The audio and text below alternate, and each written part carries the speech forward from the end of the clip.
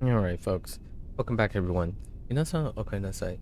今日は207日目です。This is day 207. Let's do our 10 grammar reviews here. 髪の毛、髪の毛、髪の毛、come out, lose, fall out. Interesting. To lose hair. 抜けてきた. Lost. Yeah. And among other things, she?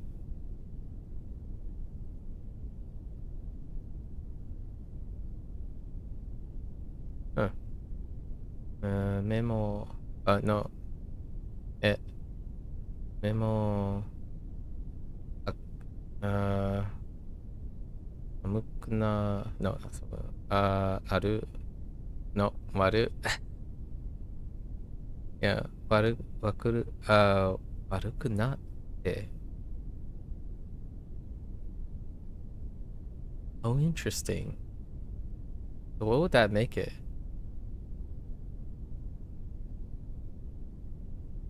Interesting. なってきた。もう、弱くないで。若くないでね。髪の毛抜けてきたし、目も悪くなってきた。もう若くないね。ないね。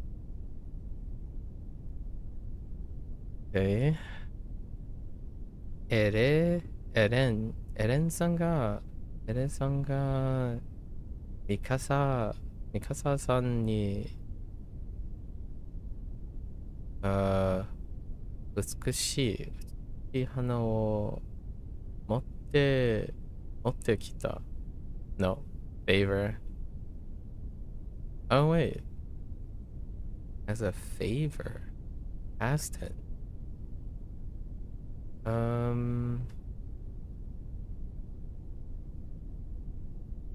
Like, 開けた。持っていて、開けた。エレンさんがミカサさんに美しい花を持ってきてあげた。持ってきた、開けた。誰も、ね。誰も理解できていないね。理解、いや、できていない。conclude A form. みんなは難しい頭の顔をしていた。conclude that in a T form.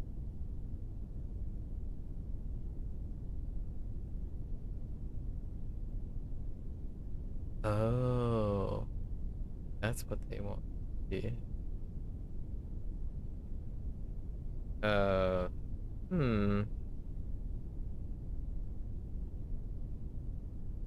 Wait. Oh, no, wait. You could say? Maybe doing C. Do I need a particle? There's particle.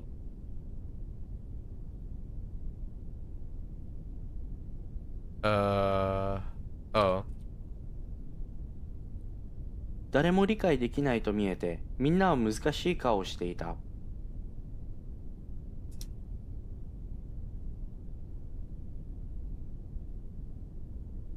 変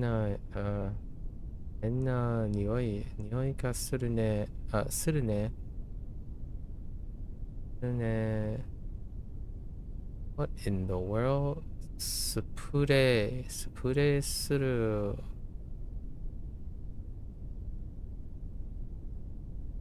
I don't know. く必要がある？変な匂いがするね。スプレーする必要がある。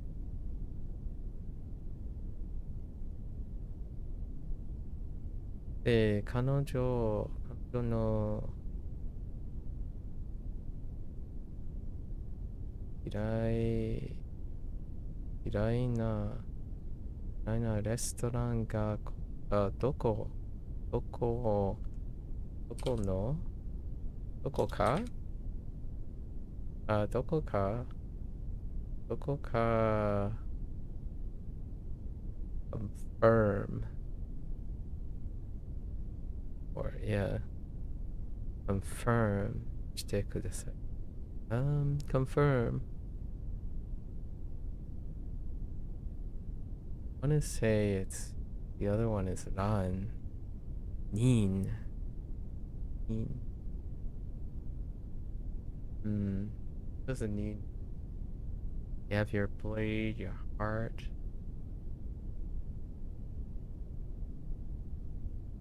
彼女の嫌いなレストランがどこか確認してください。で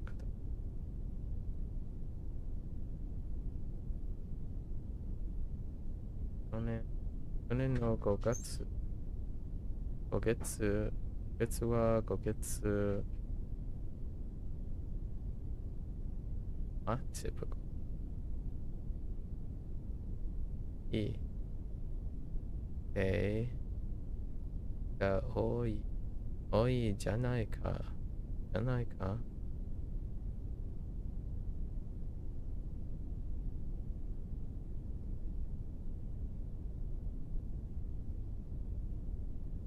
So we need to negate the bit of itself. Maybe like らしくない。今年の5月は5月らしくない日が多いじゃないか。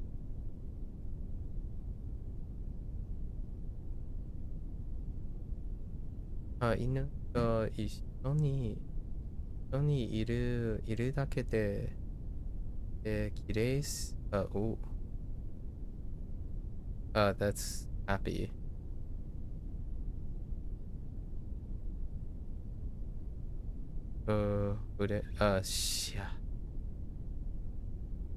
幸せになる。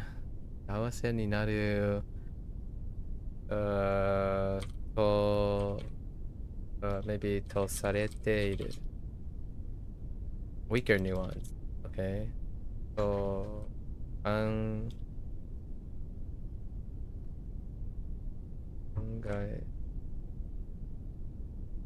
考えられている。犬と一緒にいるだけで幸せになると考えられている。It just feels like it just rolls all together. Wife. Doesn't help.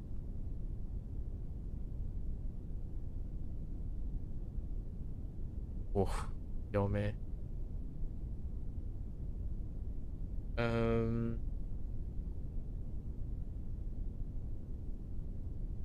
Oh, right. Okay. Recalling the character interactions. 嫁さんが車が必要と言っているけど、置く場所がない。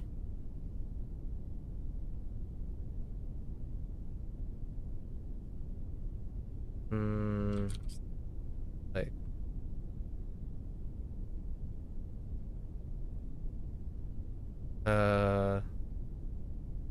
それでも I mean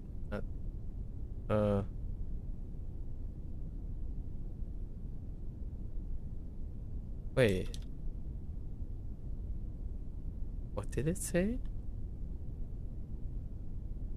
Partially connected and often implies that A is a reason. Okay. Oh.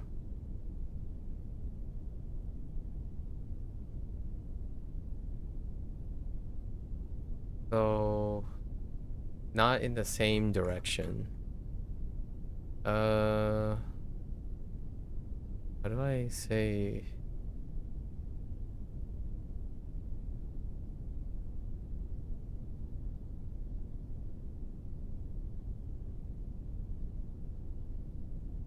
Oh, it's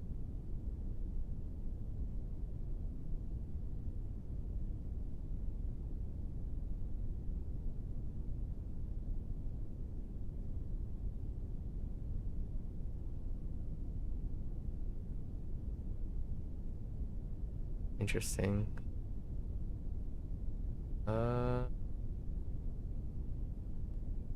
Moreover, like furthermore.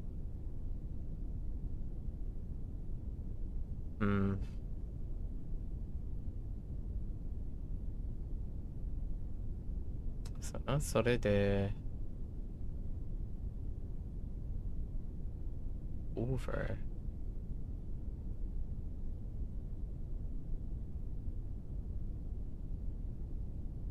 Casual.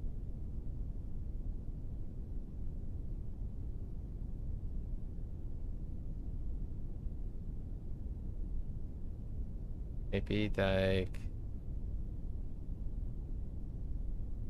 not only but also dake de naku.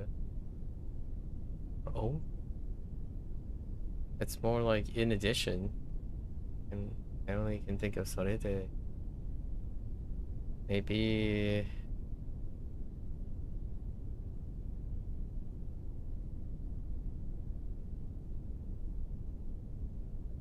like temo. Like even if I don't know where this is going, maybe moreover.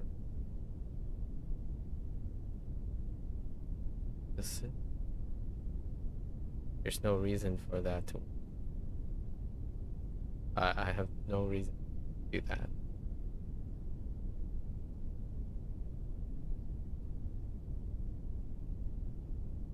Could be a form of whether or not. No. Besides, maybe? But any. 嫁さんが車が必要と言っているけど、置く場所がない。それに電車で通うからいらないと思う。Okay, so I have to differentiate. This one means in addition. The other one means pause, right? Yeah.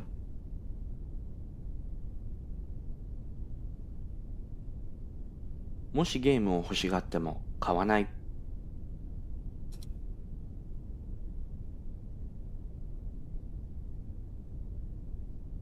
あそこ? あそこも人が多いです。Some of the N5s are rolling back around. Alright. That's our 10 for today. Eventually, all of this will probably settle out as it's going. But good. Good to have some reviews on this stack. Alright. Let's do lesson 6. New one. Filling in the knowledge gaps of the basics.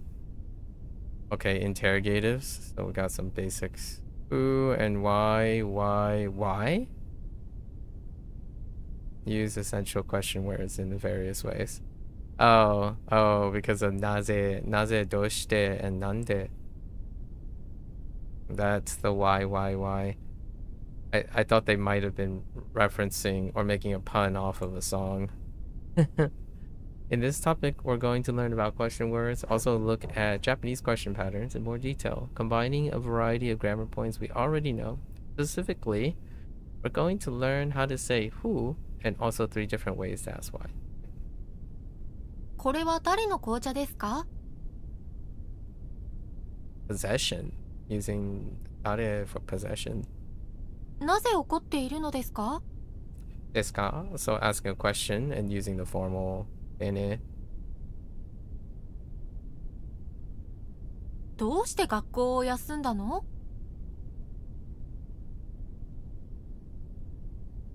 So doshite is the neutral, and this was using the casual and a subtler way of asking a question. なんで元気がないの？ And then even more casual than that. There isn't semi-polite. Like, for example, semi-polite could be genki ga nai desu no? Actually, no, that would be yeah, you can still do it. Despite nai. Oh no, just kidding. You can't. Because of nai. No, that's just the way it is. I was thinking, no, that doesn't sound right. That's doubling because it's nai. That's one of the particular places. Depending on the style of polite speech, there are several ways that one may indicate an unknown. Yep. That's right. Because we got donata is honorific, so sonkeigo for donata. While dochira-sama is used in polite speech, right? Tene. Dochira-sama. And then dare is neutral. I've only this one I've encountered a few times in like when they were trying to capture like the in Kingdom when they were trying to capture it in the Chinese speech, they would use donata. Dochira-sama as well in specific spheres because of older like imperial time things. Okay, naze should be the formal. Oh, interesting, something about doshite. Be careful not to confuse doshite with the similar sounding doshita. Oh, wait, which one? While doshite as why, doshita is used to concern as what's wrong or something happened. Doshita will often be followed by no, doshita no, and the polite form doshimashita ka? Because it's do suru. Yeah, true. And past tense. Okay. I don't. Yeah, doshita no. Less so doshimashita. Doshimashita ka? Like, that is. Doshita no. Definitely heard before. Nande is made up of, yep, nan, what, and de to mark the meaning or method. So literally means in what way, or by what means. As such, nande can also be used to mean how in some contexts. More clearly and strictly asked by what means, the pronunciation is nanide will be used. Oh, nanide. However, unlike nande, nanide will never mean why. Interesting. I would explain how I miss some of the... Okay. Okay. That can produce a confusion. That in mind. I think I'll probably end up having a 50-50 miss in front of de, but I'll have to keep it in mind in terms of the contextual nature of it. We've previously discussed the basics of asking questions in Japanese, where we first learned about ka. Right. This time, let's look at making more advanced questions now that we can make more complicated sentences. Questions. When we first learned how to ask questions, we learned about adding ka to a polite sentence. Yep. Or simply using a rising intonation in casual ones. Yeah. Polite sentence key for ka. So then we've learned how the contextual explanatory no can be used as a question in a variety of ways, which was illustrated above again. Let's pull it all together. First, let's look at the basic range of ways to ask a question across speech registers. Right? You have your standard, just the uptone casual. パーティーは楽しい？ And then we have the standard contextual. No is asking for, it's kind of like seeking a reason. That's what the contextual means. 喫茶店に行くの？ Right. And then we have the contextual but strong, right? ジュースが嫌いなんだ。 And because kirai is a na adjective, there's a na in it. So kiranai da, right? Standard, contextual, strong, right? The assertive is from the da. And that is the standard because then you have the semi-polite or the polite form, which is the deska. これは田中さんの鉛筆ですか？ And we have, you can seek a contextual reasoning while still preserving the polite speech. 彼の名前は忘れのですか? Okay, and then we have the polite emphasis contextual. The emphasis contextual is using but it is taking the place of no. So and no, that little bit about the this is the, what do they call it? The contraction? Or yeah, the contractive form of no to make things even easier to read, more or less. プレゼントを買うのが好きなんですか？ Let's focus. Next, let's look at some sort of questions but phrased in two different ways. I like that. In the first example, notice how the question word is marked by ga, right? This is because dare is a subject and it is the unknown. The identity is unknown. We cannot use the topic marker wa here because the topic must already be known to the listener and speaker. Okay. Instead, ga zooms in on the specific missing information that needs to be identified. Huh. 誰がトレーニングをしているの？ However, we can use wa if we flip the sentence around by using no to mean the one. Yeah, the one that's being trained or the one that's doing the training. Yeah. We can turn the person doing the action into the topic because the speaker and listener already knows this person exists. Maybe they can see them training. It can be marked with wa. Then we just put dare at the end to ask, oh, this is really good. I like this. Yeah. トレーニングをしているのは誰？ Although this looks like a different way to ask a question, we can see that actually everything is just made up of simple parts that we already know. Yeah. So this is in English, or like when I think about it in English, is open-ended, more open-ended. Oh, sorry, the other way around. Wait, actually,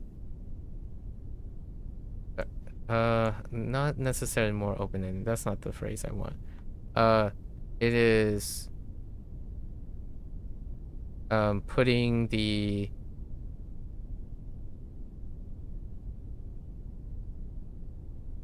basically it's putting the unknown. I guess that's a great. It's putting the unknown first, which oftentimes can serve a different purpose than starting with what is known. So like the person that had a bad grade, you know, like is who versus who had a bad grade or who received a bad grade. So the emphasis would be like you also change the focus, right? Because the focus are two different things, which can give you the impression of someone's priorities. Now, there are some cultural differences. Like, for example, if there might be a contrast between, say, like American tendencies versus Japanese tendencies, where at least regionally where I am, the focus would come in the beginning. And then in Japanese, oftentimes, like one of the classical patterns is the most important thing is at the So there is like, to me, there's an even greater distinction of propensities.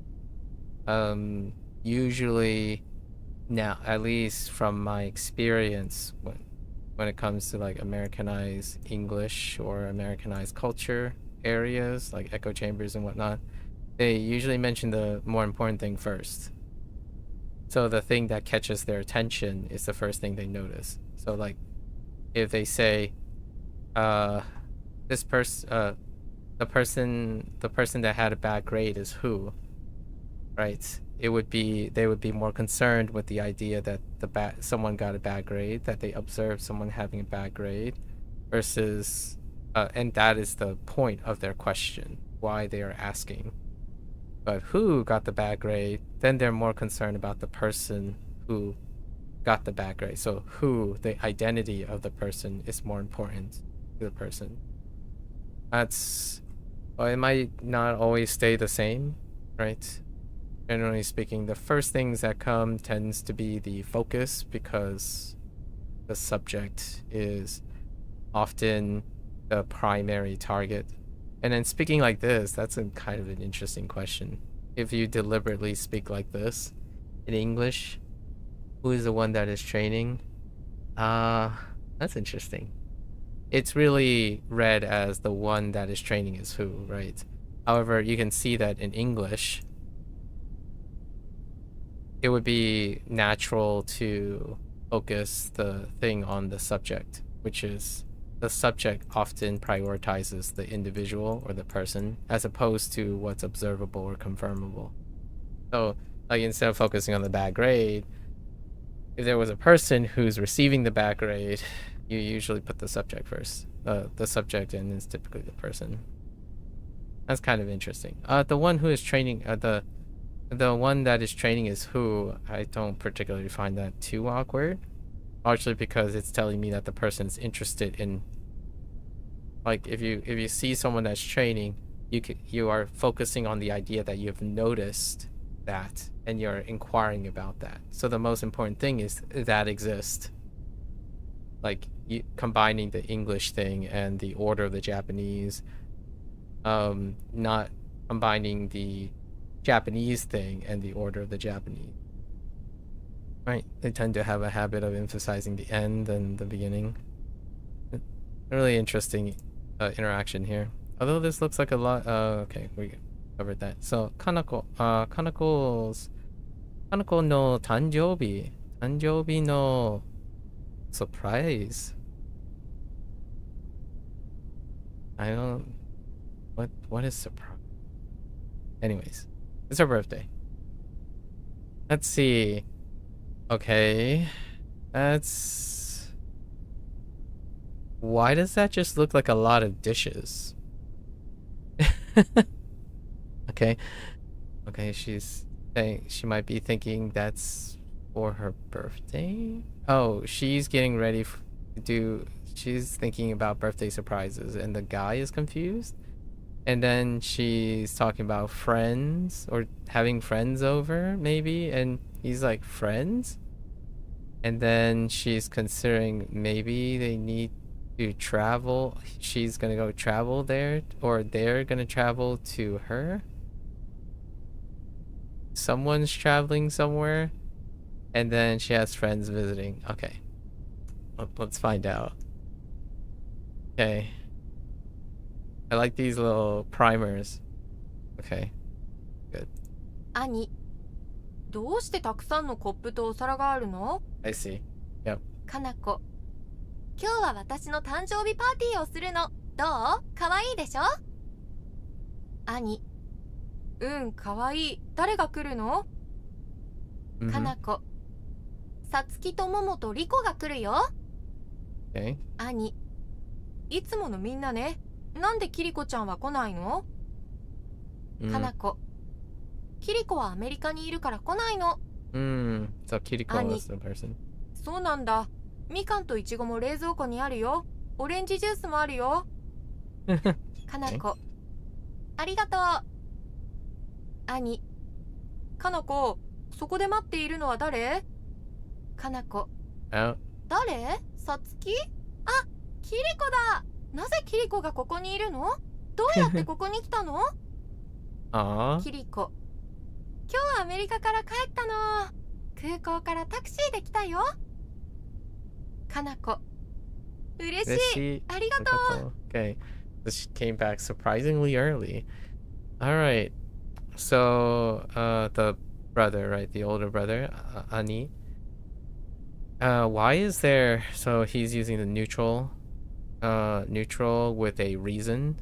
So we're gonna highlight just the topic stuff. I've been going a little bit harder recently, but... So the topics here that are demonstrated is どうして and then no. So this is the contextual, right? Contextual standard. And he's asking, why is there a lot of dishes? A lot of cups and dishes. And then today is my birthday party, right? And then the no is for a reason. So she's explaining it as the reason. So, like, how is it? Do, right? In the casual, right? In the plain standard. And kawaii desho. Are they cute, right?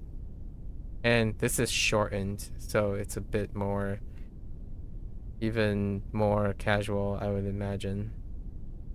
Like, yeah, cute. Who's coming? For a reason. Asking for a reason. And then Kanako named Satsuki. Satsuki, Momo, right? Satsuki to Momoto, right? And Riko. Riko ga kuru yo. And then, so they're coming, the three. Satsuki, Momo. Oh no, wait, that's her full. Oh, that's the full name. Momoto to Riko. I actually thought it was just. I thought it was 3 people.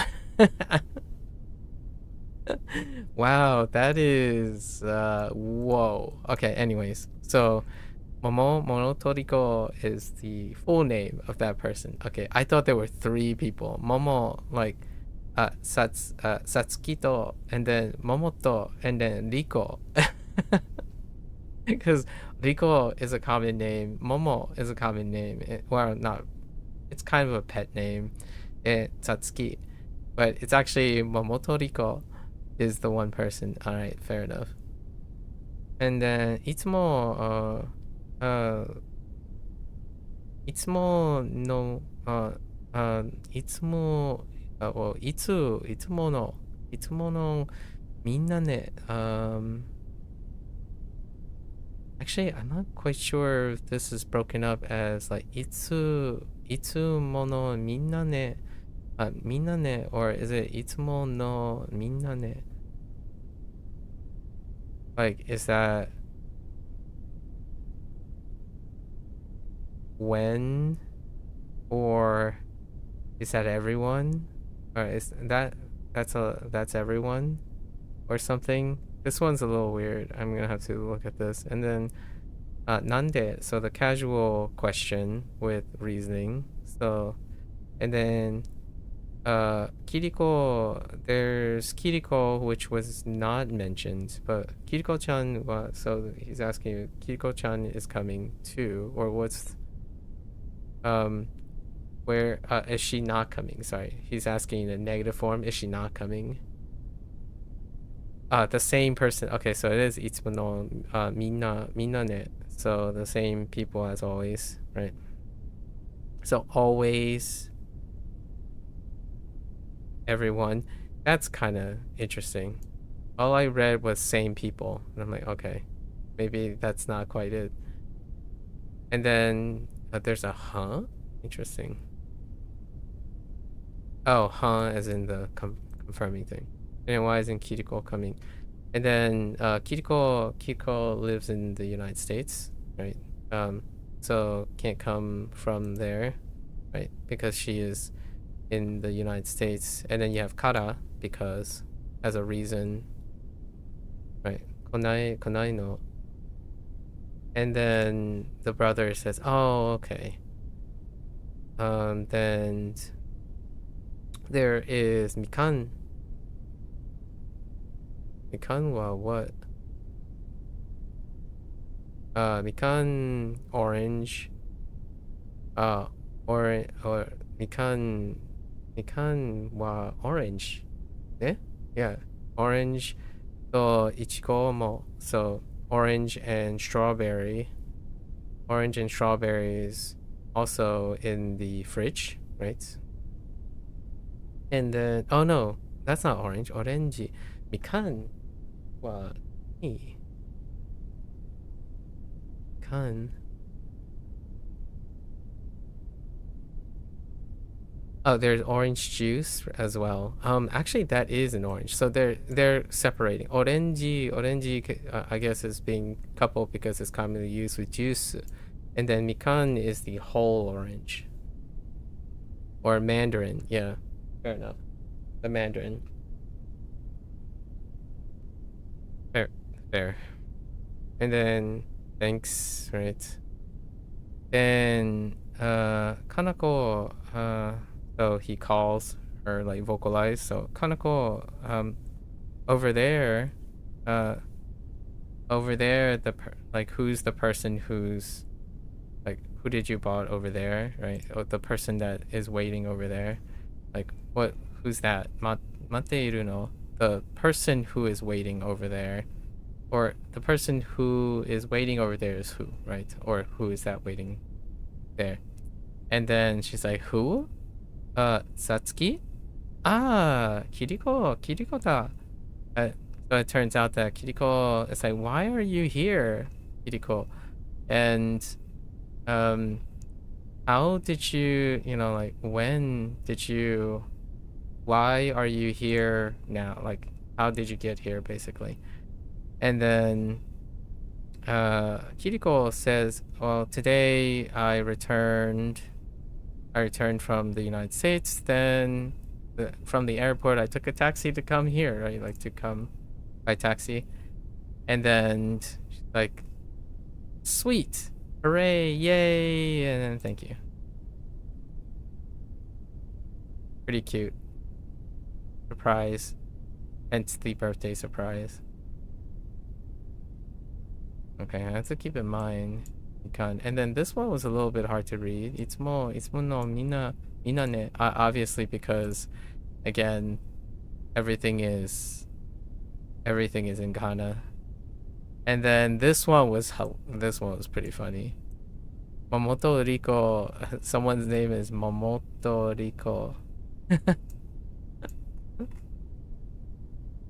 Okay. Next one. I think that's pretty self-explanatory for the interrogatives. Predicate power. Understand Japanese sentence construction in more depth. Predicate power.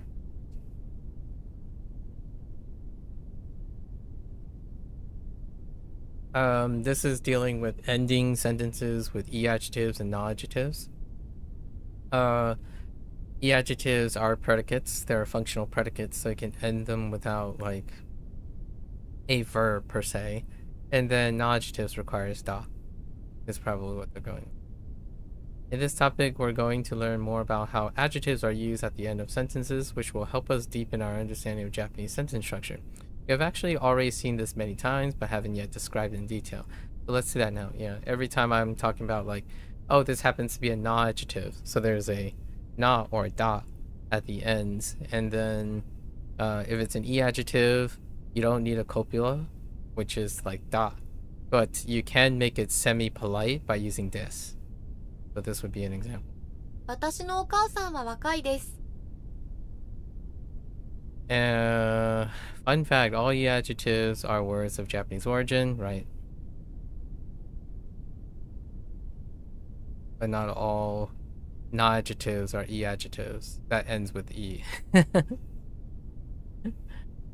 Unlike e-adjectives, non-adjectives change depending on where they are in a sentence, yeah. At the end, so we're talking about, like, na. At the end of a sentence, they will always be followed by da or des, right? The copula. Except in casual conversations where da is omitted, right? So you can still add the da. But,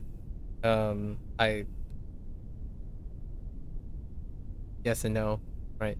However, when used before the word they are describing, they will be followed by na, hence the name na. In many sentences, either wa or ga could be used to mark the words that the predicate is describing. Yeah, yep. Like this way. Which one sounds more natural would depend on many factors. In general, if you're specifically pointing out something as being different from others in the same category, ga will be used. Yeah, that's fair. In this example, ga is, yeah. Most knowledges are words of foreign, Chinese, or English origin. Yeah, non-adjectives, English is likely to be in katakana as well. And then you would add a na to the katakana term.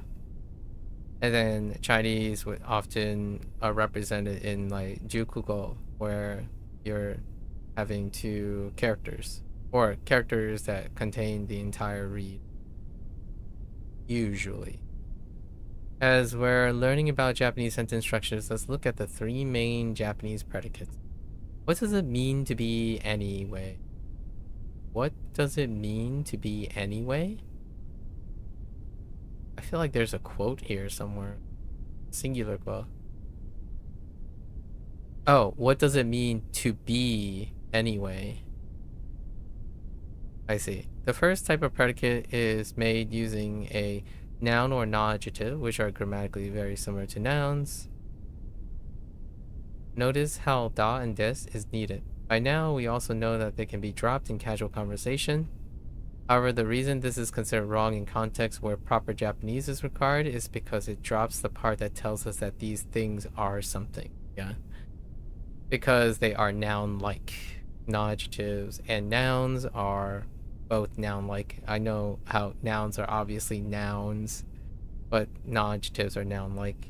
So they both belong to noun structure things, so we need a dot. これはワインだ。 Okay.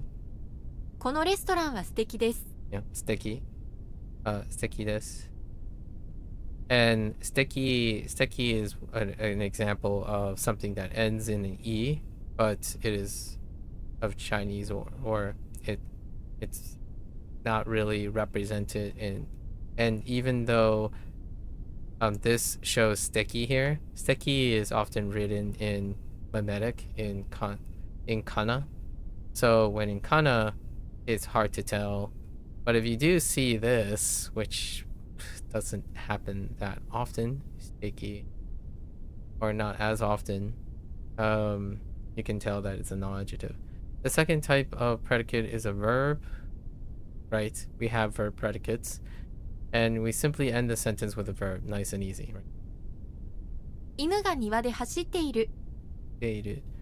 Right? So what is considered a predicate in English is when there is a form of a helping verb, right?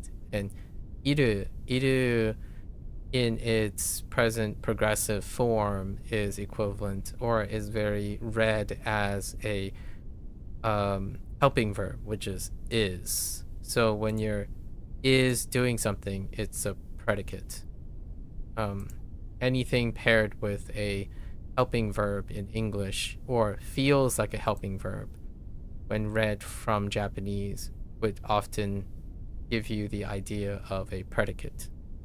And the predicate often is a predicate adjective. So like the dog is running in the garden. Running in the garden is the adjective for the dog. It is the predicate adjective. So the dog is being described as running in the garden. So it's describing the dog because of the helping verb is. Am is our, was, were, been, being, right? Those are our predicates. Or like our helping verbs that can initiate predicates. So iru would also fall into that. Like, for example, is lovely, that would be a predicate in English as well. And this is wine. So this is being described by wine. So that is also a predicate. And the third type of predicate is an e-adjective. Unlike nouns, they do not need da or des, so that this is where you throw it under Japanese to imply that something exists or is. This is why adding des to show politeness was historically seen as grammatically questionable, although it has come to be the standard in contemporary polite speech. So in this case, there's no is here. This just says yakisoba brown. Right? However, because it's the way how Japanese works, its existence or is inferred, is implied. So to keep it consistent in English, you add the helping verb in order to make it into a predicate. So it is a predicate without the necessity of declaring a helping verb. So da, des, and iru are ways of creating literal visual indicators of the predicate. However, you can simply say that functionally the e-adjective is a predicate itself, which is the topic of this. This is the topic. This e-adjectives are predicates themselves, and then verbs and non-adjectives and nouns require a predicate or a helping verb in English. And English is shown as the same thing. They're all is. So the helping verb is indicating that it is the predicate. Regardless, it doesn't make a distinction between those. I think predicates are the thing. One of the things in English is that predicates are often misconstrued as verbs. So they're not quite the same as verbs. One of the earlier, I would say maybe middle school to high school, probably high school common grammatical errors is to call this a verb. Like the whole thing as a verb. It's more specifically a subset of it. You could argue it's a subset of it. But helping verbs are a special class. So they're called helping verbs. And then it's kind of like the distinction between transitive and intransitive in Japanese. I think that's probably like more of the analogous practice. When you see a helping verb, it is not an active verb. A helping verb is not an active verb. It's a predicate. So it's kind of like almost stating it's intransitive, so to speak, like in the English sense. So the dog is a characteristic of running in the garden, not the dog runs in the garden. If the dog runs in the garden, the dog run would be an active verb, and run in the garden would be describing run. It wouldn't be describing dog per se. So like if the dog ran in the garden, the dog ran. Where is the dog running, right? Where is the dog running? In the garden. So in the garden is describing the run, and the run active verb is the dog.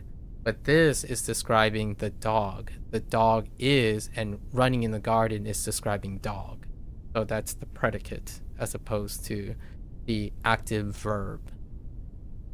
That concept is, I feel, very analogous to the idea of looking at it from the transitive and intransitive kind of thing. They're kind of close, so they're often confused with each other. It's not exactly identical, but the tough part about reading a sentence when you're thinking about Japanese and you're constantly thinking, is it transitive or intransitive? And then you need to know the particles and how that's being described.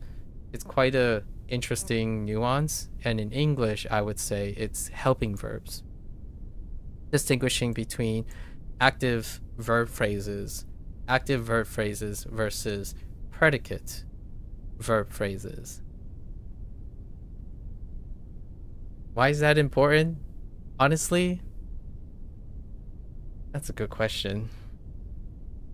I don't know. I don't remember. Oh, I guess one of the one of the practical applications of this is kind of like transitive versus intransitive. So transitive and intransitive often deals with an action, and intransitive deals with a passiveness. And much like in English, when you use would be considered the passive voice. And then when you have an active verb, it's considered the active voice. So much like transitive, right? Much like transitive, when you're phrasing Japanese using a transitive, someone is doing something. They are performing the action. So you're giving an active voice to the action. When you're using intransitive, it often means that something is just happening on its own. So there's a passivity. You're letting it happen. Like, it's just happening. The door swung open, as opposed to you opening the door. So in English, one of the major functions why you want to distinguish and understand using the predicate, right, versus the active verb is to sound passive or active. So this was a very important point both in high school when it comes to like creative writing or reading creative writing. However, in college or like post-college, it deals with scientific writing a lot of times that I think of. Oftentimes, science use statistics. When they use statistics, they often use the passive voice consistently as opposed to making an active voice, because most of the stuff that they're describing isn't actually doing anything. It is. So like,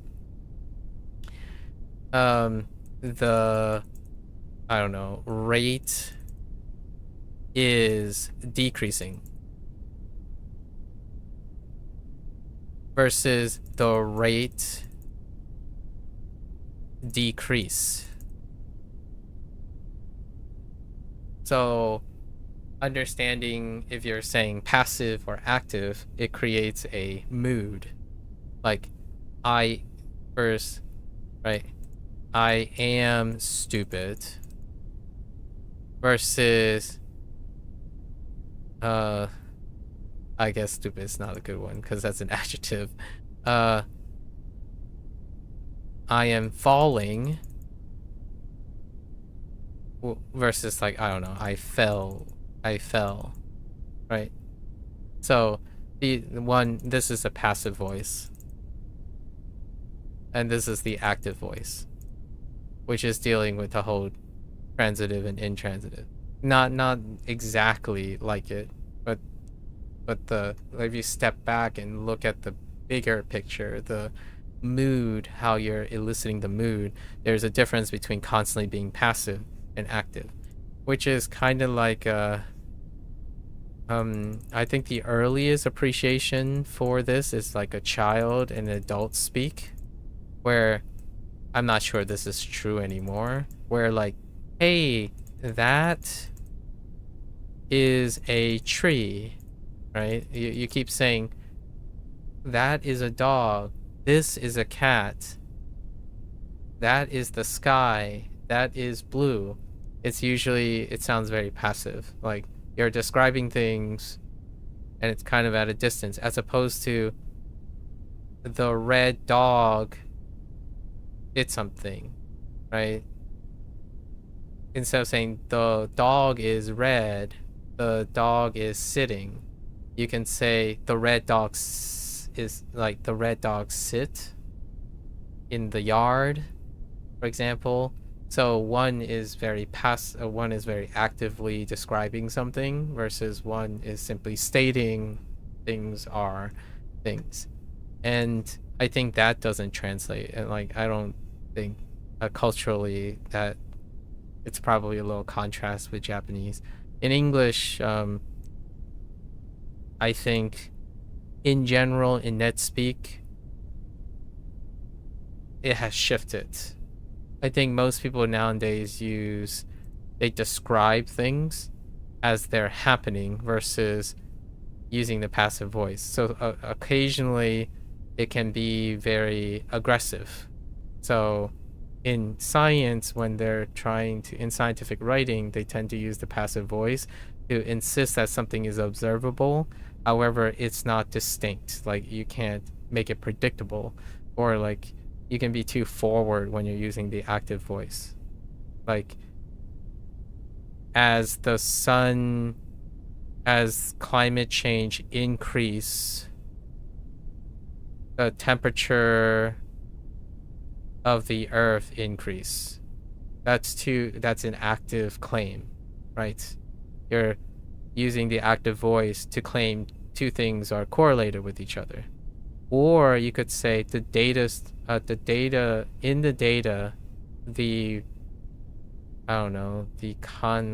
CO2 is increasing while the Earth's surface temperature is increasing.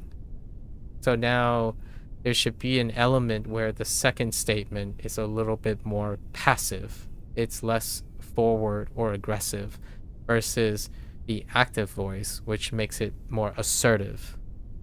I'm saying these themes because in English, like when you're learning all of these, like being more active, forward, passive, intransitive, transitive, most of those things do exist in English. However, I do feel like when you're online or in an echo chamber or something like that, where everyone starts to speak the same thing, there's often not a distinction between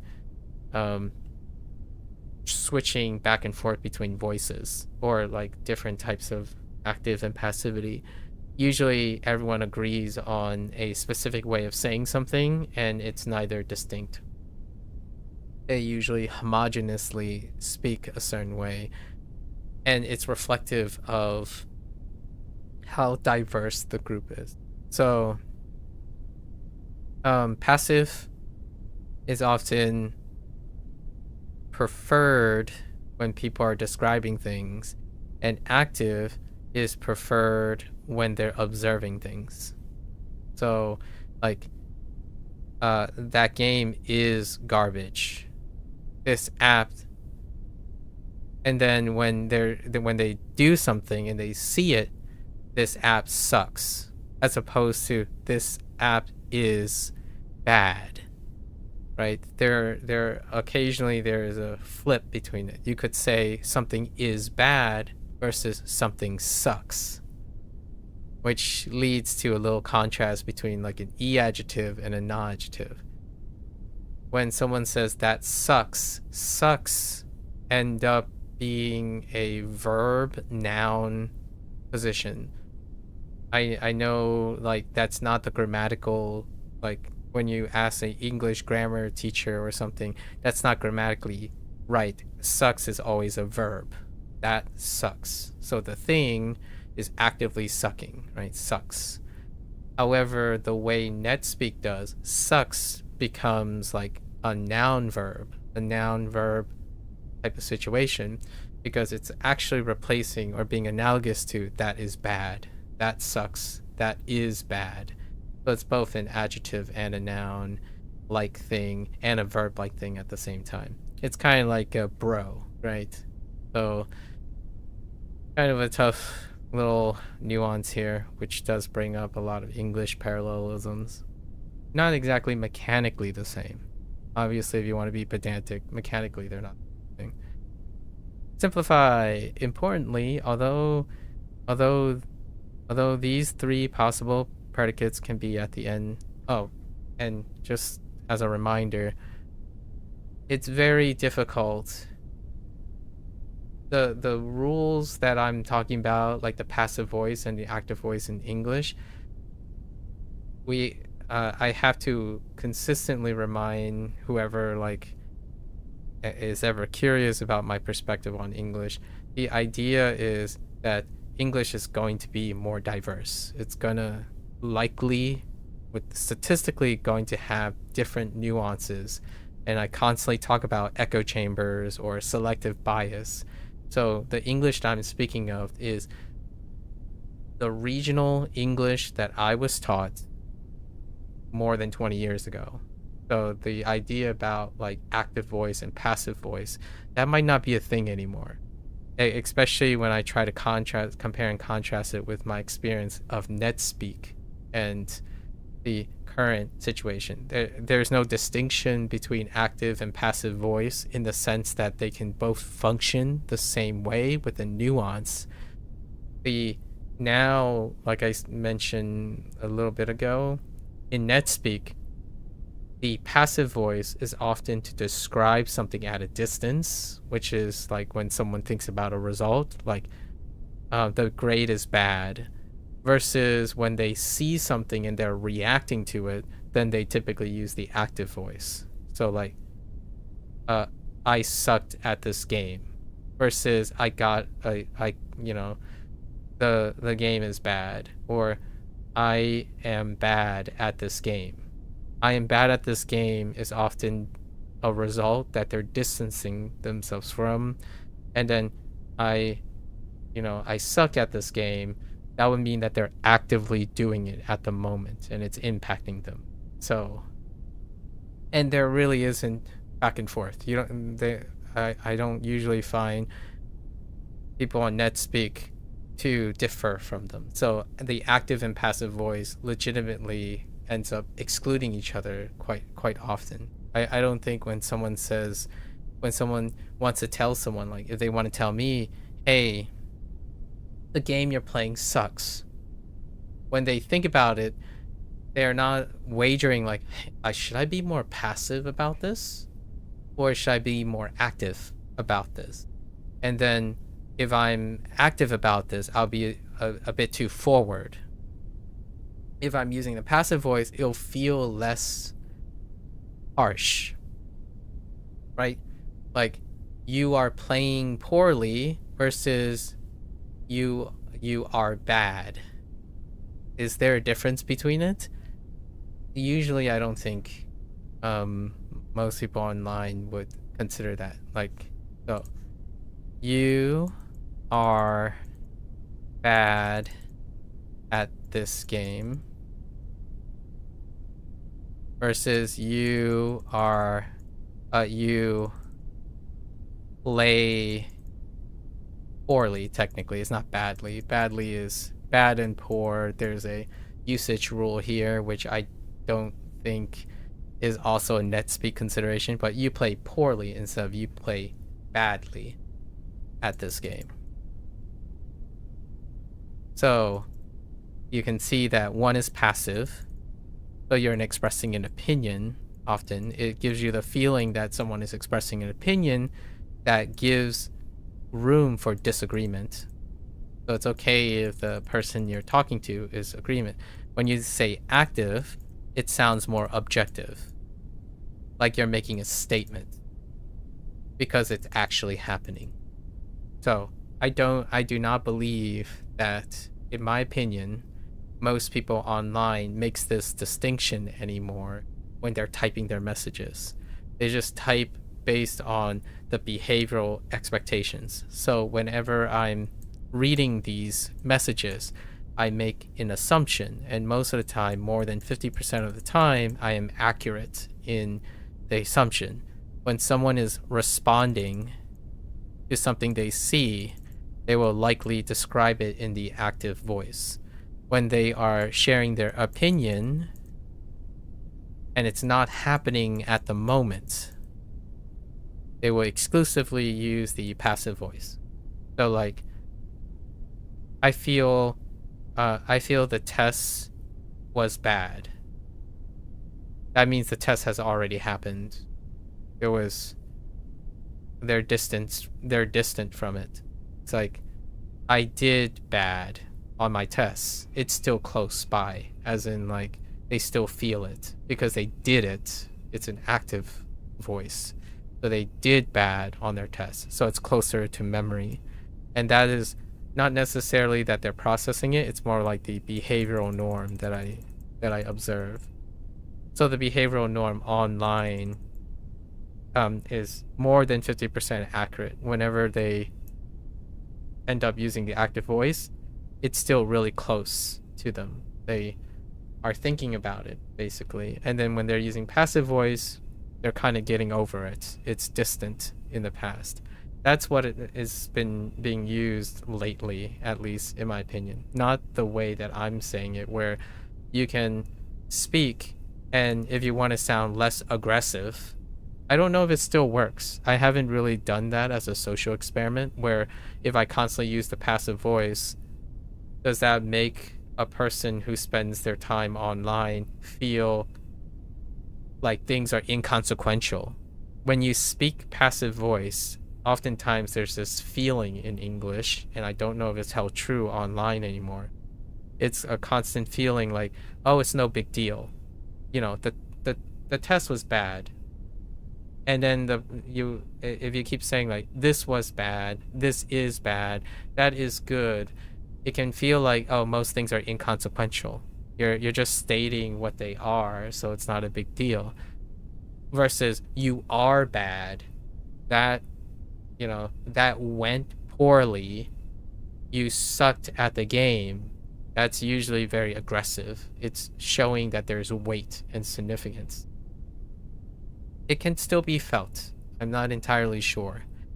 I haven't really done any social experiments with that. If anyone is doing that social experiment, that would be interesting to see how it affects different spheres of like English usage. I typically use the active voice. So as a personal like anecdote, I use the active voice when I want to encourage someone. I use the passive voice when encourage someone to action. And I use the passive voice when I'm trying to console someone with their feelings. Because I'm fairly consistent in this. I do not want to strongly influence and like gaslight someone unintentionally. So I tend to use the passive voice when someone says their day is really bad, everything's gone poorly. I would say, I see. That, you know, that is fairly unfortunate, right? Are there anything going on that is considered relatively nice or positive in your life, right? That is the passive voice. And when it's action, when someone says, oh man, this day just sucks a lot. So they're using the active voice and they're saying that it's currently sucking, right? Like lots of things are actively sucking. I'm like, so what are you going to do about it? Because doing is the active voice. So then you start asking and voicing everything as actions, so you can maybe try to encourage them to action. This, I think, can still be felt if you're the person trying to help. So when someone comes to you and they're asking you things like how they're feeling and whatnot, you can choose to use the active or the passive voice. And overall, I still think it works. It can be less and less efficacious over time in the future because NetSpeak has often changed the rules of the game, right? Like, it has changed the normalization. Back in the day when you're writing, like when you're creatively writing and you're writing books and like pages, essays, scientific writing, this was a very important concept. It's one of the, in my opinion, it's one of the collegiate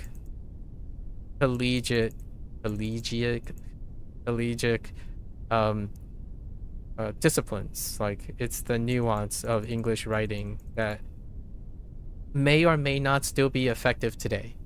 So I genuinely think it still is effective today. However, in most cases, the reading that most people are doing now, what they're reading, it doesn't go by these rules anymore. So when you have like journalists, right? Some people who are like classically trained or literarily trained, they might still use this type of mechanic, but it will come with like less effect, because in the years of algorithm, you don't know how the algorithms are you don't know how lots of algorithm aided things are being trained. Like, how are they being trained? If like ChatGPT still uses active and passive voice changes, or like when you're learning Japanese, for example, it's a really big thing right now about integrating Japanese and other languages, because you have to understand that what type of nuance are they enriching for as well. Japanese has a lot of rules that ChatGPT or like AI or LLMs would try to expose, right? And consistently build on. English also has this. Now, the thing is, analyzing algo speak, right? Algo exposure can help one become a more able to explain stuff like this, which I don't. I don't interact with AI very often. Like, what I mean is, I don't interact with AI as a form of language continuity. Like, I'm much older than not having my own identity and my own critical thinking skills. So when you're younger, the LLM will probably have far more impact, because then the social norm, right, the social normalized patterns would be whatever the LLM is, or whatever influencer speech is. It's not going to be, you have to take it with a grain of salt, since I really care about writing and speaking. When I was younger, I acquired a lot of alternatives to writing and speaking. So when I'm exposed to LLM, I don't immediately adopt its pattern or something right away. When you're younger, you have less friction. So it's kind of one of those things. It's a bane, right? It's a double-edged thing. It's a bane when it's unfortunate and undesirable. It's a boon when it's desirable. When we talk about language learning, a lot of times people think about the good sides of being young and inexperienced versus the bad sides, or like not really good or bad, but more like the desired and undesired presently side. It's desirable that children pick things up very easily. So when you go to learn a language, you pick up the rules right away because there's less friction, right? They're often engaged or in a perpetual state of curiosity on paper, conceptually, and adults would be frictional. But the thing is, also, while adults are frictional and have forms of self-identity and logic that pre-exists that needs retraining or kind of contorting, that also prevents them from easily being coaxed, easily being overwritten, abused, taking advantage of. So that's the having the cake and eat it situation. While children can learn a lot of things very quickly, they can also learn things that will become undesirable, salient, and fixed. Adults do not. But adults have already gone through that maturation, usually, that maturation and solidification from their child experiences. So the friction, oftentimes if I had a euphemism, when someone says, oh, it's very difficult as an adult to pick up another language because it's confusing with their native language, you can also see it as, well, so that you can retain your native language while learning something else, right? What a child would do is they would pick the most interesting thing and override whatever else. So like they can love to play football one day and then drop it like a bad habit immediately for, I don't know, tennis. And then football will just be forgotten immediately. Adults hold on to their memories. They've curated lots of skills that are going to provide. It can be wielded as an incentive, it can double down on skills that are already related, or it can provide friction because the skill you build is incredibly strong. Children doesn't have that. That's what the difference between malleability, the balance of malleability in general, right? If you're too flexible, then it just goes as the wind blows. When it's malleable, like pliable, but not entirely flexible, it has structure too. So children, lack of structure. Adults have structure already in place. And you kind of go back and forth. Like, how do you make an adult feel younger again? Be a little bit more flexible, right? How do you make a child more mature? Be a little bit more disciplined. Discipline is structure, right? So the balance between discipline and flexibility, right? You're disciplined. The more disciplined you become, the more inflexible you become. The more flexible you become, the lower discipline becomes, right? And you get those both back and forth. Flexibility leads to new ideas and learning. Most of the time, it promotes learning. Discipline reinforces practice, consistency, and habit formation. So you go back and forth. When you're learning Japanese, if you learned enough Japanese for now, you exercise discipline to practice it, to solidify what you think you want to hone in. Children are terrible at doing that. Period. Adults are far stronger at practicing and discipline. Like if you're comparing the same, if you clone one person, an adult would have more discipline. So they would spend more time practicing. Like that is their wheelhouse, it's the comfort. They have disciplines, habits in place, so they play to their habits. Children play to novelty. Whatever is learning, they soak it up.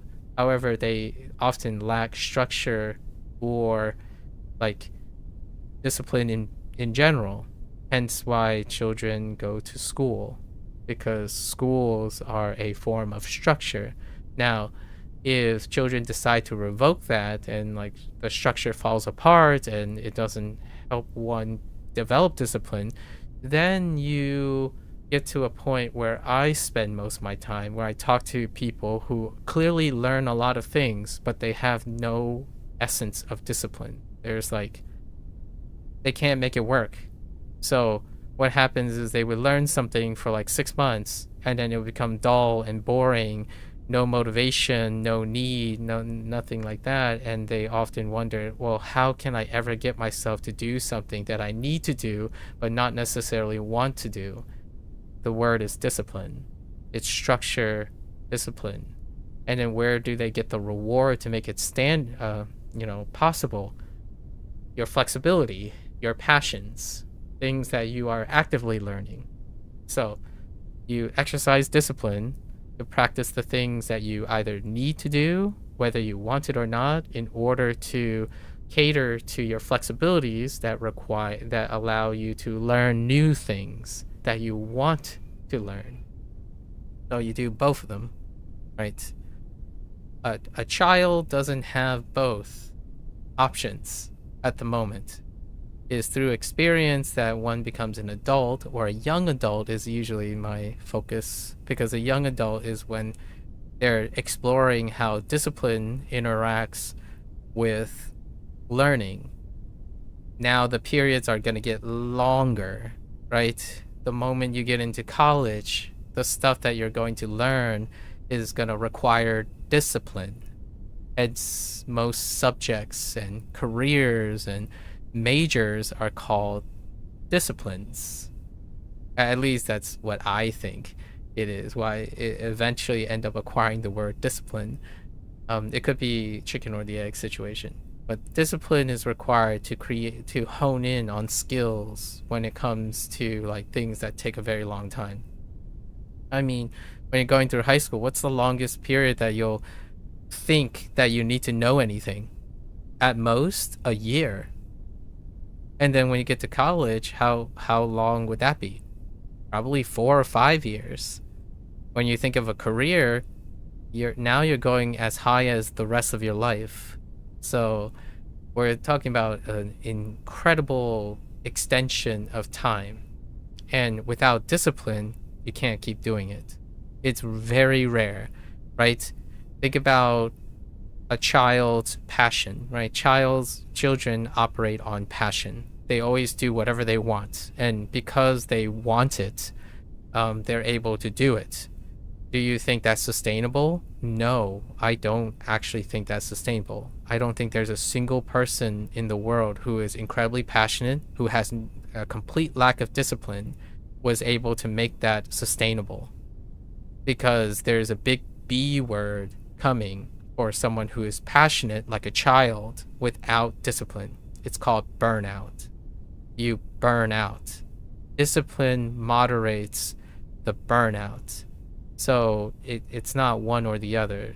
Like, I understand there's these like impressions online, or when people see other things online, when you get exposed to it, it feels like the people they see that are curated online, where these people are completely undisciplined, like they can keep doing their passionate things all the time. That's not true. They still eat, they still sleep, they still have to understand desire and passion and how to regulate that stuff. Otherwise, they do burn out. So occasionally you might have a content creator who actually shares how they lost sight. They did not exercise discipline or due diligence and lost control of the matter. Like, it spiraled out of control. It escalated to a point where they can no longer manage it anymore. That's usually what happens in burnout. So, very much similar. And I know this is a fairly long extension from the idea of why does this have to relate to this topic. It requires discipline to eventually acquire the intricacies and nuance of a skill, because you have to sustain your curiosity and your learning abilities into a skill in order to appreciate the nuance. So how can you tell the difference between someone who is competent at first take? See how disciplined they are when they speak and communicate about a topic. It takes very low competence, usually, most of the time, and very early onset enthusiasm to use assertive language, at least especially in English, to make bold claims. Like, hey, you are learning the wrong way. If someone came up to me and said, you are learning the wrong way, I would probably be very hesitant to take that for face value, because I'm looking for a disciplined, learned person. And a disciplined, learned person would typically exercise restraint and also tact in their way of communicating something. Now, that's not always true, because there are people who never develop communications or choose not to develop communication skills in order to execute and express their skill. Like, not all skills end up being elevated to the point of professionalism, where it requires that you at least uphold your ability to communicate. And I take that gamble because I prefer to understand that someone can illustrate to me their competence prior to me taking their word of advice. So how often does that happen? It hasn't happened yet in my 7 years. No, actually, I guess it's 8 years. 8 years of streaming. I haven't met anyone like that. Now, I have discovered that most of those people do not operate in those things. So it's not a bad or a good thing. Simply that in the future, they may become professionals. In the future, so they are in a growth phase, right? So being ever flexible is a natural part of being the learning process. So you do not have to feel guilt or anything. At least I'm trying not to make it sound like it's a bad thing. Those are appropriate things. And I do genuinely worry about younger people who want to pursue a career in, like, I don't know, intellectual pursuit of a skill that will require that they want to dedicate the rest of their life to, while still completely absent of any form of structure or discipline that they can build upon and shape for their use. So now when I wake up from day to day, it often simply feels like a bunch of people complaining, and the underlying problem is that they lack discipline, or they don't find discipline encouraging, or they're not motivated. They don't see why they need a form of discipline or want a form of discipline when they can simply do what they want. The internet does give you that pleasure, right? The pleasure is you can ignore anything you don't want to see. You can see everything you want to see, and you can say whatever you want to say, or at least those that I'm referring to would convince themselves they can say whatever they want to say and never exercise any form of structure or formality.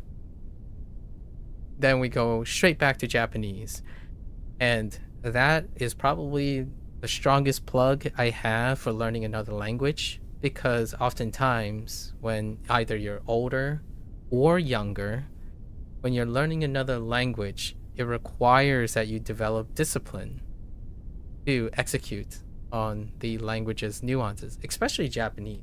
So Japanese, for all those hobbyists out there, right, who enjoy Japanese, it's incredibly stringent, largely because it's still homogenized in Japan. So because of that, it can maybe help or intuitively help people understand there is reward in being disciplined, and Japanese really has that. In English, English is trivialized because, in my opinion, the rigidity of English has often become trivialized largely because of its diversity, right? There are far more different culturally, behaviorally accepted, normalized things behind the use of English, like uncontested. I would be incredibly impressed if someone can convince me that Japanese is more diverse than English when it comes to their users. If that is the case, both statistically or subjectively, I might change my tone a little bit, but I am being very direct. English does not really execute a lot of discipline, largely because discipline is diverse, right? In the case of discipline, it's very difficult to know. And I did the whole rant about passive and active voice, and then I basically deflated or weakened my position about active and passive voice because I don't know how people speak in different spheres in English. In Japanese, maybe, right? It's still holding true. So it's very interesting to constantly read these rules about Japanese, and my first thought is I can probably come up with an analogous example in English. However, that analogous example only holds true because I belong to a specific time, a specific region, and a specific culture that makes it true.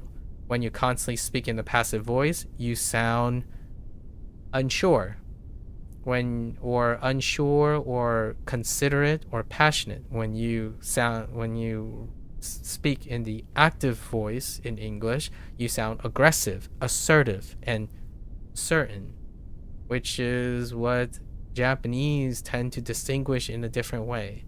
So keep using helping verbs, and I interpret that as a passivity or a distance. Keep using the active voice, and it sounds like you're very emotional and close to the thing you're talking about. That's one of the elements that I don't know. It would be fun to find out if, like, ESL, like, for example, English secondary language, right? English as a secondary language programs actually emphasize maybe in the beginning or in the end. I feel like it definitely happens far more near the end of English. So when I was looking over SAT stuff with someone else and some other scoring things, the passive and active voice, that type of nuance, is not in the exams. So like you have to at least be post college or like well into college to execute on the differences between passive and active voice, let alone write something in the subjunctive versus the indicative, like deliberately manipulating how your voice operates and the mood of your writing operates in English. That is a C2 plus, right? Whatever the rating system that people typically use, it's well beyond C2. And you don't have to do any of that. I think it's really fun to see and be able to describe it using terminology that I have come to be used to. I don't even know if that terminology has changed. Like if a linguistic person or a communication specialist come on by and say, well, those aren't quite the terms and they're redefined and stuff's like, fair enough. I mean, I'm not an expert in any of those things. I'm trying to put words and descriptors to the things I observe about human behavior. And then I use that to my advantage, right? Like if I want to help someone and I really want to push someone, which I gave an application of it, I use the active voice when I want to be encouraging, especially positively encouraging. Talk about positive actions, actionable things. And then passive voice, I want to be a little bit considerate and softer. So when someone is suffering and they're sharing their feelings, I would typically refrain from calling things to action. And that is very hard to describe in like a mechanical standpoint. Like how do you describe the active and passive voice as a mechanic? You could argue like I did and say, well, just use am, is, were, was, when, was, were, been, being. Use helping verbs all over the place. It will naturally kind of make you sound passive. And then instead make the verb in a transitive verb. Like try to stick with quote unquote transitive verbs that have actionable objects and whatnot. Like you completed the test versus the test is completed. Right? You completed the test. Someone completed an action of the test. Right? That type of thing. I am bad. I was bad in the test. Or it was bad versus I failed the test. When you failed the test, it's stronger. It's supposed to sound like you are holding accountability for failing the test because you failed, like you actively did something, right? And it's not quite the same as Japanese because fail could be causative or passive, and like so you can choose to be intransitive, as in the failing of the test just happened to you versus you literally did something to fail, right? So that's the kind of a similar feeling of the difference between the active and passive voice in English, where are you saying that the person is literally doing something to a test, or are you saying the test just happened to happen in the presence of you? So like you, the topic, test fail passively, or you failed the test active with the direct object, something like that. Pretty neat, very neat. All right, let's look at this diagram here. We are probably at a matsuri. Matsuri. Someone's looking at some sakana and maybe yaki. I wonder if there's a contraction of yaki and fish. Like yakitori would be like grilled chicken. I'm curious if there's like yaki sakana. And then we have some soup. Interesting. The two friends. What was the topic of this? Oh yeah, it was using predicates. Okay, so they got their things. Heartbreak, talking about heartbreak, and then something being very loud. Interesting. Alright, let's go into this here. さっき何を食べる？焼きそばの匂いだ。あつこ、いいね。焼きそばもあるよ。私、焼きそばを買う。さっき、私は味噌汁も買いに行くね。あつこ、じゃあ私あそこで待っているね。あつこ、さっき早い。ありがとう。さっき、私たちのお皿全部茶色い。あつこ、本当だ。サバも焼きそばも冷たいけど味噌汁は温かい。さっき、そうだね。私たち食べるのが遅かったね。残念。あつこ、でも美味しいよ。夜は涼しいな。さっき、私、あつこに話があるんだ。あつこ、なになに？さっき、明日彼氏と別れる。あつこ、あの優しい彼氏？さっき、そう、彼は素敵だけど。あつこ、わかった。ここは賑やかだから静かなカフェで話を聞く。さっき、ありがとう。Okay, I got lost 2 times. We'll go over it though. So, Saki, hard to determine which one is, but what are you gonna eat, right? 何を食べる？焼きそばの匂いだ。The smell of yakisoba. There's the smell, like it smells like yakisoba.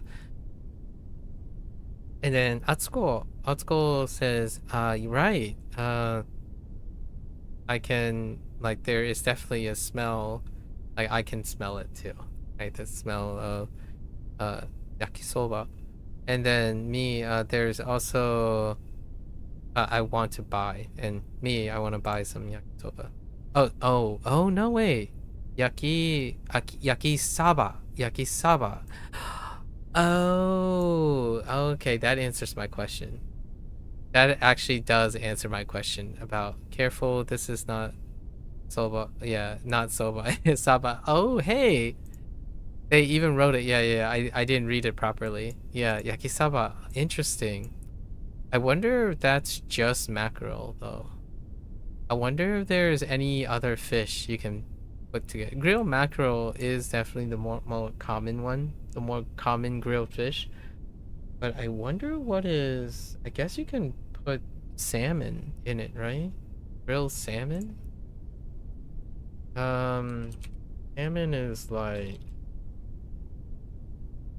Salmon is like sake. So could it be like yakisake? I didn't think it was mackerel, even if it said saba. I thought that might have been salmon, but sake. Okay. Oh, right. Oh, it's neat that they actually anticipated. This is cool that there was an inspector that they wrote in the consideration of potential reading inferences, right? Because this could also have inferred that, oh yeah, I smell it too situation. And then there's misoshiru. I'm used to seeing the weird kanji for misoshiru, but they wrote it in kana. So misoshiru is miso is a very exotic character, and it's the only time I've ever seen miso is as miso. And then so they're gonna go and like I'm also going to go buy some miso soup, right? then Atsuko said, well then, I'm gonna wait in line over there, or wait over there. This doesn't actually literally say wait in line. There is a way to say combine Matsu and Nami. Is it Nami? Or line, like a different types of line, maybe even sen. So Atsuko then says, Saki, hi, like hurry. Thanks. Right, you're quick. Like, we're quick. And then us, our plates, right? Our plates, and then they're all brown. our plates are brown. Yeah. So it's fine. I'm not, I guess they're trying, this is where the topic comes in. This is using chairo as a predicate, right? Was there any other, I wasn't paying attention to examples of predicate.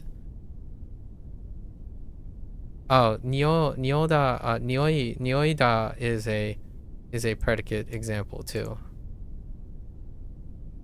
This is it's the smell, like a smell as in the noun, and then you da to indicate the noun of the smell. Okay. And really, like honto da. Then the saba, so the mackerel. This mackerel is also grilled.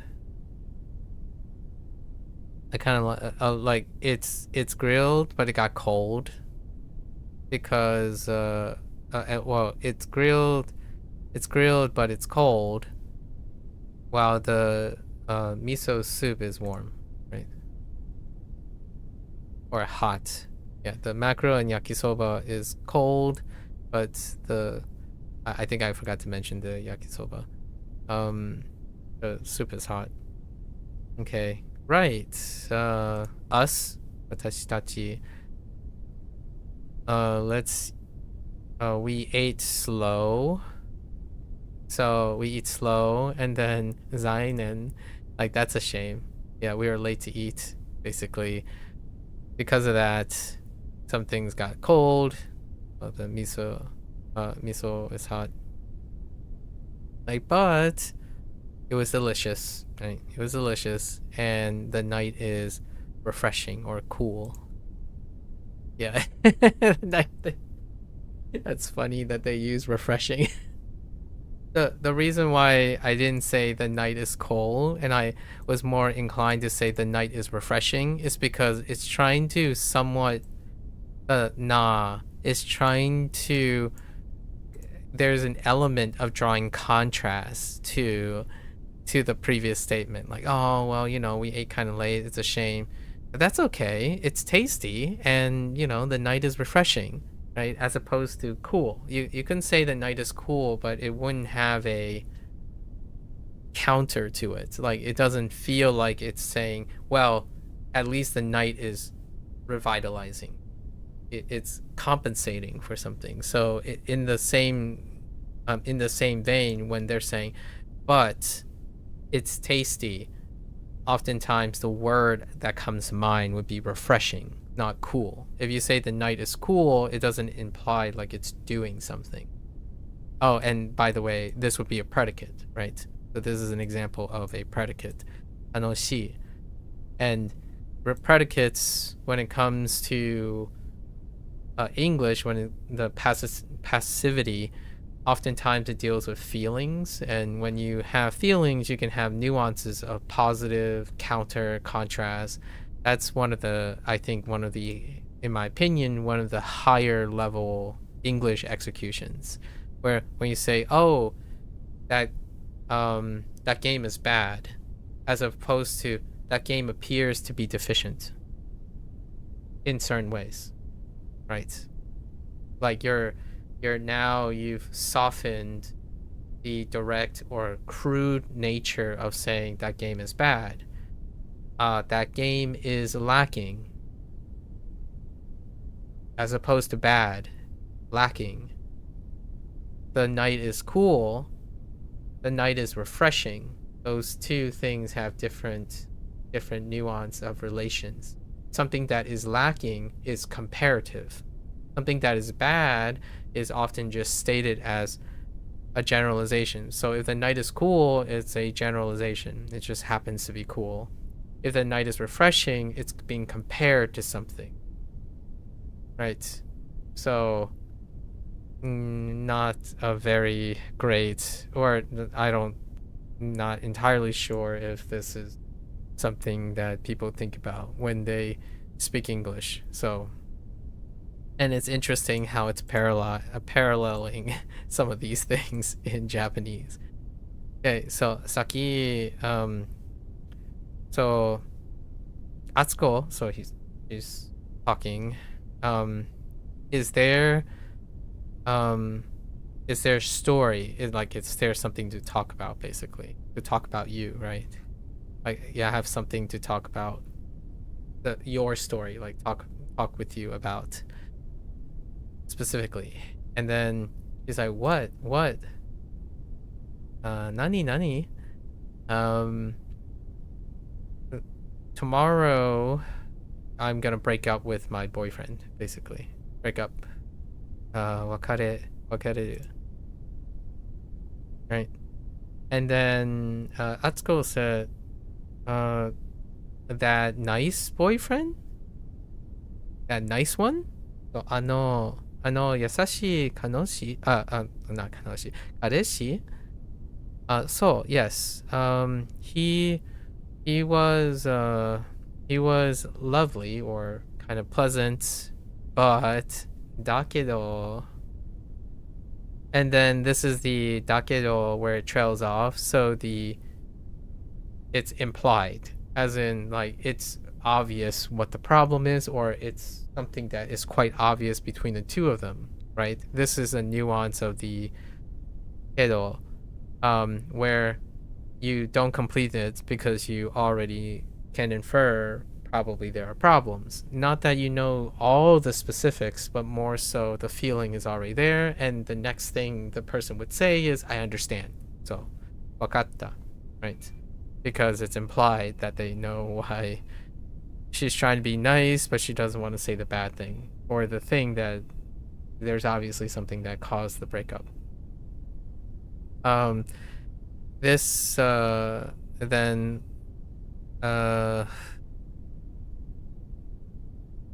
I think I'm having a problem with this one. Nikiyaka. So you're busy.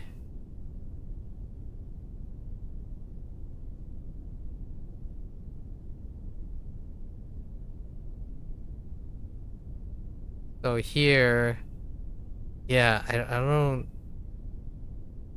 don't know how that works. And then being quiet about it, right? We could talk, maybe saying it's very busy here, right? It's very busy here. Let's leave, or let's get away from this busy place, and talk somewhere, like in a quiet cafe or something. Let's go and talk, or I'll listen in a quiet cafe, right? Got it, because it's rowdy here. Yeah, okay. Nikiyaka dakara. So because, basically, dakara, because it's rowdy here, or busy, bustling, I will listen to you if in a quiet cafe. So this is from yesterday, the day, right? Or 2 days ago. Thanks, right? I guess that's how that explains this part. They didn't just continue sitting at the bench to have the conversation. Alright. Very neat. I think that's gonna be the last one we do today. Oh my, these are getting longer. I'm taking too many liberties on reflecting on English. I keep telling myself, alright, today's the day where I will find the median in balancing my digressions. But English, I reflect on English a lot as well. learning grammar reminds me of how important it is in general, right? So kind of similar to what yesterday when Ion asked me, am I going over things I know or whatnot? Well, the answer is yes, I'm literally going over things I probably know to some extent. However, I'm practicing. So to bring it all together, my discipline in understanding things is because I go over things and then see the relationship between them. So my English grammar rarely have subsided. Maybe the terminology is out of date or the terminology is redefined in a way that maybe perhaps is not the most accurate way from a linguistic standpoint. However, my conceptual understanding of the application and how to descriptively come to a way to demonstrate the application of English grammar comes from the idea that when I'm learning another language, I'm still practicing English, right? Like the opportunities are that, and also the assumption that people make oftentimes is that when they practice grammar, it is insinuating or presuming that they understand grammar. Like what I mean is, if your grammar is poor in your existing language, what is the opportunity that when you go to learn another language, that existing grammar is going to be poor and insufficient as well? That is a question that I would love to hear other people's take on it. For myself, my solution or my demonstration oftentimes is that I simply don't stop practicing grammar, right? Like I hold on to the things that I want to keep. So it might take less time and a bigger distance, aka SRS, to forget things that I practice. However, it's probably been like 7 or 8 years since I've considered professional writing and having to tackle English grammar and like understanding how creative writing is different from professional writing and like speaking to a general audience, right? I even have my own kind of code of conduct or like my personal codes and code swapping when I'm talking online, like during now. I've decided particular things that work really well or don't really work well, and I tested them. So over time, I've come to settle on 2 or 3 different types of voices. So all of those things incorporate English grammar, like English vernacular and colloquialism. So when I'm going to learn another language, right, I bring that same enthusiasm and discipline to it. And then when someone asks me, like, you know, when they describe, oh, you know, this stuff is like so boring and I don't want to read this stuff, and I'm like, I know you lack discipline. Not if it's a good or a bad thing, as long as you're telling me you're fine with it, like you're not unhappy that you have to learn grammar, and then you're not unhappy to spend a lot of time making your own special video game or interactive thing or write stories that interest you to learn the stuff, then perfectly fine. If you're going to share a tale of me where you keep telling me that you're upset that you have to do a lot of things that you don't want to do and you don't know how to fix it and whatnot, my answer is you lack discipline, right? Not the answer to everything, and also not, I like to say it's not entirely necessary. It can be sufficient, or it can help with certain things that you have to do. Perhaps. It's not a silver bullet. For myself, grammar is interesting because, in my opinion, I made it interesting.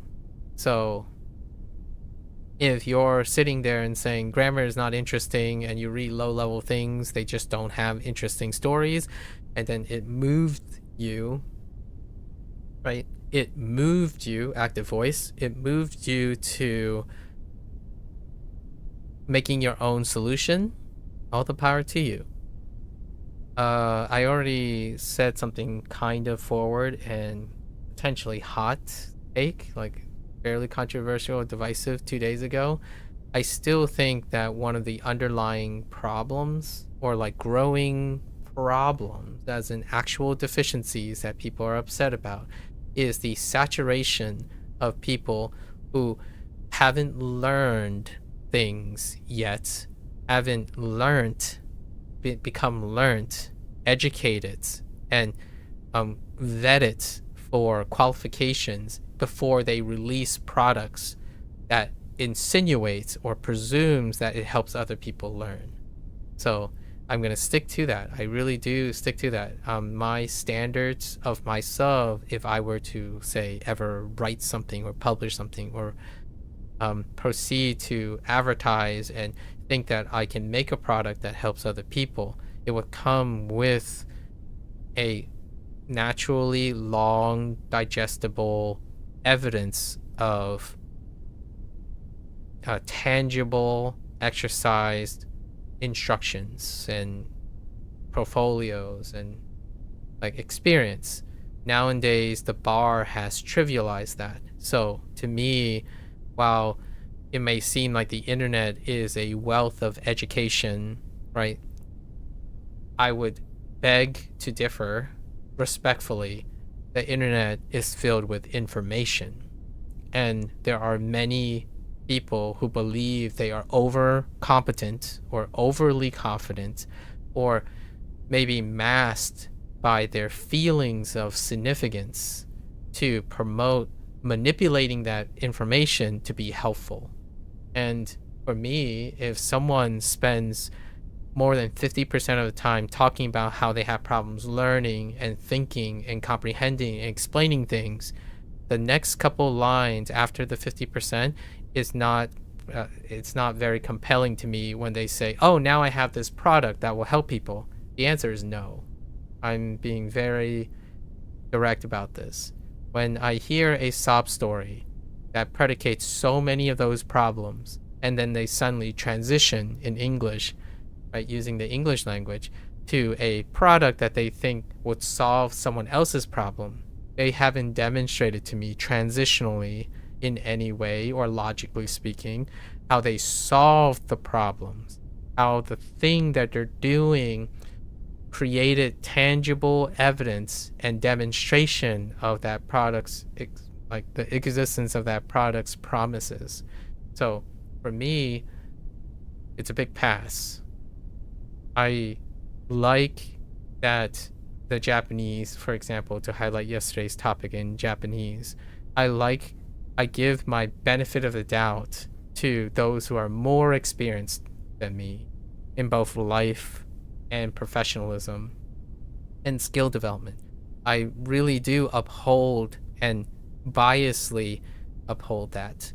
Basically, when someone is younger, inexperienced, and they use their sob stories and their difficulties and adversities in order to suddenly take a leap of ability to help someone else, especially in the area of learning, I think that is initially a step of being overconfident, possibly even narcissistic, innocently narcissistic, as in they're thinking that they can help other people. That's a very noble feeling. However, it is not professional. It is not competent. Not from a place of, it's rarely from a place of competence. It's usually from a place of hesitance, discomfort, also trying to find significance and a source of motivation. So I can empathize with that point of view, or maybe I can sympathize with that point of view, where someone wants to keep on learning Japanese, so they started a project that helps them learn Japanese, that they hope that they would help other people while they're trying to help themselves. For myself, I think that is contributing to a very larger problem, where products are being produced by people who are actively solving the same problem their product is meant to solve. And during that process, it is through the generosity of not people who the target is targeting, the product that the target is targeting, of people who have already overcome that product. So it is through the act of generosity of people who have learned things and could learn things to help with the product that's being developed.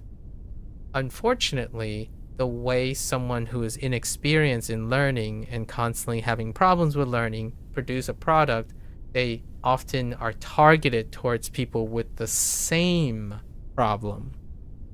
And that product then would accentuate and produce more problems. So that's my concern here. When someone says, oh, I'm having trouble focusing on Japanese, so I created this tool to help me focus. I'm like, so did it help you focus? Or is it done? Did it, like, you no longer have that focus problem and your product is complete? It's not the same as saying, I had problems focusing on a problem, so in order to focus on my problem, I created a project for me to solve that problem. And now I believe this product will help other people. Can you help me with this product? That is basically encouraging to select for people who have the same problem to provide advice on a product that is supposed to solve the problem. I know this sounds like a huge circle, like it feels convoluted and it feels like it's arguing against itself, because it is. It's self-contradictory. And that's a tough ask. Like, at the one side, I sympathize with someone who's lacking motivations at solving a problem. However, I do believe it's young, naive, and point of negligence. So I wouldn't be surprised in the future that product gets slammed with copyright infringement and like ridicule, disillusionment from the developer. And if they are super rare, they might be successful. But for every one of them, there's like 100 of the repeated cycle of lack of critical thinking skills, lack of problem solving skills, and then opportunistic behavior on top in order to motivate themselves while lacking discipline. Like, there's no discipline. So for every one Bunpro, I would say, in my opinion, for every one Bunpro, there are like 200 repeats of the same app at the beginning stages, where Bunpro probably was kind of perhaps like maybe in its infancy. And then Wanikani would be another example. For every one Wanikani, there might have been thousands that thought that they can do better by rearranging the same static information in order to present a solution to something that they're trying to solve at the moment, while recruiting people with the same problem. Like, hey, oh, that's right, you have attention deficit. I also have attention deficit. So let's go work together on a tool that was supposed to help us with our attention deficit while working on it. That's a tough one. The odds of that succeeding is unlikely. Very unlikely. Not impossible. Unlikely. Trying to educate oneself, prove that it works, like a proof of concept, right? I think proof of concept has fallen by the wayside as well. Individuals do not believe or like don't exercise proof of concept, where you would do something to demonstrate it at a scale that is capable of doing before assuming that it is helpful, right? The alternative that I do quite enjoy is someone would state they have a problem, they would demonstrate their methodology, and they would recruit individuals who have overcome a specific goal or problem, in which then they can impart their knowledge and experience to that person in order to redefine and maybe create an emergent product on top of it. That is respecting more experienced people, right? Respecting older people, know where to look, humble yourself, and gather expert advice. Instead, we probably heard this before online, don't take professional advice from strangers in online. Now, I know that some people are like, "Oh, you're over dramatic. You're just it's only learning Japanese. That's not a big deal. It's not like they're taking financial advice or mental health advice or even this, like what I'm saying now. I usually advise if you have a mental problem, a motivational problem, maybe an executive function dysfunction or an attention deficit, seek a professional. The professionals are more likely, I'm not saying they guarantee, but they are far more likely to impart experience and wisdom to the person. Blanketly wagering, even though it's a trivial thing, like to some people learning Japanese is not an important thing, it's like a hobby, right? So when they go out and put their names on things and produce products, that hobby then becomes professional accountability in the future. So it also, despite that, I would say it can set someone to, it can also set someone on the path that they can be trapped in. So I'm usually concerned about that type of thing. If you go out of the way and you make it so obvious that, oh, you can just simply go on a forum, release something semi-professionally or held accountable, like monetization, for example, then people will scrutinize it in different fields, and then the person just collapses and starts saying things that they don't really want to say, and then start doing things that they may not understand the consequences of. It's permanent online. Like, it was set. So even something as trivial as releasing a product, well, when they release their next product, if the first product suffered from hubris, right? From hubris, then their second product would most definitely inherit that hubris in the next one, and then the next one. So I see it quite often on like popular apps, on threads, on popular apps. Usually there's kind of a gray area where you start advertising your own product, or like, which I really often think nowadays is the products are a manipulation of existing information. So like sieving, scanning, training, the information is, new information is not being created. It's being existing information is being manipulated in order to profit, right? Now, profit doesn't mean just money. We're talking about profit in the terms of saving time, helping others, feeling good about yourself, motivation. Those are all, in my opinion, a source of profit, right? I like to help people because I profit with good feelings. I enjoy helping people because it makes me feel good, right? I'm not like, I'm no different. I'm human. I'm motivated by incentives. So people can make that argument against me and I have no problems accepting it. However, that also comes with other things, like profiting your career, right? Profiting your image, your optics, your monetary gain, if you do monetary gain. And I have yet to do many of those things. The thing that I care most about is my academic integrity. So when it comes to people constantly saying, oh yeah, you know, I have this tool that is used to sieve through Japanese content and then manipulate people's personal content, I'm very hesitant to presume, but usually it's correct, that this person is probably going to violate or be held accountable for so many handling of personal data, copyright data, and their device, the thing that they're programming, is not creating information. It's using existing information either owned by other people, or maybe if they sieve really old data, it's public domain. And then also they are responsible in handling other people's personal information and things.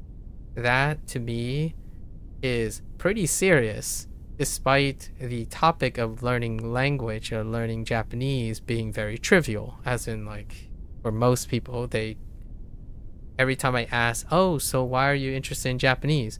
I think 9 out of 10 times most people say, oh, because as a hobby, right? As a hobby. That's true. Now, making a product like an app and then taking someone else's app and say you can do better, like your product can do better because you swapped up how the information is distributed, that's no longer a hobby about Japanese language learning. It's a hobby dealing with using business practices to monetize something or to gain something else. And that is not a trivial matter, right? That's copyright infringements, scalability problems, personal data handling, like all those things.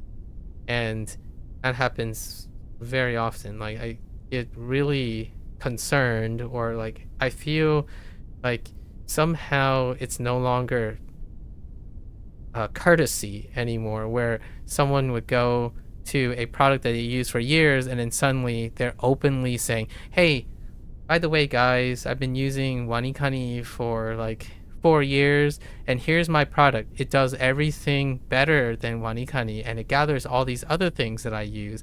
Name drop, integrate, and you can follow us, and also we have a lifetime subscription or something like that.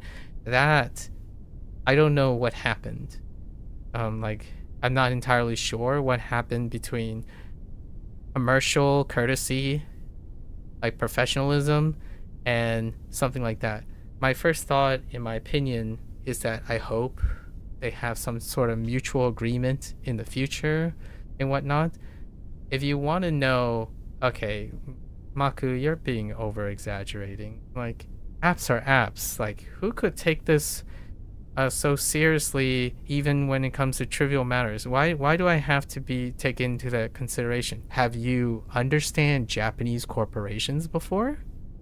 Like, what I mean is, I think the idea of apps not being like professionally accountable and all that, I think that's more of an Americanization, like a capitalist of way of normalizing behavior. If we're gonna be learning about Japanese culture and Japanese language, you don't have to look very far when it comes to Sony and Nintendo. So, hey, if you want to learn something about Japanese culture, that might be something that's a little interesting to appreciate when it comes to that. I'm not saying that I sympathize or like proactively encourage that type of behavior. I do like the idea of like camaraderie and collaborative CCO, right? Creative Commons Act. I enjoy the CCO stuff, people who make things for education, right? Make things from non-profit things. The creators, though, when they promote something, it's rarely ever for educational purposes. Like intentionally motivated by educational purposes. I am perfectly guilty of saying that I have a high standard. When someone constantly use like hand wavy, like, oh, I'm just doing this for education, then why do you have an early access list? Oh, I'm just doing this for education. Then why aren't you open sourcing your code? Right? That's what I mean. And then if this is educational purposes, like you're using the hand wavy, it's public domain, I want everything to be made public, then why isn't it? Why are you competing with other products as though you're advertising your proprietary secret sauce as something that only you can deliver, right? So that, to me, if I had to be a little confrontational, is that do not hide behind education and learning while promoting a product that is constantly compared as superior while distributing open access to information. If you are not creating information, creating IPs, creating emergent things, and simply utilizing opportunity of other sources of information that was generated and created by other creators, that is no longer, and then proprietizing it and monetizing it behind like a wish list or a secret access period or like an early beta test, that is, in my opinion, personally, very disrespectful to using education and learning as a backdrop, because education and learning, in my opinion, in its source, is public domain. So the first thing you do is probably, if you're a coder, it's open source. That's probably a great gesture. And then everything else is CCO. So then you can hide, or you can use the privilege of saying, I want to make this out of the kindness of my heart, and it is for educational purposes and non-commercial use, right? That's very different from how I see lots of these products being advertised. They argue that it's for personal use, and because it's for personal use, there's no commercialization. Well, if you are running a proprietary thing personally and you're having people trust you with their personal things, that's still personal use on both ends. However, there's a commercial responsibility. And that sets up for like your usual, hey guys, I know you guys can support us on Patreon, right? And it would be impossible to keep up the service that we made you dependent on. So we decided to give a monetization, voluntary monetization, so you can crowdfund us. It's like, that's motivated by commercial responsibility, not educational. And I want to say this because it is very difficult to openly work on something for many years, and the first thing you're going to say is, we're going to publish this and it's no longer ours, it's the world's. That usually doesn't work very well. So I'm not saying it's a good thing or a bad thing or even a sustainable thing. It's that a hard thing to do. And I think the whole, like, it's for educational purposes, almost feels like fair use. The whole idea of fair use, it's become so generalized that the blanketed statement is like, oh, that's okay, it's for educational purposes. I'll be okay as long as it's for educational purposes. Yeah, educational purposes typically means, in my opinion, that is public domain. It is going to be contributed to public domain. In fact, oftentimes I think fair use is kind of inferring that too, but well, that's something that I don't want to, maybe a digression for another time, where you think fair use means that you can commercialize the things you made from the fair use of other people's things. That's a sticky, morally gray area, so I'm not here to tackle any of that. I think oftentimes fair use, I like to highlight the idea of that is transformative, as in you created something from the fair use of something else, and that creation of that thing cannot exist without you, in which then you can monetize that, right? Because its existence cannot exist without you. The difference in fair use oftentimes is someone says, oh, your information, I can design something that makes your information more accessible. That is a morally gray area. And to me, that's what language learning apps are most of the time these days. Like, the apps that everyone keeps saying, oh, this feels the same, or this is the same. Oh, this one does better than that one. And like, how? And they're like, oh, it's because they organize the same information better. I'm like, okay, So why can't you make the other organization work? Like, well, I don't organize my information that way. Okay, so you're telling me to use another product that organizes the same information so that you're just going to assume that it's better for me. Why can't you just use any of them? They're organizing information, right? They're not creating information. You can even create information on how to organize information, which is what I feel that Bunpro, why I like about the the topic section of Bunpro, right? What's interesting about the topic section is they're trying to demonstrate the organization of things. So they have to create this organization. They have to describe this organization. They have to write all these things, organize it through the creation of it. It's very different when you take a tool and screen everything without creating anything. Like, it didn't explain anything more. It simply helped you juxtapose and record keep certain things. Like, this word means this, and it turns out it's someone else's source plus someone else's source, and they just happen to be in the same place. And then you try to monetize that. That, in my opinion, is technically fair use. You can argue for fair use.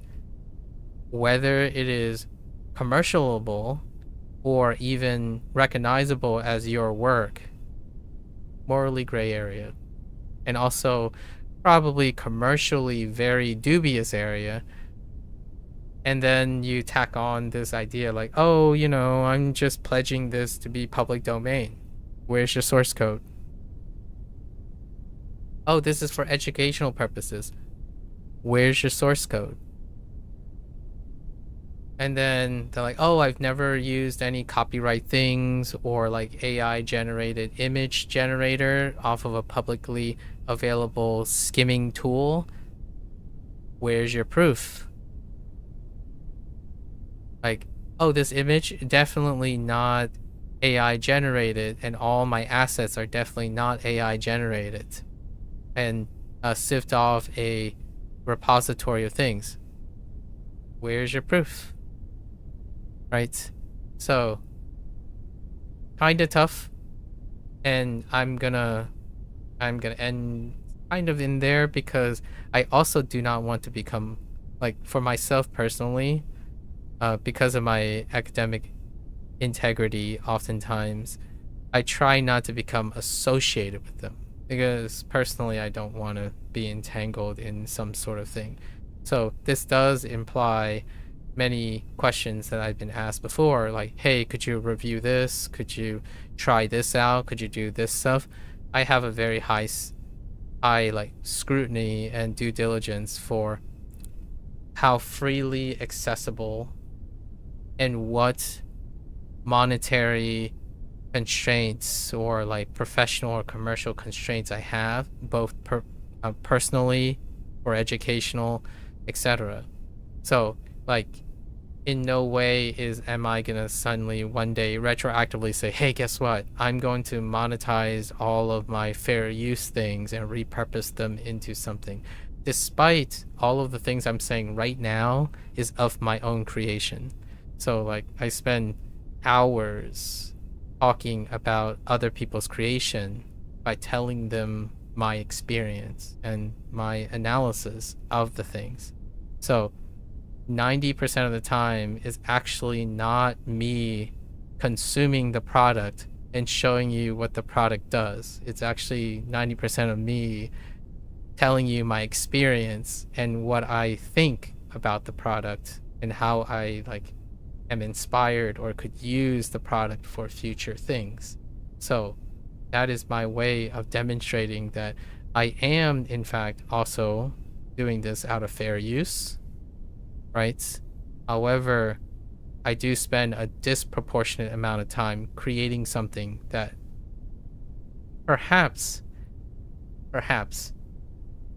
there might be a clone of me out there or someone who is very similar to me and they would speak exactly the way I speak and share the exact same anecdotal advice to draw the exact same parallelisms between Chinese culture, Americanized English regional culture, and Japanese, despite not being a linguistic expert and whatnot. Like all the stuff that I cite, I am willing to meet someone who claims that they are exactly like me, because in my opinion, that is the professional integrity that I have.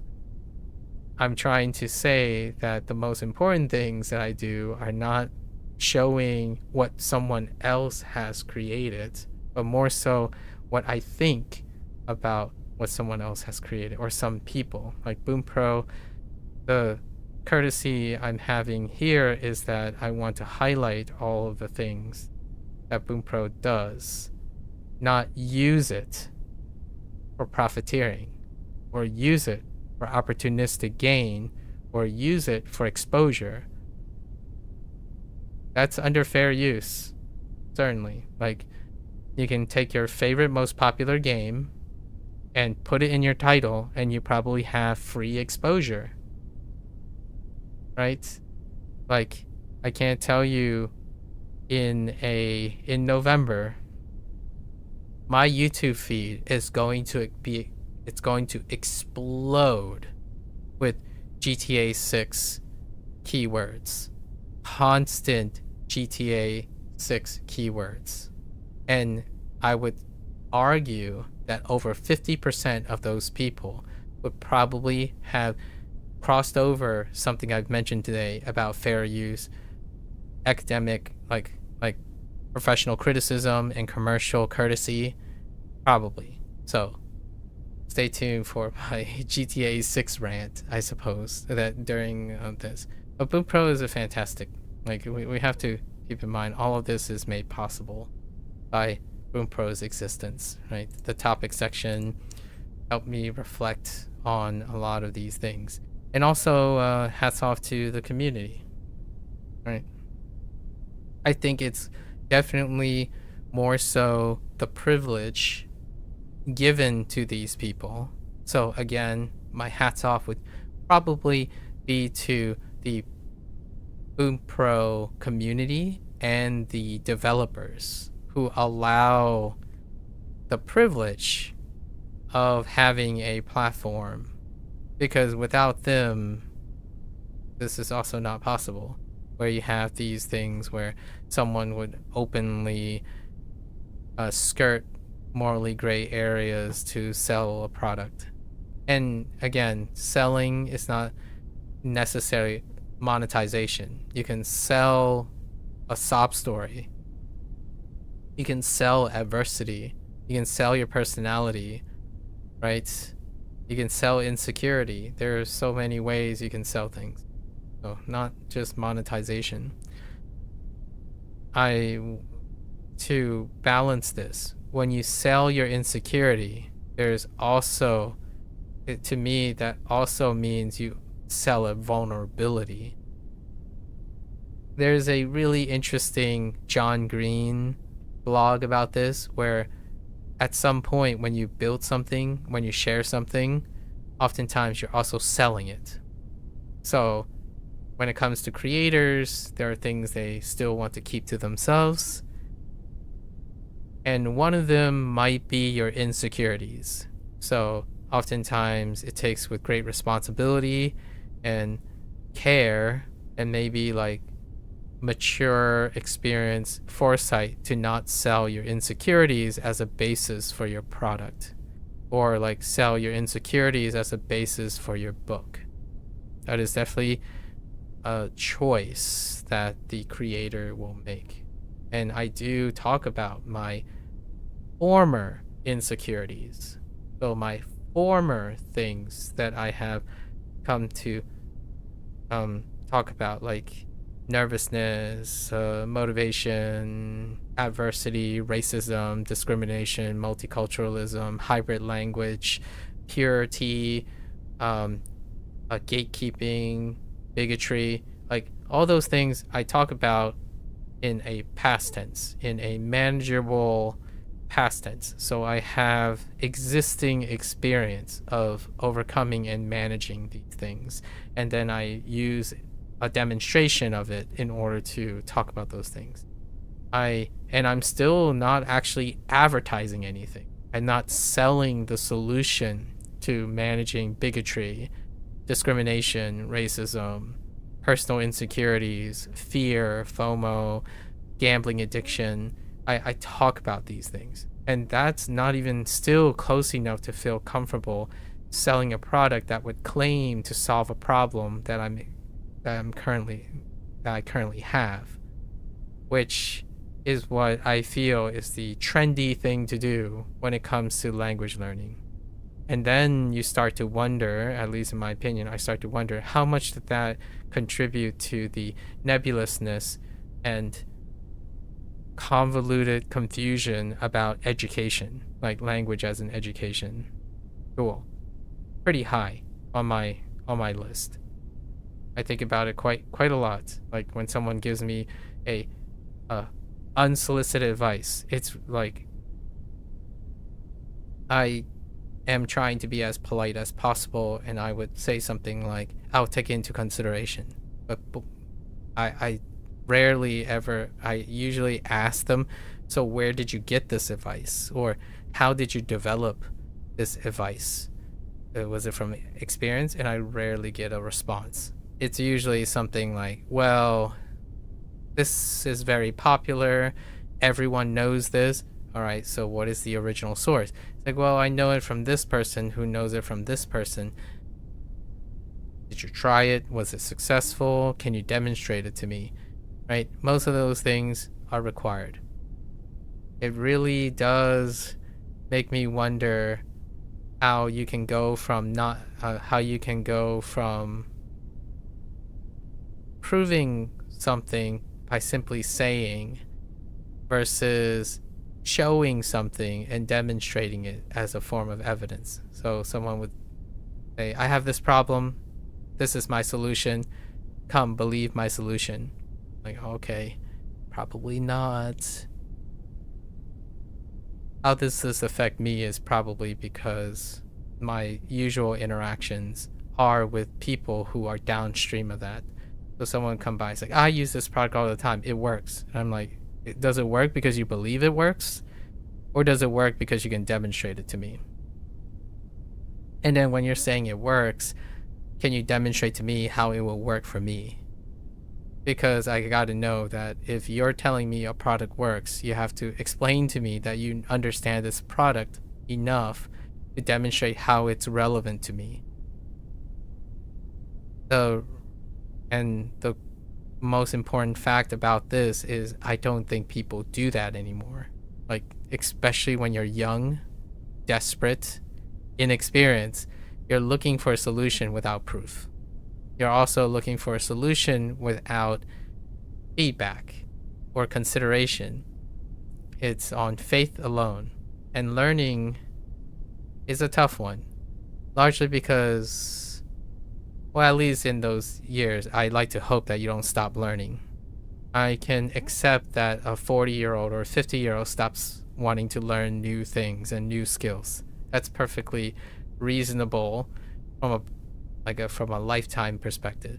But when a 20-year-old thinks that they know everything there is to know about learning because they believe the product worked for them, and then they tell me that I should also believe them in this product, I will respectfully decline until they are able to demonstrate to me. Education is education. It's not commercialization of some fair use product. Reorganizing, like learning how to reorganize information or having something automated to reorganize that information, in my opinion, is not a novel concept that is exclusive to someone. It's a concept that is freely accessible to humans.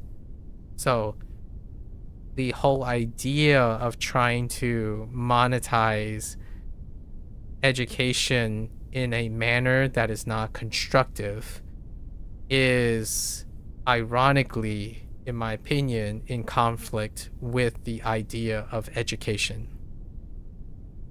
So if you don't create anything and you're not disseminating that creation of that thing, then I believe it is very disrespectful to think that just because your thinking is educational, in my opinion, it is not. It fails to qualify as education. It's opportunism. So hear me out. When someone says, I also want to be compensated, and I also want to perform a selfish act of producing a project that I can later make money off of or build a community around, I'm on board with that, because then it's not being masqueraded and gilded for the sake of education. There are plenty of examples where people think they're educating other people only to lead them to an incredibly unaccountable state of mind.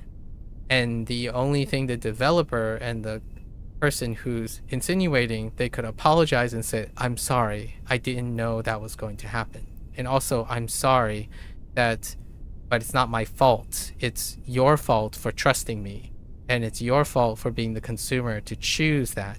Like, well, there's such thing as called misrepresentation, right? And one of the big misrepresentation is thinking that if you're going to educate someone and you produce a product that withholds the information that they're trying to educate or how they educate, then that, in my opinion, is a violation of education. Like, you aren't selling the method of fishing. You are giving them fish by promising them that if they keep buying fish, they will somehow learn how to fish. I think it might be naive. Like, what I mean is, I'm not saying they're maliciously doing it. However, that's a professional criticism, in my opinion. When you are selling the fish and thinking that somehow that's going to teach people how to fish without showing them how to fish. Right? Where's your source code? How is it skimming information? How do you think your method, when fully disclosed, is going to help the person get educated? I like to hope that Bunpro and others will continue to do so, where they say, hey, can you see it? Can you see the connections we're making? We're trying to explain how you can try to organize it, and you can do it too, right? Education. That's what I think education is. I don't think education is the same as going online and finding information. You can teach someone how to find the information. That's a different story. That's a skill involved in education, like teaching someone how to search for information, how to cite information, how to produce converging evidence and comparative analyses. That would be the act of doing it, right? Being given information, well, that information can come from anywhere, and it's also static in that nature. So that information is a currency. It's not it's not educating the person in a way of producing that currency. So, like, how do you solve a problem?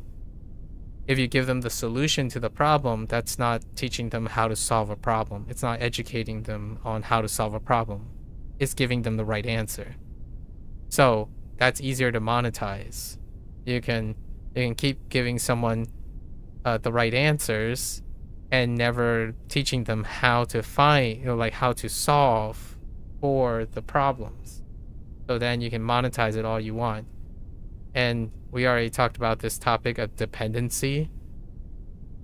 That I have a concern about. Education, in my opinion, one of the underlying core philosophies, personally, in education is you're trying to create independency, not dependency. You're trying to encourage people to become educated, not well-informed. Well-informed is a whole different story. Right? The internet is filled with information. You can become well informed without ever being educated in something. You can go around telling people the centripetal acceleration necessary to eject from the Earth's orbit, and an orbital object from the gravitational pull of Earth. You can probably be well informed in that and still not be well educated in astrophysics. Right. So keep that in mind. Anyways, that's it for today on Bunpro. If you're gonna watch this later, arigatou gozaimasu. As always, feel free to follow along, pick up Bunpro for yourself. You're always welcome to come on by and yap, discuss, talk about academic integrity, educational purposes, right? I think I'm fairly direct, and it's one of the topics that I don't get to talk about too often. People don't ask me about my educational, like my integrity on open source or like public domain stuff.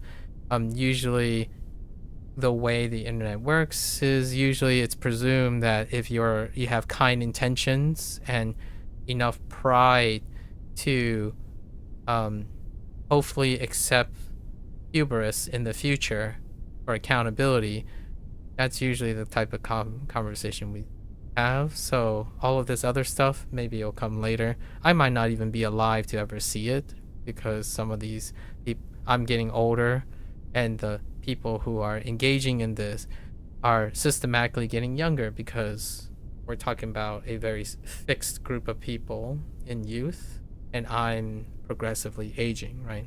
So I may not ever see what will happen, or live long enough to see what will happen to those youthful trends that are happening right now.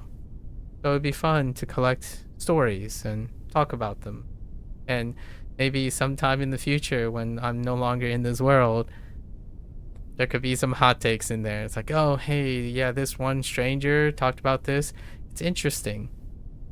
And I'm not saying I'm alone in this, honestly.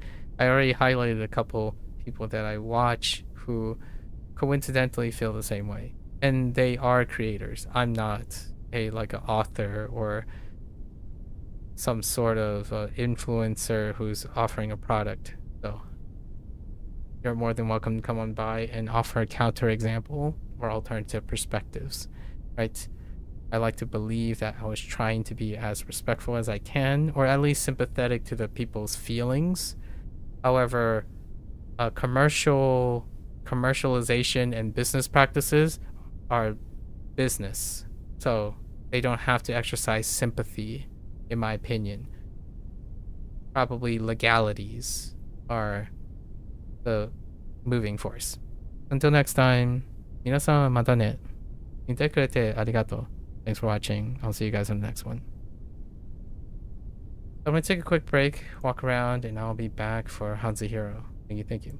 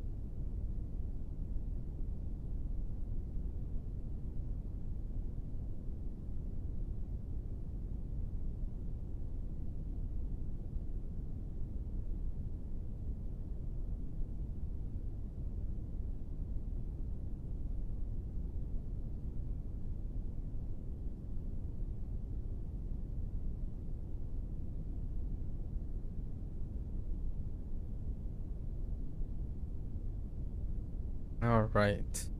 Welcome back, everyone. 欢迎大家回来。今天是第560天。It is day 560. We didn't add any lessons yesterday. We're getting close to our next month's rotation, where we're gonna start going into our word bank here, because our character repetitions are like pretty a manageable volume now. Let's get into our review. Oh, I forgot to top off my water, but that's okay.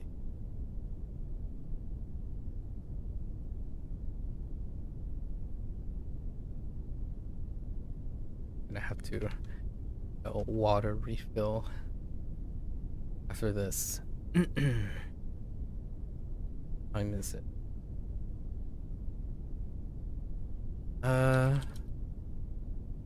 I guess anti doesn't work. Maybe swing? Probably swing. I'm gonna use ant as well here. Or against. Okay.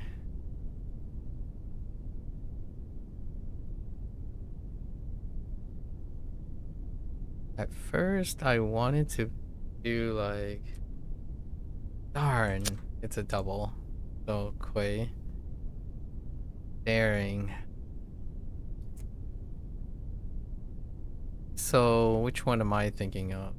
I think it deals with, wait, why is this marked as sun? It's supposed to mark as eyes. So that's an error there. Wait, if this is grouped as sun, then that's a problem, right? So we're looking for eyes here. So there are a couple inappropriately grouped as sun. Interesting. Oh, let's try to find our eyeballs here. Okay, is not what I think it is. But what is it? Why did I write Chung? I have to think about it. It did not come up. Oh, wait. There's still load more. Just kidding. No, it isn't. Okay.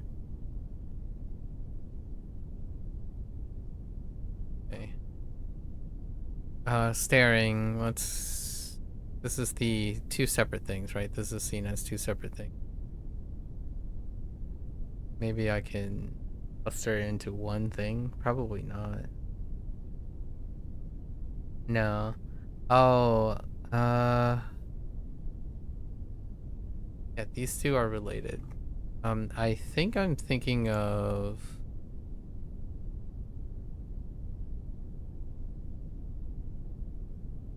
either clear. What is the clear?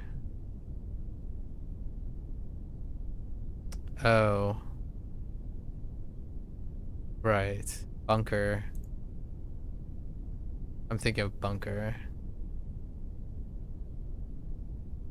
Oh, or not bunker. Beans and bunker together. Not alter. Yeah, this is the group this is what I'm thinking of. Oh, there's one more. Or is this the only one? Yeah. Not clear.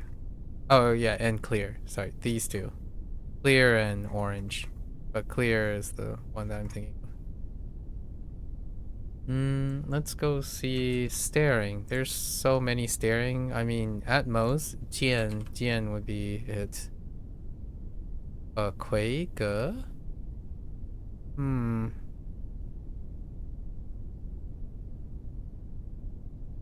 I don't. That's not quite. Oh man. Be separate. I don't know how the staring thing comes in. To be separated. And this is way to violate.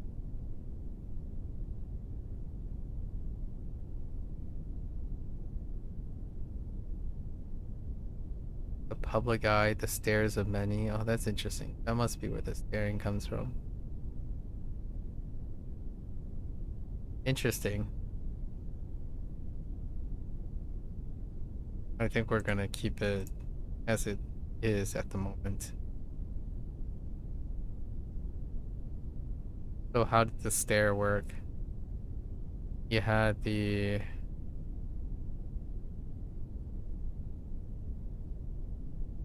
Oh, my idiom, I mean my mnemonic also used the sun. That's why I can't recognize it. Because it's not the sun. Oh, but I do have eyes as well, though.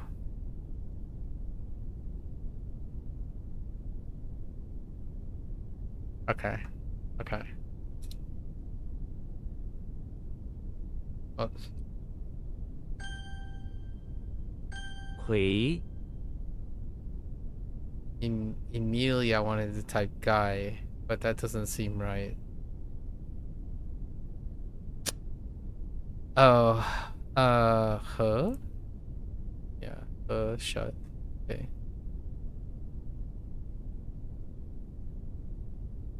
Immediately I want to type law. 罗 Yikes.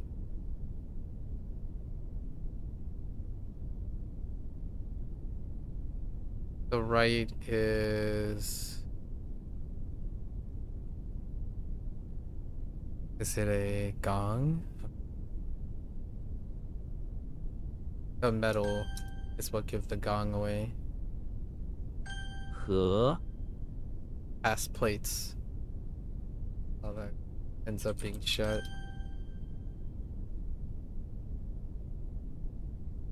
Oh, that's tone 1.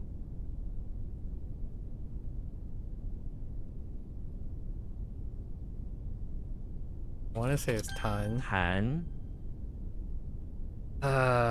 So this is either deep or tan. Yeah, it's tan. Tan is tan. You're talking to Tan about the deep pool stuff. 桥 I'm gonna say it's buckwheat. Okay. Somehow I am stuck between two here. I'm gonna say 书 and it's kind of like relieved. Okay. I think I have a word for relieved. It was like yeah. Or is it shuya to relieve stress.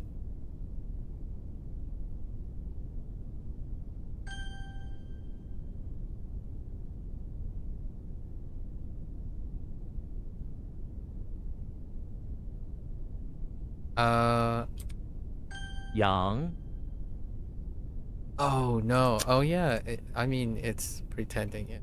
So it's a mix. That's a 50-50. It's either pretending or fire, and fire just has fire. Or like burning, close shop. Yeah, close shop. These two. That's an unfortunateness right there because of the person. 婆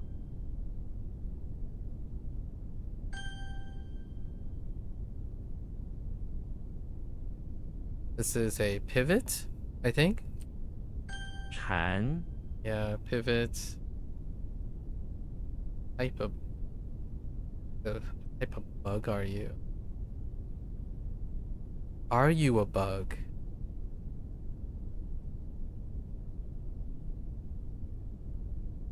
You are. Either you know or you don't. It's Toad. When all else fails, go for Toad, I suppose. Whoops. I can only think of. Oh no, I can only think of Boon.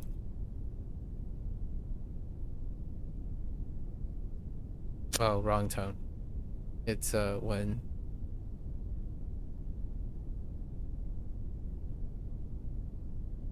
Beans.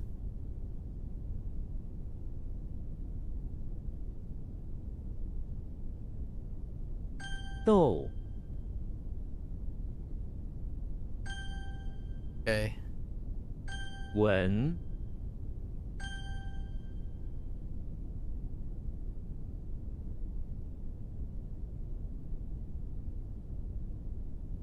在 It's kind of like discipline, but not. Child, yeah.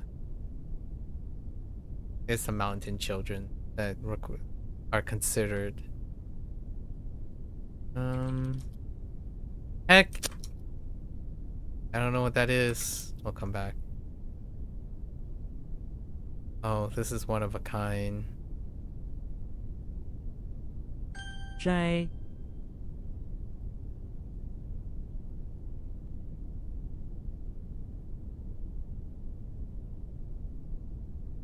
Abstain. That's a tough one. And then not the close shop. 住 Hmm.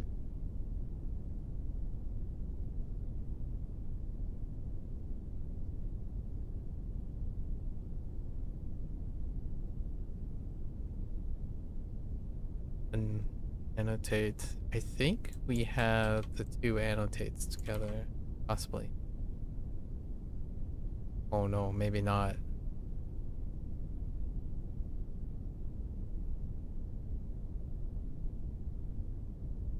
Zhujie, possibly. Zhujie. Oh.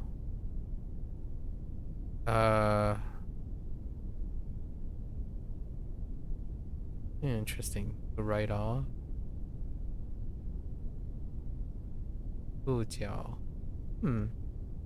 That's kind of cute.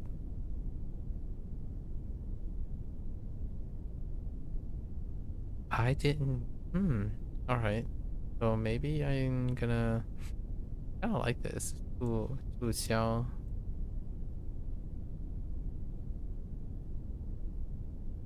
But it's a different xiao.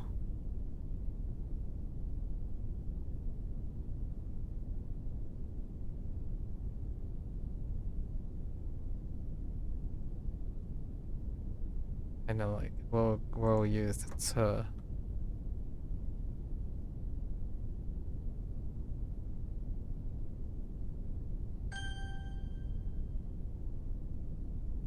All I got is hey. That doesn't work.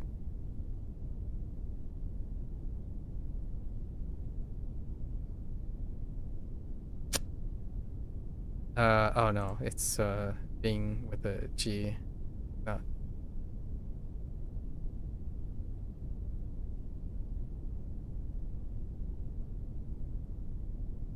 I want to say it's toe, but dang it. Look at, so it's a Y maybe?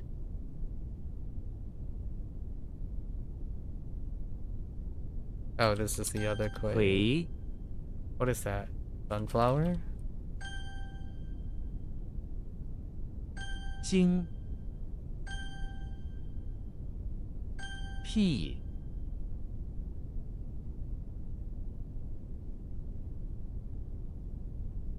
A heckin' P. Hot sauce, that's out of the way. What do we have for modes?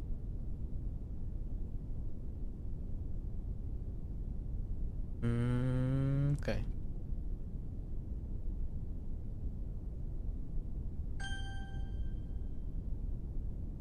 Biao So it's not tricky. It's whole, yeah, okay, because of the mouth. However, it is related to tricky.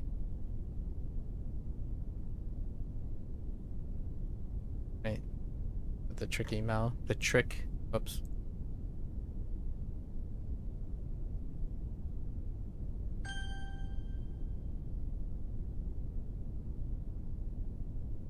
Okay, my first thought is bo. But then again, it could be wei. Or no, not wei. Or is it wei? Yeah. Or wei.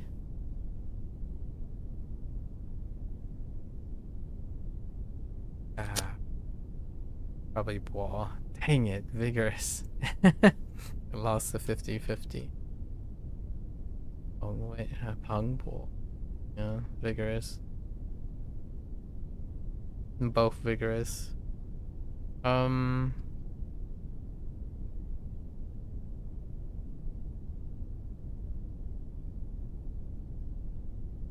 find vigor.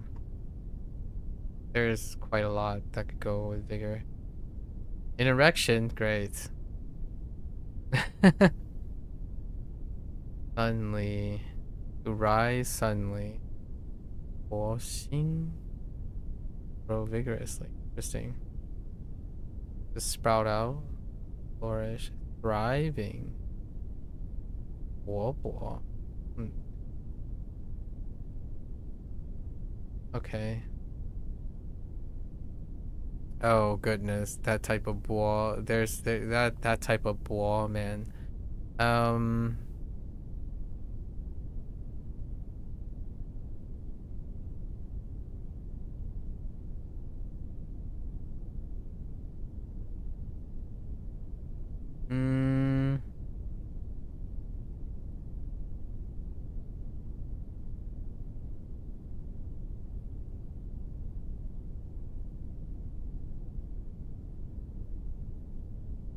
think we can work with that.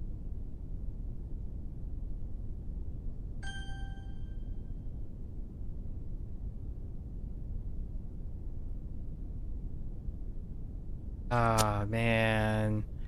It doesn't have the side as Xian. Dang it. This is vanilla. We either know it. This is our foundational Xian.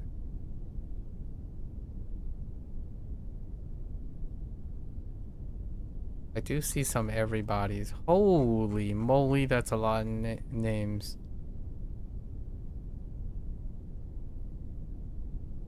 I did see the everyone participates in.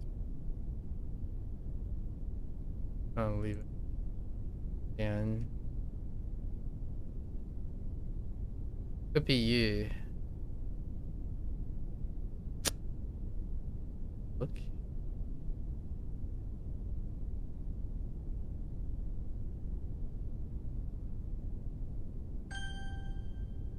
Yu, Okay. 冰，提，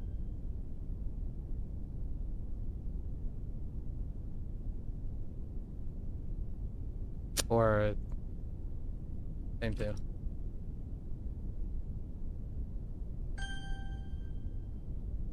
我，咸，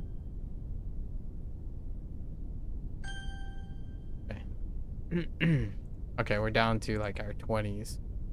So good news is I'll be away. I'm gonna end up being away. Not too many days left.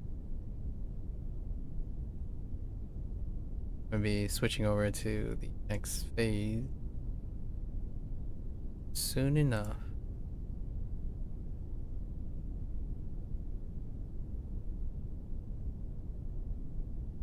Oh yeah, that's right. We didn't add anything. Okay.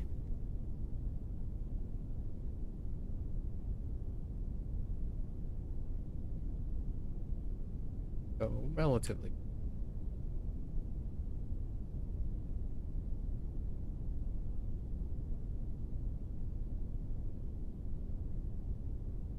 Yin next year.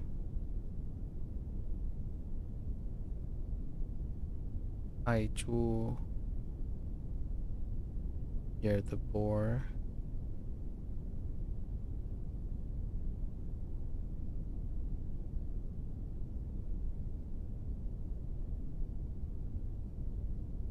头奖 reward go curse 陨落 fall down 危机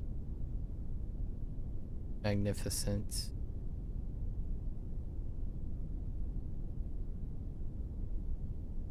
乐曲 under 跟腱 Achilles tendon 猿猴 ape and monkeys 欢喜 wash 飞侠 intelligent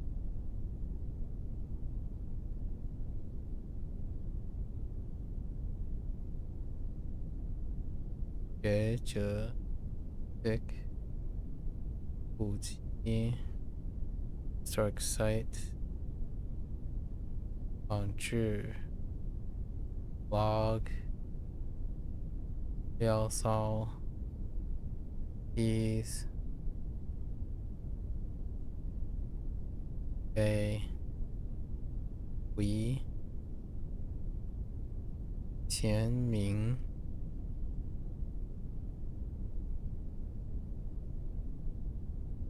wise and capable 夜宵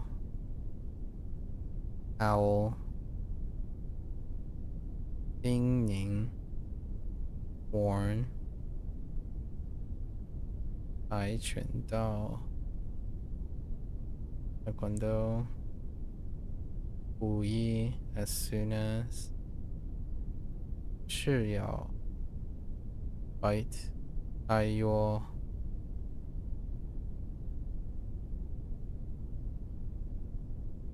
exclaim 厌恶 disdain 瘟疫 sleepiness 分支 charm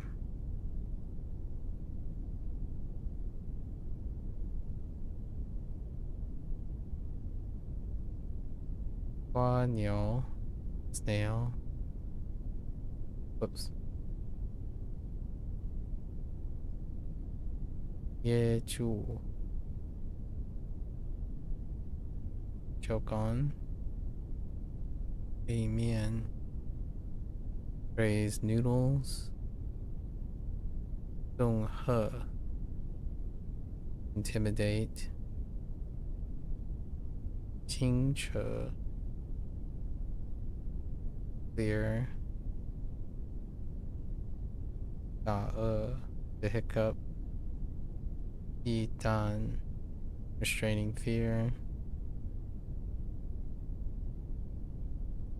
要 likeness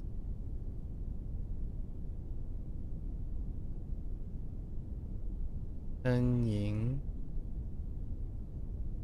groan 颠翻 overturn 白皙 fair skinned 治愈 lust 梦寐 dream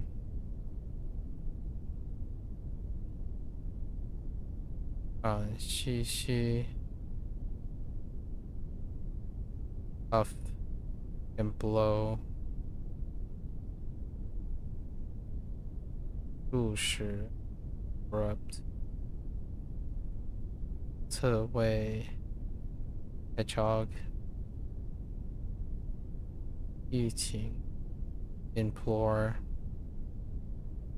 钝器 blunt instrument 小丑鱼 poundfish 回家 Sly 夜间 Glimpse. Alright, that is a wrap for HanziHero today. We can watch this later. 谢谢. As always, feel free to follow along. Pick up HanziHero for yourself. You're always welcome to come on by. Yeah, discuss, talk about things, topical things, language learning, what have you. Keep each other motivated, curious. Until next time, 大家下次见. Thanks for watching. I'll see you guys next time. I'm gonna take a quick break, fill up on water, walk around, stretch, and I'll be back for a P3P. Thank you.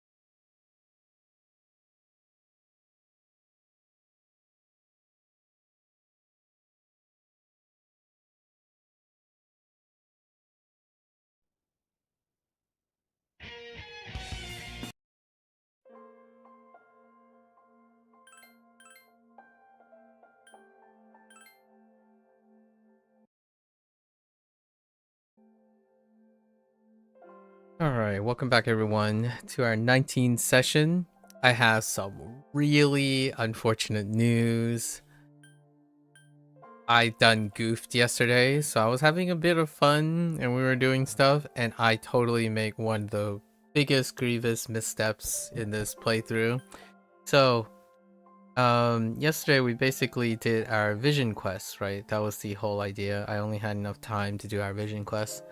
Now, I did save somewhere in between. So we're gonna have to rewind it 4 hours back because I needed to get a thing from the Vision Quest. 2 things from Vision Quest.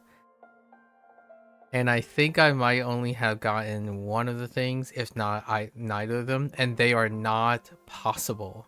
Like the thing that we were going to do today was to tackle Theo and Margaret, and without those things, it's an incredibly low success rate that will also require farming something for like over 10 hours more, and then playback all the way through. So instead of doing that, I'm just gonna bite the bullet of losing basically the second 2 days yesterday, the entirety of yesterday, and the day before. I don't really like this type of structure. We'll talk about, maybe we'll review it in the future, about old school designs where it's based on like additional conditions hidden behind a specific wall. So we'll talk about the Vision Quest basically has alternative, say, conditions, and the rewards are substantially different. And I missed, playing it just vanilla style, and now we're gonna rewind the time. The silver lining here is I do have a plan of attack that wouldn't take me 4 hours, so maybe like 2 hours to get back to where I was, because what is missing here is I did all the persona things and I saved a spot where we did all the persona things, like the collection of the persona, so that's good. It saves that. And then we basically have to create our Orpheus and our Hela again with like Siegfried, Hela, and Orpheus. So what I'm going to do is I'm going to do what I did before, only now I'm just going to spam it, like spam growth 3 and do that stuff to make up for it. And then we have to go through all the rooms again, like all the doors again. But ultimately, I think we can still do the Margaret, and if we're ambitious, we can do like Margaret, Theo. Probably not Nyx. We'll leave Nyx up for tomorrow. I still have a spare day or two. So, royally, losing 2 hours is probably the biggest misstep I've had so far. And we're gonna do it this way. We're gonna create all the things that I need now here. I'm just gonna boost my sell, my like amount of money.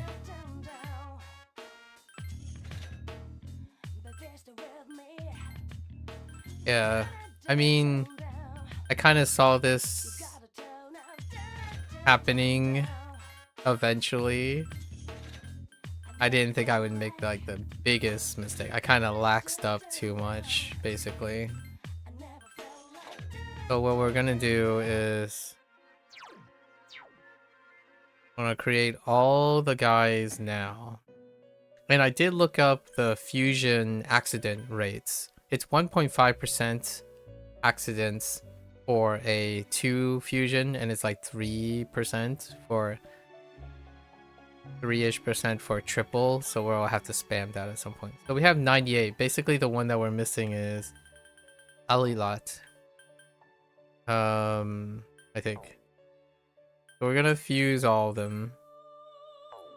Yeah. Where is... Oh, I forgot how ATLUS is done. I think you need to grab... which is important.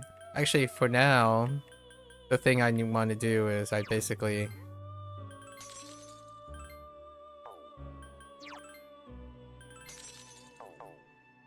fuse a bunch of... and see if an accident occurs. That's always a thing that we're farming for. We have to get our growth 3s. I need... I think 6 growth 3s.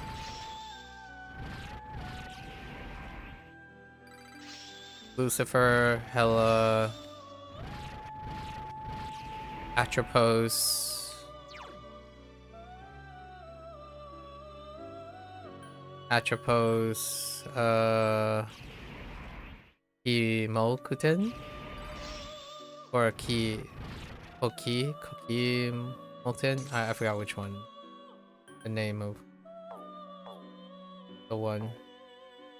Does it come back out here? I have to discard. I think I need 6. So our plan of attack is to stack as many as possible to make up for the lost time. And then I know how to complete all the vision stuff. So that will reduce some of the time. I'm gonna try to keep this under 2 hours, hopefully. Still have to roll for the rare chest. But yeah, that's a 2-hour loss. Technically it's a 4-hour loss because it's 2-hour in addition. That's what happens. Rough, man. Very rough.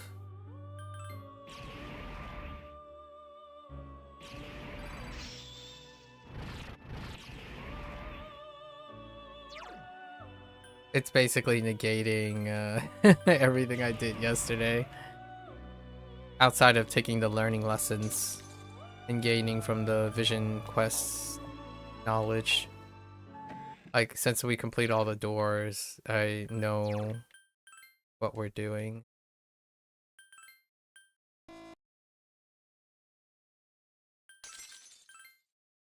Just toss her out. That's the hello we're gonna use.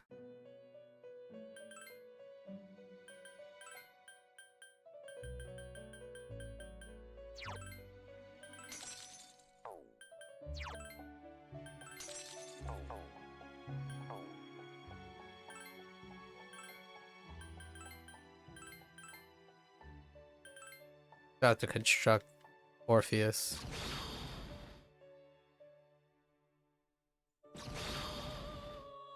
Use Orpheus and Alilot.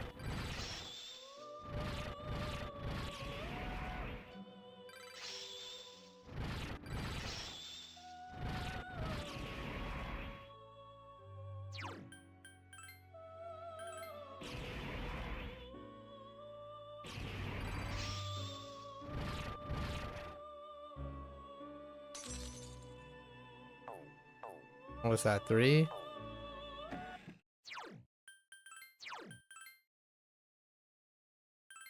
Ugh. Oh my gosh. I hit the wrong button. Okay. Time is of the essence. The alternative would have been to use a mod and then mod those items in. And I still think it would have created about the same amount of time because I would have to figure out how all this works. So instead we're just gonna do it as do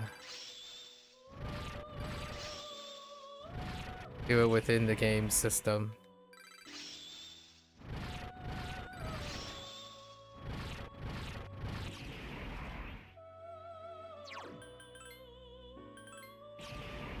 Once again, I'm not the biggest fan on the old, like, what's happening? Oh. The old, like, school way of points of no return with, like, random loot system. I'm not the biggest fan of that. I think that's inflating game time. It can be exciting. I understand for people to be excited about loots, like getting rare loots, and that's the old adage of being lucky and unlucky situation. I'm a bit of a new school guy, I suppose. more so for RPGing is for completions and collections and being enabled to do tasks as opposed to being eliminated from the task due to some RNG dependent situations. In Persona 3 though, that's actually kept to a relative minimum, so I wouldn't say it's a deal breaker.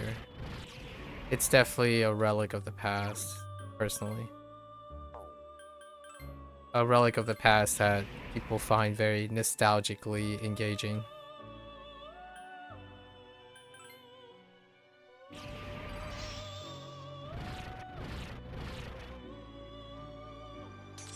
Okay.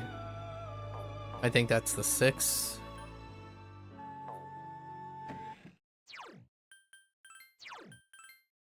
Okay. Max. Fastest, probably.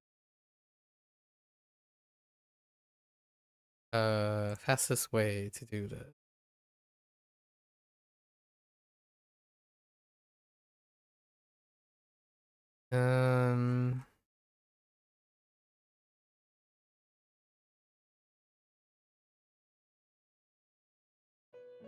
This way.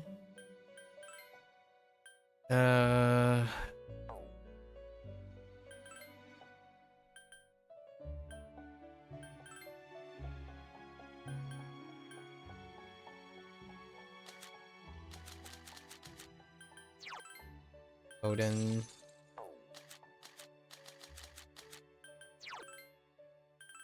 Cert. Oops. Okay, that's fine. Wanna pass.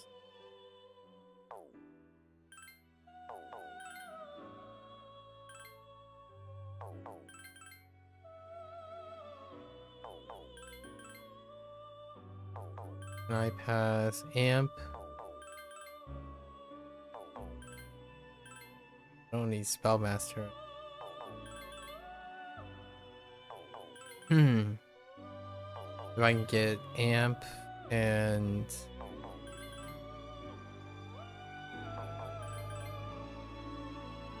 boost. Try a couple times.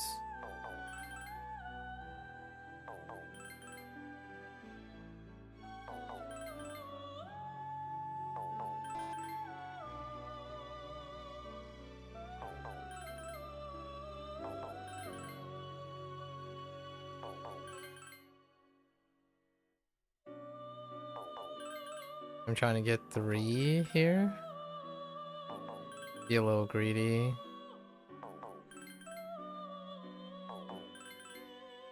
It looks like my greed is not paying off.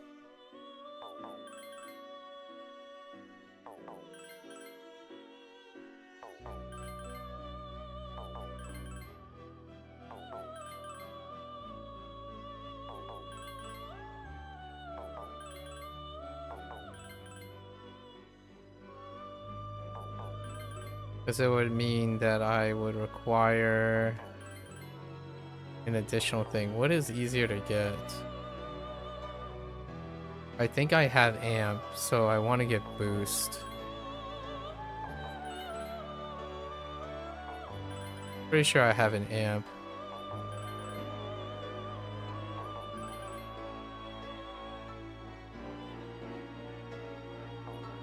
I want the boost. I want to roll into a Thunder Rain boost.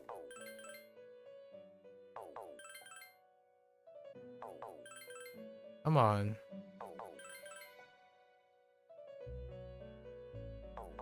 Not amp. Where is that boost at?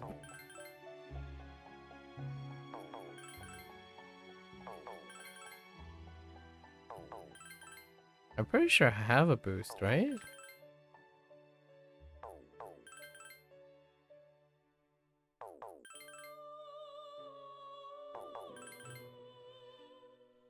You heckin' butthead.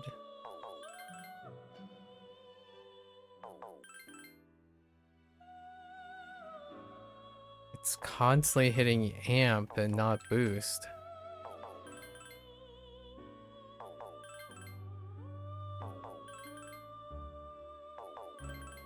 I saw it earlier.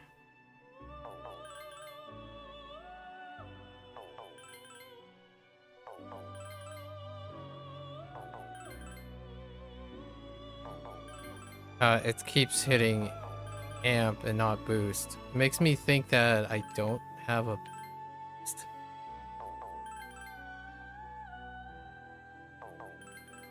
Do I... Wait. Do I even have a boost? I do have a boost.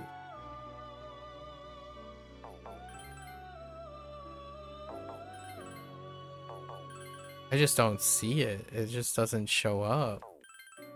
Maybe I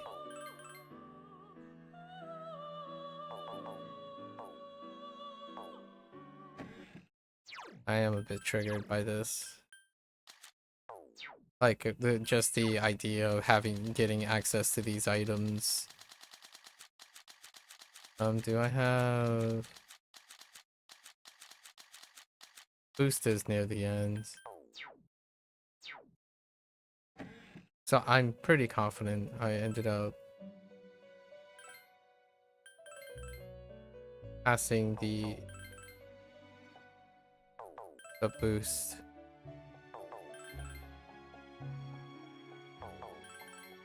Which this game is being a pain in the rear end.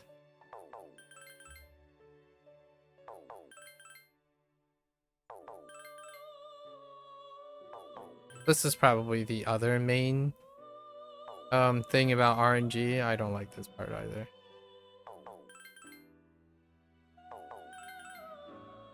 Again, could be entertaining for others.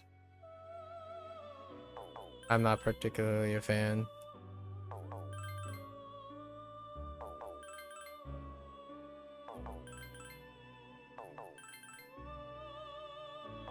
I don't think I've seen boost like in the last... Yeah, I don't think I've seen... Oh, no, wait.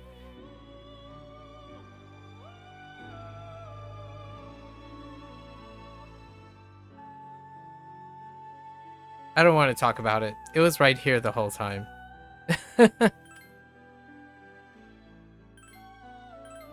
I don't want to talk about it. Can't read. There goes another 10 minutes, right? That's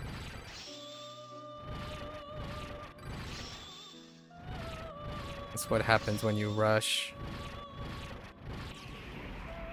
Trying to rush to save time, only to use up more time.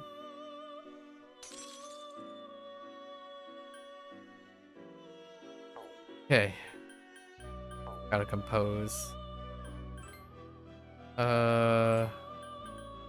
Messiah, Beelzebub.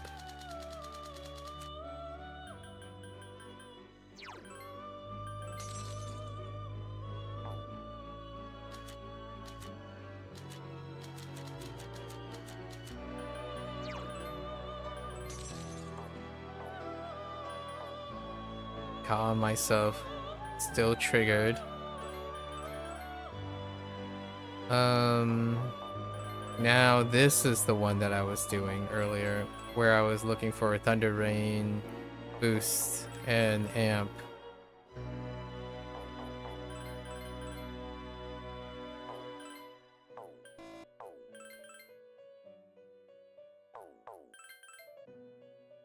This is the step that I was thinking of, not the last step.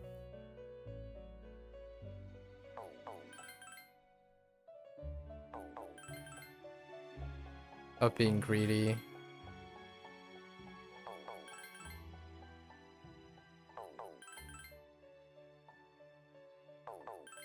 It's unfortunate.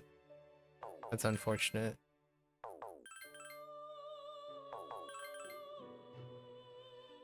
It's unfortunate. Unfortunate. So I can take the boost and then I'm pretty sure I have an amp.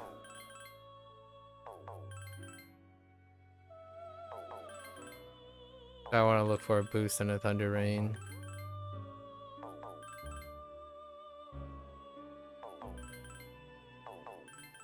Or even see a Thunder Rain first. Okay.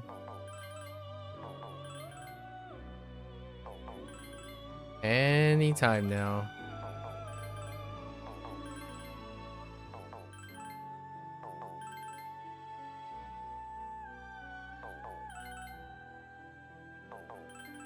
Saw once.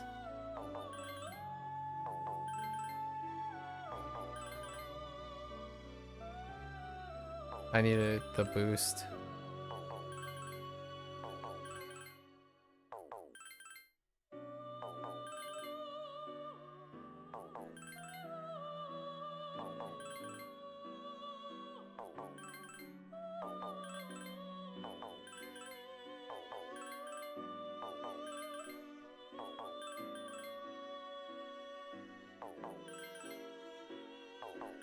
I think it might. I've already lost so much time that probably making the persona and then grabbing the amp off the persona would have been quicker. Well, now I'm invested, I suppose.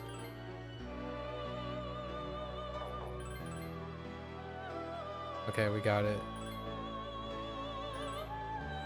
Pretty sure I have amp.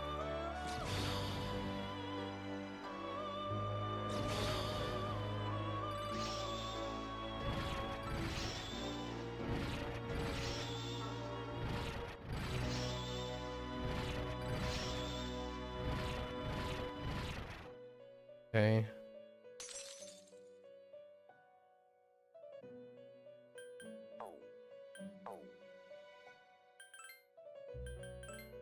Grab Lucifer.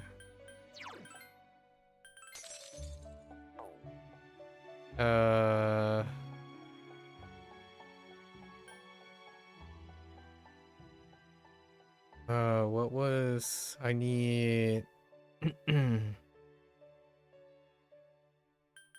Asura.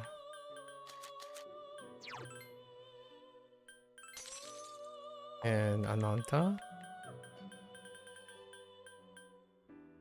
Did I fuse Ananta? Oh, I did.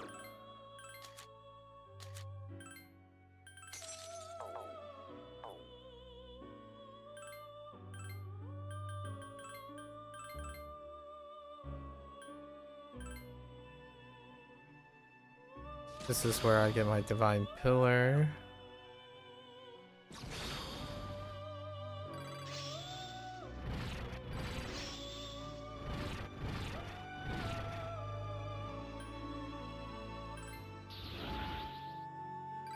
That's interesting.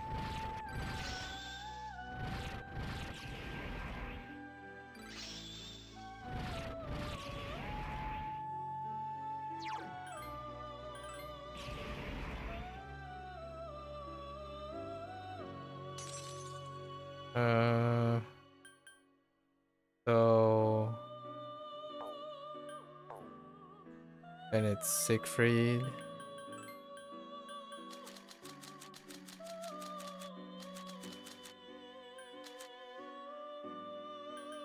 So I need you.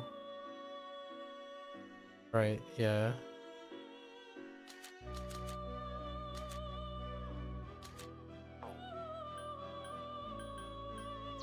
Komokuten? No, not Komokuten.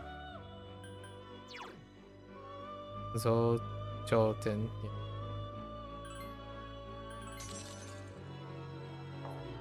I mean, an extra copy of Asura.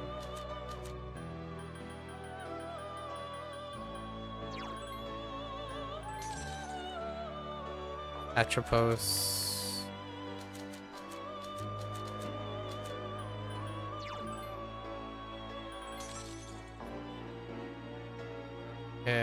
Vishnu. Oh no, wait, I think I already have Vishnu's salvation. Then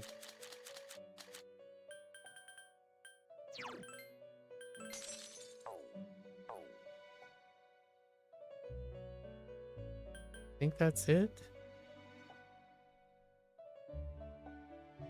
Where does salvation come? No, salvation comes from the...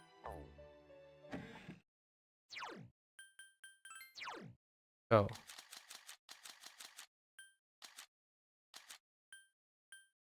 Oh, I only did it 5 times.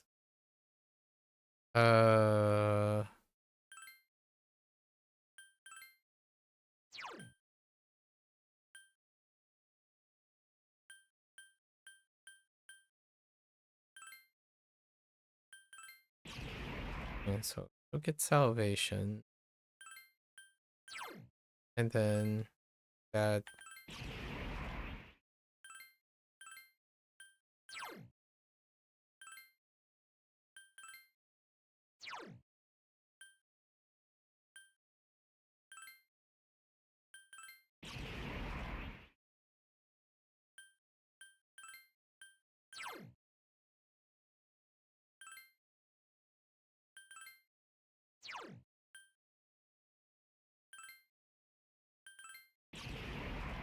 This is where we get our pillar.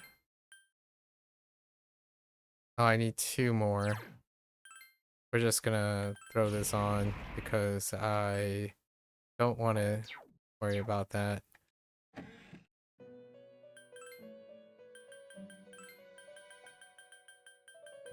I was 1 short.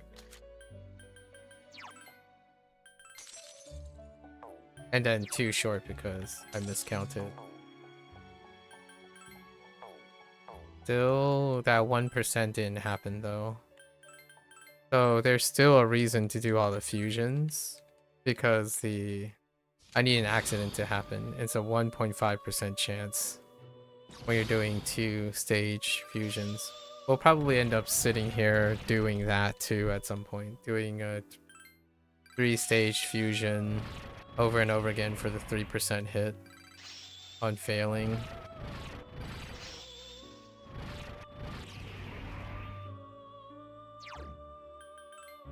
Despite doing so many fusions, have not been quote-unquote unlucky enough to have it occur.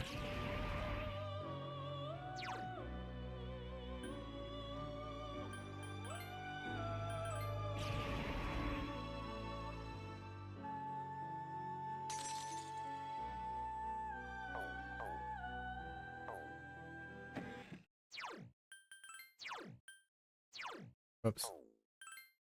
Wrong button.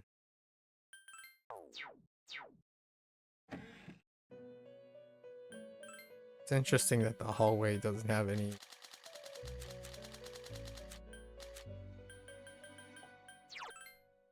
sick. The alleyway.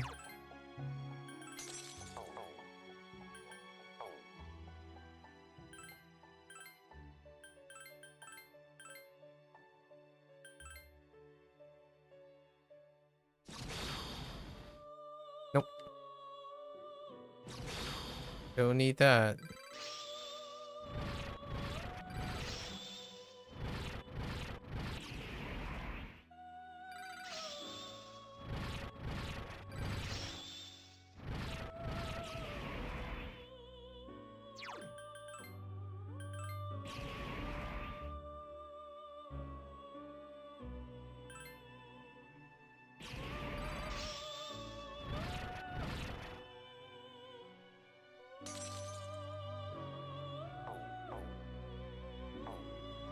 Okay.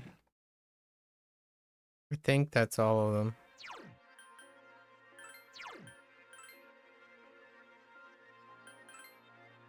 Okay.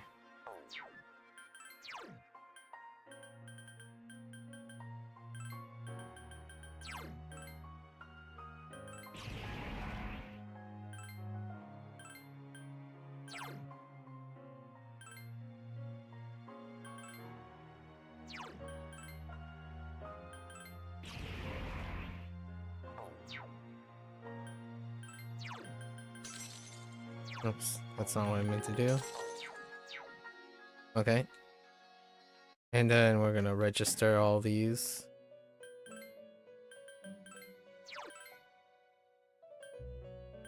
Confirm that they have... Yep.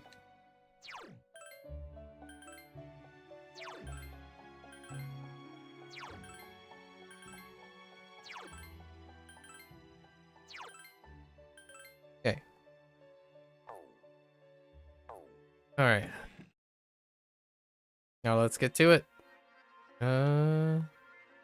Honestly, I'm kind of curious.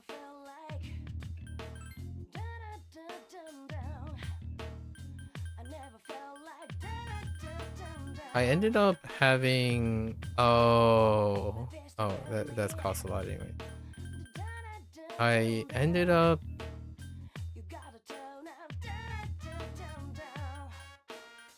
having enough of these things to cap out.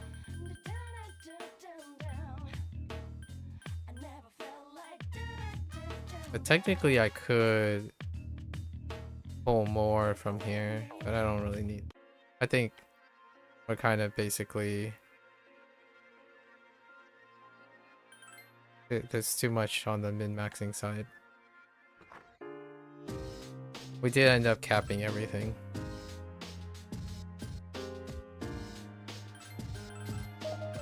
Okay.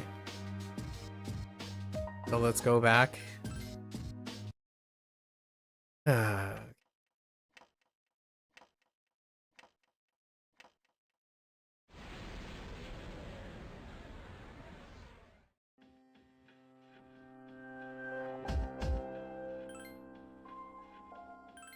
And the...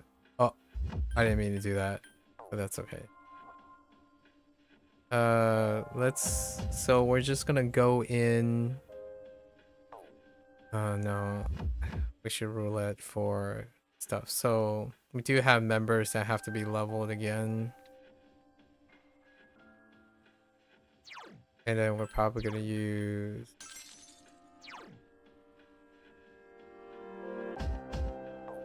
We'll eventually have it. Okay. Who needs leveling? Okay.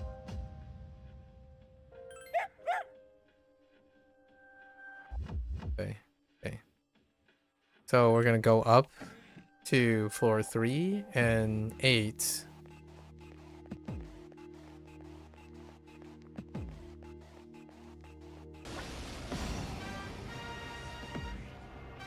There are 3 of them. Strike first. Persona.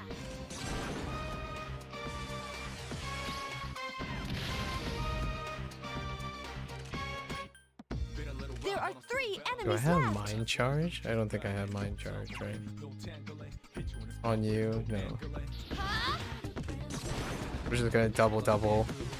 This is the quickest I can think of to guarantee the shuffle time.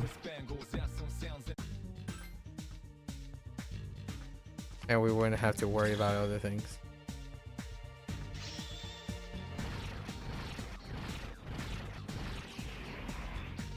And they're all just gonna level up. The only time I would have to go back is ATLUS for another copy.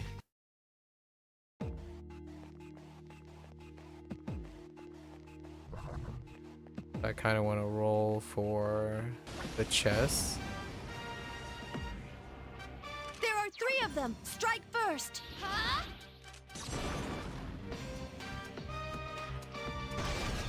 Good choice. The enemy is down. I summon you. Keep it up.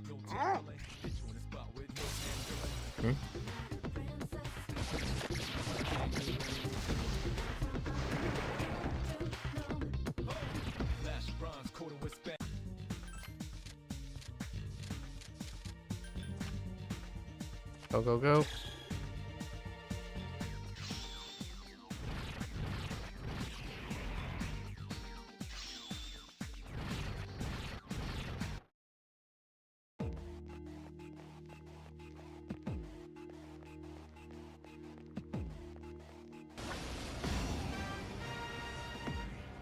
There are 2 of them. Attack. Huh?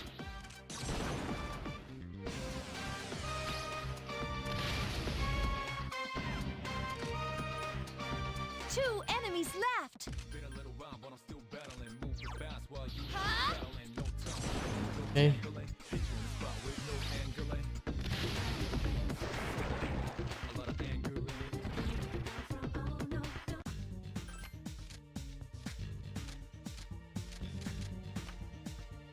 Doesn't really matter. Only looking for wands.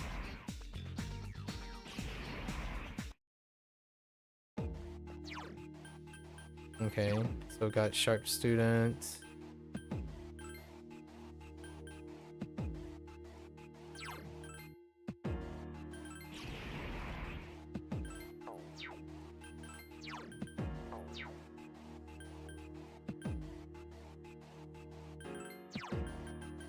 We'll discard as we're going.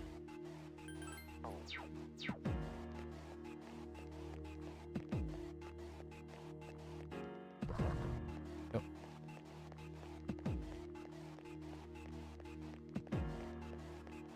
Where are you, stairs? I feel like you're down here.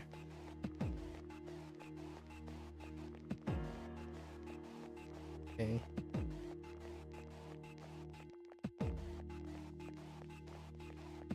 Dang.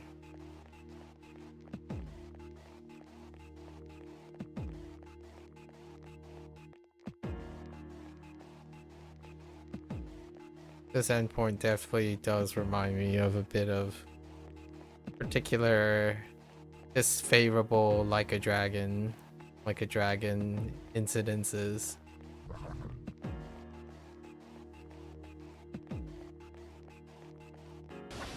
Alright, we're looking for the gold chests here. There are 3 of them. Strike first.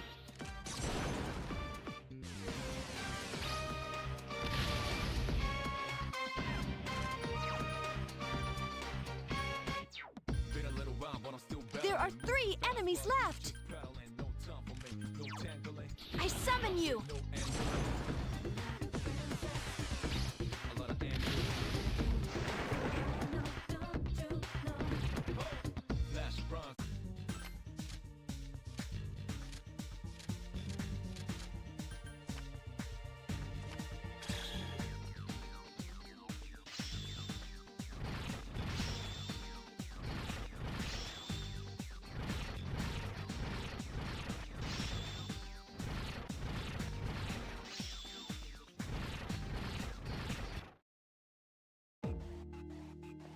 Oh, I guess I don't actually even need Koromaru. You don't really need to level the peeps as much as I thought, now that I know what's in the doors.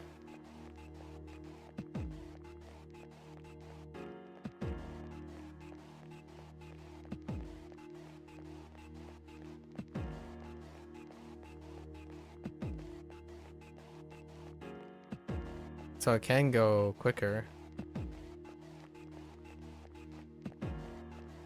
just by leveling. Darn it. Let's go up to day 4.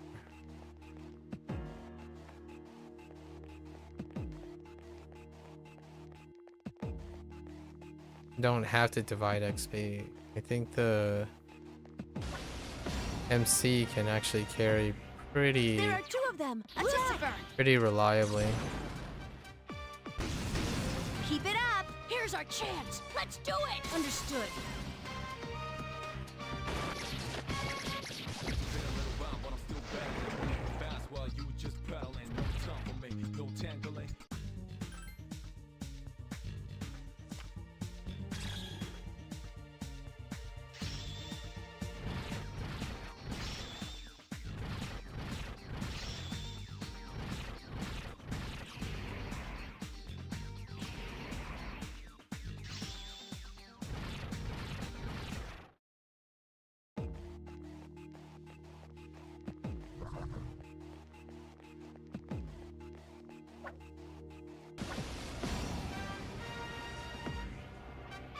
There are 4 enemies. Attack!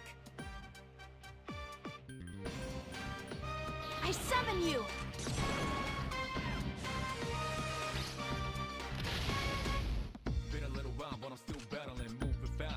There are 4 enemies left. I summon you.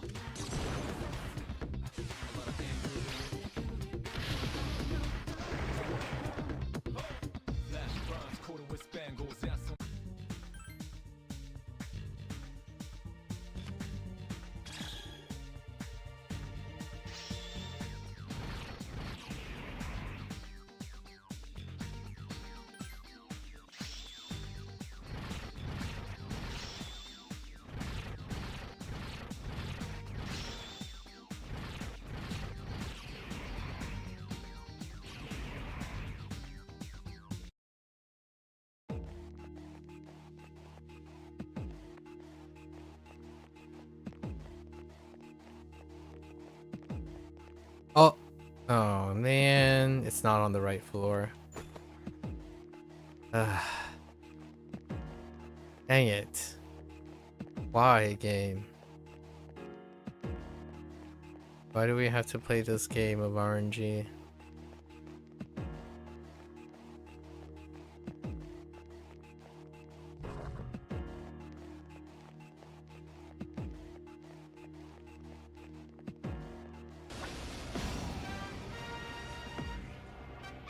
There are 4 enemies! Attack! Persona!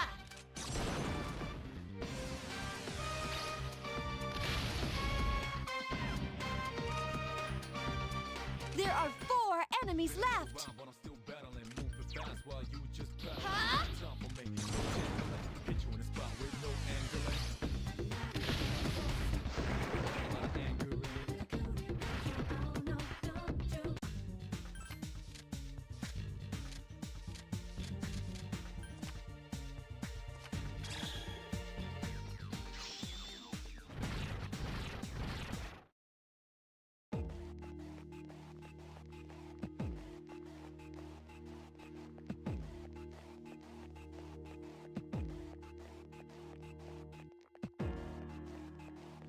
Darn it. Balls.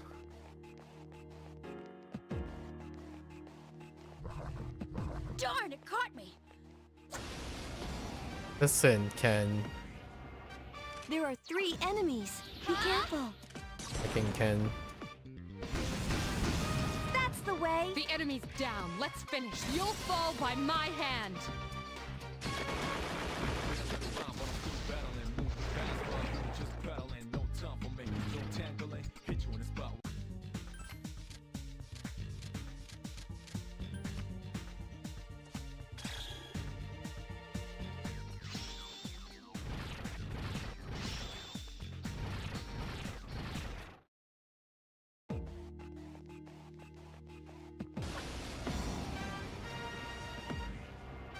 There are 3 enemies. Be careful.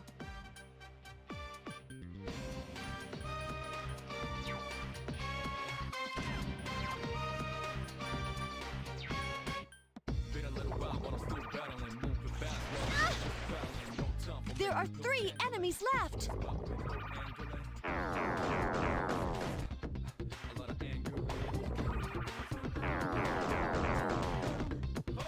That is so heckin' annoying.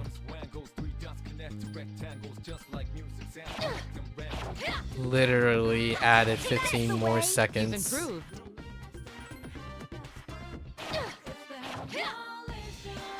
Take this away. You've improved.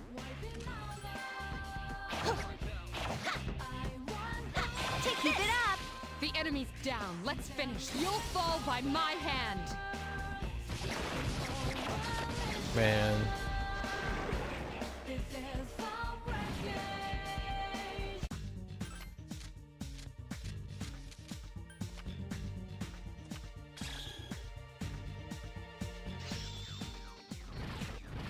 RNG.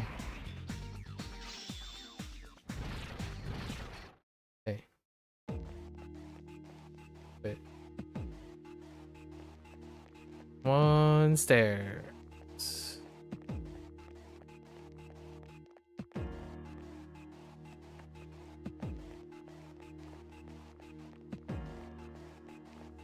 Nice.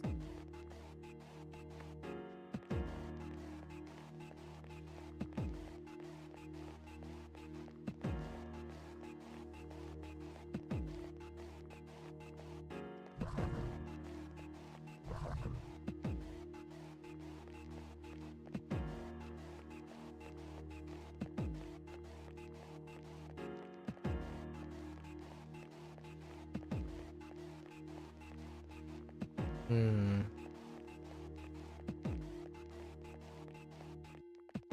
Hmm.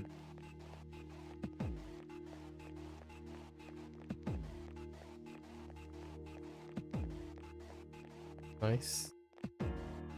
Alright. Go look for potential gold chest somewhere.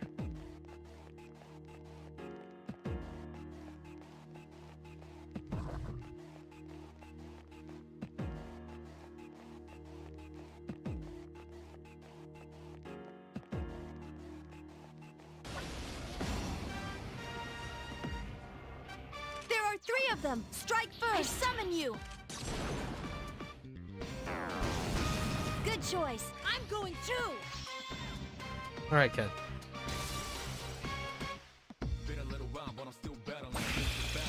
Here's our chance. Let's do it. Understood.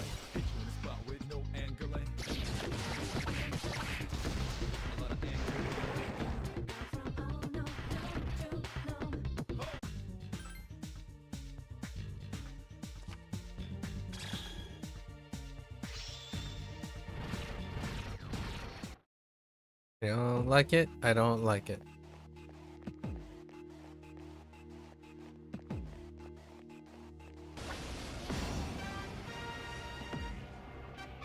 There are 4 enemies. Attack! Huh? Low XP group. There are 4 enemies left. I summon you.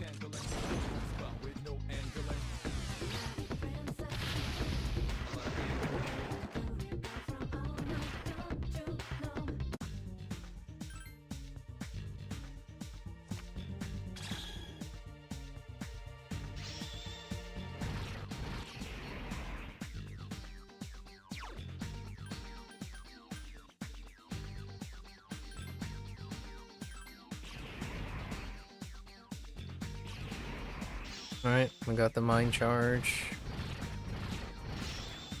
Always exciting stuff. Exciting stuff happening.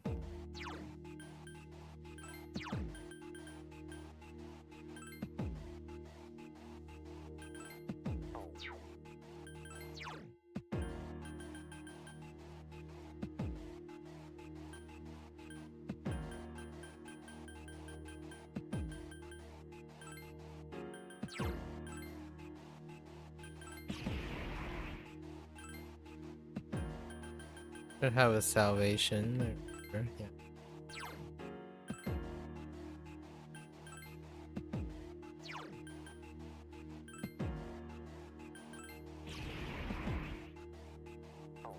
And then we're looking for Unshaken Will.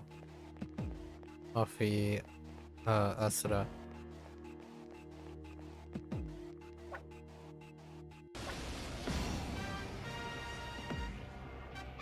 There are 4 enemies. Attack! I summon you.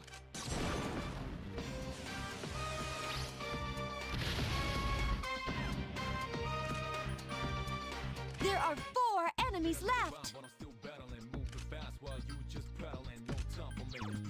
I summon you.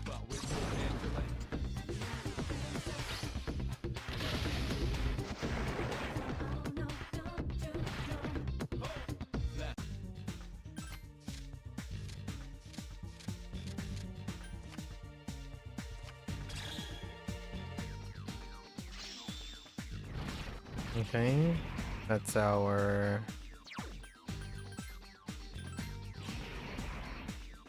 one accessory.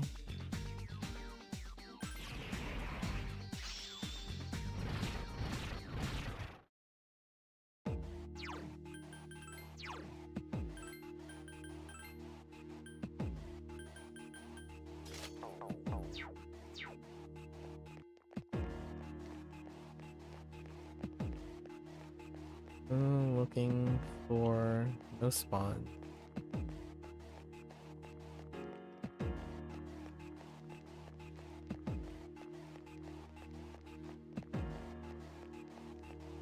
Nope.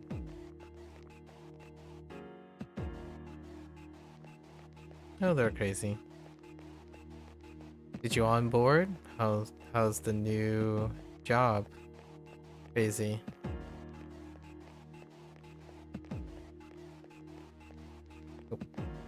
No spawn.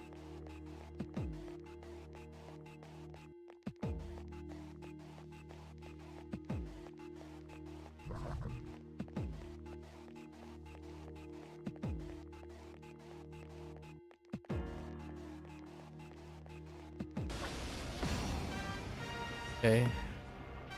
There are 3 of them. Strike first. Persona! You did all your onboarding this week and you have a start date in August. You're going to The enemy's off France. balance. Attack! Well, this is sudden. Do you have family or friend in France? Enemy defeated! I summon you! Where are you going in France?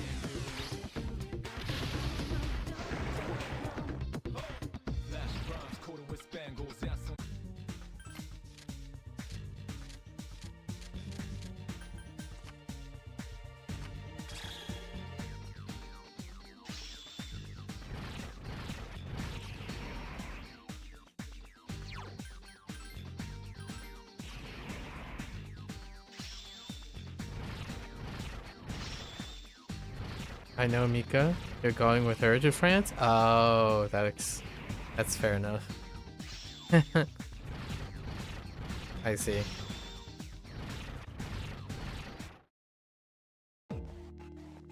Good enough.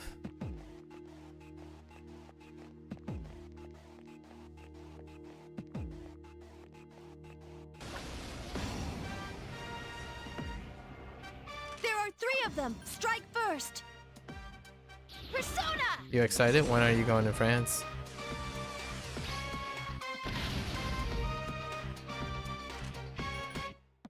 There are 3 enemies left! What's on the itinerary?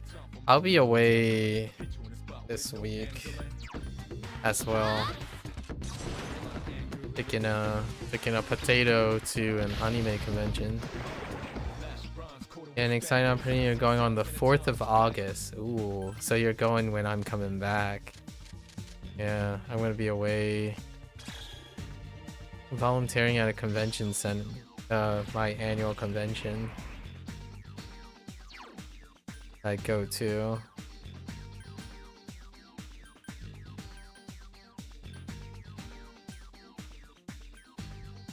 Interesting.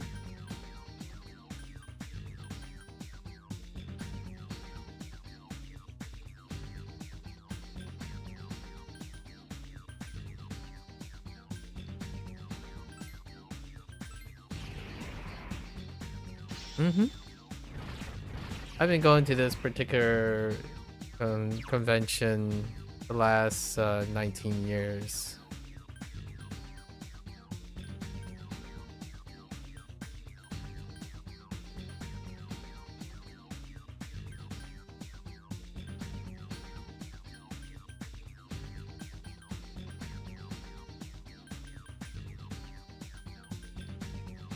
Huh.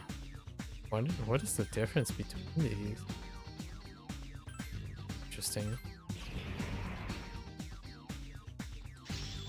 You're a PAX enforcer, so you sometimes sign up for the PAX East gaming convention that is held annually. I work at Otakon.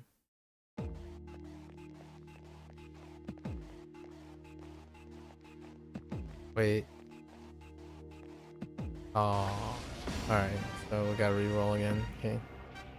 There are 4 enemies! Attack! I summon you! Yeah, this will be my 17th. Technically, it's my 16th because COVID was one of the years. Left. Had to cancel. Otakon was closed for COVID, obviously, for obvious reasons. Persona!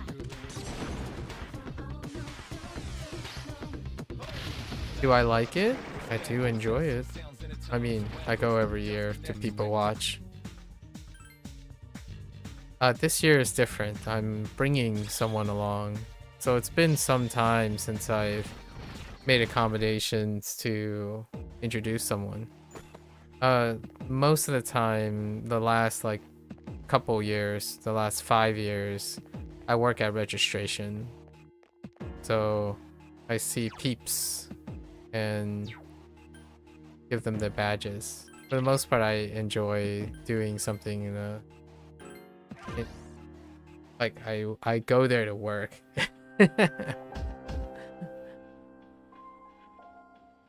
Perhaps that's not too surprising. I do enjoy greeting people and handing them badges and whatnot. You do registration and info too? Nice. Yeah, I like watching people. I like doing things for people, so that's kind of why I do it. And then this year is different, where I planned all of my I'm trying to plan all my registration stuff in a specific way, so then I can hang out with this this particular person that I hope that I could get them excited about doing different types of things. So it's gonna be a lot of other first things for this person.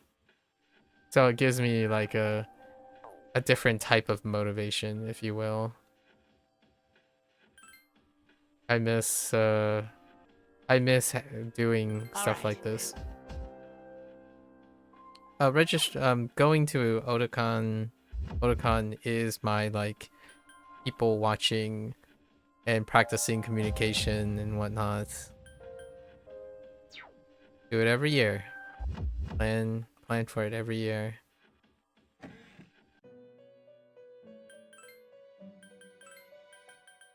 What about you?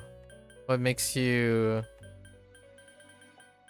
How does one become a PAX enforcer, so to speak?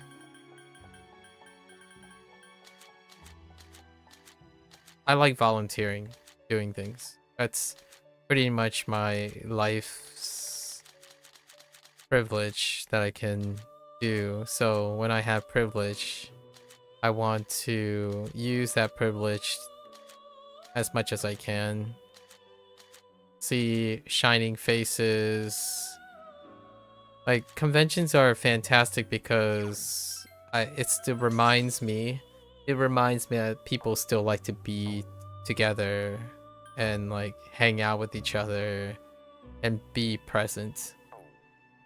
The internet doesn't quite give you the assurance, right? That assurance that people still want to hang out and converse and whatnot. And the person I'm taking with me is someone I've met over on Twitch, and we coincidentally also live very close together. Like, very close. They actually they were a high school student at my high school, the school that I went to. So by sheer coincidence. And now we finally got an opportunity where I can take him to something that I'm very familiar with, so I can show him around, do other things. I want people that I know personally to experience a lot of things, you know. Try to get them excited about life in general. Both the scary, we'll probably do like a bunch of things that I haven't experienced and all of that, as well as them, so we'll be weirded out together. You've been going to PAX convention for a while, like since 2017. I see. You've always enjoyed attending the shows, and you always wanted to actually help out. You became an enforcer around 2025. Ah, okay. And then you really enjoy giving people information, seeing them happy, and handling kids, especially their badges. Yeah. Smiling faces. I do not get tired of telling weird ways to make people feel like, you know how occasionally these times are very hot, right, and exhausting. So it really warms the heart when you see different people trying to. The spirit in conventions are really indomitable spirits. Like, they would wait hours in line and then still like find reason to be smiling and having fun. And for myself, it's always an opportunity to try to make that experience a lot more enjoyable despite all the circumstances. Like, there are a lot of people. So overall, in general, over my 17 years of attending, or sorry, not 17, 19 years.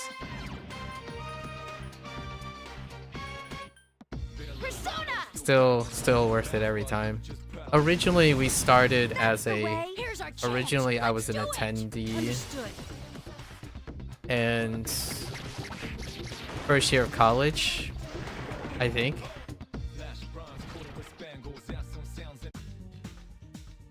Yeah. It's either first year or second year of college. Then it was like a one-off thing, and then I had family and friends attend, and then they started doing things, and now it's just me. So I've been largely doing it alone. You go in, meet 3 new people, share a room with 3 strangers, and talk up, chat them up. To get my exposure, so I don't like live in a bubble of conformity. I learn a lot of people's stories each day. Strike first. This year is a bit different because now we're gonna do single, just me and this other person. So now the whole goal is to Let's get him. Get back here. show as many things to this person as possible. Eating, looking, playing, something like that. Both having a good time, an awkward time, a stressful time, you know, all of that, all of the above. It's good to feel alive. Spending a lot of time isolated, detached, online and stuff can give you many things that IRL can't, for sure. However, IRL stuff can also give you many things that don't overlap with online things. So it's also my kind of side plug about what's the difference of going into a classroom, right? Like, we talk about school quite a bit, so what is the difference? Well, there are differences. Obviously, there are similarities if you want to focus on them, but it's not exclusively one or the other. So there's something like I absolutely love. We talked about this because you talked about your school related things. There's something very special about walking on to campus.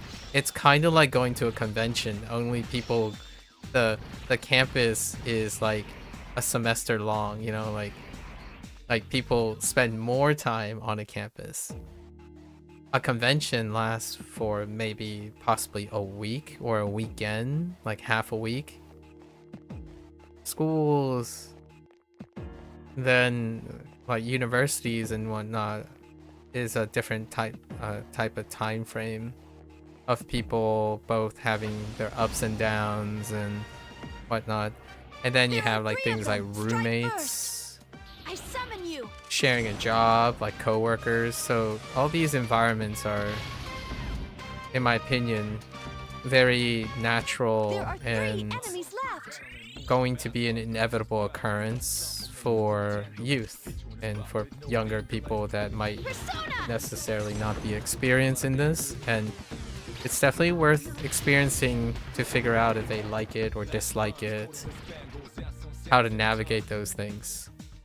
So in the future, maybe I could do it more than that. I've always thought about if I garner enough influence, like, you know, like by happenstance, I could possibly decide to get a group together and create a thing for Otakon maybe when I'm in the following years and stuff. And that's a kind of a win-win. Otakon will have more attendees, and maybe there will be a special group, give opportunities, like find a way to fund it. When I was in college, and like from college and graduate school, I participated a lot in outreach. There are 3 enemies left. So I often focus on any way I can offer opportunities through like I summon you. being me and what I can do. So ever since then, I've participated in various voluntary outreach related things, especially ones that can encourage youth to be ambitious, proactive, and whatnot. So when I was in college, we did outreach programs to middle school kids and high school kids who can possibly get a scholarship. And then there were outreach programs in graduate school. I spend at least whatever free time I have with that. largely because it reminds me of the opportunities that I had in my life. I didn't come from a privileged background, so oftentimes thinking about opportunities and privilege and entitlement and whatnot, it's pretty close to my heart. And then when I think about conventions, usually outreach programs kind of have a mutual fun. Like in college, we took the middle school kids to a theme park, right? To a theme park during Halloween and Christmas. And whenever we have the chance, we talk about college life and what it's like to want to go to college, try to be somewhat indirect role models, encourage kids to want to go to education, understand a bit while also having a bit of fun and socialize and whatnot. And I think of Otakon as kind of one of those things you can technically do. Perhaps in the future, I will be able to scout out a couple of people, work together, and maybe do like a... I don't even know what to call it, but social meetup gathering, proactive movements and stuff, and then like use Otakon as a place to introduce them to socializing environments. This is on the premise that I do feel that in the next couple years, activities like these will be a segregator between well-adjusted youth and potential youth that may struggle in transitioning with human interaction. So you can definitely use something like a convention as a vehicle. So I go to conventions, I go to Otakon and stuff to people watch, to understand, keep in touch, try not to become an old unk that's out of touch with what youth struggles with or like want to do, use their time and whatnot. It's kind of an extra thing. I'm obviously no stranger to if I'm gonna do something, I might as well do it for many purposes. Yeah. And I totally resonate with you about seeing people happy. It's like, it's an incredibly addictive quality in my opinion. So rewarding. Can't get enough of it, being happy people.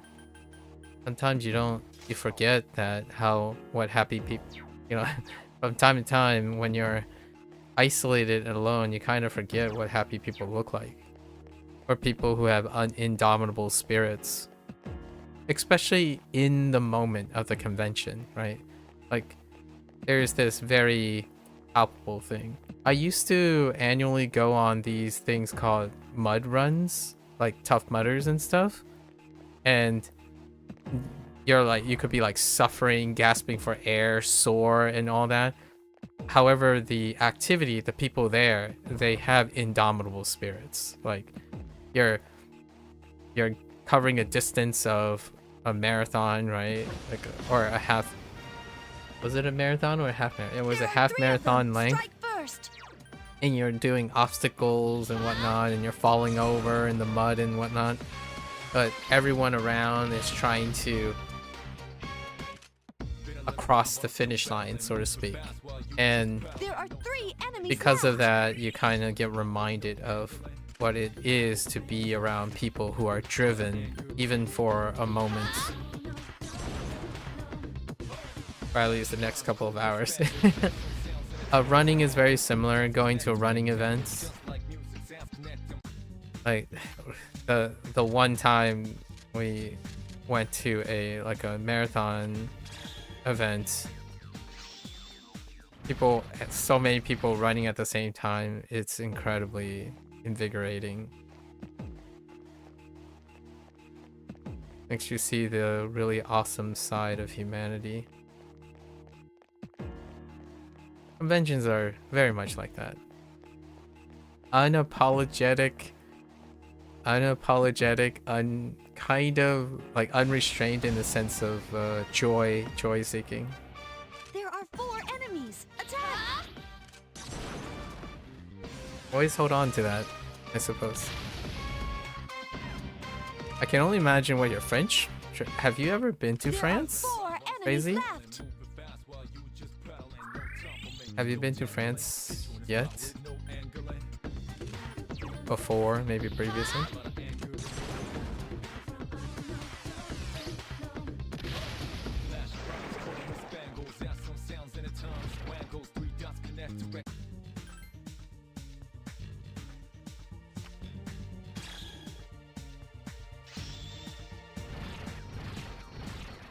You've been to France before, so what are you gonna do differently this time, Crazy? This will be your second time. So now that you're technically you're a vet, what is on the plan this time? There are 3 of them. Strike first.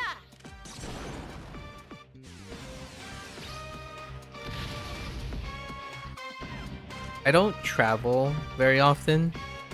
However, I do save myself up for traveling. So whenever an opportunity presents, like someone wants to go somewhere, all of those plans or brainstorming comes to a foot, basically.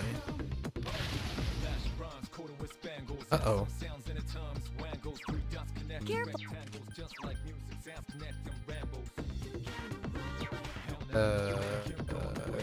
It's time to get serious. Ken-kun defeated an enemy. I command thee! Probably do some kayaking. Very nice. See more landmarks you didn't get to see, and try out grocery shopping again. Tell me a little bit more. Tell me a little bit more. How does the grocery shopping experience have? You have been to the UK like 3 or 4 times at this point now, though. I see. So give me a hot list. Like how give me some culture related things about the grocery shopping. There are 2 of them. Attack! Are we talking about like there's something about the baguette? Grocery shopping is a completely different experience from US. I know. I'm 2 enemies left. presuming that's what you're inferring. So we need some details though. Like give me some hot lists. Like, are we talking about do you want a baguette with your baguettes, or what are we talking about here? How does the dairy work, for example? Where have I gone grocery shopping before? Oh, technically I've never gone grocery shopping in New Zealand. Yeah, we didn't go grocery. No, I've only been to a. Well, no, we have been to a department stores. It was those were relatively Americanized in New Zealand. Like the fact that you just poke an individual bottle. You poke an individual bottle out of a pack and boom, you buy the soda or whatever. Eggs are different too. You can buy them warm. Fair enough.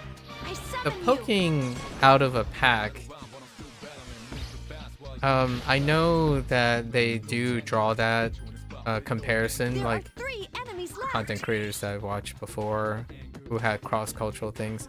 However, it's not quite a novel thing for me because of like Asian marts.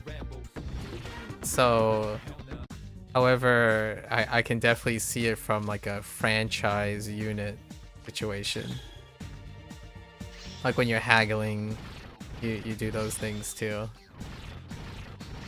Still not the norm, obviously.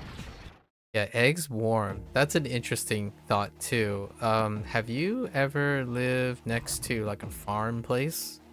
Because farm places do sell the eggs warm. if you're There like are in a 3 of them. farming Strike first. location. Also, I'm not sure how normal that is. Obviously not in a grocery Here's our store. chance. Let's do it. Not that I came across. Warm eggs. Yeah. Different standards. I'm not sure if we talked about that. The egg standards. I have had a conversation with someone about Japanese eggs. When they visit, it was drama. Drama is the handle of the person.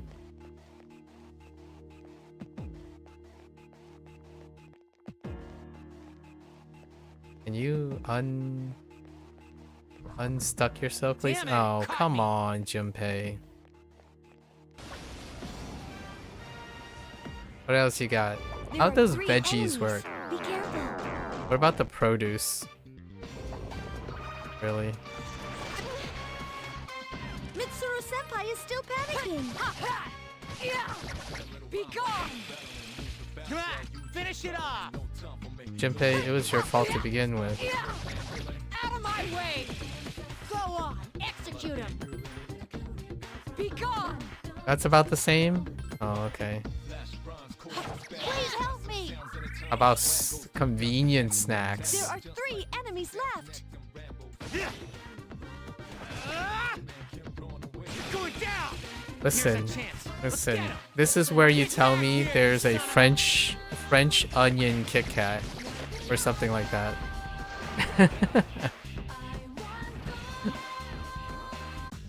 Or maybe like anything and everything can be placed into the form of a croissant.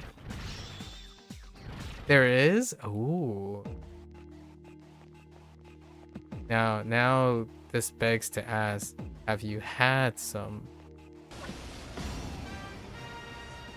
What would that taste like? There are 3 of them. Strike first.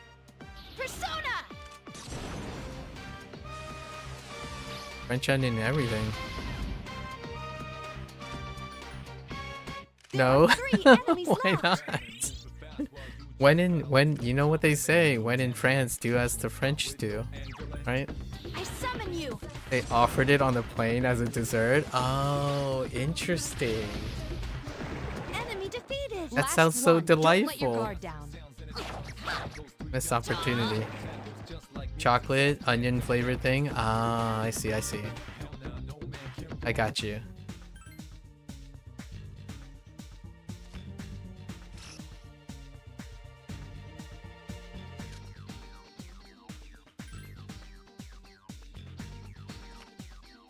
Sounds nice.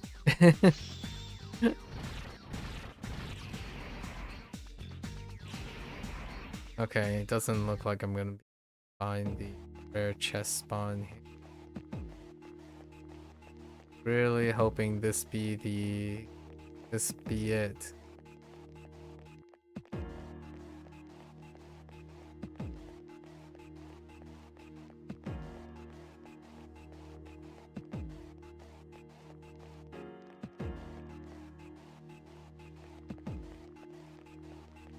Come on. Ah, regular. All right. Please. That's not what I meant. Go. Get out. I imagine this become 90. Yeah.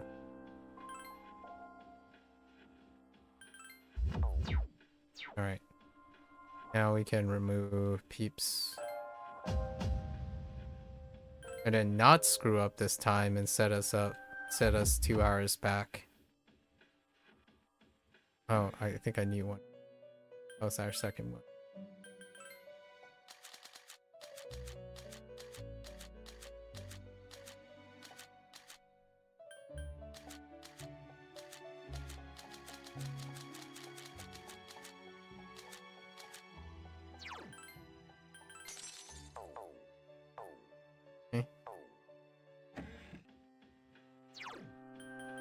Chocolate onion flavored sounds. I don't think I've had a chocolate flavor before. Huh. piques my interest.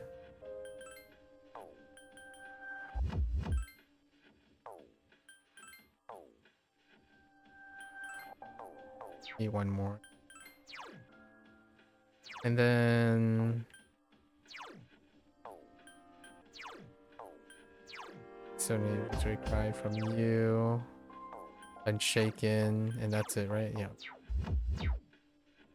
Just gonna do 1 or 2 battles.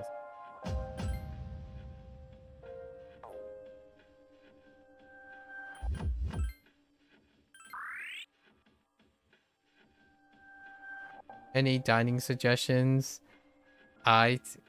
You can take Mika out with? No, you're on your own on that one. I've never been to France.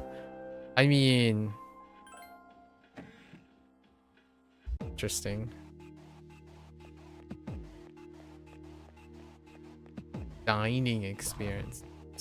Oh, well, I mean, oh no, but it's France. You gotta do as the French do. Look up the most viral novelty baguette place. And then the most novelty, like, oh, what was that, like? The enemy is down. An Now's your avant-garde, chance. I summon you. croissant place. Like the chocolate-filled croissants or Enemy something. defeated. I've never been to France. I don't think technically I've never been exposed to that Western European stuff either. Most of my dining experiences would probably filter around the idea of Asian cuisines, and there are certainly some in France.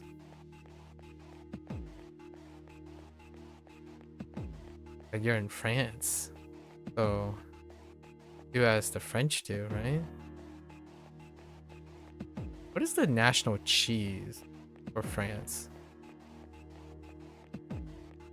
Oh wait, I forgot. You guys are also... I forgot to consider your age. I was thinking like, I don't know, France, cheese and wine. But then I started thinking, it's like, wait a minute, age. Gotta keep in mind about age. 3 enemies. They all seem agitated. That's kind of like a classy thing, I suppose. The enemy is down. Now's your chance. I summon you. One enemy left. Romantic gesture. Take this. Nope. Have you ever had short? What is it called? Oh, shortbread? No. Is this shortbread? Sweetbread. Have you ever had sweetbread before? That would be kind of a French-inspired thing. That's an experience I technically had here, actually. Yeah, sweetbread is good. I'm not sure if Mika had sweetbread before. Yeah, sweetbread is definitely a unique dining experience. Escargot? I've had escargot before too. Obviously not in France, but actually a very specific type of snails is a Cantonese dish as well. So there's also escargot. I don't actually know what French escargot tastes like. When I'm thinking of snails, I'm thinking of Asian, Cantonese.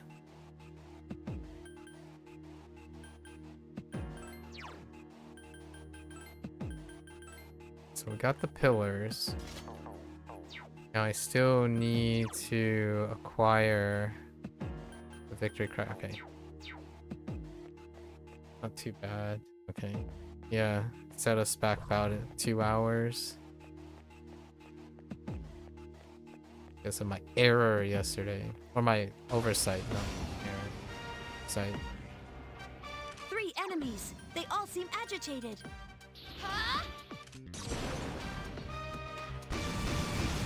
You found the enemy's weakness. I summon you. I know very little about French culture.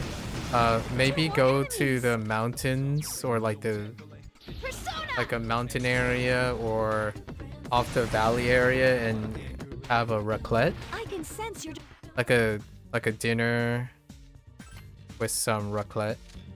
That's probably another thing that I've kind of sort of inherited from interacting with like a French native in the United States.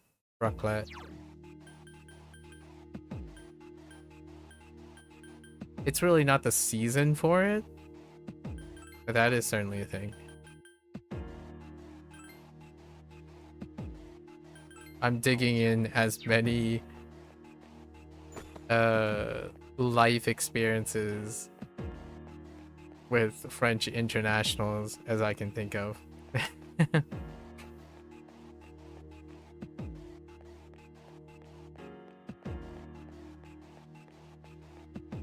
Raclette is a big thing if you're in the countryside, I suppose. I'm not sure if that's regionally related.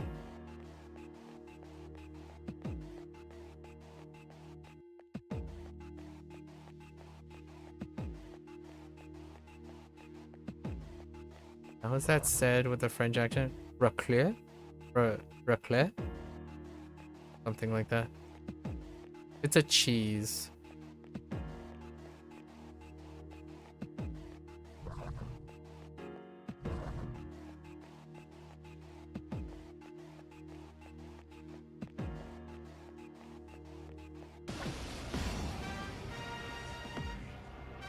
There are 3 of them. Strike first. Keep it up. Persona. Zappy zappy. More zappy zappy. 3 times the charm. No shadows. No wand either. Okay.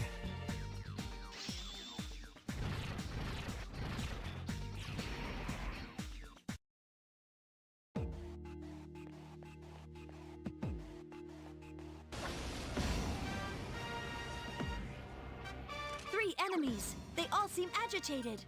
Huh?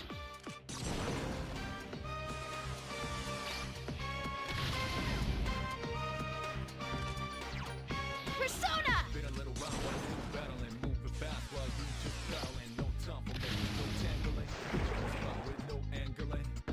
Good. Now there we go.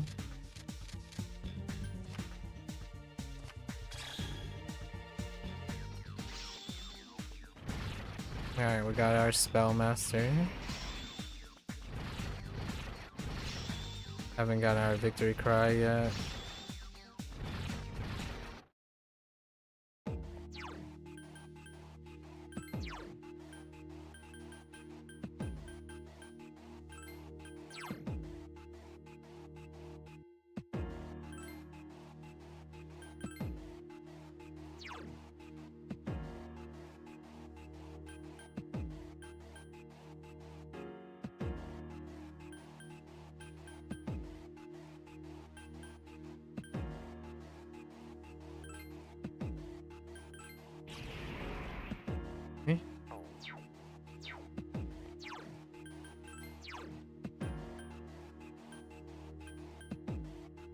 And then our shake, yeah.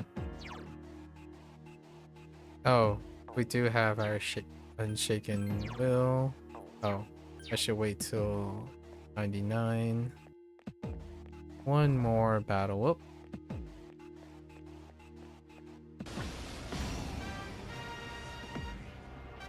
Three dazed enemies. This is our chance. Zappy zappy. Good choice. The enemy is down. Persona! defeated.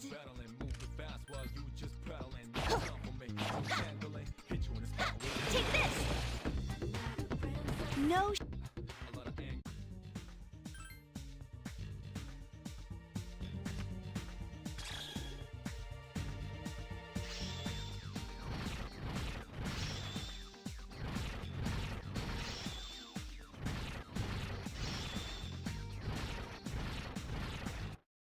Darn. Alright, let's go roulette one last time.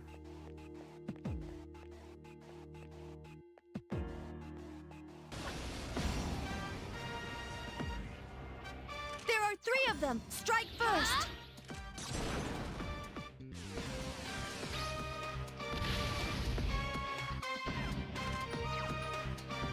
I summon you.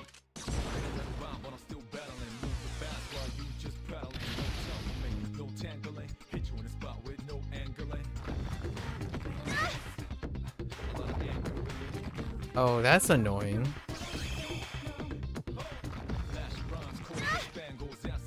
There are 3 enemies left.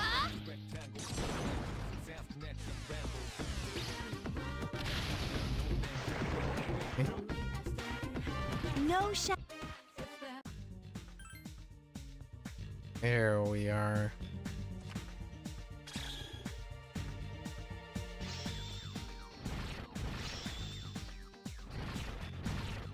Alright, we got the victory cry. Wait, did I screw up? I don't think I screwed up, right? So, we have the victory cry. Well, we need unshaken will.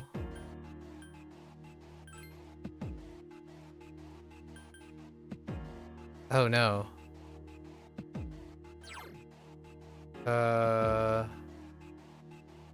Oh, I haven't. Oh, I did add salvation. Oh, my amp. Sure, I have an electric amp, right?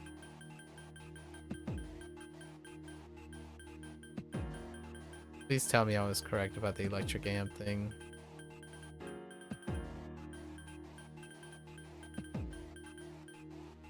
Yeah, there.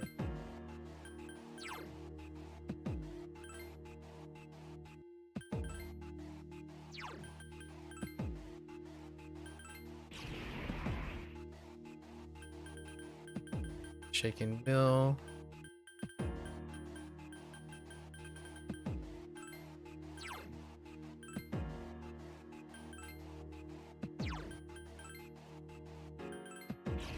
Okay. That's good. Now, I do have to... Let's see if I can preserve some stuff and then throw some resources. So we have 78, right? So 78... What is that? 21? Alright. 21 strength. 21 strength. Okay. That's 15.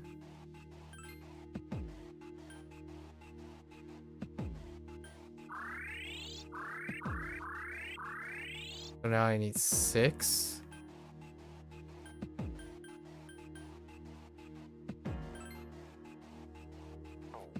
Wait. Whoops. 6 and okay. Let's see if I can preserve any of these. I need 6. Say we do the...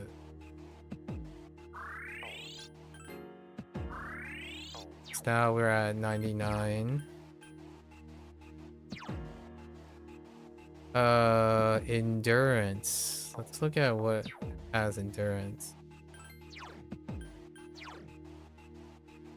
27.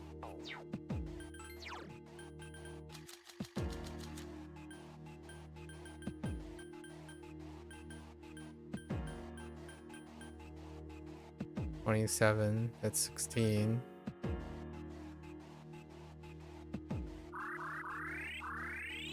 Now 11. 6. Luck is maxed out.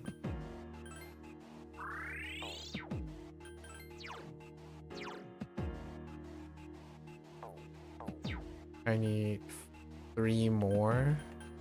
How did I get to 99 before? Is there a secondary endurance somewhere?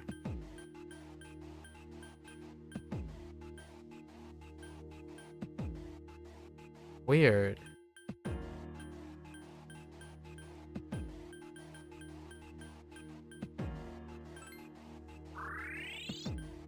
Okay, and then we have magic.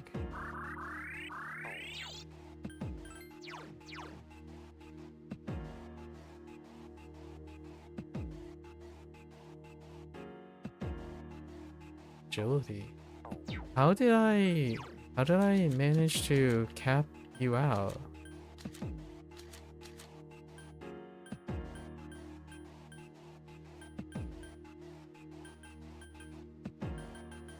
Is there another endurance somewhere?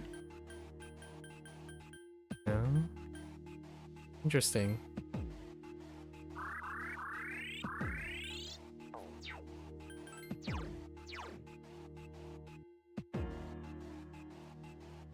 Intriguing.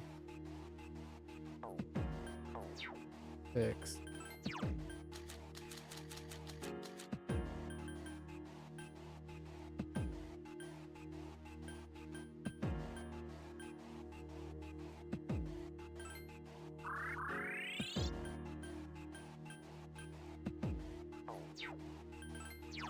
So I'm like,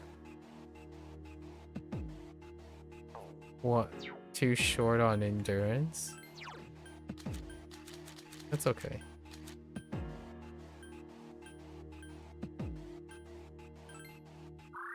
And then I can dump the rest on someone else. Right, okay. Somehow I managed to get +2 to endurance somehow. That's intriguing. So now I kind of want to just throw...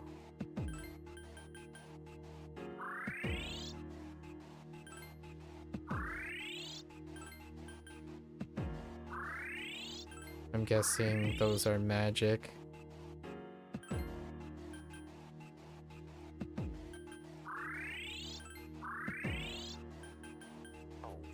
Okay. That's good enough. Missing 2 on endurance. That's oddly... Okay, so... we got you.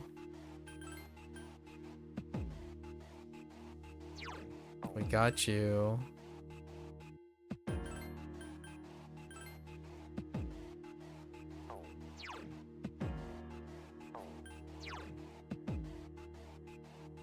And what? I want victory.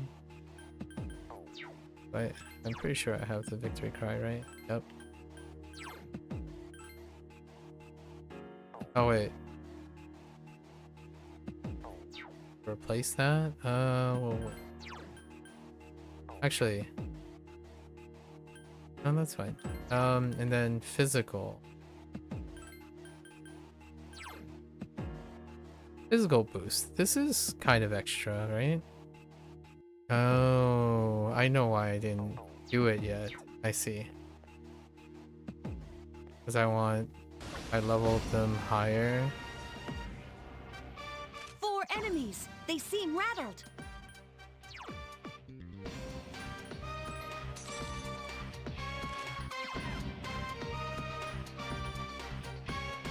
I summon you.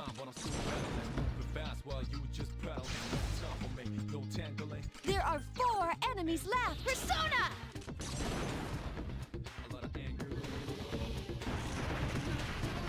Exploderates. Good job. It shouldn't take too long.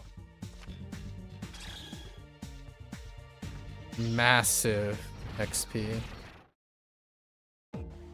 Okay. Oh, right, we're looking for chests on. No chest spawn. Feels bad. Feels very bad. There are 2 of them. Attack! Persona! Get out of my face. Keep it up. Oh, right.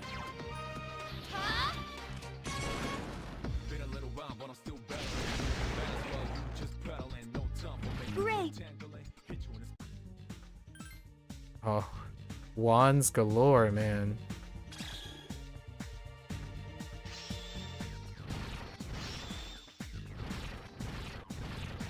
All right, we can also buy Lucifer. All right. So 2 hours, about where I expected. And then we were able to like roll to see, and no luck.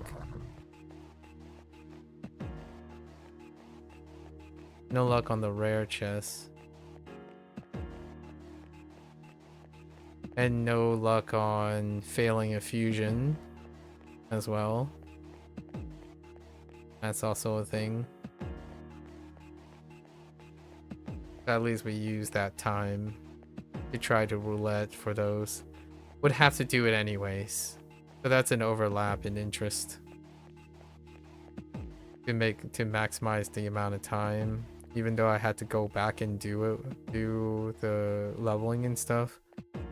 Was still trying to make the 2 rare things occur. Enemies. They all seem They agitated. did not. So we still have to do them. It's gonna be a little pain in the butt. We're gonna sit there and spam. One enemy left. How'd you live? Who said you could live? I summon you.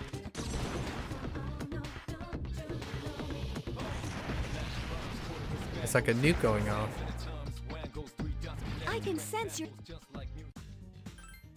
Wands for days. Alright. What?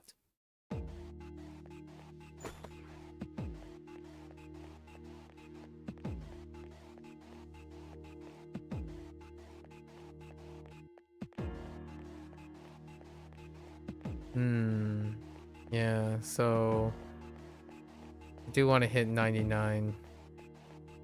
Hit 99 here for Ella.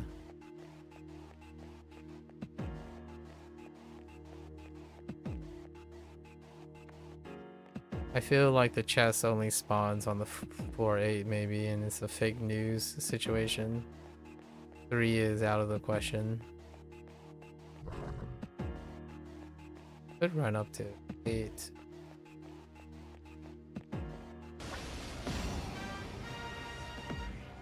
There are 2 of them, and they're shook up. Hello. Haleo. Yeah, Haleo is definitely.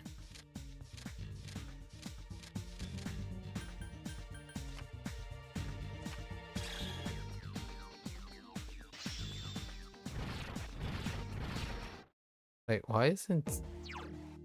What's Siegfried doing? Siegfried's just chilling with no XP. Oh, is it double? No, I don't think so, right? That victory cry.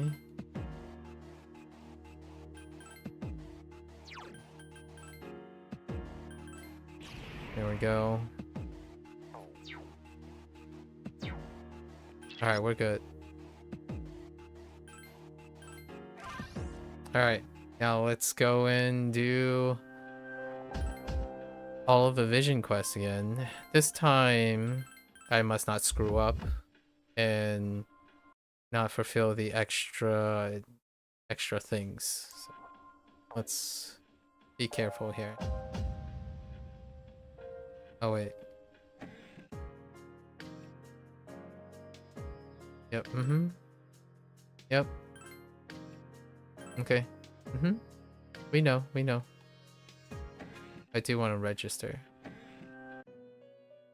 before I forget. Second time around.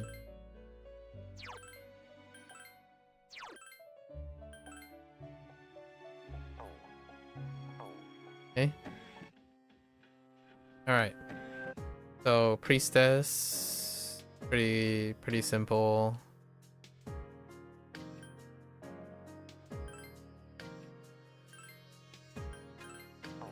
Okay. Priestess is not the one.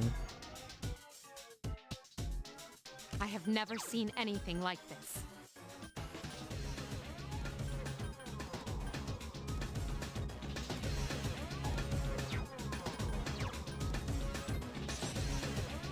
We're just gonna use Siegfried here. Get that crit life. No crit. I won't miss.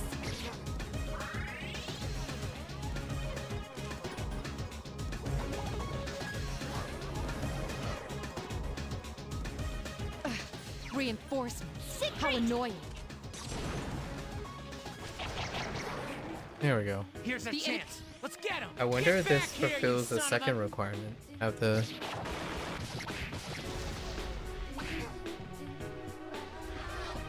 Alright.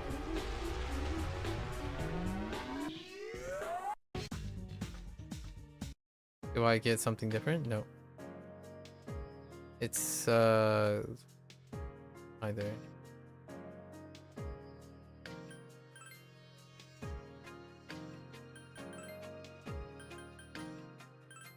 Just a group. Oh. What is the group? Oh.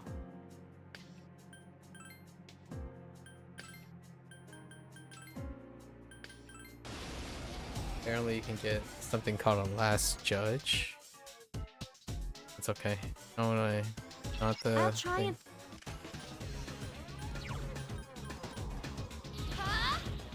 Let's first knock down the that's the way. Get him. river.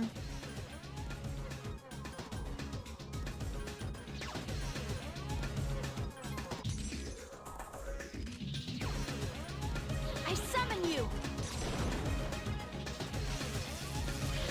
Keep it up. Here's a chance. Let's get him. Get back here, you son of a...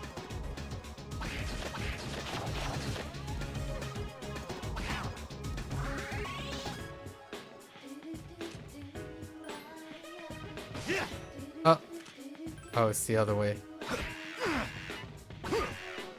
Say your prayers. Keep it That up. enemy seems to be getting weaker. Persona! I've been waiting for this. Okay, now!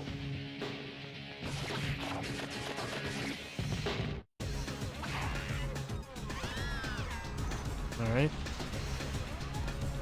First an emperor. What? Excuse me? Whoops. That's not what I meant to do. Okay. Well, Persona! it's okay. That was amazing. Alright.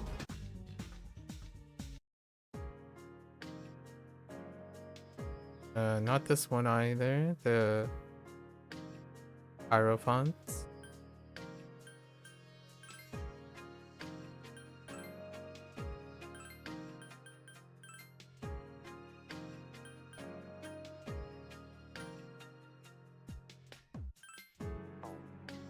Wait.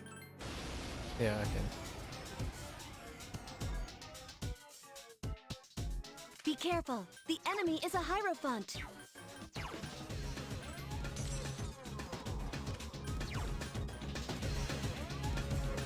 I guess I would power I summon charge you. because there's no guarantee for critting.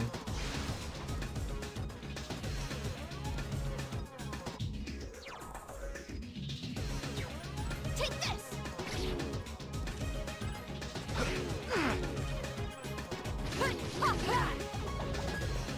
Oh, that's scary. Oh, just kidding.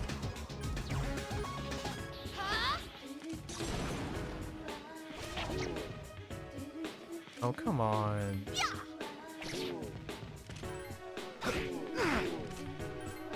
See that crit? No crit. Alright.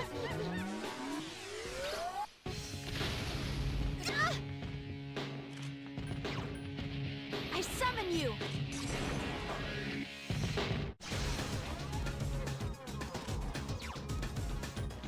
Hang in there.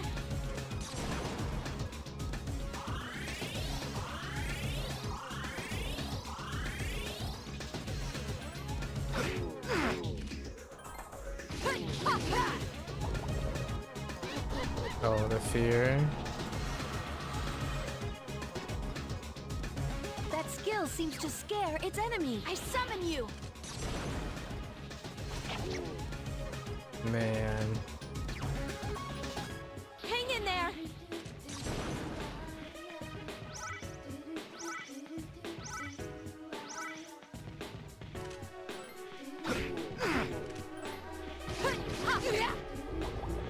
No crit.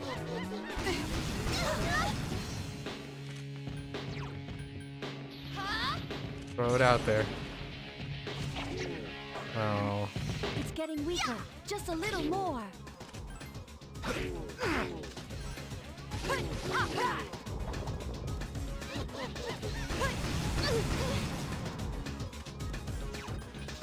Persona!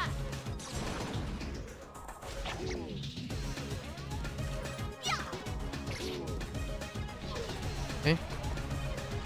It's not this one either.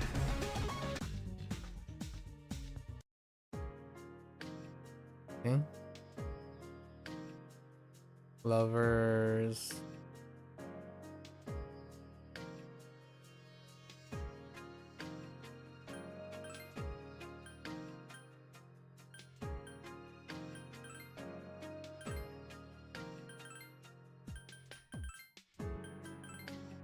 What? Oh, is I guess not available?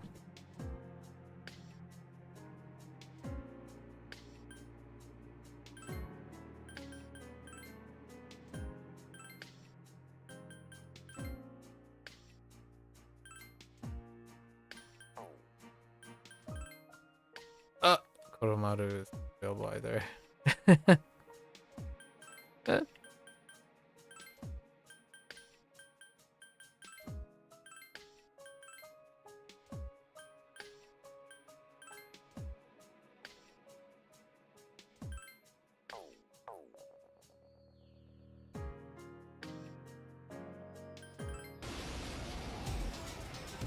Which one's lover? So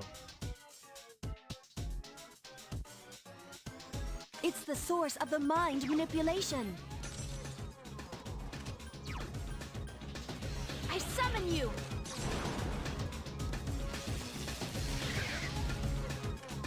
Take this.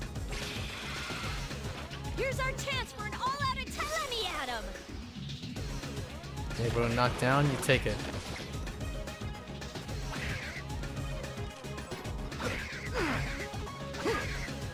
Say your prayers. I've been waiting for this. Okay, now!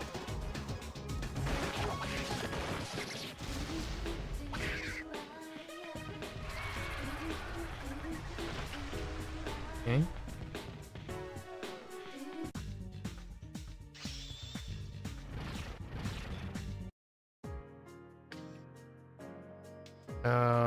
Not this one either. Oh, is it really the last two?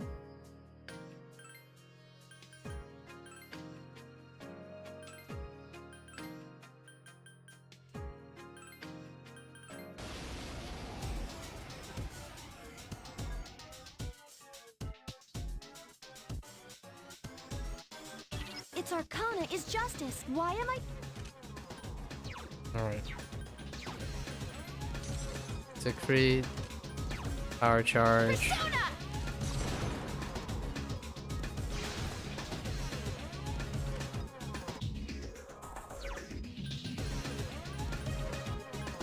Can I even attack you?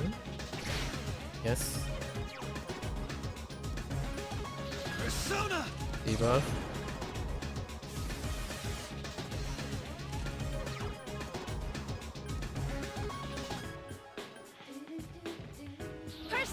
stuff.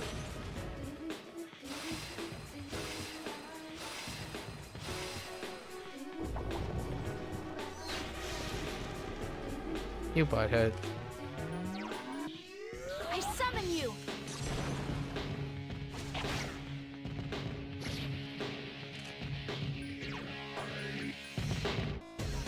Oh wait. Take this. Heck. No, I still think it's stronger to use lightning ring and rely on Aegis is in a panic. Use Patra if you can. I summon you. have to split up. No way. It's separated into two. Hang in there.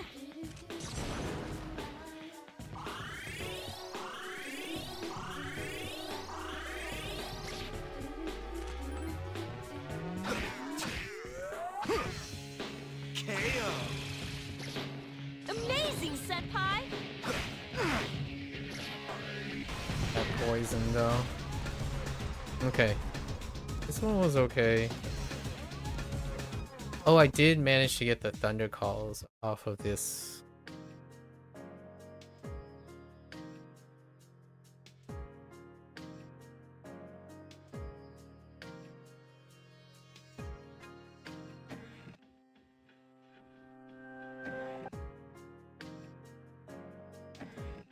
So I kinda want the thunder calls off of these. It did trigger the thunder call.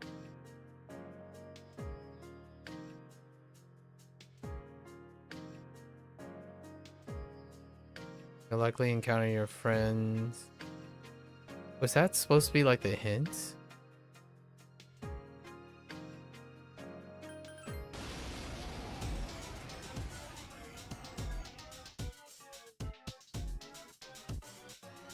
Be ready for anything.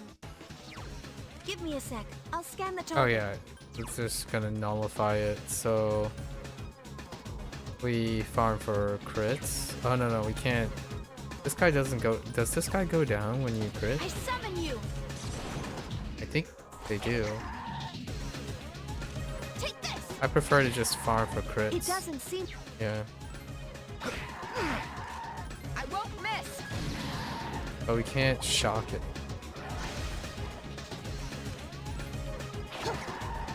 So we farm for the crit. Take this. The Now the enemy's question down. is, I've been waiting for this. Okay, now. do I get a? Do I get the thunder call items without having to do something special? I won't miss.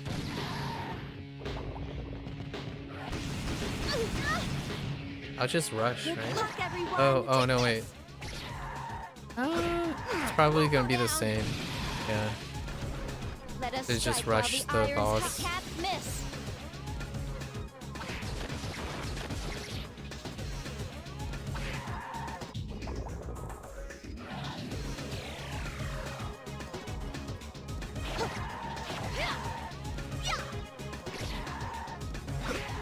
Fire!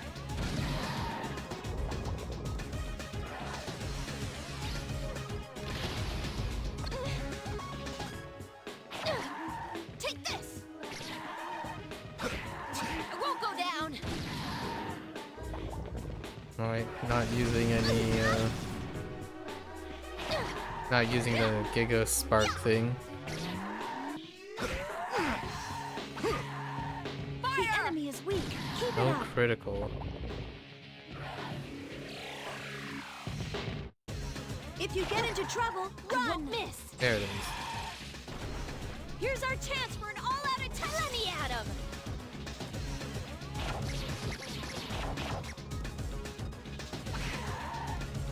I won't miss!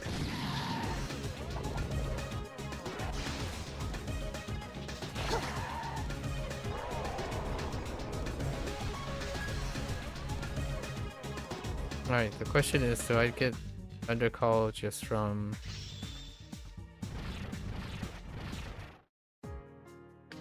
Opez.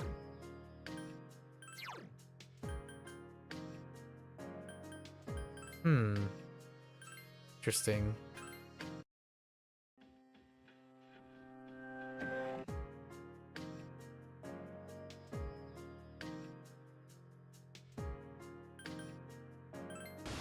Interesting.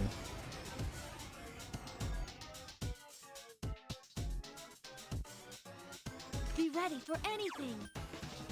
Persona!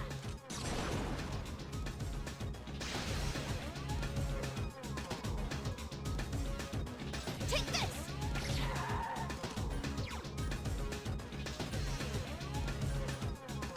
I won't lose.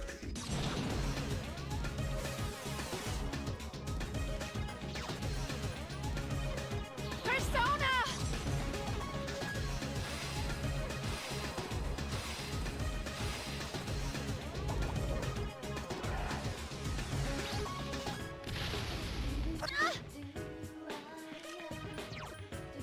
Persona!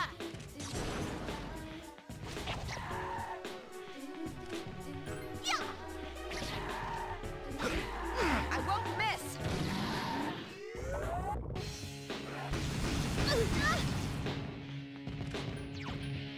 Persona! Yeah! Here's our chance for an all-out attack! Let me at him!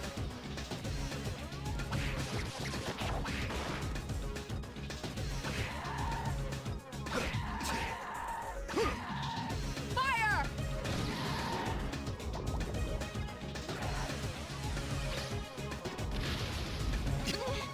All right. Persona! The enemy is weak. Keep it up. Fire!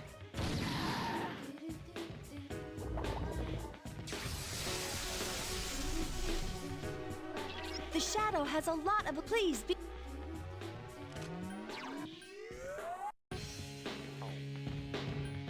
Huh?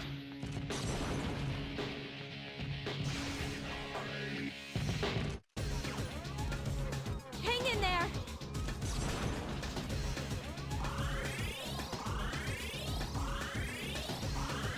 I don't know if I have to survive one, maybe, to get the item. They're supposed to do special conditions to, like, kind of make it possible. I cannot lose. Let's just let it discharge here.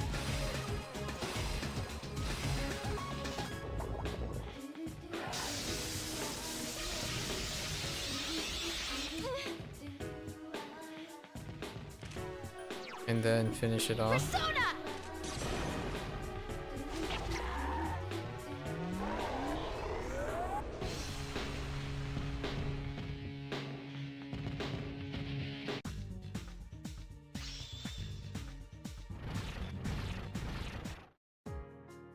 Yeah, but I had to discharge to get Thunder's Call. Okay. And then now we gotta do some rigmarole, which is what cost me like the 2 hours. Now we gotta fetch for the Hermit, right? I think. Oh no, wait. Sorry, not Hermit. The Fortune and Strength. So apparently,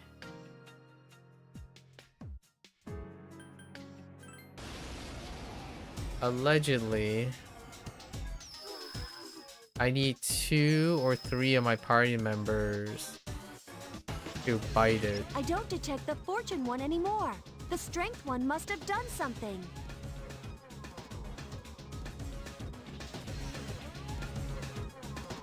You can't attack it right now. Concentrate on the one whose arcana is strength. So presumably you can extend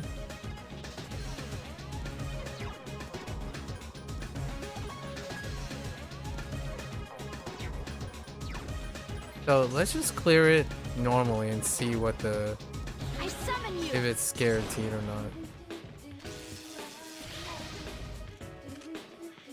Take this. What? That didn't take it out? Say your prayers. I won't go down.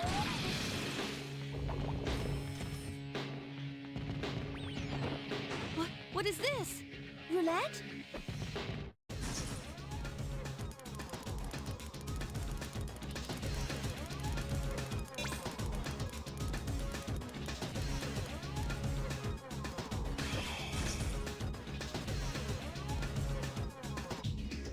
It doesn't really matter.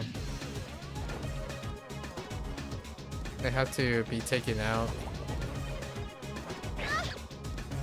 That wheel's effects to red defense weakened. Oops. Please be careful. That's when you skip. Take this. Fire!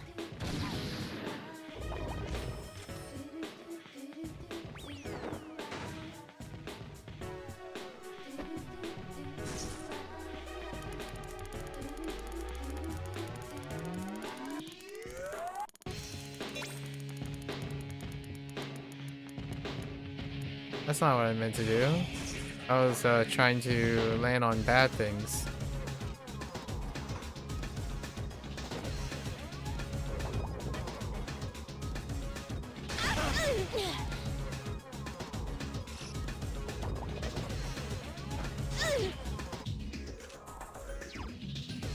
Persona!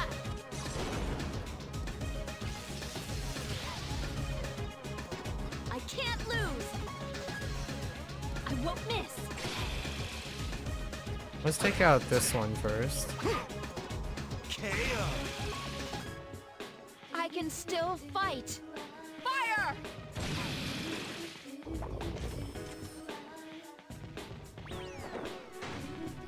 You have to like deliberately take yourself out.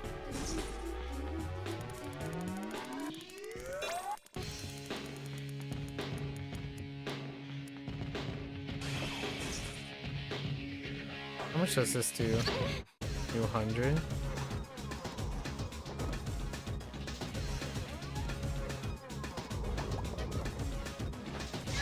Stop hitting the MC.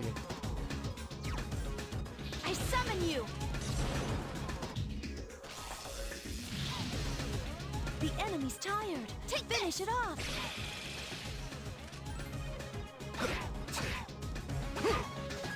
Say your prayers.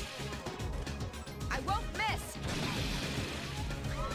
Okay, I know the wheel is more devastating when the strength archon strength is I available. detect fortune again. Oh no, fortune, not strength. Strength is it.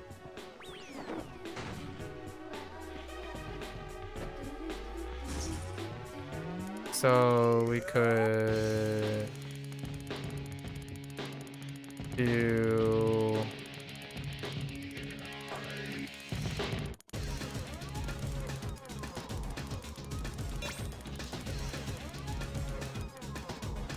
okay.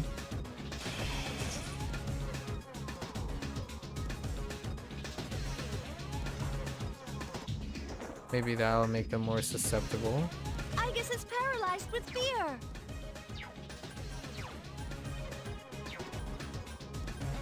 Now just pop this. Well, oh. Okay. Oh. Okay. We need our members That's to not fair. bite the cake here.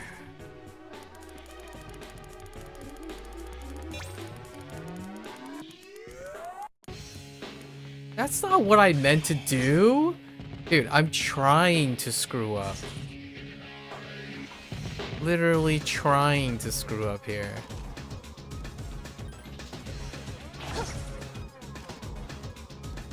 Take this. You have to make the guy a little bit weaker though. Okay, this is what I was expecting, okay. Oh, this guy doesn't actually do that much damage. So I need to land on the red thing.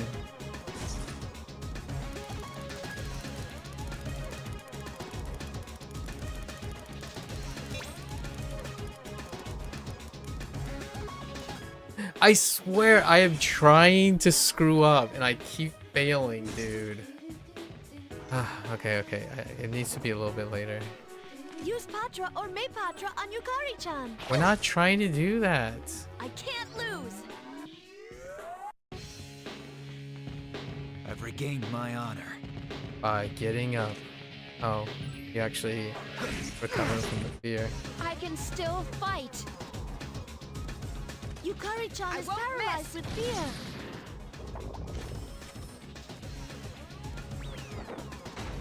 Alright. Third time's the charm.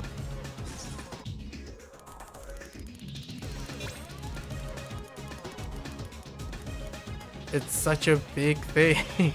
Alright, this should do 200, right? Yukari-chan! Yukari-chan is seriously hurt.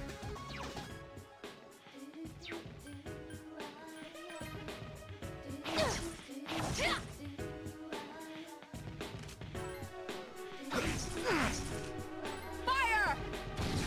We're just lightly tapping it. Aegis is in trouble.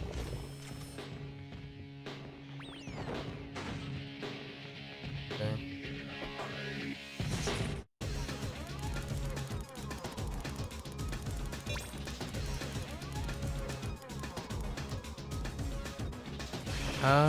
That might work to my advantage if one.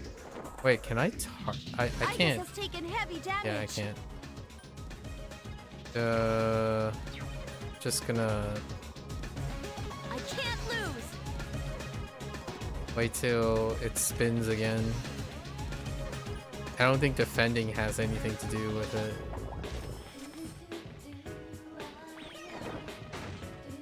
Okay. That looks like a normal thing. Okay.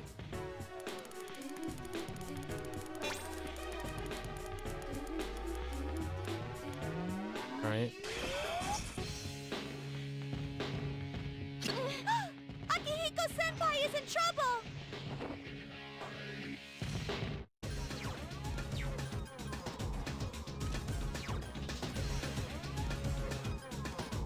Hang in there.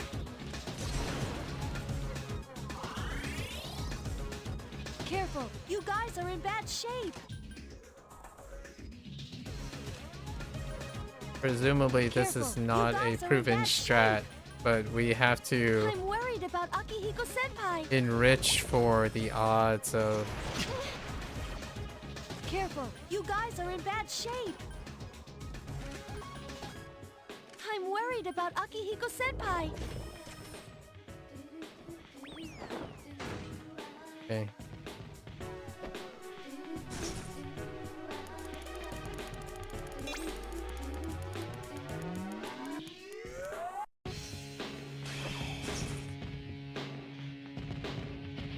Yukari-chan is unconscious.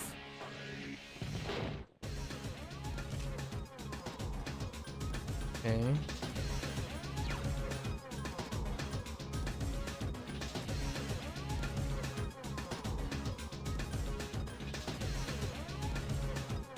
Here.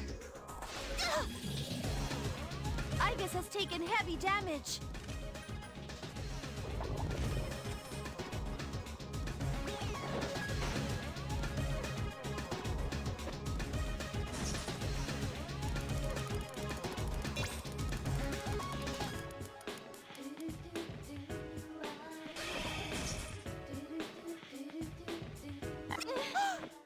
Aegis!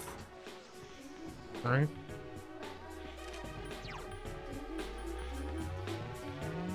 Hang in there.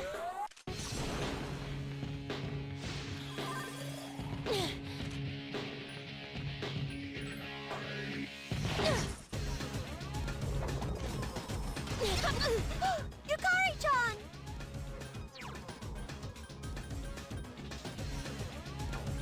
Providing backup. Oh wait, they can all revive. I guess can revive too. Hang in there. Okay. All right. So presumably this should increase the odds. So we'll see.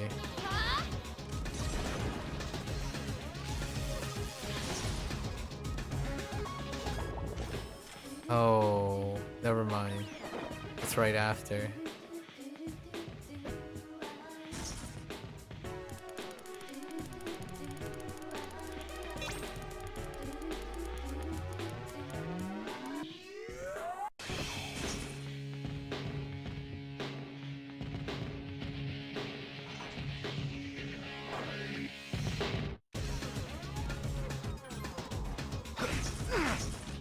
I won't go down. Take this.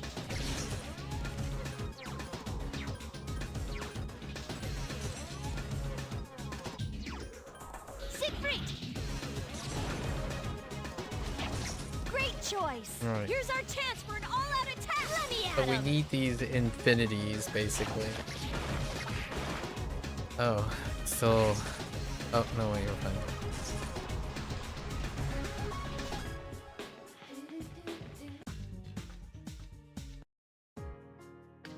Pearls! Okay. So... Maybe it's...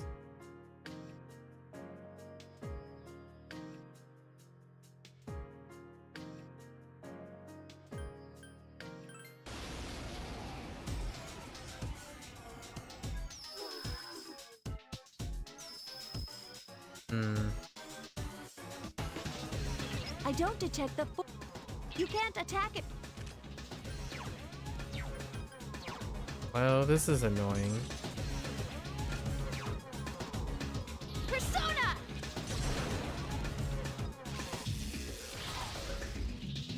Take this.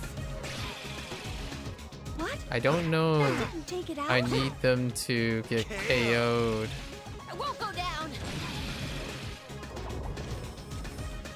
before taking out strength. What is this? Roulette? That's fine. I think I've gotten a bit better at this.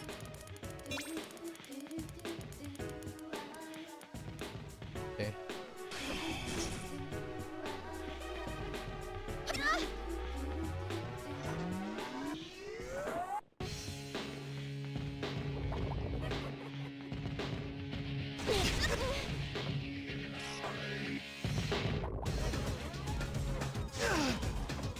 That wheel's a fat red.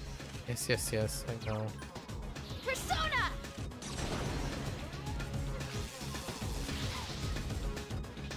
I can't lose. I won't miss. There might be a turn requirement Regain too, my honor. so maybe I'm not moving quick enough. Say your prayers. Fire! So we'll just land on the red when we can. Oh, okay. What if I land on...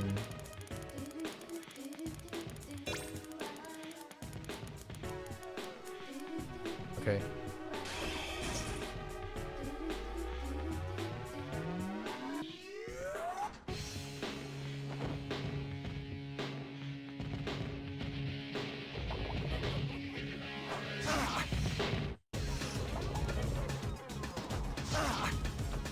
I'll be cheering you on from here. Oops. I kept rush on. Man. Akihiko-senpai is dizzy. I won't go down.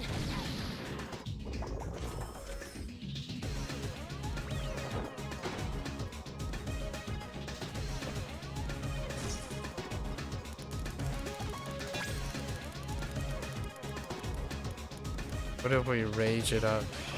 Oh, I'll give them rage? That's fine too, I suppose.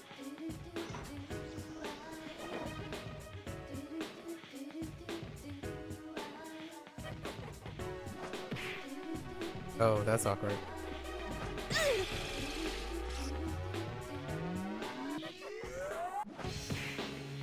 Is there a Meipatra gem for Yukari-chan? Persona! The enemy's tired. I can't lose. Finish it off. Oh, I've regained my honor. by getting up. Okay.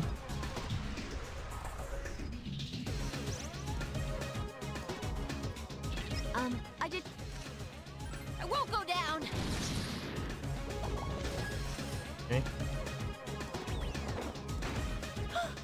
just not right. No, that's fine.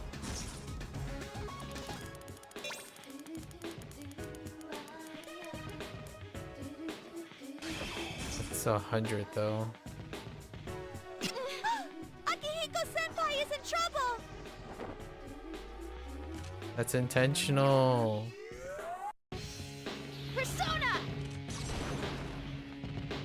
Can I shock you? Yeah, I can. I'm worried about Akihiko-senpai. Here's our chance for an all-out attack! Let me at him! We're gonna soften the dude up. Maybe I'll leave my members down. Say your prayers. I've been waiting for this. Okay, now! Oh, I need to revive them. Presumably.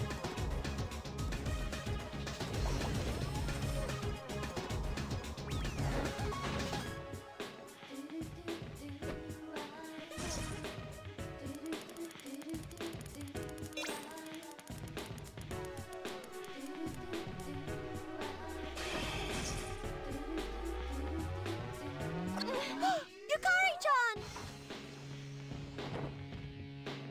Is there a Meipatra gem for Yukari-chan?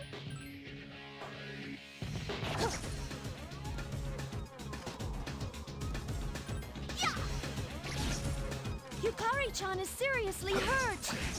I understand. Go down. That's intentional. Akihiko-senpai is unconscious. Okay.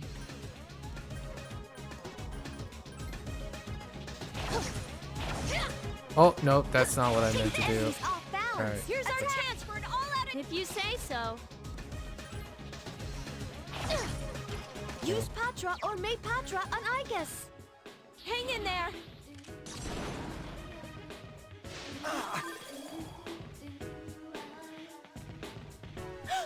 The enemy.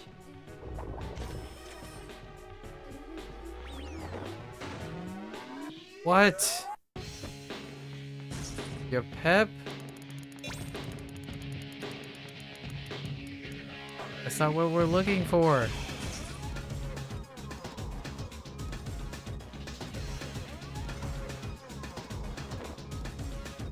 Yukari-chan is seriously hurt.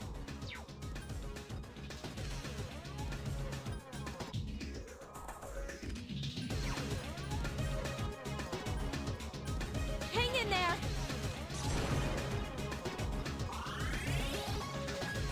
Use Patra or Meipatra on Igus. Yeah, I think this is taking too long. Man. That's not it either.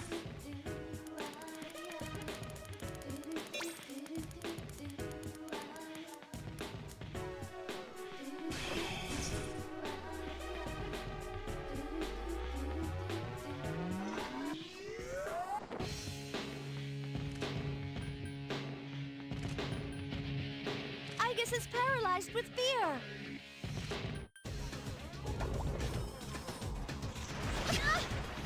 That's not it. Why aren't you attacking?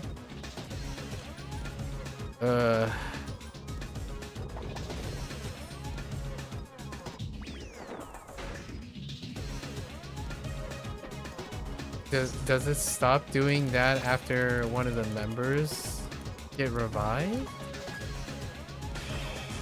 There's no way.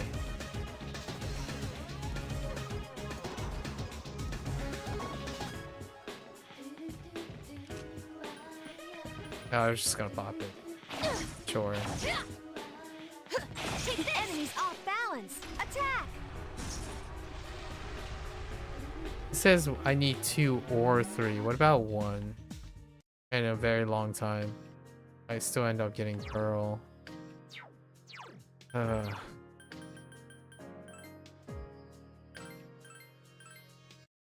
I didn't think I was gonna spend all the time RNGing stuff again. Like, this stuff annoying.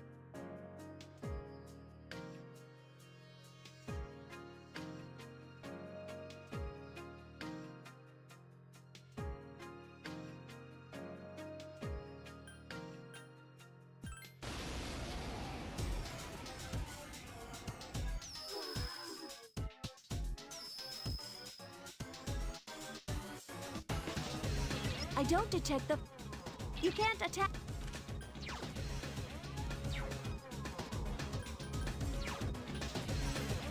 I think I'm just gonna blitz them I just to summon you. see what the chances are.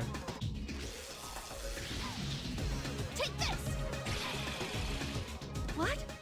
That didn't take it out? KO. Fire!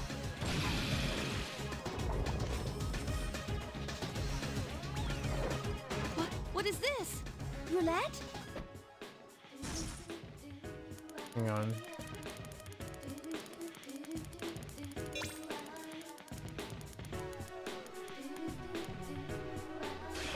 I mean, either or. Okay.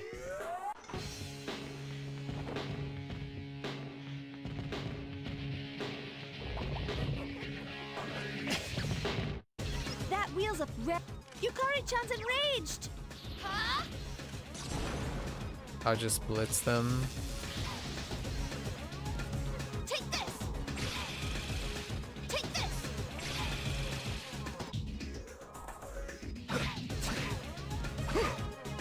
KO. KO. Fire! I The won't enemy's miss. tired. Finish it off. And then I can pick the 400. Oh. Or... okay.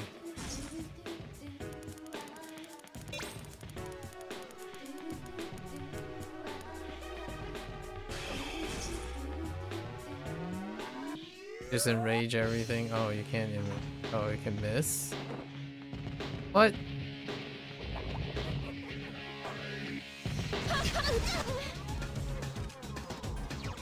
Certainly one way to take damage.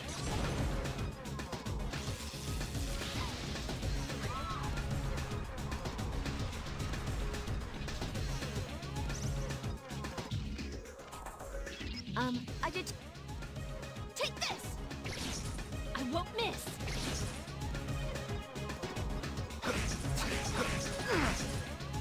I won't Kick go its down. butt.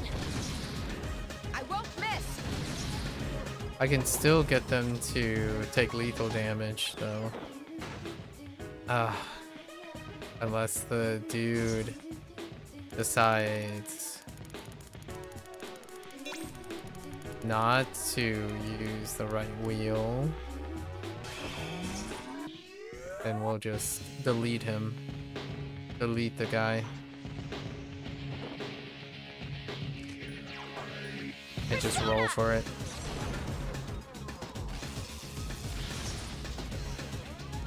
Oh, you recovered. Fine. Here's our chance for an all-out attack! Let me at him!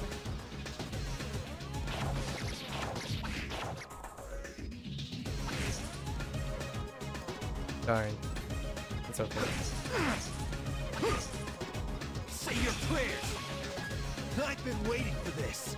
Okay, now.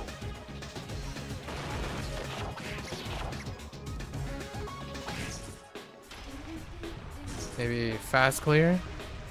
Probably isn't. We'll probably get an absorb win.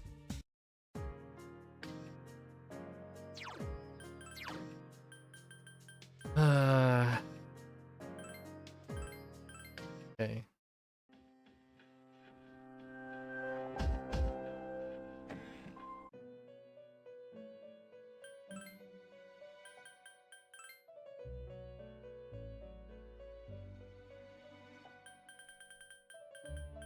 We can try a gimmick.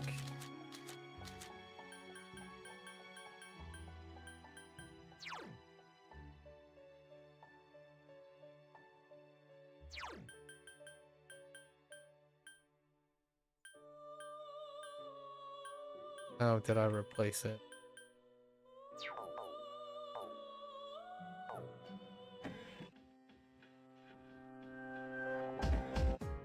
Try one more time.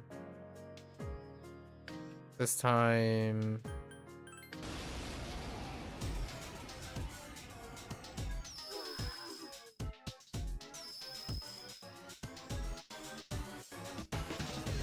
I don't detect the... This time only letting 2 people.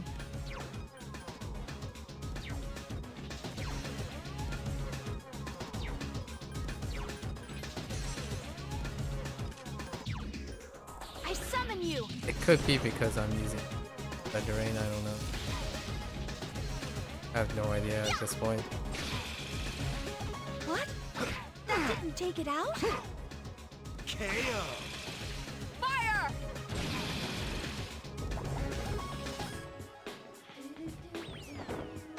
What is this? Maybe I have to wait until they go down with both of them up, then revive.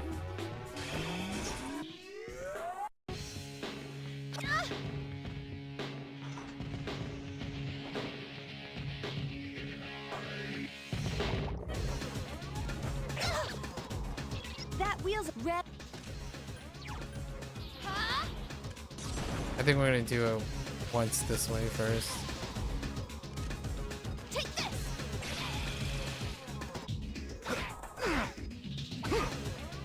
Say your prayers. I won't go down.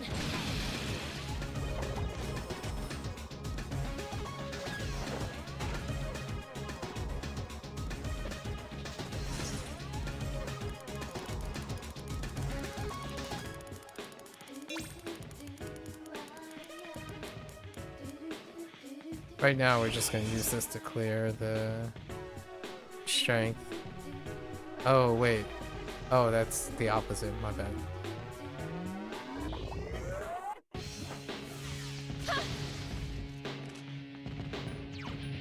I summon you. Save me from RNG, please. I won't miss.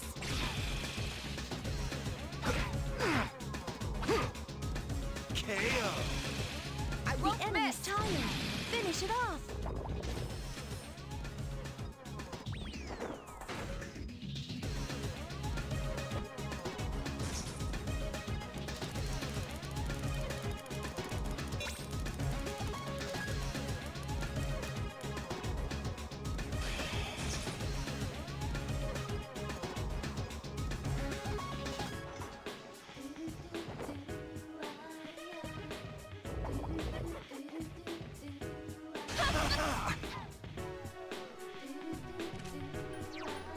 I summon you.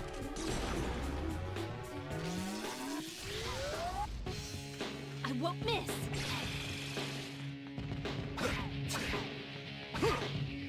KO.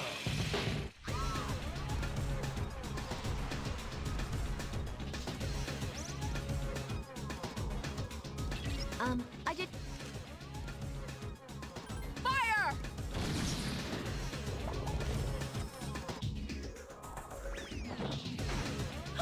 That's just not right. I'm actually looking for it to do more damage here, you know? Come on, man.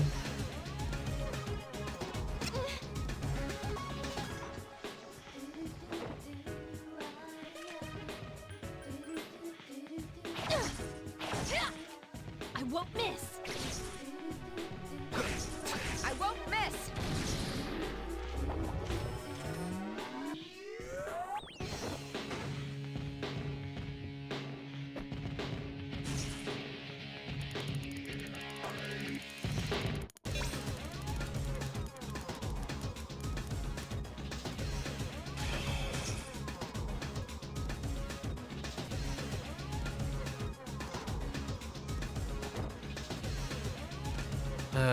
Wow, they're all so powerful. Nice. I've been waiting for this. Okay, now.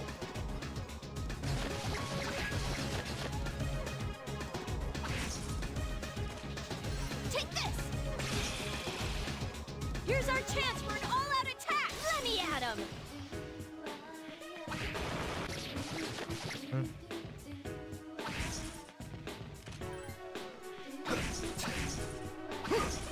That too much? Say your prayers. I've been waiting for this. Well, I guess that's one way to go. The enemies return to normal.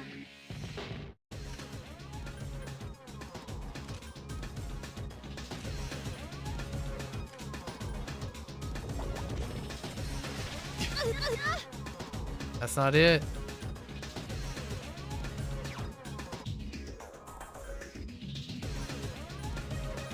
Hang in there.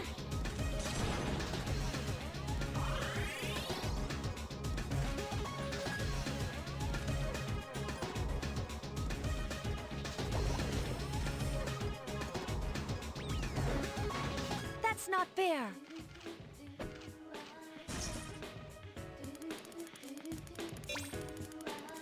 It's all part of the plan, Luca.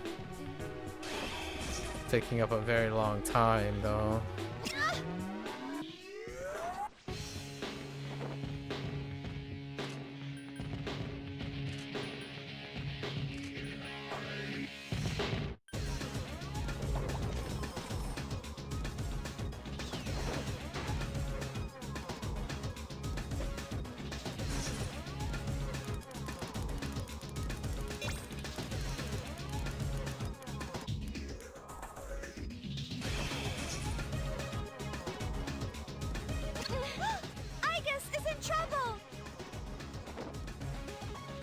I'm worried about Akihiko-senpai.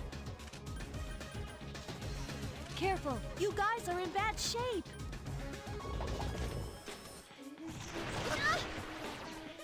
Igus has taken heavy damage.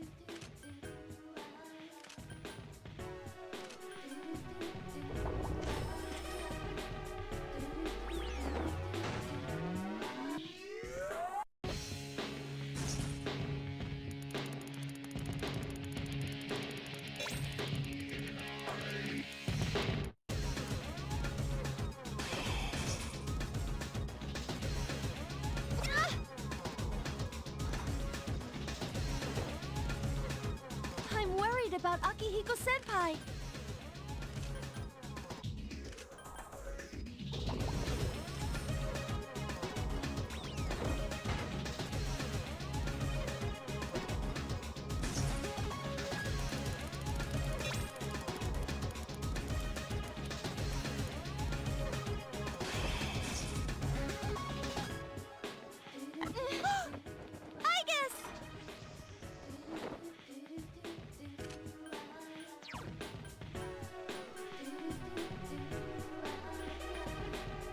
Here.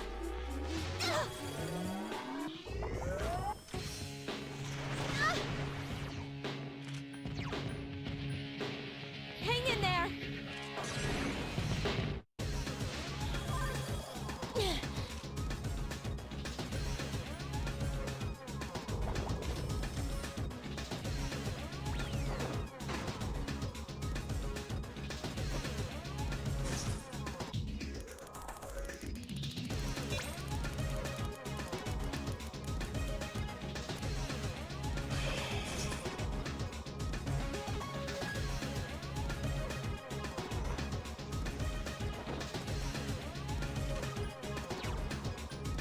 Providing backup.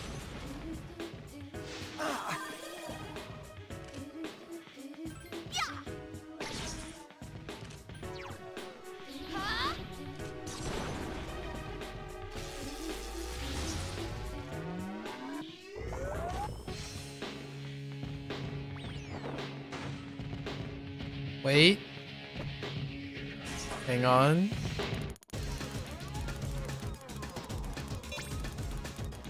I could get it to execute itself, maybe.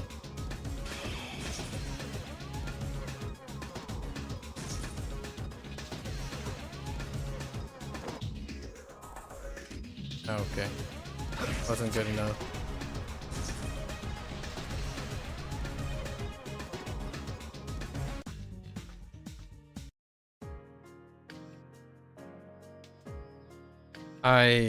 I swear, I think this is gonna take even longer than...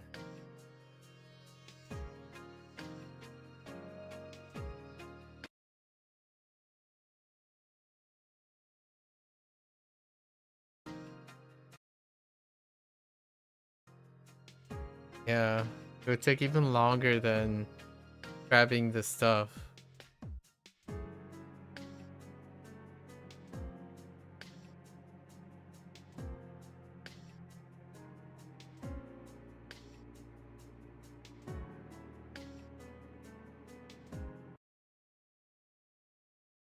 Hmm.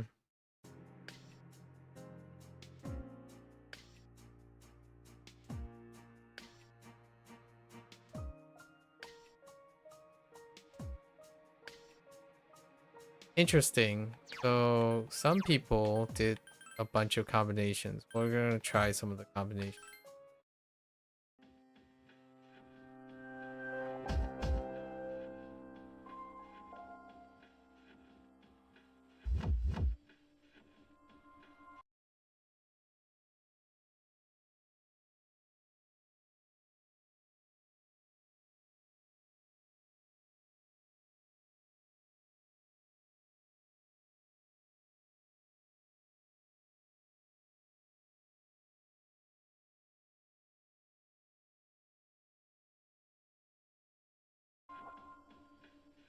Hmm.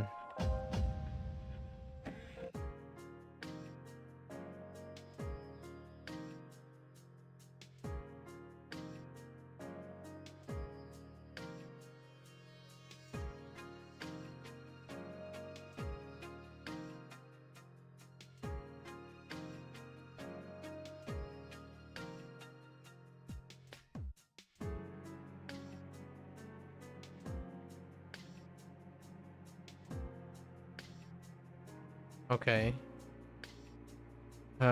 Many theories.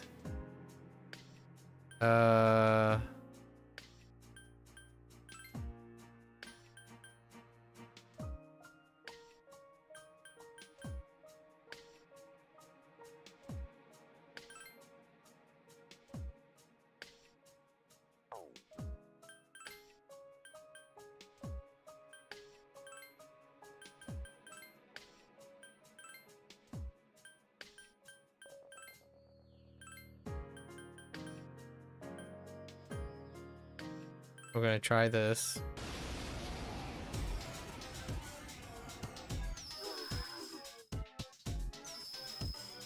We're basically affecting the... I don't detect the fort. You can't attack it.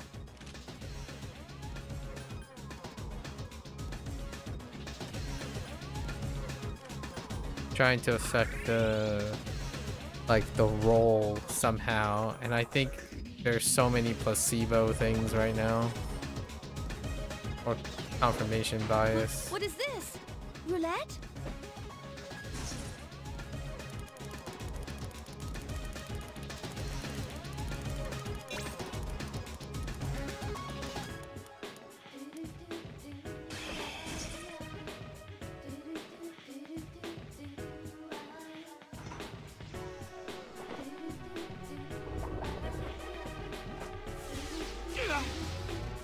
That wheel's effect, red.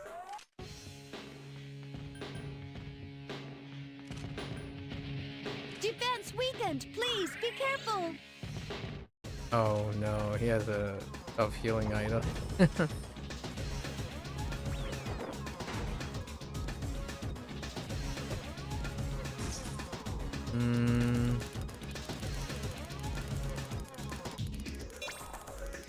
Guess we can just let them in, I suppose.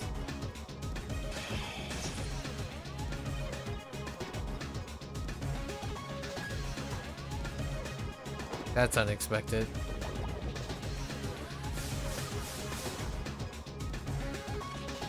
That's also unexpected. What else can you do?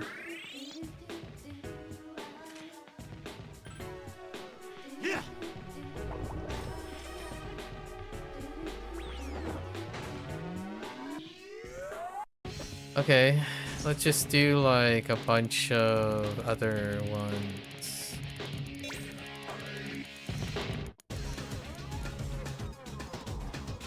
Just get hit by all of them.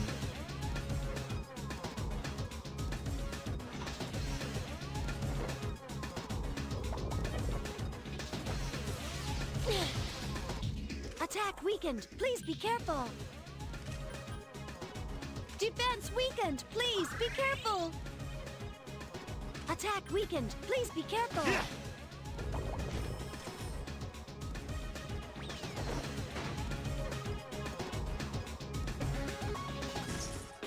Okay. Does that mean it never, like... It never does the damage thing until you actually hit something?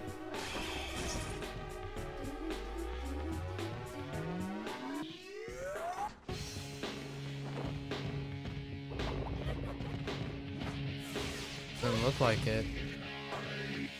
Alright, fine. What if I don't...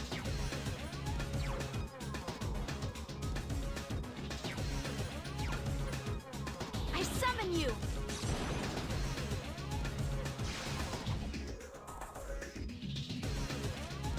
Take this.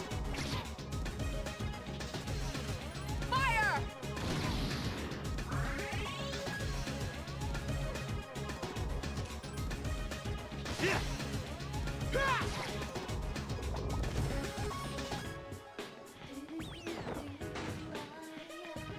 So maybe only pass the third threshold?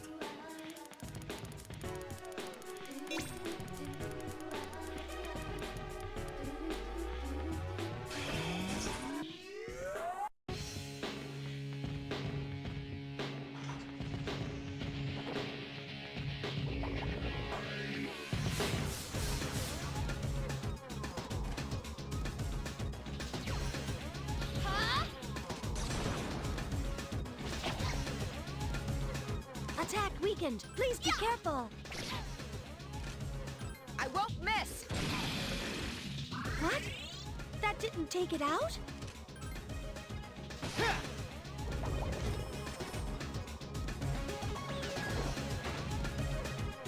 What the heck?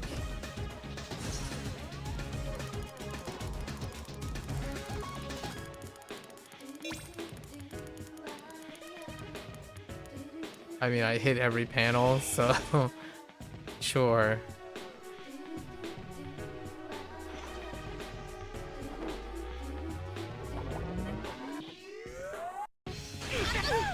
Junpei-kun! Okay.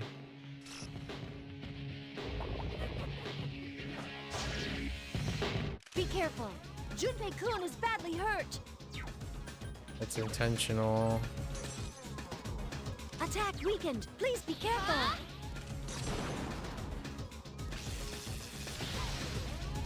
Be careful. Junpei-kun is badly hurt. I Gunpei can is still fight. sacrificial here. I won't miss. Sorry to keep you waiting. Be careful. Junpei-kun is badly hurt. You're going down!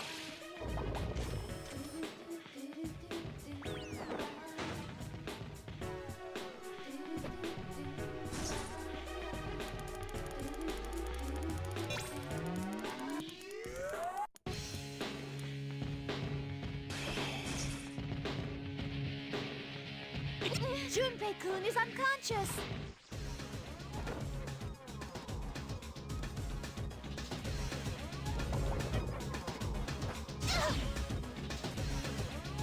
Attack weakened. Please be careful.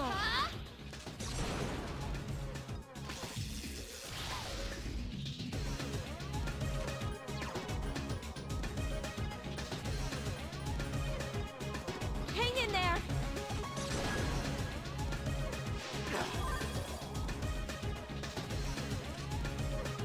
Fire!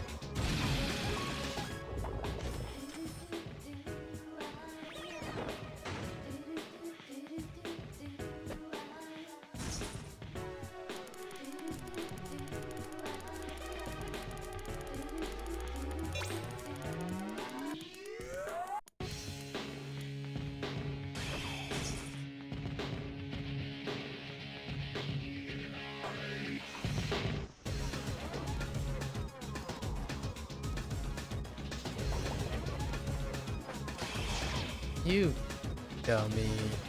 You're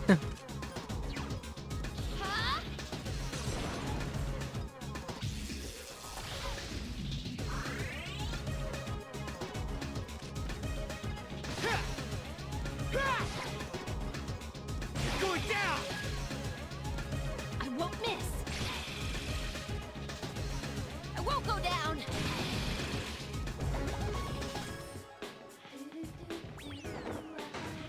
Alright.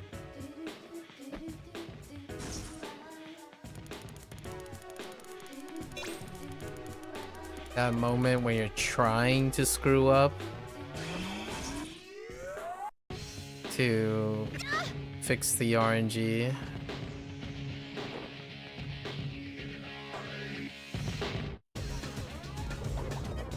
Stop attacking the MC.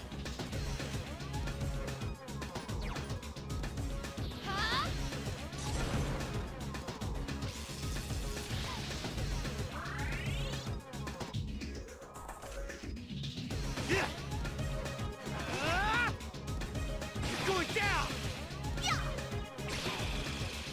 I won't miss. Still haven't even done the hangman thing yet, so okay. Let's do like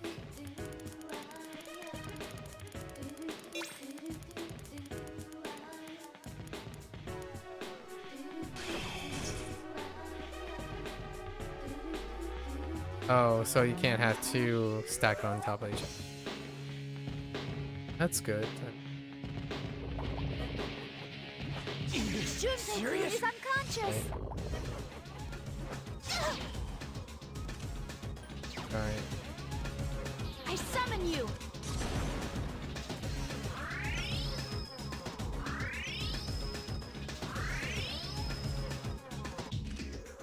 I won't miss. Fire!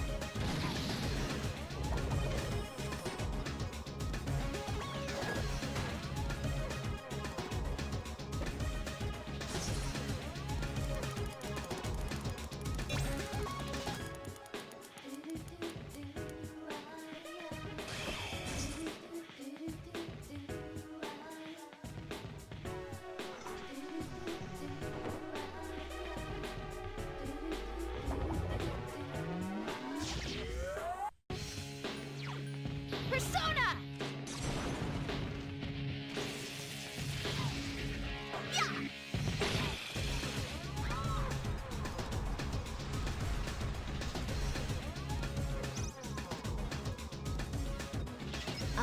Yes, yes, yes.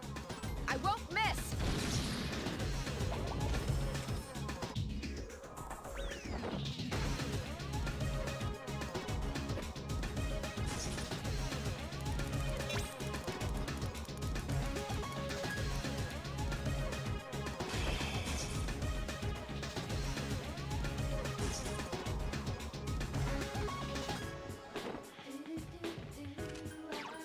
Huh? I still gotta I won't do miss. one more. Here's our chance for an all-out attack. Actually, Let me at 'em. this one is kind of optional. Infinities are a little bit easier to farm.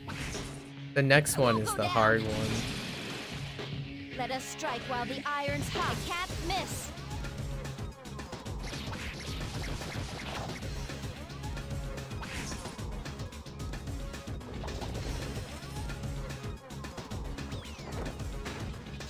Okay. Maybe we'll toss in a allow the boss to heal itself. I don't know. We're just hitting all of the stuff. Something is gonna trigger something.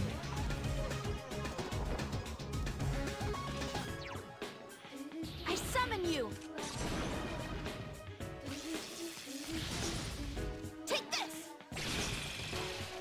Here's our chance for an all-out attack. Let me at 'em.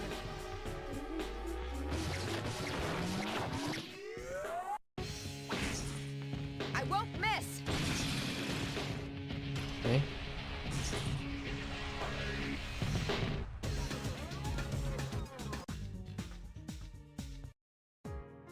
Ah, I got it. Oh my dude.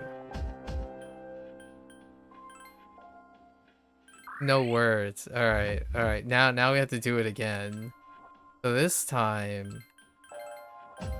Alright, so we got the infinities.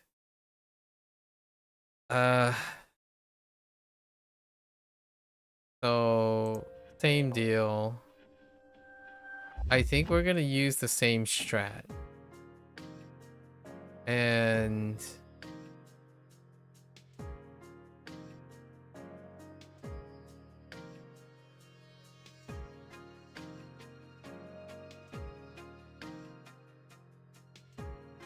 let's do, or actually, let's do a different strat first.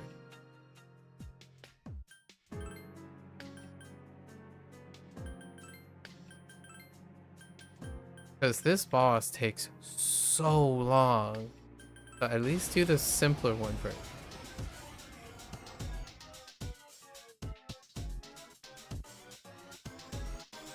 I think that floating thing is your main. It's out of. Give me a minute.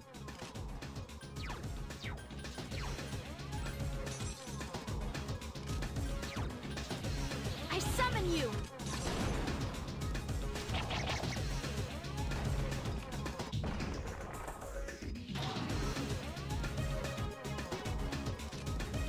Take this. I won't go down.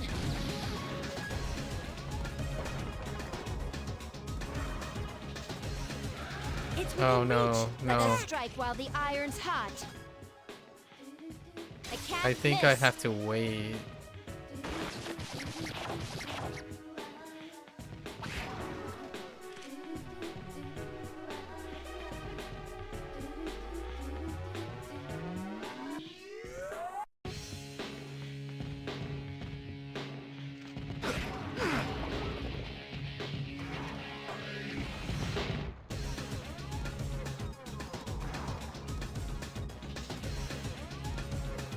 You can't attack it when it's hovering. Huh?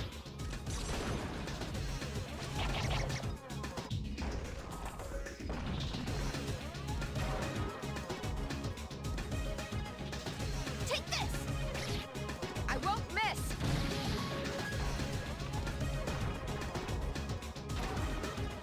Should I do it the other way? KO.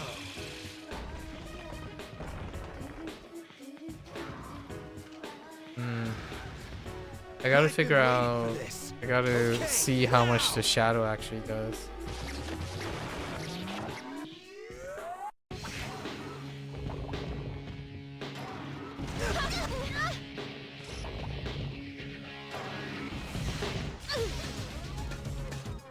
If you get into trouble, run! Take this! I won't miss! I've regained my honor.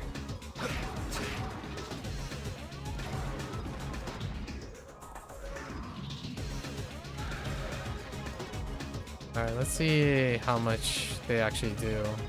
It summoned another shadow. I won't miss! I won't miss!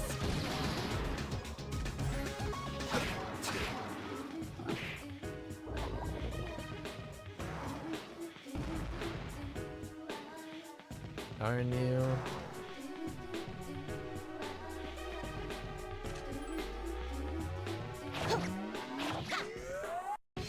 Take this! Yeah! I won't miss!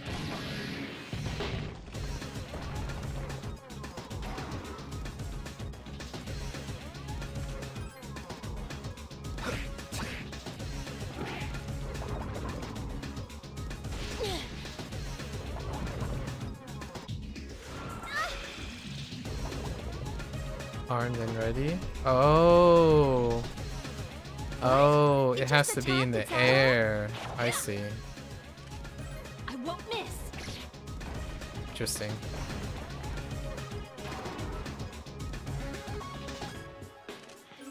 I won't miss! How much would this do? Be careful!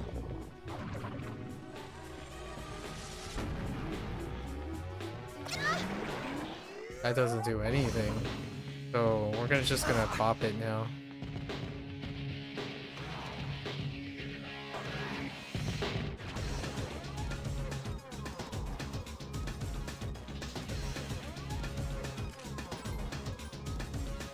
Like honestly, this This boss takes a very long time too. Take this!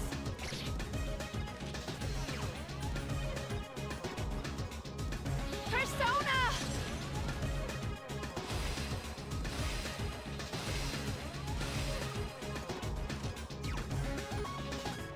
I won't lose.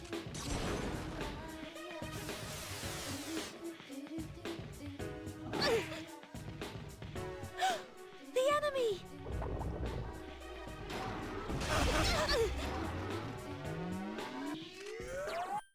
Huh?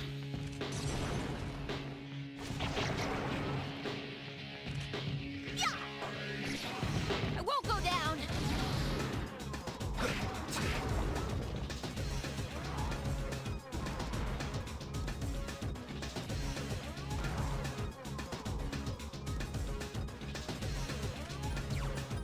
Persona!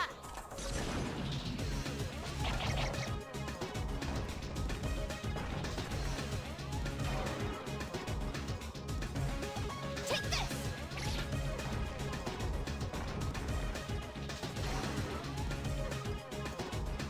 I won't miss! Okay. Let us strike while the iron's hot. I can't miss!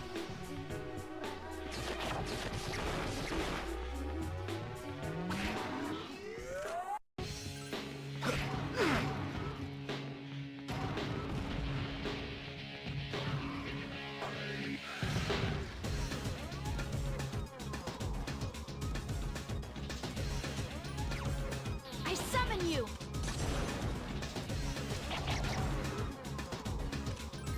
I won't miss! I won't go down!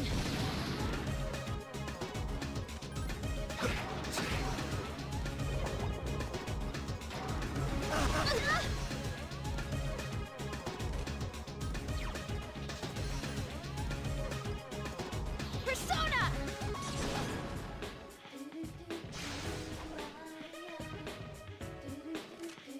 Take this! I cannot lose!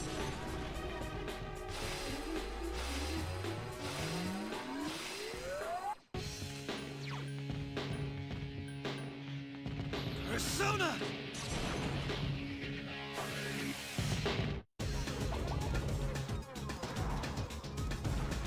You butthead, dude.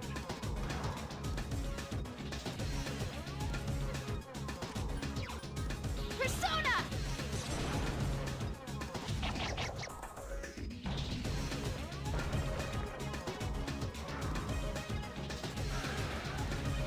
Here's our chance for an all-out attack! Let me at him!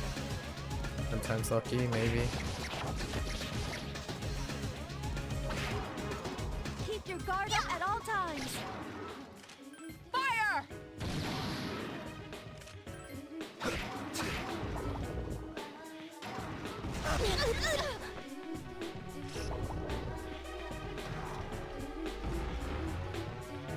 Okay.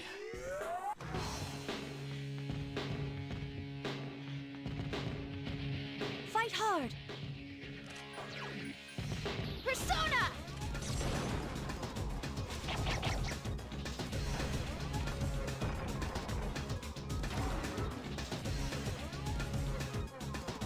I can't lose!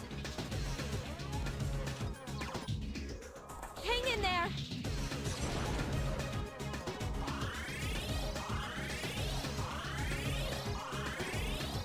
I won't go down!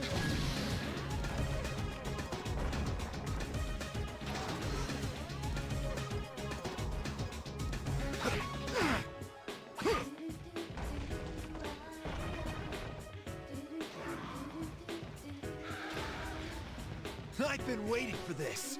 Okay, now! Okay.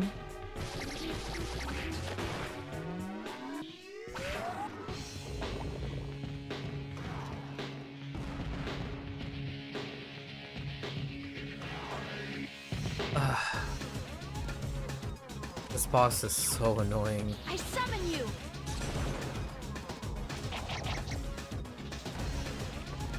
Annoying.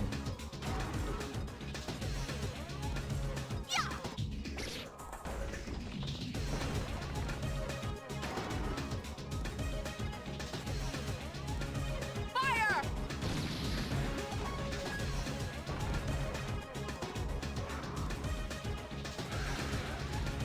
Let us strike while the iron's hot. I can't miss.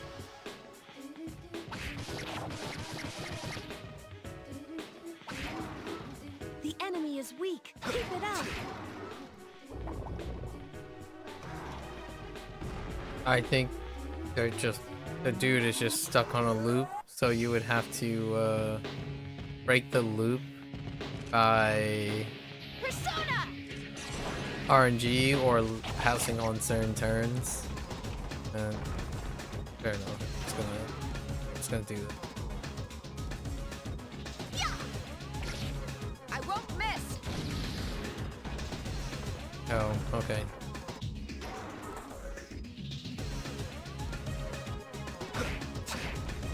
Oh no, the loop is preserved.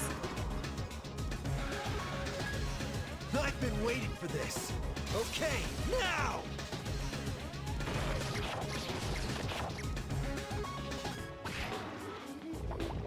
Oh no, the loop is broken. Huh? No time to mind charge.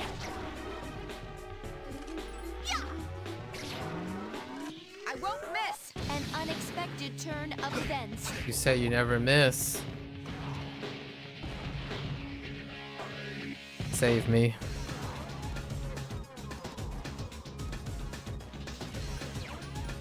Persona! Okay, how about we do it this way?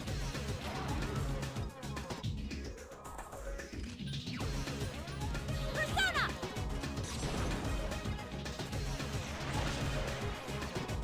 That was not enough for either of those takedowns. Annoyed. Very annoyed. Say your prayers!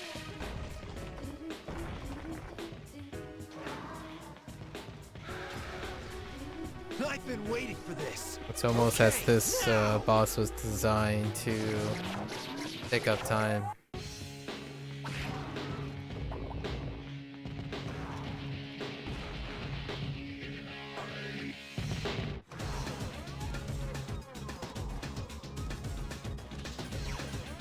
Persona!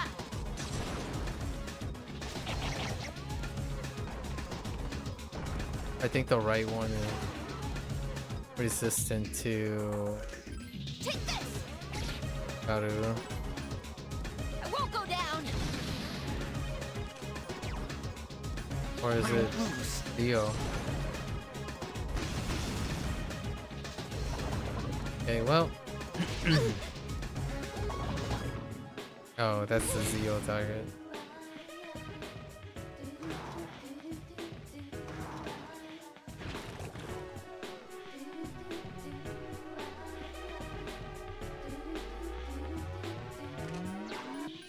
Persona! Oh yeah, that's gonna drop him without the all out. Because the stupid mob is there. Take this! I won't miss!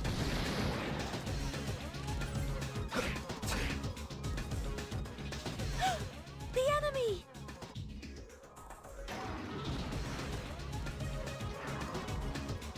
Okay.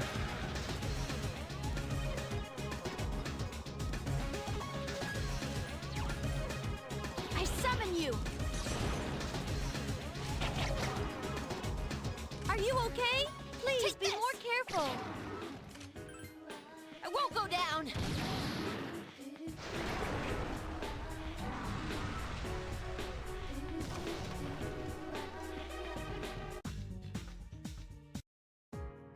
Ah.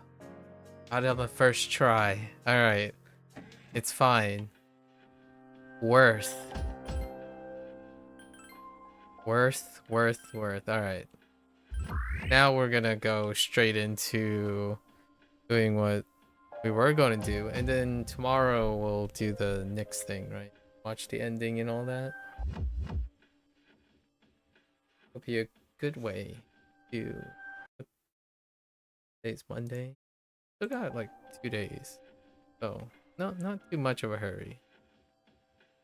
In terms of Margaret, I think I know how this.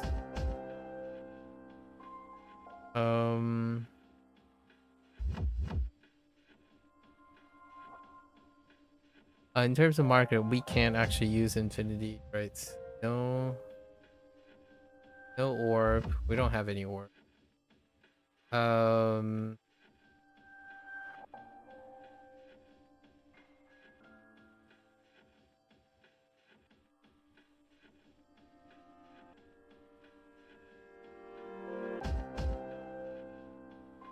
So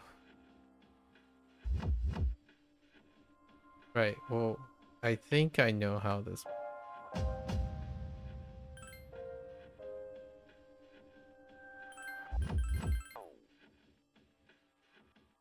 Let's give it a go.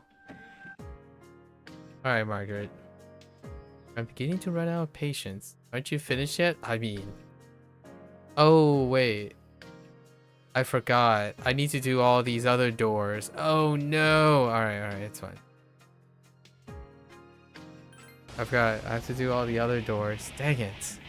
Okay. How does this work?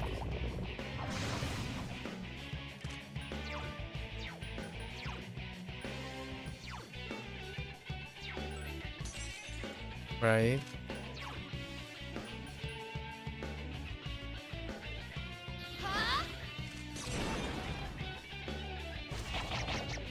Okay.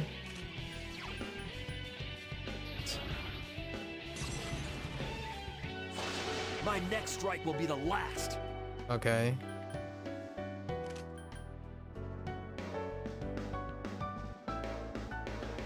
Sure.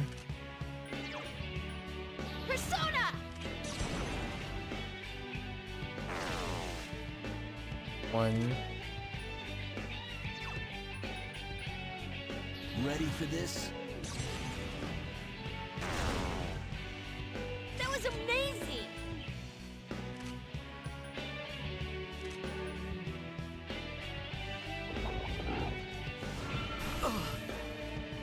Ow. The enemies returned to normal! Okay. Huh? Nope.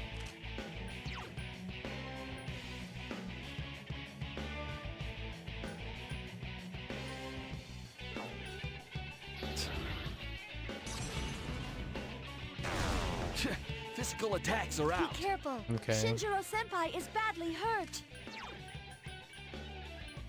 Hang in there.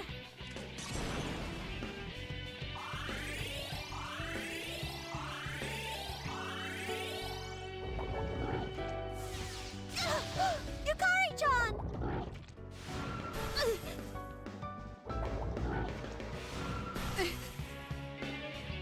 No atmosphere change. Huh?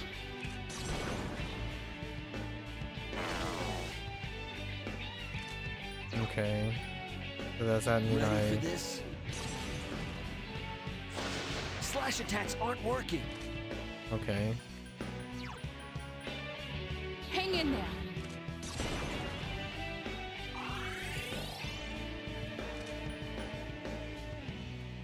Okay. Uh-huh. I didn't mean to change all three, but... I summon you!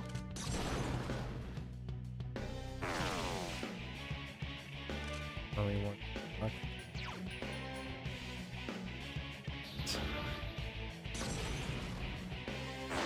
Slash attacks aren't working. Okay.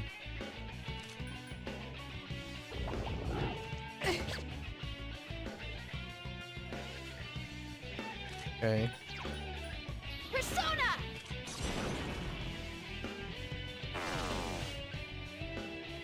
Two.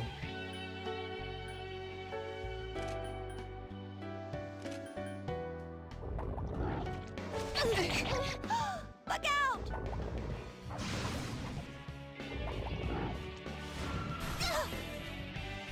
Keep your guard up at So all times. no. So they didn't end up changing.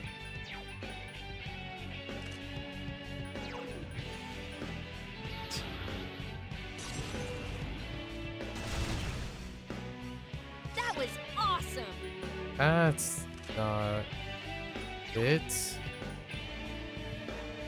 Hang in there.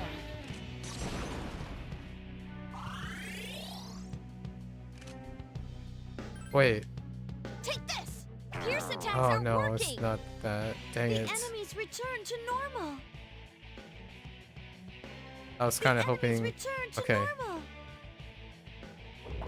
So Someone help Mitsuru senpai.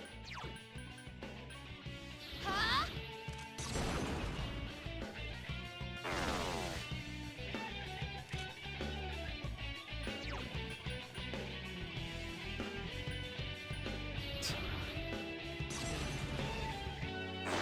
Slash attacks aren't working.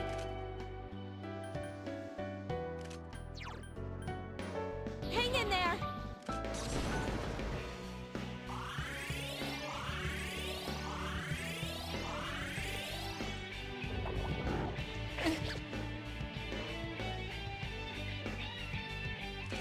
okay, I summon you. 2 of them should be weak to. Oh no.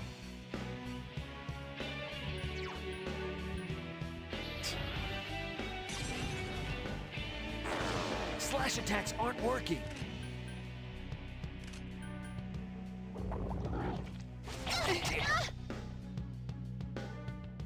Okay, one of them. Oh Dude.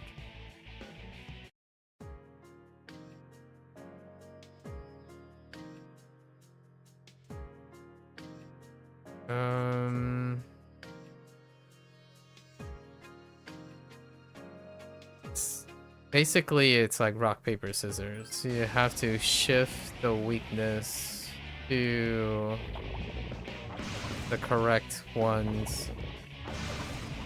I needed to survive that. I think they were synced there.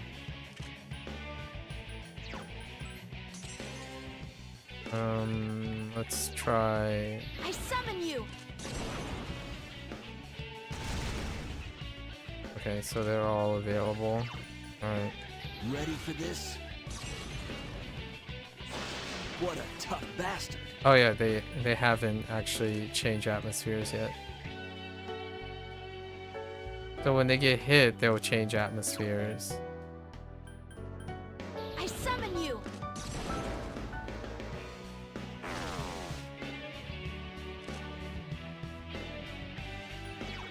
Okay. Ready for this? Slash attacks aren't working. Okay. 1 block. All 3 of them switch atmospheres. That's kind of annoying. Persona. Okay. That means I want to.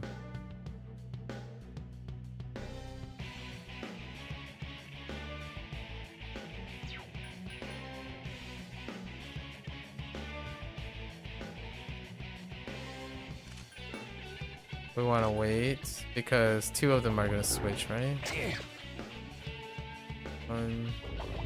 Oh no, only 1 of them.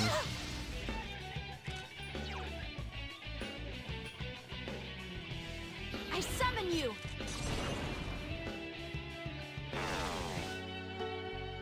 Are you okay? Please be more careful.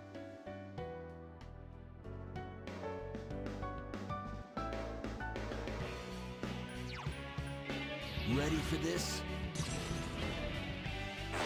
Slash attacks aren't working.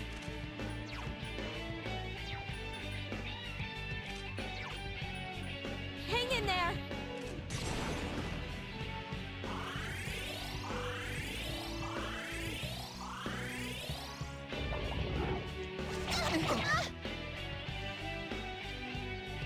Okay, 2 of them. That's good. Now I check. Persona! Nope.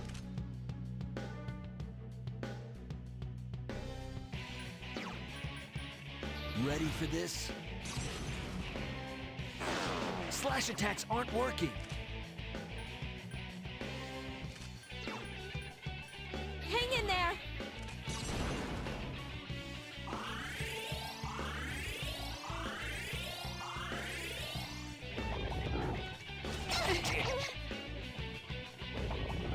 One of them should be changing. Okay.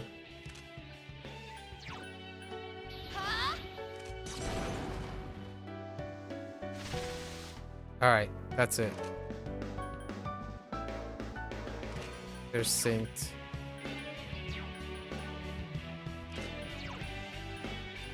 Hang in there!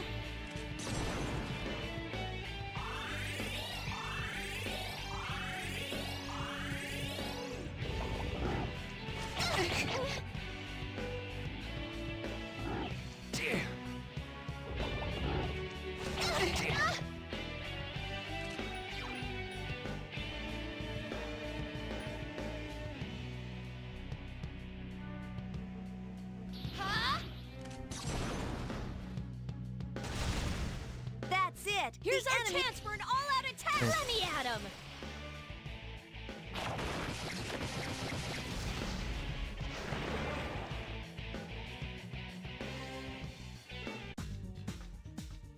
Okie dokie. What was the magic one? Just reflect, right? We just wait till they take themselves out. This one was pretty obvious because of the skill, the special skill. I summon you!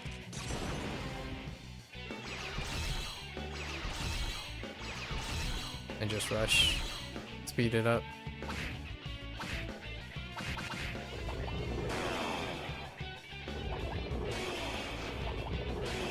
Just one more!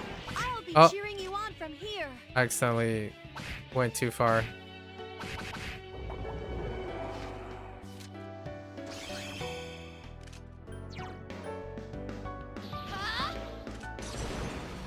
Okay.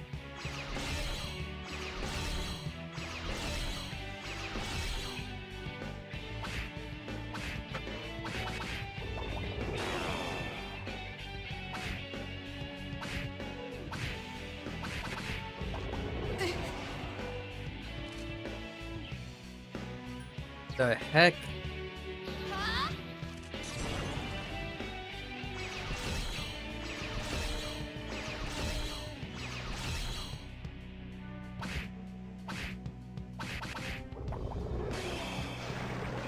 I can sense your...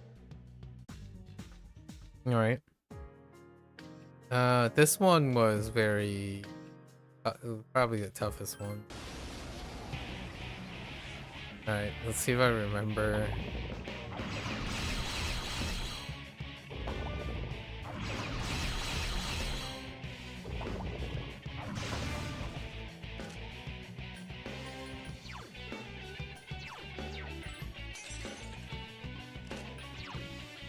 I summon you!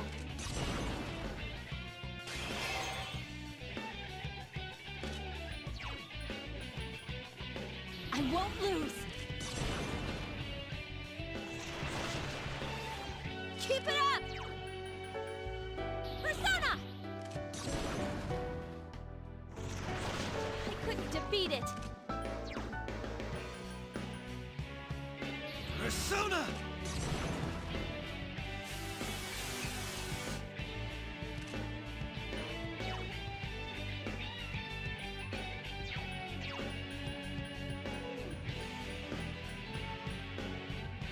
Here!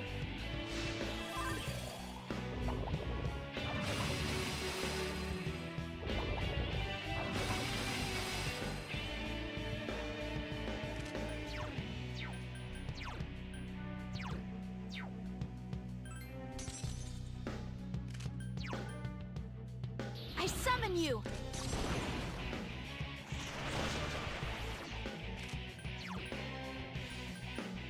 I won't lose.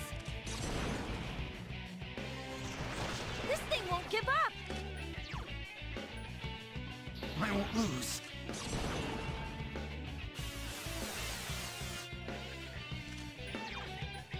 I command thee!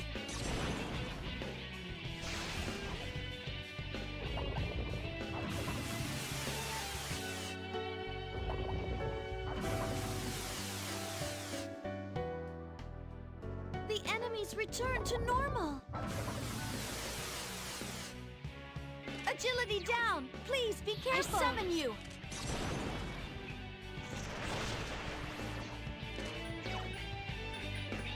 Persona! You seem to have caught it off guard. Persona! I couldn't defeat it. I won't lose. Defense weakened. Please be This careful. ends now! Such persistence.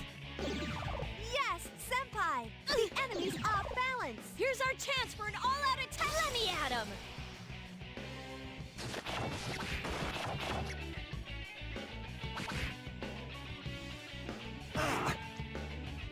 I'm worried about Akihiko-senpai!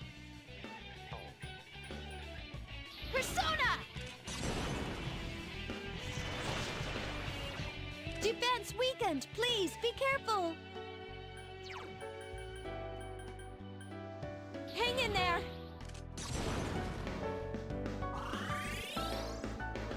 Attack weakened! Please be careful! I won't lose. Agility down! Please be careful! I command thee!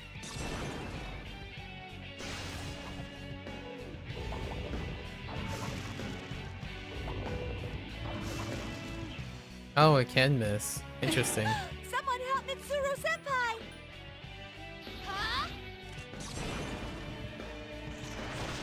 The enemy's off balance! Nice. Attack! Huh?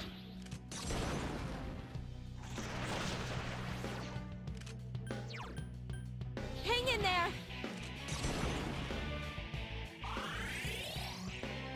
Defense weakened! Please, be careful! I won't lose. Attack weakened! Please be careful! I command thee! Such persistence.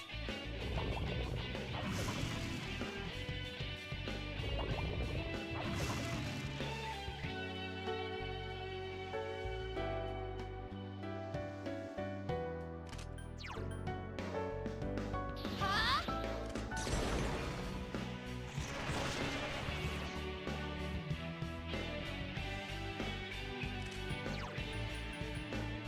Persona!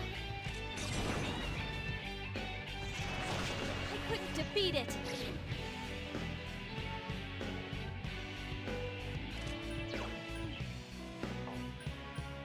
I won't lose.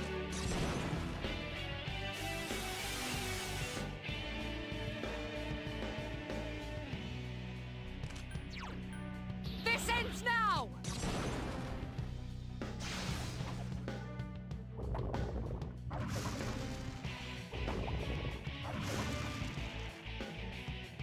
The enemies return to normal. Huh? You found the enemy's All right, weakness. good job. I summon you.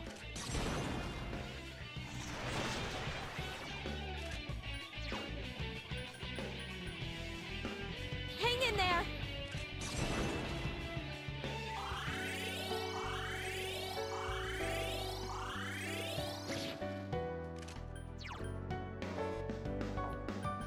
What?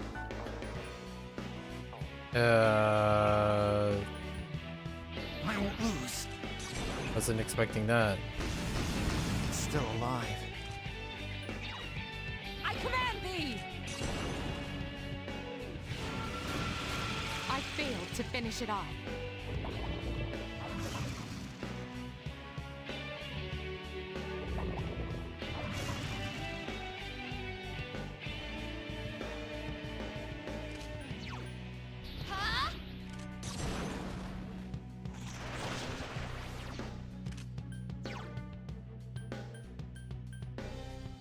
won't lose. I couldn't defeat it. Persona!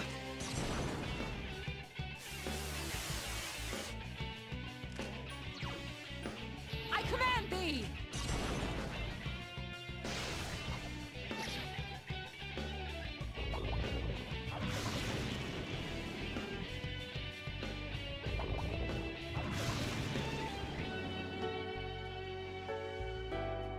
The enemies return to normal. Persona! Good choice. The enemy is down. Well done. Persona! I don't even think you need to do any of the attacks, intermediate attacks. Although it could change up Hang in the there. attack pattern, so probably still have to do it.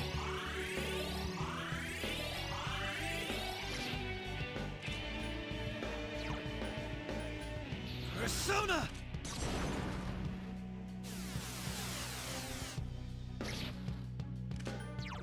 This ends now! I failed to finish it off. Yes, Senpai! The enemy's off balance! Because that would do like I've been waiting for 50, this. over Okay, 50%. now!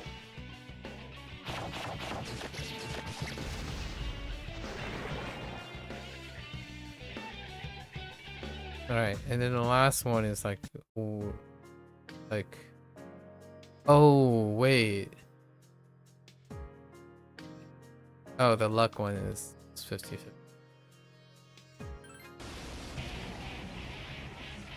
So now this is wheel.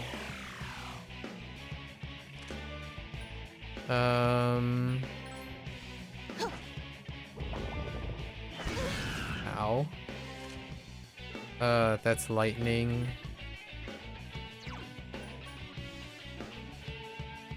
Here! The enemy's off balance! Attack! And we have a lightning person, right? Or not lightning, wind from lightning. I summon you!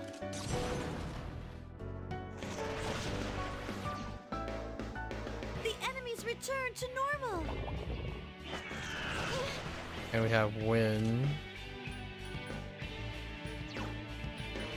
Wind into fire. Or, yeah, to prevent the incoming damage. And we shock, Here! right, because of wind. That's it! The enemy is down! Heal. Here! And this should be The a enemies fire return attack. to normal! Okay. Then I use an ice attack. Here! The enemy's off balance! Attack! Now we switch to ice. Hit it. Huh?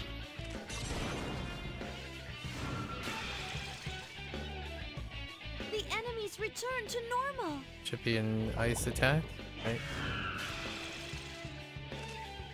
Now we use a fire attack. Here! You found the enemy's weakness! And then we're gonna switch it up to pyro. I Fire. summon you! The next one's gonna be a physical attack. The enemies return to normal! God hand. Okay. So that's a strike. So we wanna switch to a pierce.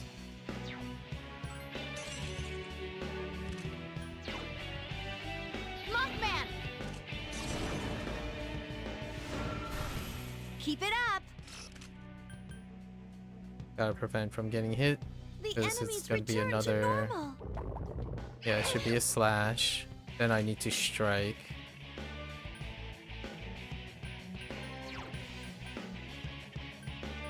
That's a strike.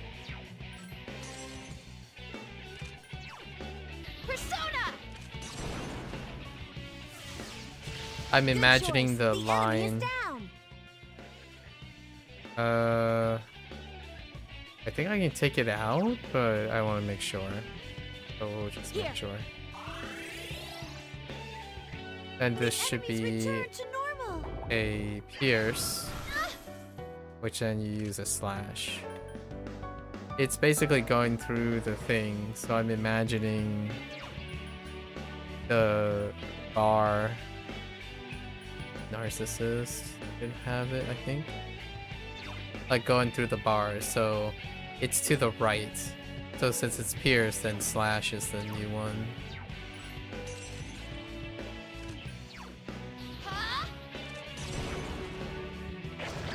Alright, cool.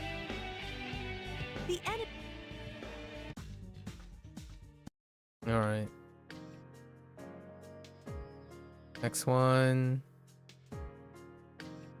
Hopefully I don't need any of these things, but... this one is... It's just a 50-50, we find out. One? I think it was Mudo, right? I don't think this changes.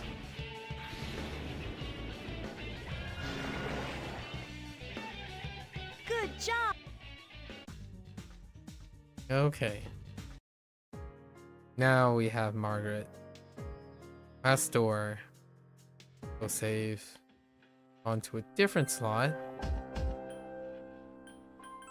Slot that I screwed up. Okay. Now we're finally back. 3 hours later. Alright, let's go in. Waiting, alright. I think this is a team. So... Wow, she looks cool.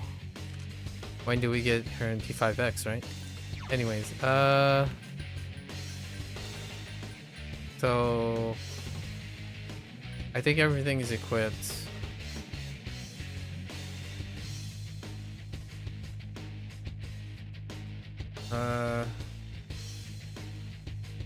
So... Am I supposed to guess I'm gonna defend. And wait to see what she does. Or... I can use... So we're gonna be using what? Our thunder calls? To do I rain. summon you.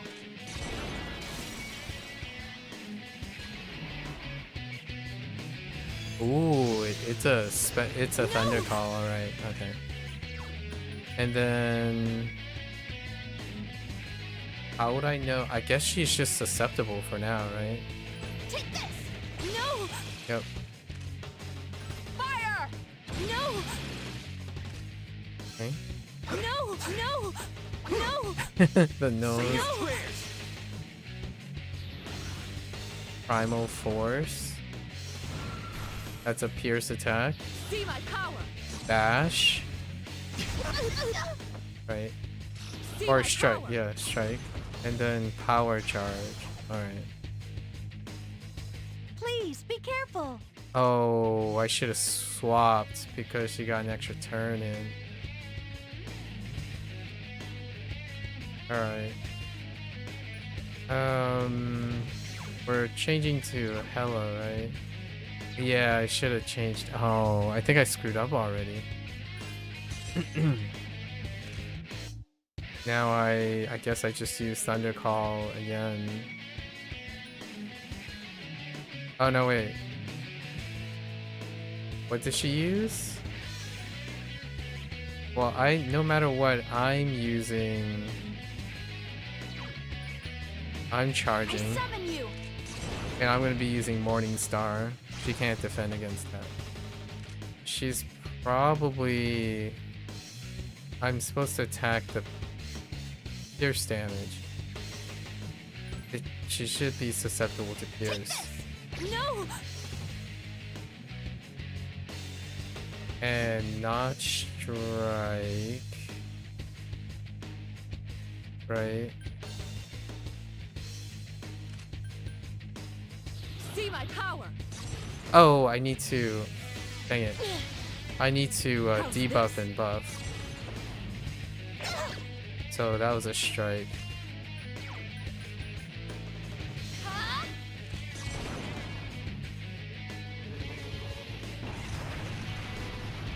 No!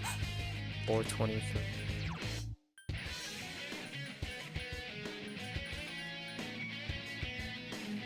She striked, right? That's unfortunate.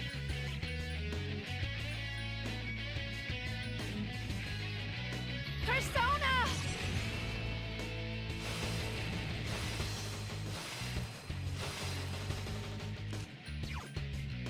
I'm all sorts of whacked. I won't lose. How's this? Slash.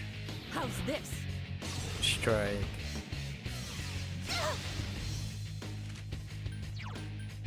I do the same thing each time.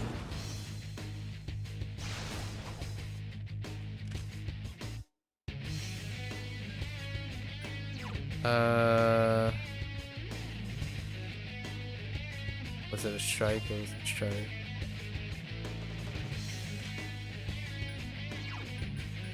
Oh no, wait. I guess I'm supposed to. Yeah, so I can I won't go do down! an attack here. No!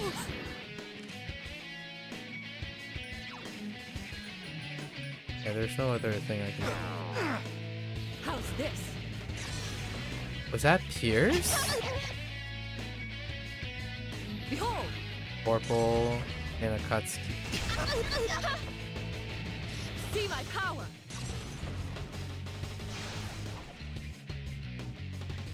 Are you Okay. okay? Thought it was strike.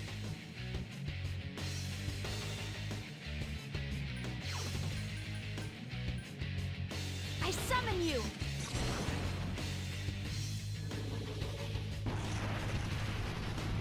No!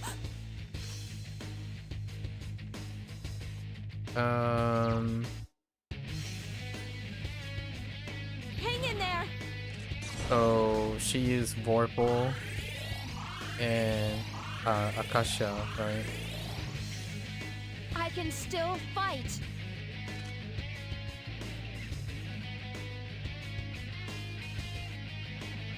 So okay. I cannot lose!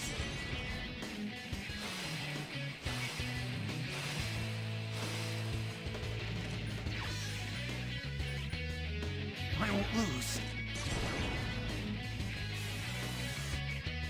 How's this? Okay. See my The power. strike. How's this? Double strike.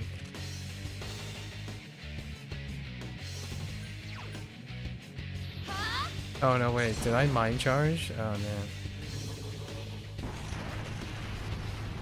No! I did not.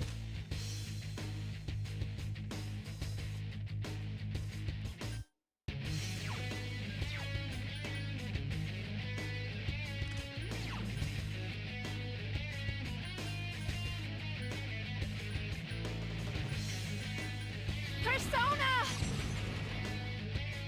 Oh, that's only her though. Yeah, that's so annoying how they count buff timers I've regained in my this honor. game. Pretty sure I can punch you. How's this? Nope. That's not how that works. How's this? Oh, so it's nothing matching the thing. That's probably what I got wrong. Persona! So it's an unmatched one. So like for example, since they did Pierce, I have to do this again because mismatched buff time. So that means I can hit you. Okay. See my power. So that means I can't strike now. Okay. Persona.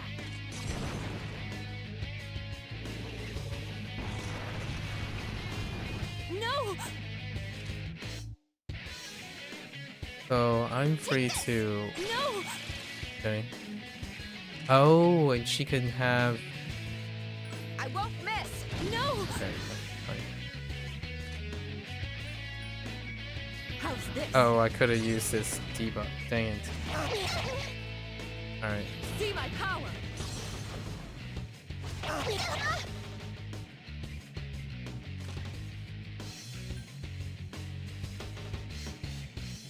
Okay. I'm not keeping track of when I mine. No. Oh my gosh, I'm not keeping track of any of this. Hang in there. Okay.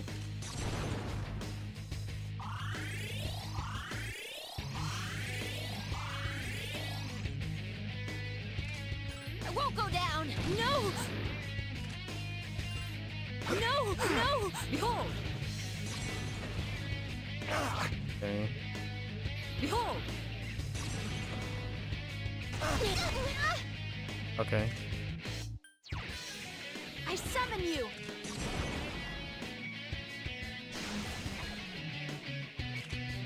So slash. I won't miss. No.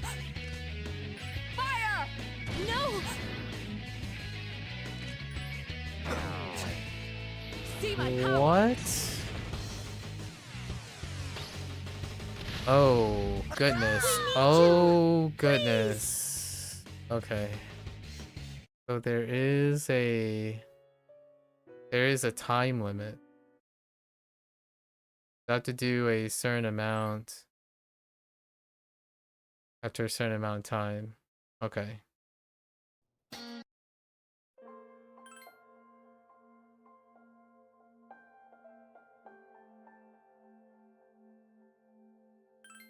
I still don't understand the strike part.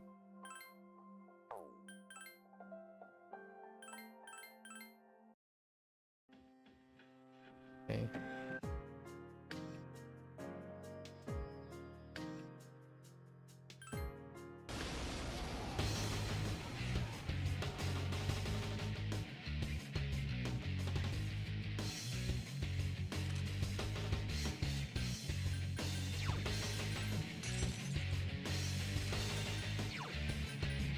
Right now, this would be the only time we can use Thundercall. Because she hasn't done her thingy-mabob yet. No. Yeah. No. Fire. Oh, I could have used her. I could have used a stronger attack there. Oh, that's right. No. She does have different. Okay, hold up.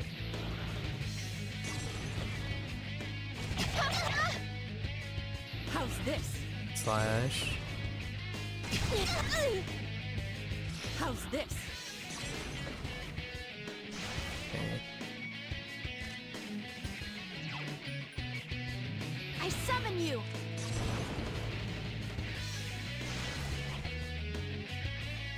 I can't lose. Slash. Oh, good to go. No.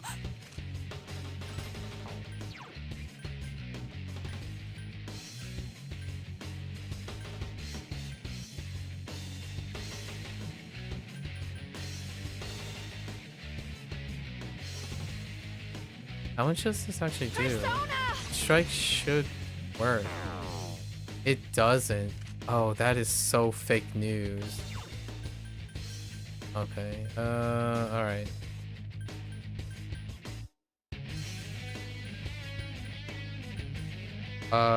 It's definitely both. Persona! Behold. Okay. Behold. I guess this is trouble.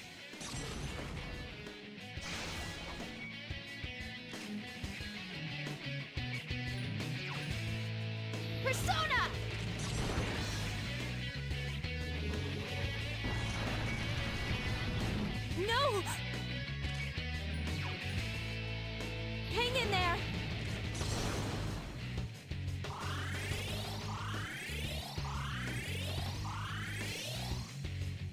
I can still fight.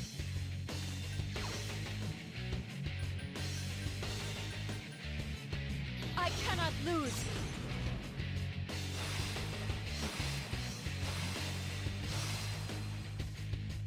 I've regained my honor. Persona!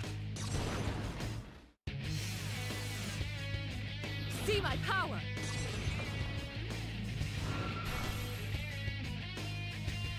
How's this? Okay.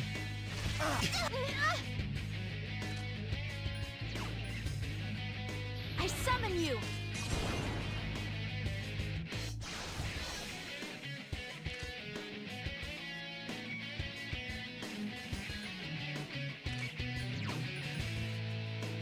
I cannot lose! No!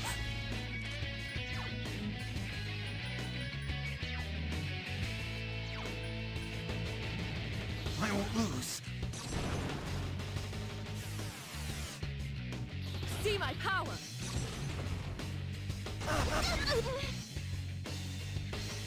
See my power! Behold!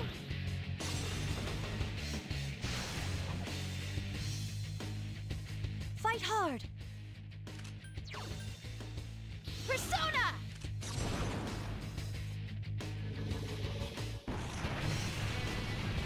No!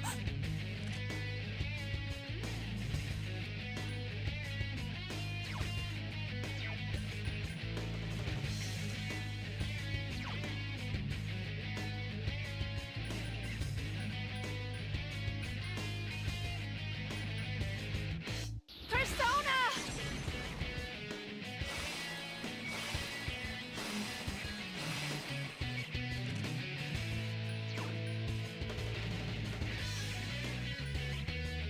I won't lose. Okay. Behold!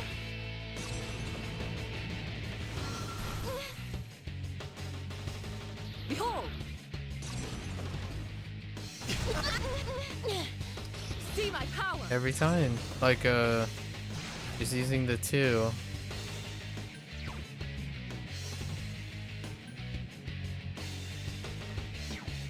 I'll be cheering you on from I here! hit the wrong button. Well. That's kind of annoying. Hang in there!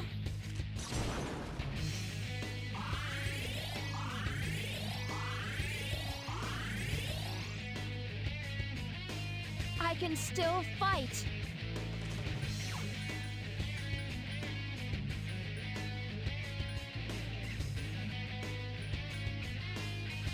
Persona!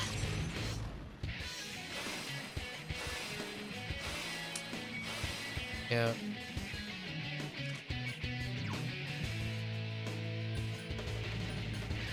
I won't lose. See my power!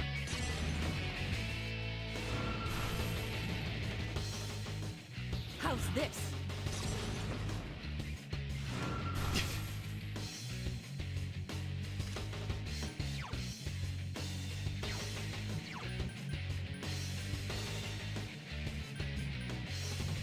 I summon you!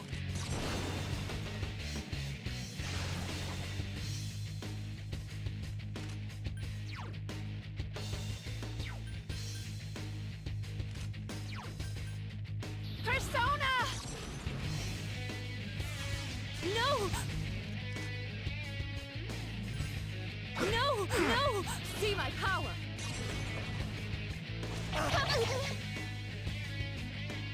Behold!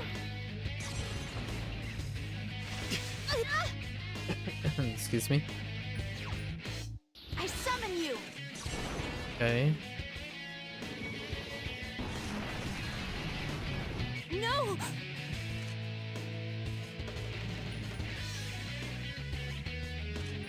I could use items, actually. I cannot lose! No!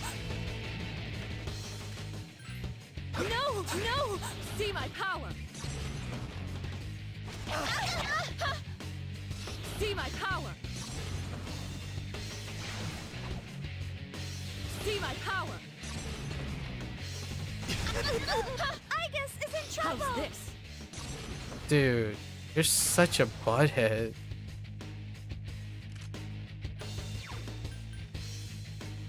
Huh?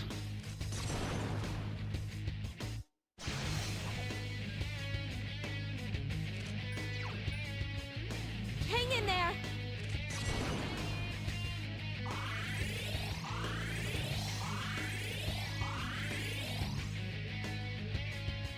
I can still fight. I won't go down. No! I've regained my honor.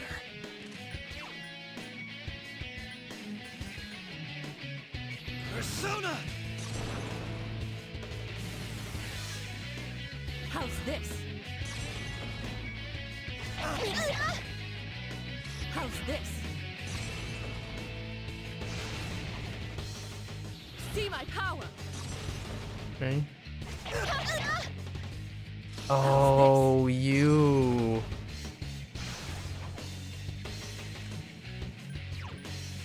I summon you!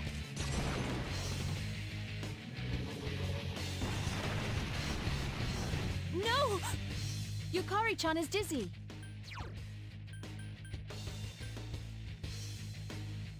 I mean, do we run for it? Oh, I yeah, we cannot do. lose. I've regained my honor. Igus has taken heavy damage. What?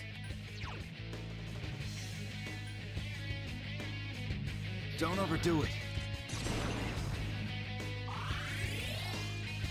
Behold! Yeah, I'm dead. That's the AO. That's the DPS limit. Please!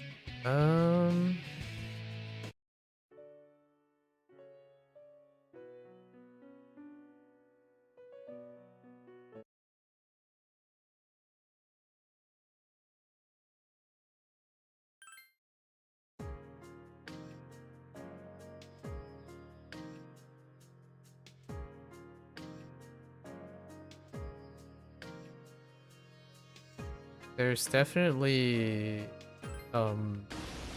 weirdness going on with the strike part. Huh.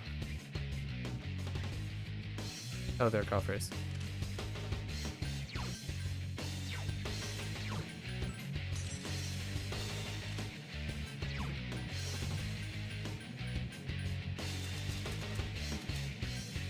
Persona!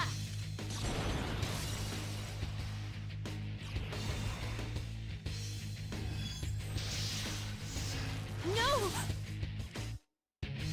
I won't miss! No! Persona! No! No! No! No! Say your No! prayers! You're a banana pepper.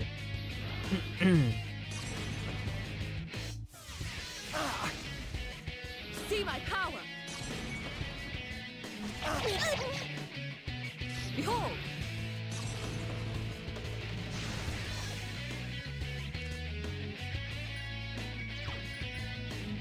Huh?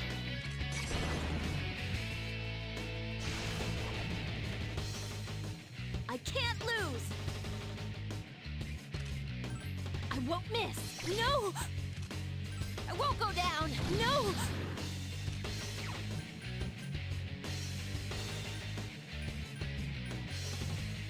I won't lose. After she needs to calm down. Behold! Behold!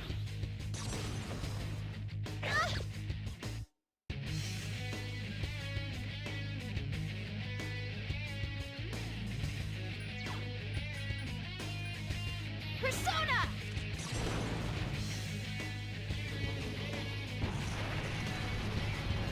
No!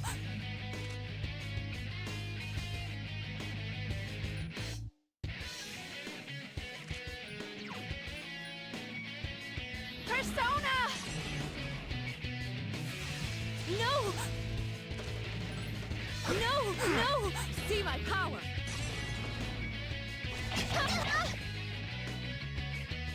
Behold!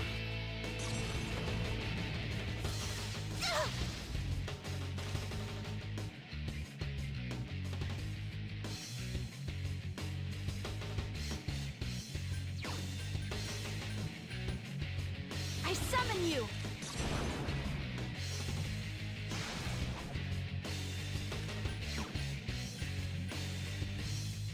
Hang in there!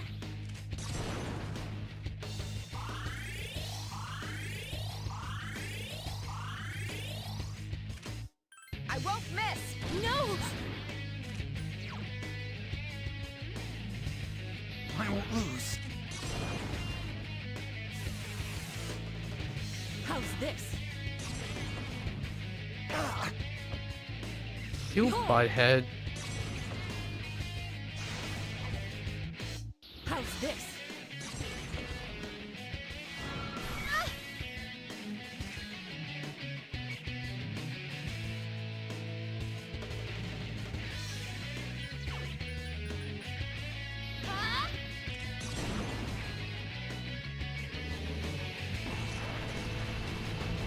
No!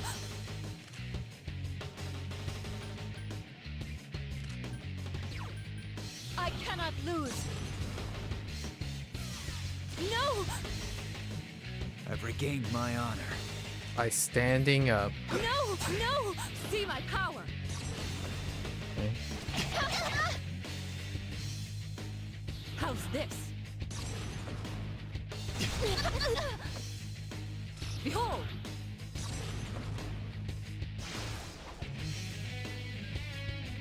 Please, be careful! Persona!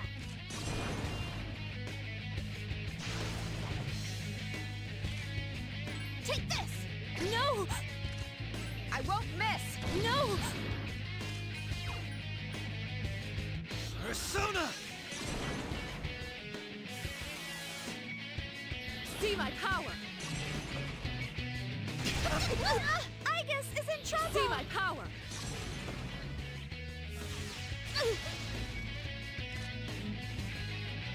That stinks. I guess got procced. Okay.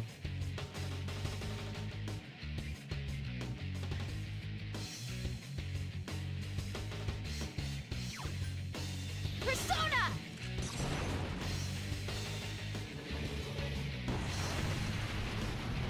No! Igus has taken heavy damage. Hang in there!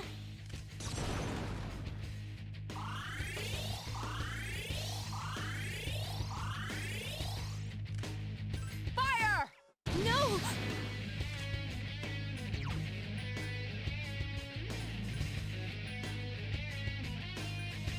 I won't lose. How's this?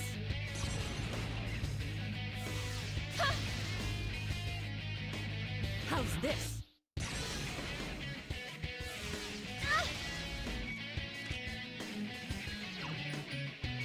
Persona!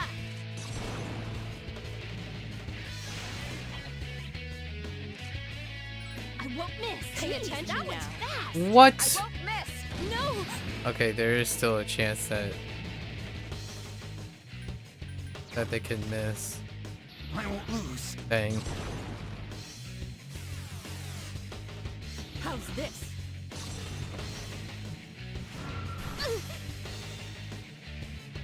See my power! See my power!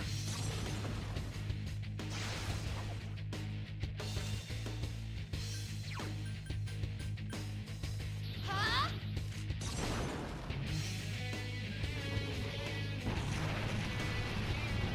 No!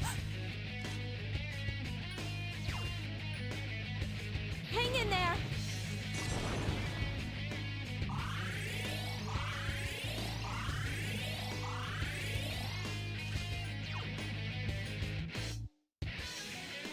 Persona!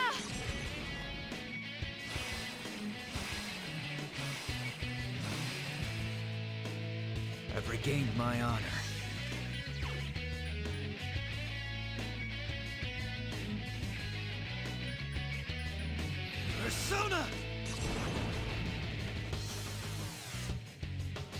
this?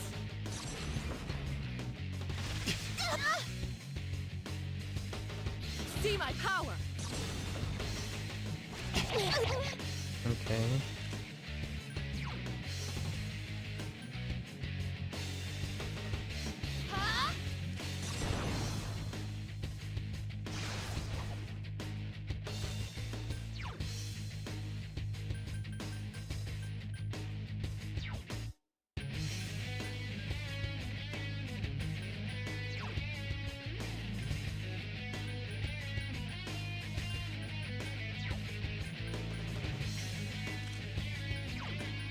Persona! Too slow. Ew. No! No! No! KO! Alright, that makes up for See it my though. power. Stagnant air. Wait, this is new. How's this? Poison mist.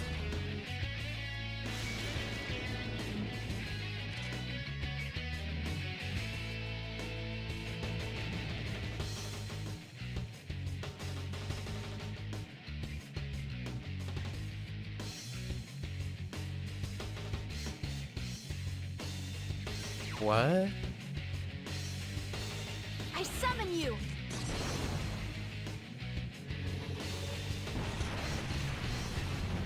No!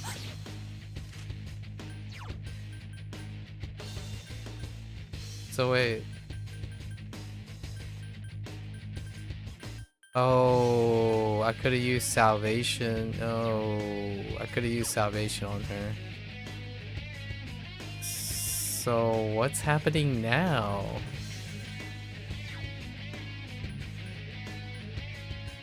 I won't miss! No! Okay. Persona! No! Okay. I guess we're on the second phase. Pay attention now. Behold. Okay. Okay. Behold.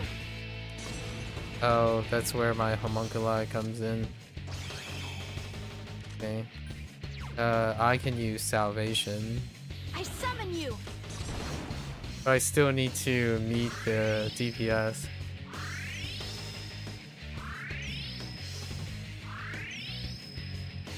Okay. No!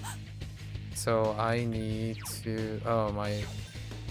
It's after buff, right? Yeah, the timing's I won't go after. down! No! Oh, whoops! I shouldn't have. Should have just No! hit harder. How's this? Infuriate. Is that rage? See my power.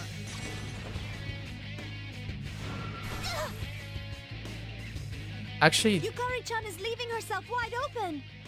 honestly,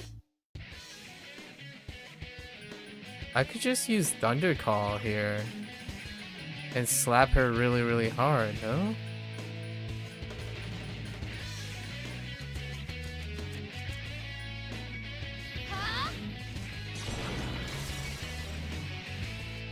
The rage. I mean, I can always change it up later. No! But we can definitely slap her really hard here. No! Take this! No! We'll make up for. I cannot lose! No! No! No! No! KO! No! No! No! KO! See my power. This could hurt. Okay. Behold. Okay, it's actually kind of okay.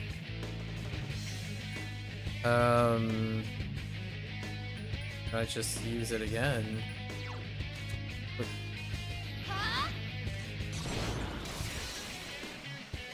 I imagine she has another phase, so gotta get ready. No! I won't miss! No! Yeah! No! Because I'm pretty sure there's a DPS check. Providing backup. On this one too. Like all her phases have DPS checks probably. We gotta push damage when we can. No! No! No! Say your prayers. No! No! No! Say your prayers. Behold! Okay, still same phase.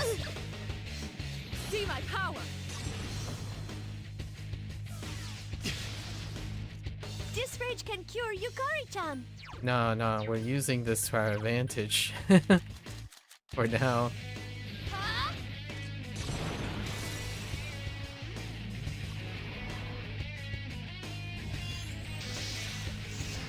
No! Oh. Okay. Hang in there!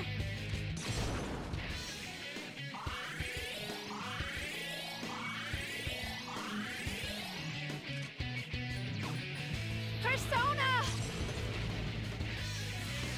No! No! No! No! KO. See my power! Okay, that must be the signal for... How's this? Oh no, maybe not.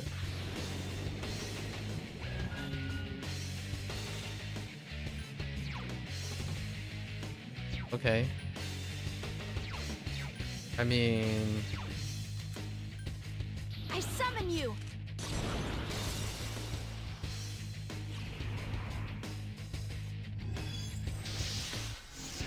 No! Take this! No! Persona!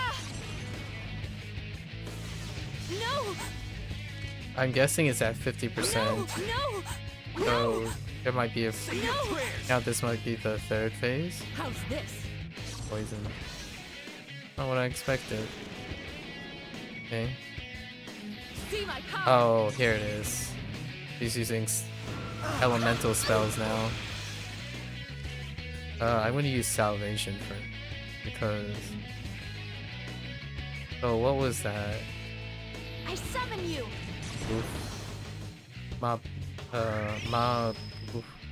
Bufu, right? So that means.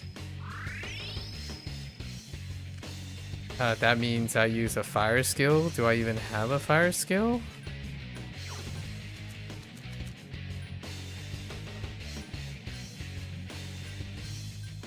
We can just toss out a fire skills to see if it's how that works. I'm guessing physical is out of the question now. So let's throw a fire gem at her. Take this! No! Yep. And I don't have... She's okay. So let's just toss... Let's just toss gems at her. Here! No! Oh wait, I could debuff while this is happening actually. No, never mind. I should have debuffed. I won't lose. Debuff and buff during those turns. Yukari can probably See my toss power. him. Infuriate. Oh no, that's bad. See my power!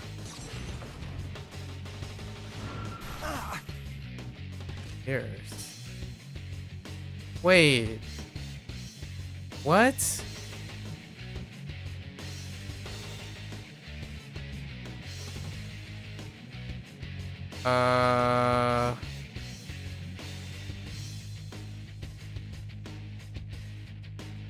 So does that mean I can still hit her?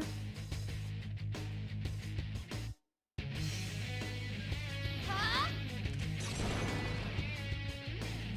She used Pierce, right? I'm gonna get... Oh, it doesn't get rid of Rage. You know what? We use Pierce, so let's just assume... No. Maybe physical is out of the question. Let's de-rage. Here. Take this!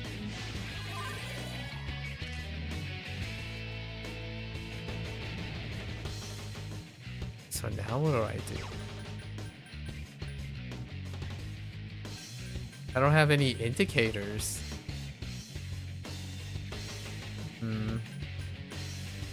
Persona!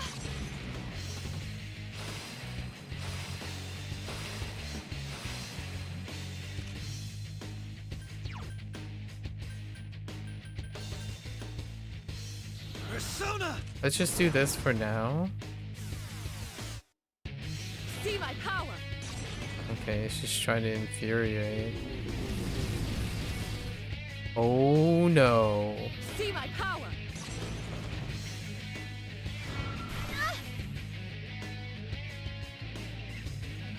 No! Oh no, wait. No! Say what? No! Oh, we're still in the same phase. Only sometimes she does an attack. I have to at least derage my MC because she's the one that. Can I still attack? No! Yeah, I still. She's not. No! She's not past 50% yet. No! No! No! No! See my power! Okay. God damn. Okay. See my power! Slash. Or pierce. Akihiko-senpai is in trouble! So we're still okay. I summon you!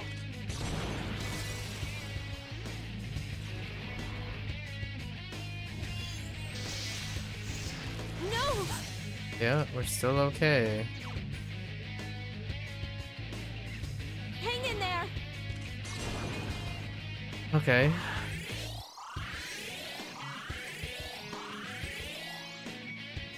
I won't miss! No! I won't go Light her back. up. No! No! No! No! KO! No! No! No! KO! Behold! Okay. That's a freebie. How's this?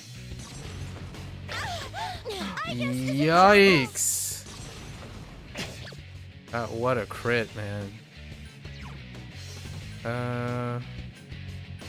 No, I mean...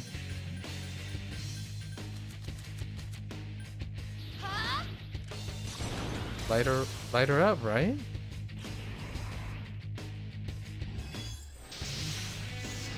No! Igus has taken heavy damage. Hang in there.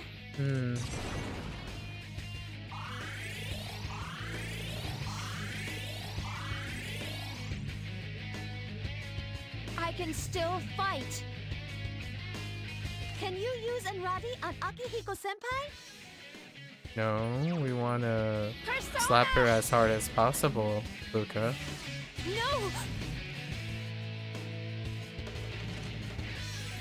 No! No! No! KO! See my power! Okay. How's this? Okay. Alright. So I use Bufu now, right? Meanwhile, I will. Did I already mind charge? I summon you! Oh no, I thunder called. Dang it.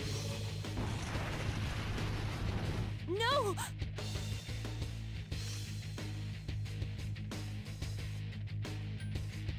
Let's test this out. So if I toss this at her, Here! No! okay. So that means we're simply going to.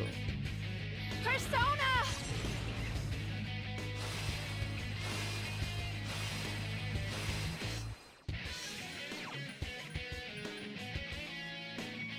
I won't lose. How's this? Okay. How's this? Okay. Unfortunately, I don't have a fire spell. Yukari-chan's frozen. She can't move. Persona!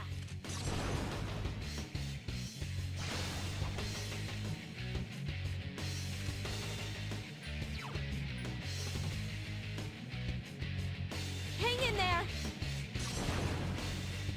So let's test this, right? That means I can throw. No, it doesn't really matter. We're basically constantly buffing and debuffing.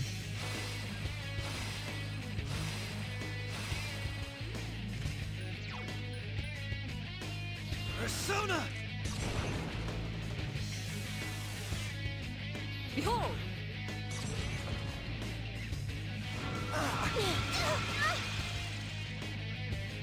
Behold! I can use 2. That means I can use Thundercall here, right? Oh no, it doesn't really. I summon you. This doesn't matter. Morningstar will always work. No. I can use Thundercall here, right? This should work.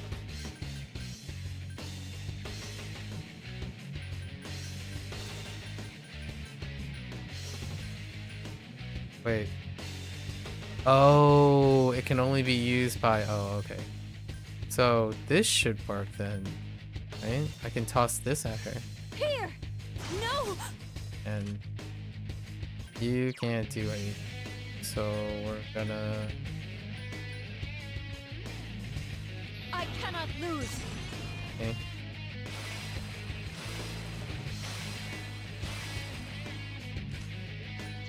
Oh, but you can. I won't lose. No. Behold! Okay. Behold! Okay.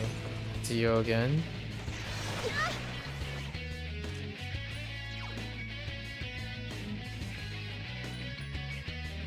I summon you.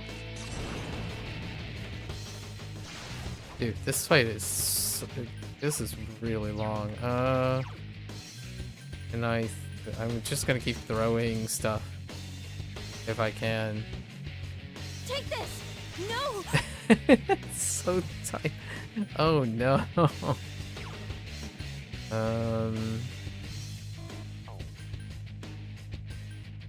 I cannot lose.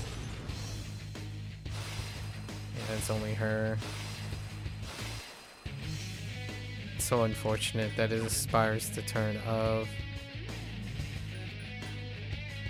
I won't lose. No. Behold!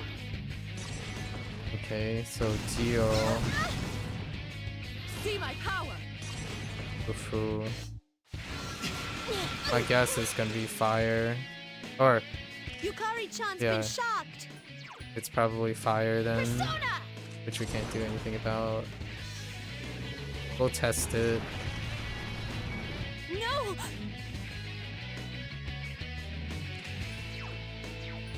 We can test it with her. And just toss a fire thing at it.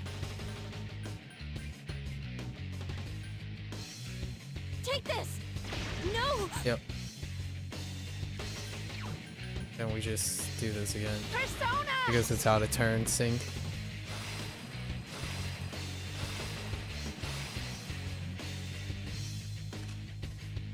And I won't lose. See my power! okay.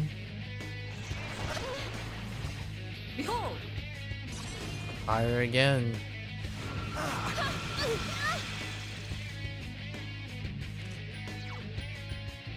I summon you.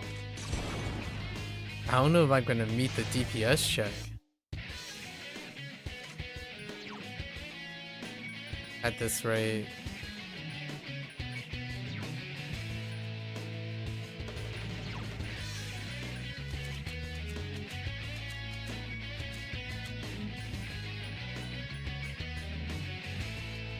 Take this. No.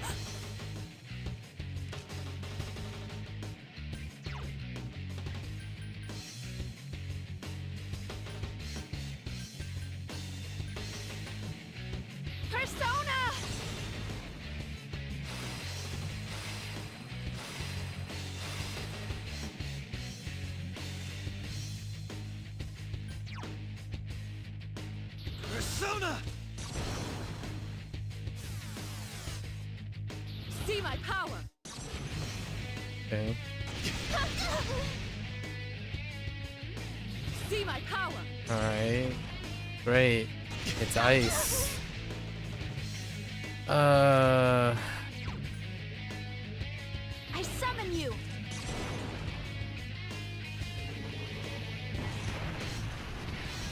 No. Hang in there.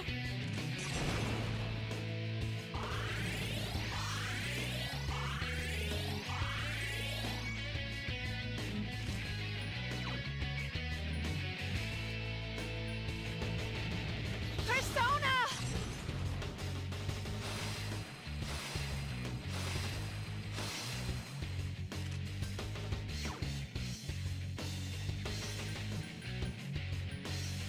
I won't lose. How's this?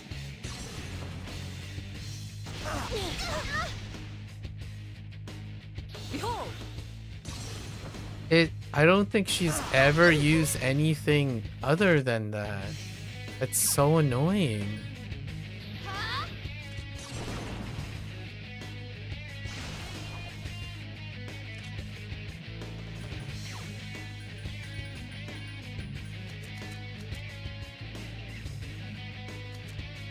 Maybe I can use like a mirror? Here! No!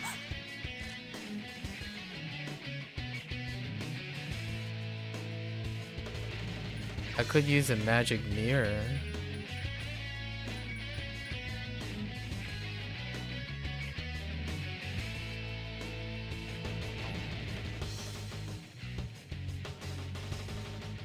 Persona! Or is it just her? Oh man, the buffing desync is so not great in this game. It counts the turn of use Persona! and not the turn after. How's this?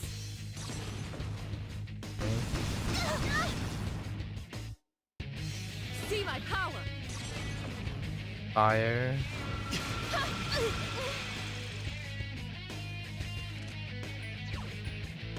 Persona!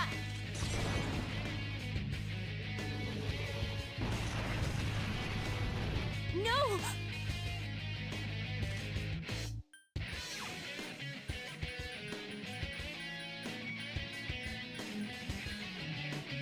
Here!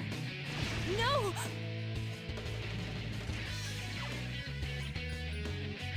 Persona!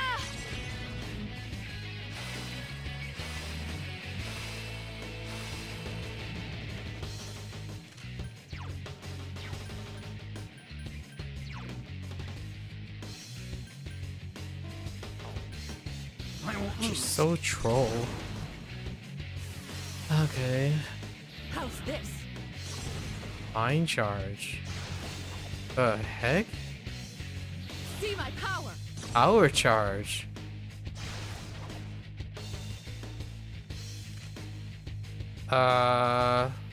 Okay. So we have to start thinking about when to use Armageddon for the 9199.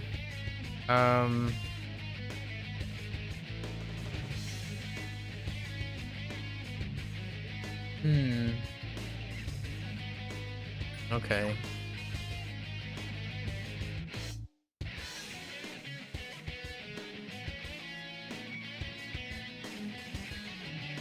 So how do I know what can hurt her? Persona!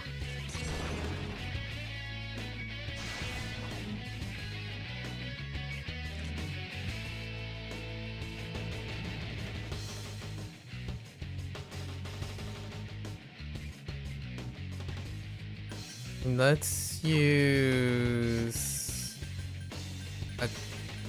let's reflect, right? Oh, that's the whole team. Take this! Okay. I'm gonna assume she uses attack and magic if she pleases. Now the question is, can I hit her? I cannot lose. No! I can most definitely hit her.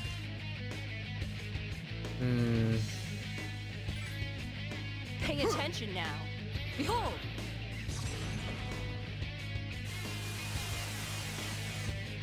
Okay. Behold! Okay. Interesting. Huh?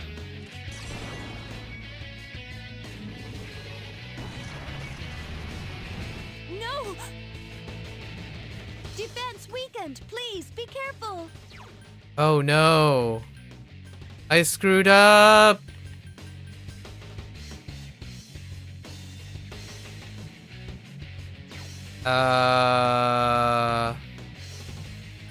Oh no. Hang in there. I didn't realize she was that low.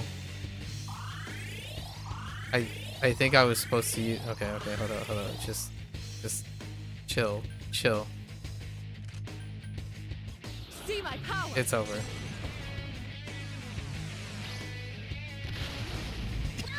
Oh no. See my power. Oh, it doesn't insta kill me. Oh, okay. No! Okay. Where's Armageddon? Persona! Let's watch this. Oh, it's interesting. No! Alright, get out of here. Incredible. Although, we could have taken her out normally, actually. Okay. Thank you. I haven't had that much fun in a long time. You made me a happy woman. I'll give you this to symbolize how both our powers touched. Jade bookmark. Must do nothing, I guess. I must go now, but I'll leave the vision quest hole open. I'll continue to watch your battle from elsewhere. Stay strong, Kotone. I mean, Margaret, right? Margaret is a potential Velvet Room person for P5X. I mean, honestly, I would have taken Margaret over Miku. Hot take. Some people would argue like, oh, but it could saturate the Velvet Room stuff. It's like, I mean, we have more summer event versions. Like, the theme itself is, I don't think that is mechanically bound. Alright, so we took out Margaret. What time is it? Oh, it's 3 a.m. Alright, so we're gonna try, I guess, Theo next.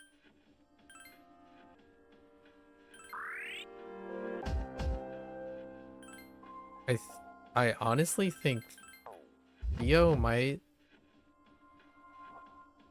There might be a chance Theo is even more agreeable than... So we have the Infinity. Did I get...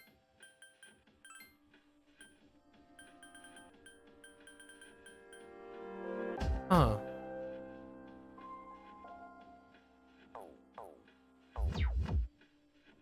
I probably did it. Okay. I have Armageddon. We have our Infinity. Alright, and then Theo probably kick our butt if we cheat, right? So, I think this is fine. So now we have to get to... the end floor.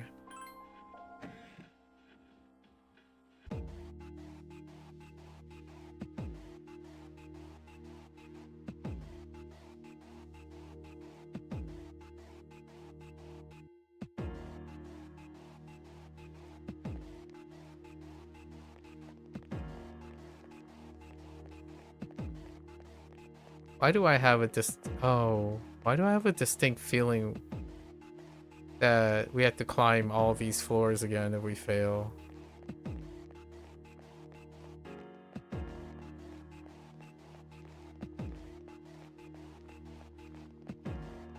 Should look for the chest too, honestly.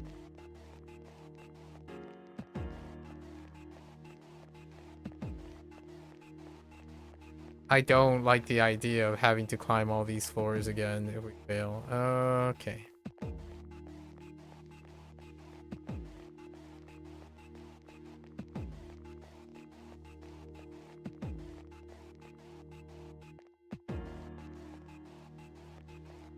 I probably can guess based on...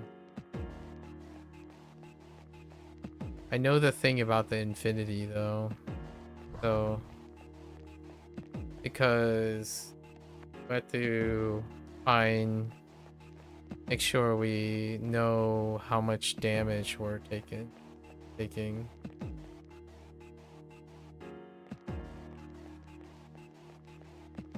Only procced after.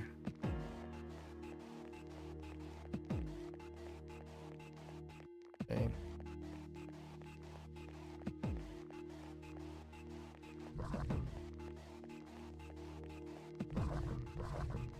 An enemy has located me. I must fight it.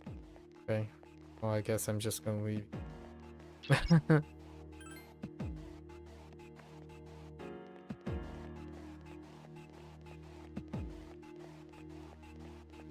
I'm pretty sure it's one-on-one.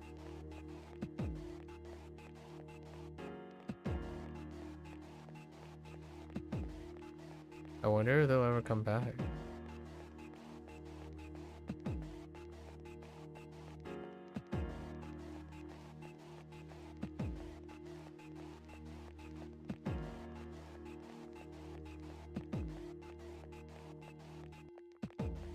My RNG is not good.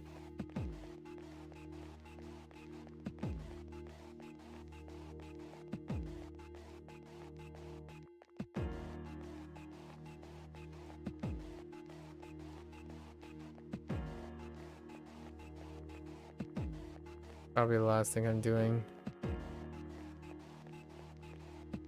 We did have enough time for like Nyx, but I done that goof and set myself back like 2.5 hours. That is kind of a thing. Although I even tried to trigger the fusion accidents, that didn't happen. And now I'm kind of looking for the chest as well.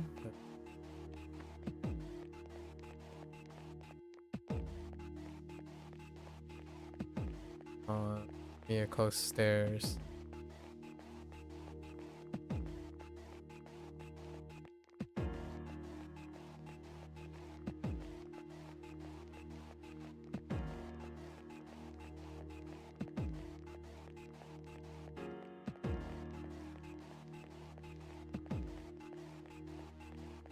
Do not be a dead end, please.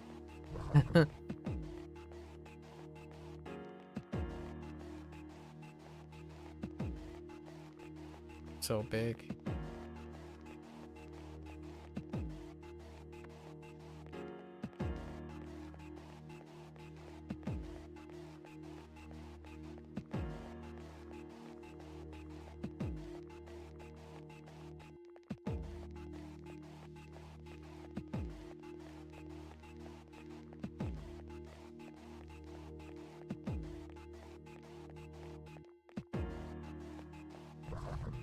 Oh, rip.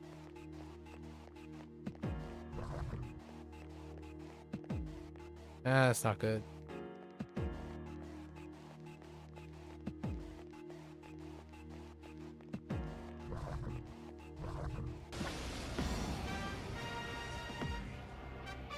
Watch out! There are 4 enemies.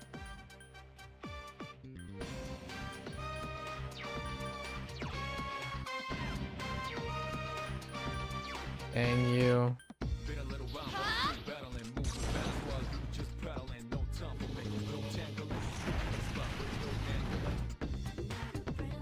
Doesn't deal enough.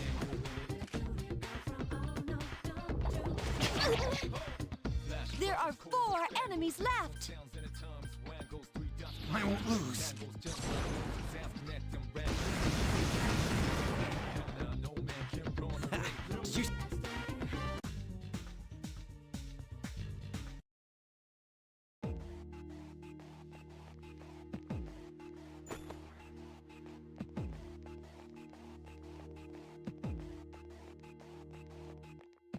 Be the staircase. Do it. Ah.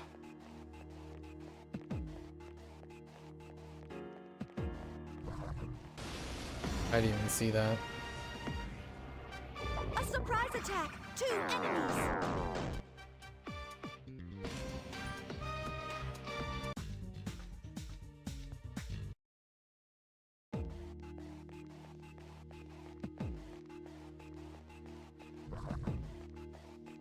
The most important part is to know when to use An attack! There are 3 of them! when to use infinity during Theo's thing. The problem is, like, if I have to run all these stairs, I'm gonna make sure I don't screw up here.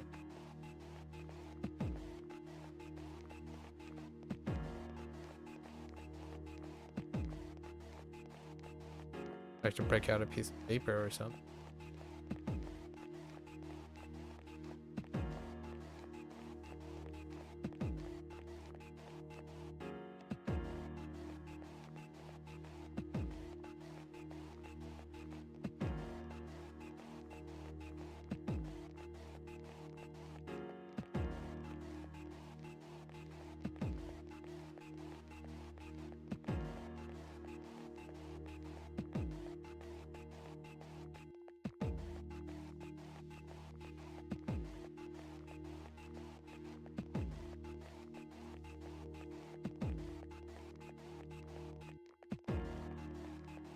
Parroting enemies are nice. Dang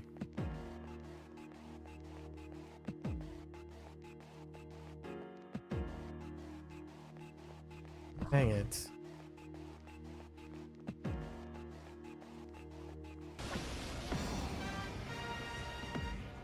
There are 2 enemies!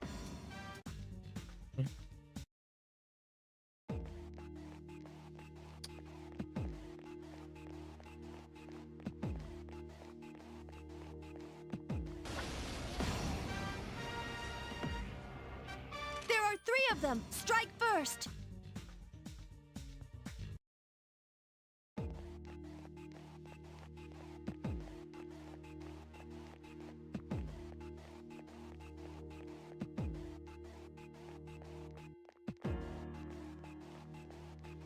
Okay.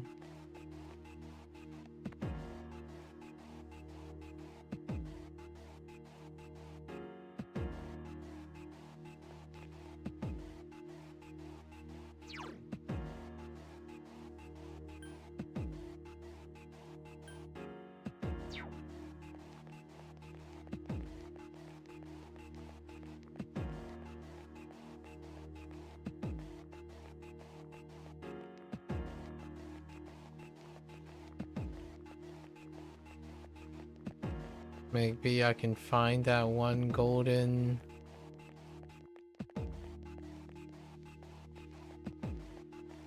Where's that golden chest at? Darn. This would be the time.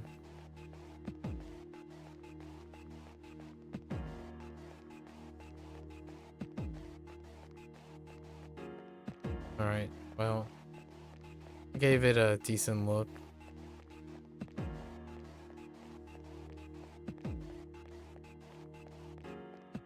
Alright.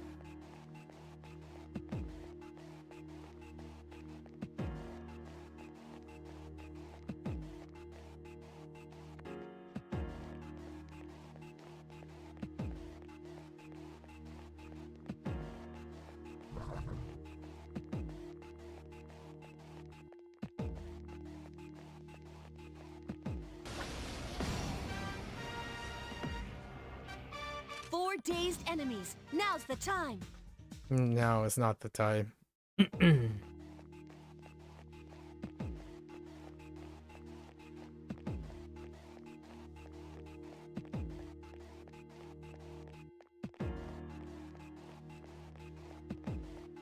Nice. All right. Should be standing there. There's the man himself. Alright. I'm pretty sure I know what to do. I believe I request that you meet me alone. I prefer if you would leave so that we can face one another. Is this acceptable? Yeah, okay. I've been waiting for you. You needn't look so perplexed. You came at my behest to defeat the foe I suggested you would find. And here I am. I'm sure you understand by now. As I believe I have mentioned before, I represent power in its purest form. As such, I may only reach my answer when I encounter one whose power surpasses mine.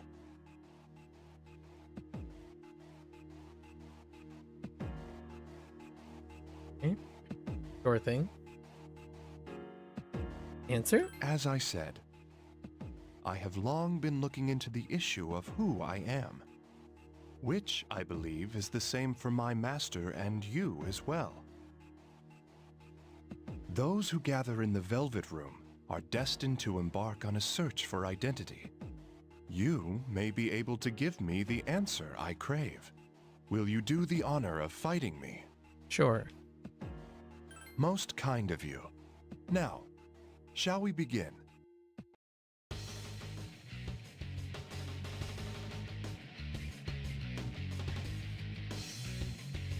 Who's that?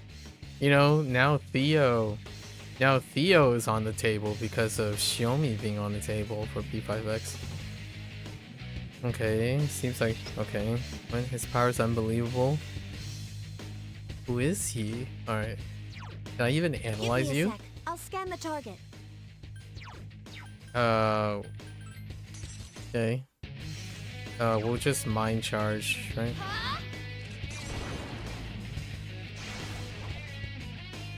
I am he who governs power.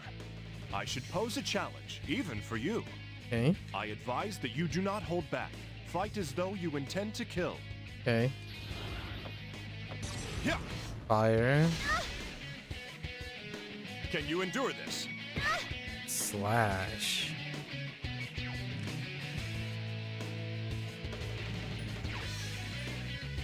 Thunder Rain. Persona! No. Strike. I have chosen. Gabriel.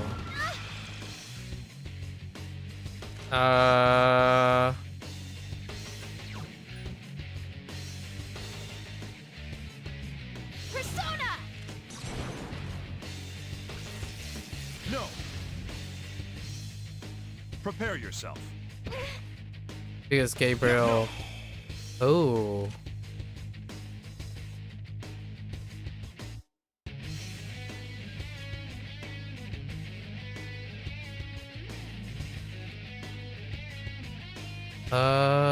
So he did a physical. Persona! Can you endure this? Look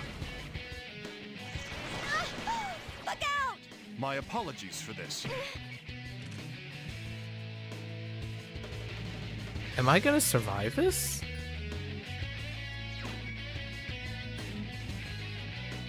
YOLO. Persona! No. I have chosen. Okay, I'm gonna survive this. Sure. Okay, so all the angels. Pretty I have sure chosen. Raphael, or pretty sure Michael is immune to thunder, right? So we can salvation him. I summon you! Can you endure this? No. Hmm, I have chosen. Yeah. okay. Okay. Have homunculi.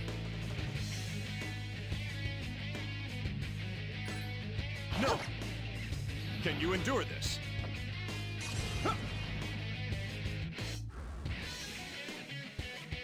Status. Prepare move. yourself.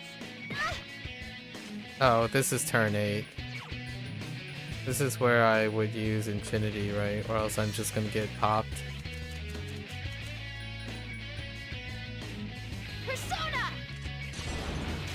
This is impossible without this. Pretty sure. My apologies Yep. for this. Yeah. Beelzebub. My apologies for this. Oh, he does it twice. That's unavoidable death. So, does that mean we do it again? I summon you! Beelzebub. Can you endure this?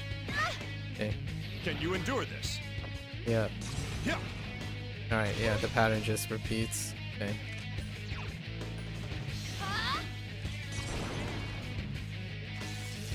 No. My apologies for this. Wait, Yeah. so this is gonna go on for a while. I have chosen. Oh no.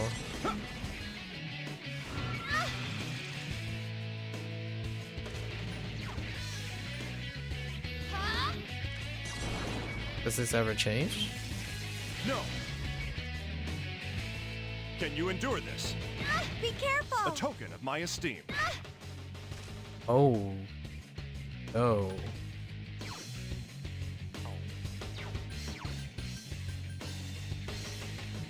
Here! Okay. I have chosen. Yeah. Okay.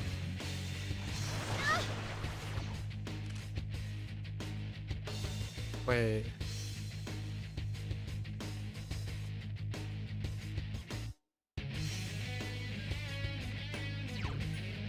Persona! No.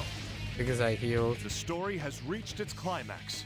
I regret that this moment must end. Can you endure this? Wait.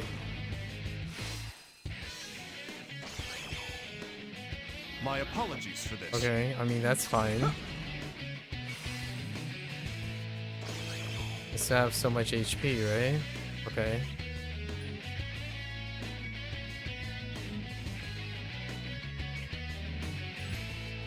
No. My apologies for this. Yeah, these guys, light and dark, you have to use physical attacks. My apologies for this. No. I have chosen. Okay, yeah. Right. I have chosen. Wait. Yeah, I have unshakable will. Unshaken will. And then Abaddon is before Beelzebub comes and wipes my face, right?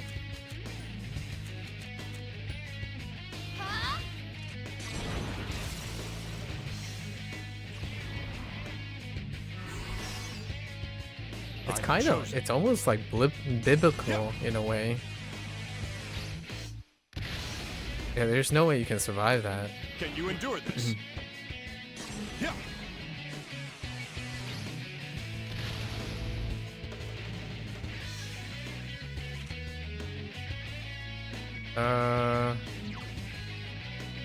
So we go back to. I summon you!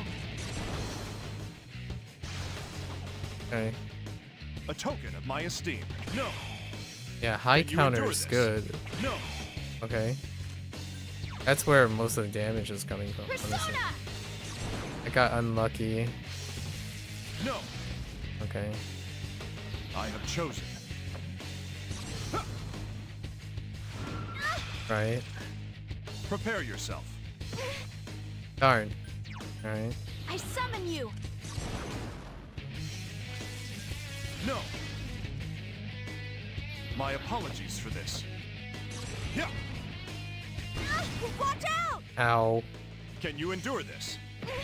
Are you Ow. okay? Please Okay. be more careful.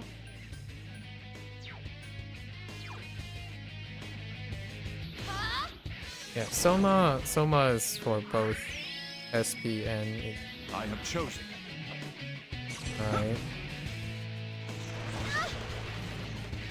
My apologies for this. Persona! That means I can like thunder rain here. No. Where's my high counter My at? apologies for this. Heck you. So I can reset now. Or, I mean, I can just pop. Oh! No. Take this! Okay, nothing happens. I have chosen. Just kidding.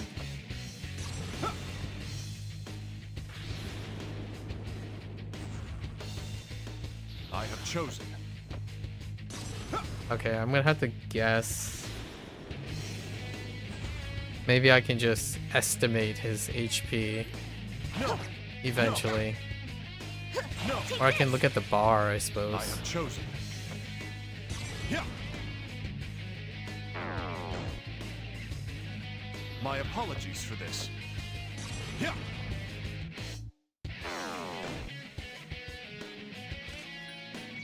I guess we're gonna run out of infinities if we keep doing this. I have to call it. Can you endure this? You're such a cheat. Can you endure this? Yeah.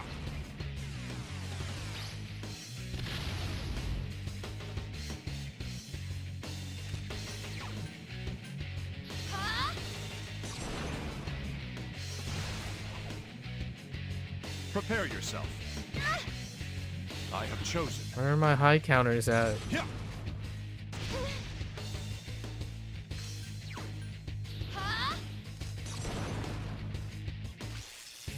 No. I have chosen. Okay. Gabriel. Are you okay? My apologies for this. Yeah. Are you okay? Please be more careful. Can you endure this? Michael. Oh my My goodness. esteem. Can you Holy. endure this? No. Be careful. Dude. Please be careful. That is hecka mean. Wait. So what turn is this? I summon you. My apologies for this. Okay. And Dalphon. Okay. My apologies for this.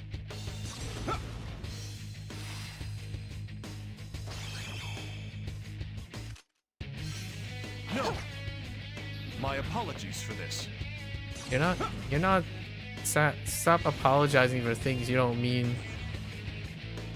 I have chosen. Yeah. Okay. Oh, there goes one homunculus. No. No. My apologies for this.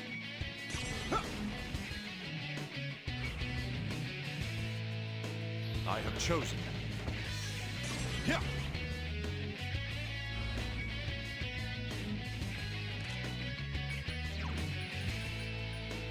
Persona. Alright, well, I can do enough damage, so that's good. To do the guess. My apologies for this. Yeah. So I'm gonna keep track of how big My his life apologies bar for this. looks. I think that's what I'm Yeah. gonna do. And then guess that way.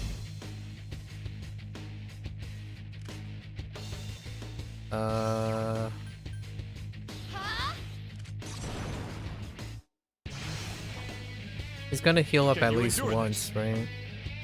Yeah. He's got to. Prepare yourself. Stop! Work, please. I summon you. No. What is this feeling? This joy? I shall give the battle my all now. Can you endure this? Oh, he healed. Oh, I saw it. Can you endure this? Okay.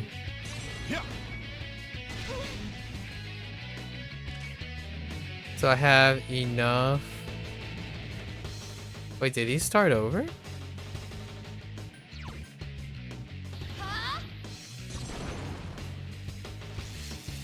No. Can you endure this? Oh no. Okay. Can you endure this?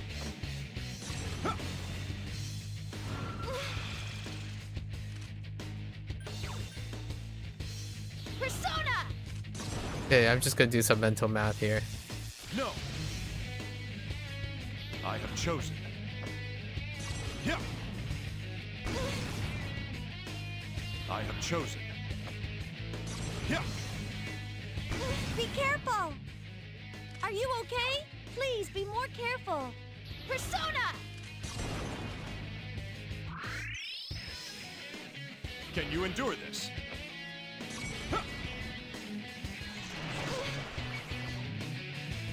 Yeah. Okay.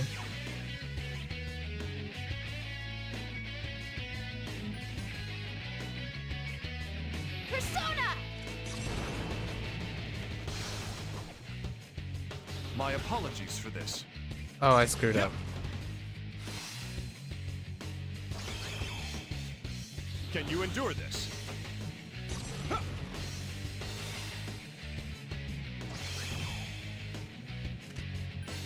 Come, is that your best? My Darn it. apologies for this. Can you endure this?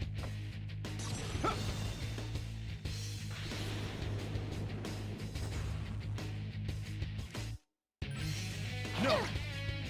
Can you endure this? Yeah. Okay. My What? apologies for this. Okay.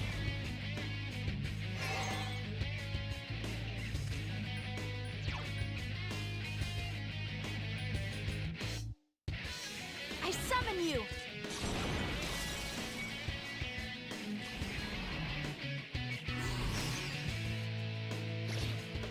Can you endure this? Yeah.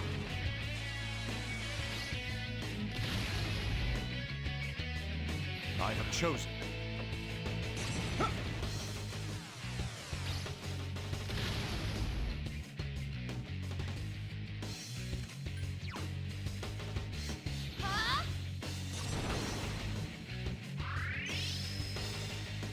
I have chosen. Okay. My apologies for this. I hate you. Okay. Oh, we're just gonna take the chance to deal. Okay. No.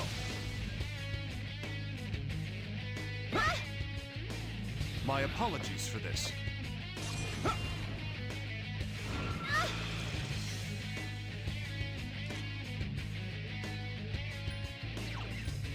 Persona! No. Okay. I have chosen.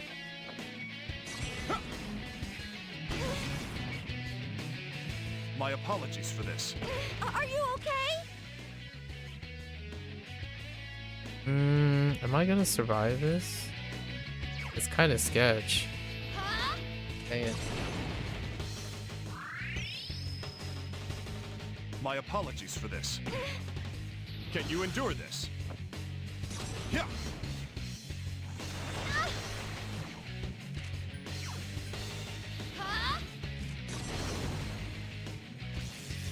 No.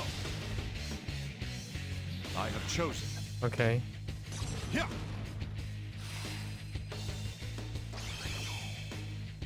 My apologies for this.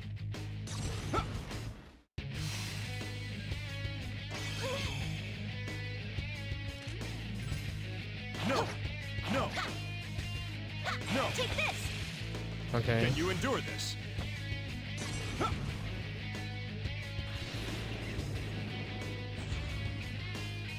Can you endure this?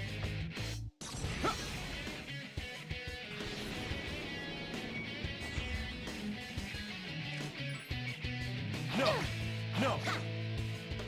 No! Take this! I have chosen. Okay. I have chosen.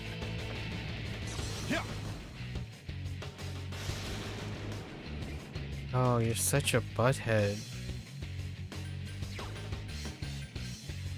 Persona! I think I'm around 30%. Can you endure this?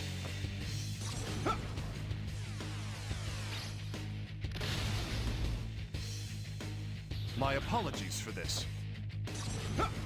I got 70% left. About like 7,000. Huh?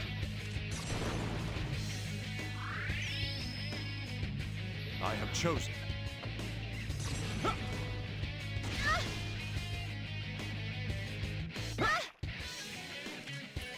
Darn. Huh? No. A token of my esteem. Prepare yourself. No. Okay. Huh? No. I've crossed the My 4,000 mark. apologies for this. Yeah. My apologies for this. Huh?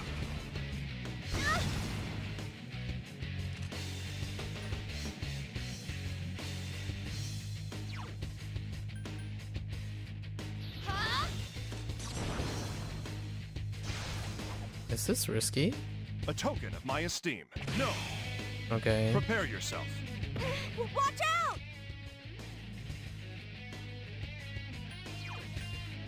I summon you! No. Oh no, that was really high. Alright. Can you endure this? Oh. Oh, he can still kick during that. Alright, so I'm over 50%.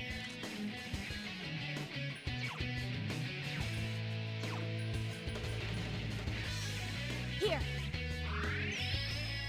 My apologies for this.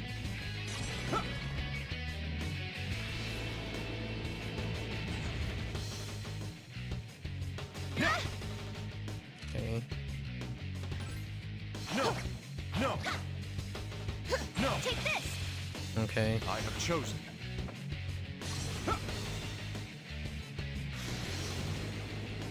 That poison is so annoying.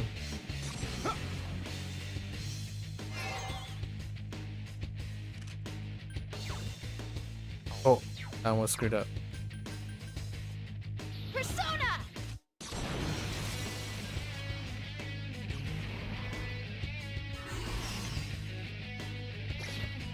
My apologies for this. Yeah.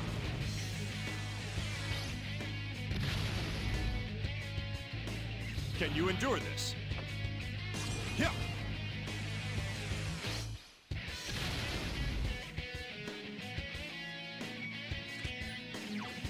Persona!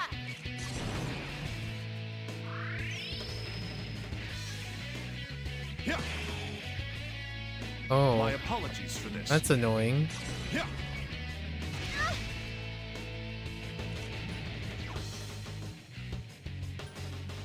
Persona! No. Okay. Can you endure this? My apologies for this. Huh? No. So I'm over 70%. Can you endure this? Can you endure this?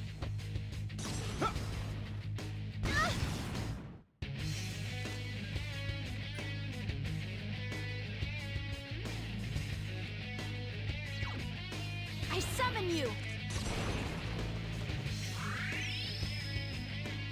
My apologies for this. Can you endure this?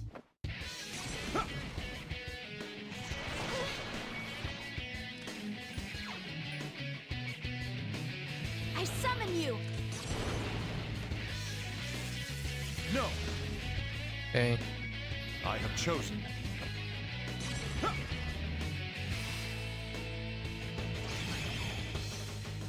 My apologies for this.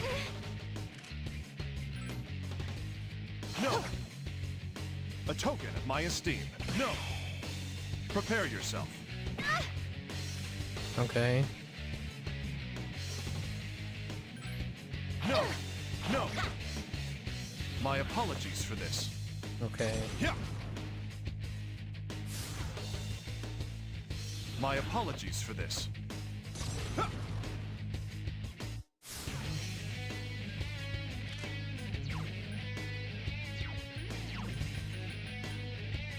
I summon you!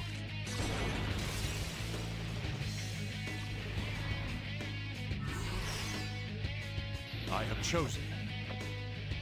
Yeah!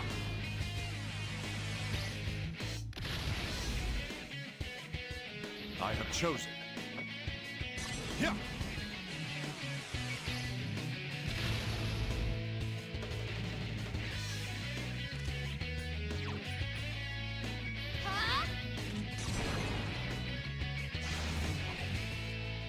I have chosen.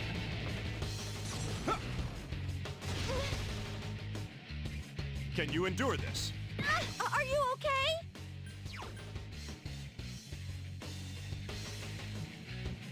Dang, I don't think I can risk that. Can you endure this?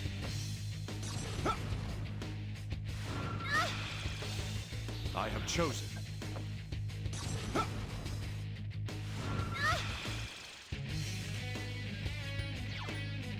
Persona! No! Okay. Can you endure this? Okay, I think I'm within... A token of my esteem. I'm within... Pretty sure I am within Can you endure this? 1k. Can you endure this? I might be able to like do a weak attack. Like just this one. Persona! No! Yeah, okay. I have chosen. Yeah! I'm My fairly apologies for certain. this. Yeah! Oh, I could do like a physical attack. No! No! Okay. Can you endure this? Now I'm pretty confident.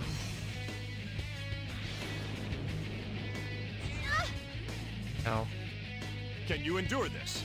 No! Oh no. I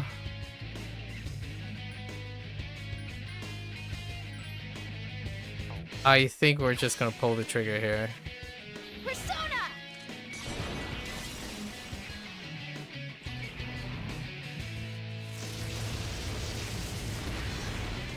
No! Just as I No! thought. Your power is splendid. The story has just begun. I look forward to its unfolding. I have chosen. I screwed up. I was off. I have chosen. Oh, what a waste of time. I was off by like, No! Yeah. It can't end like this! well. That sucks. Oh, I can? Wait. Can I retry from the current floor? I didn't think I could. Oh, okay. Then that's fine. Neat. I'm okay with this. I don't have to climb the floor again. Alright. I tried to do it. Like, I tried to do quick math, but I wasn't expecting that high counter. I was one high counter off.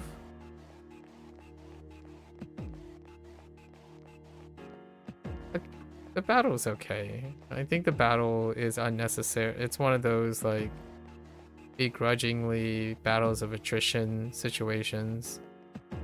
I don't think battle attrition things with very particular like all-in mechanics are interesting. Or not as interesting.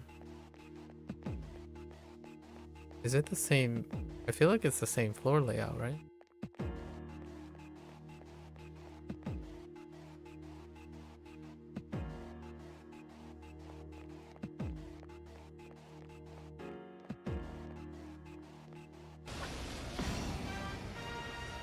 The Margaret fight is a lot more There interesting. are 4 enemies. Attack!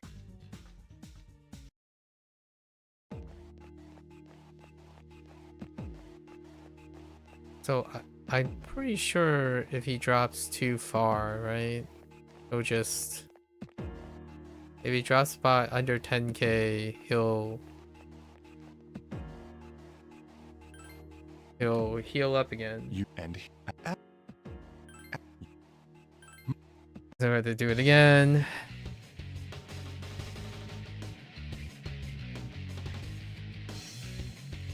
Who is that?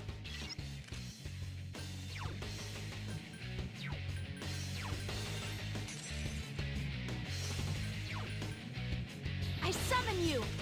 Yeah, so we basically know what we're doing. I am he who governs power.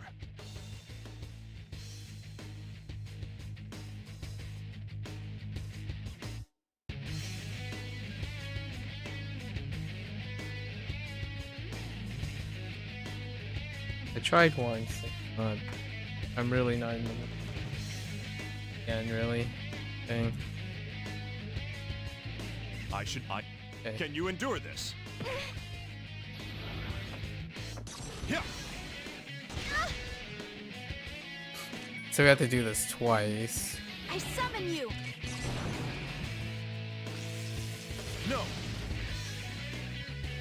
My apologies for this. I have chosen. I don't think we can actually... We have to do it for the second time. I summon you! No. Prepare yourself. I have chosen. So basically you're just sitting here hoping that Be careful! the high counters work. Persona! You're endure rouletting this? the high counter over and over again.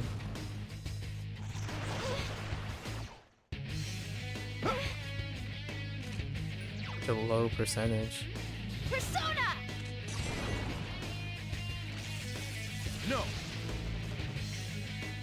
Can you endure this? A token of my esteem. Basically just failed every single time.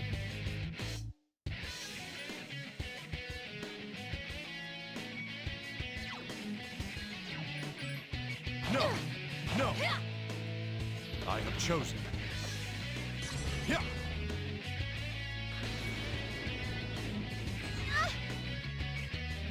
Can you endure this? Yeah.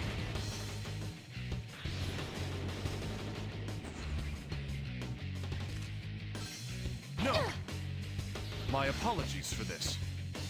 Yeah. Prepare yourself.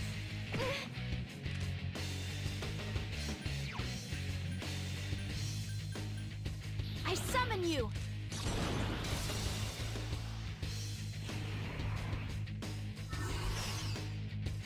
I have chosen.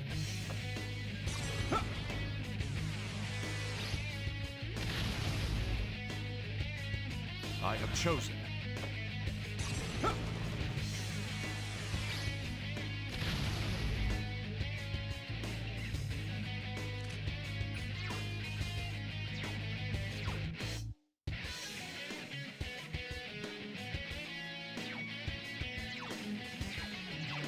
Persona!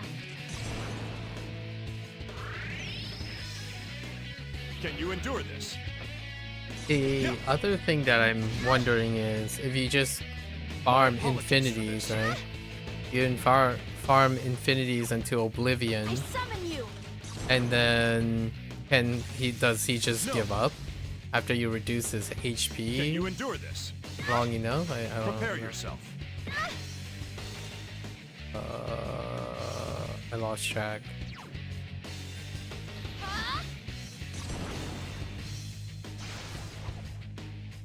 I have chosen. Yeah, No, I have chosen. I screwed up. Yeah, Watch out! I summon you! can you endure this? Yeah. My apologies for this.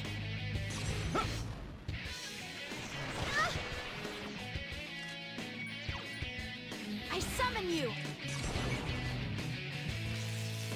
No. Can you endure this? Yeah.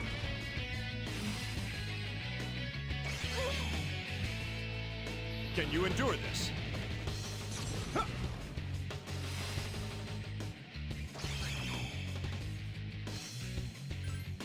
No. My apologies for this. I have chosen. Huh.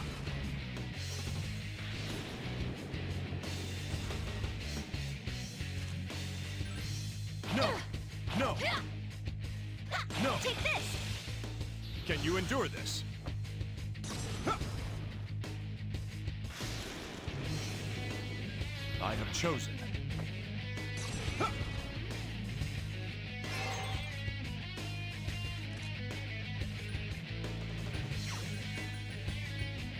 Persona!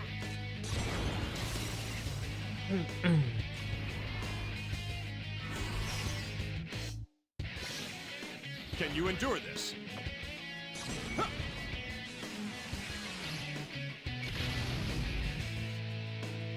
Can you endure this? Huh.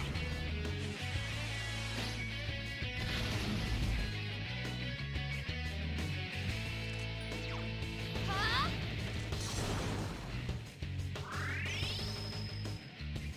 Prepare yourself. A token of my esteem. No. I summon you!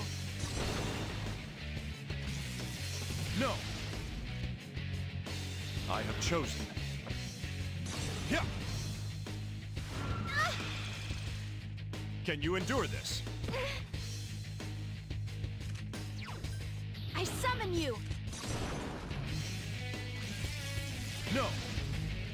The story has I have chosen. Yeah. I have chosen. Yeah.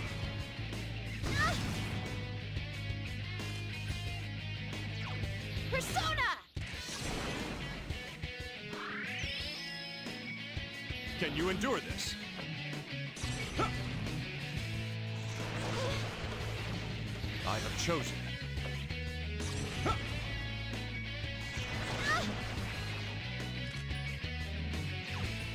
I summon you! No.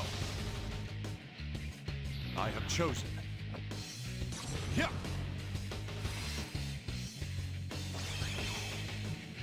Can you endure this? Huh.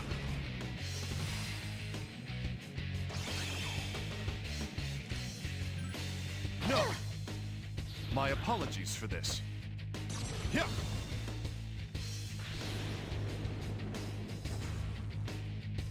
My apologies for this. Yeah.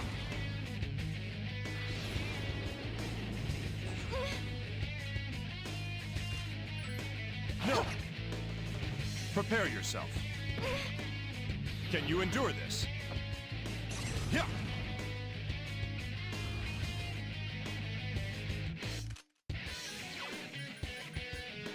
Persona!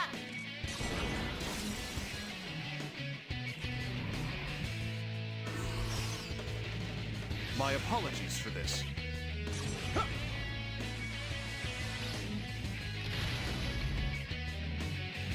Can you endure this? Huh.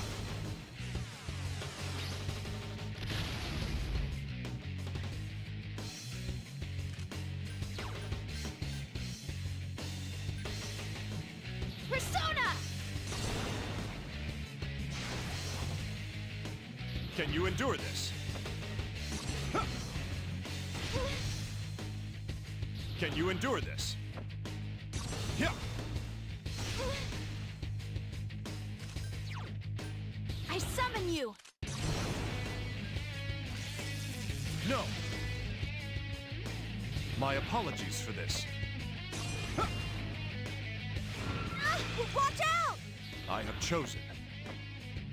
Yeah.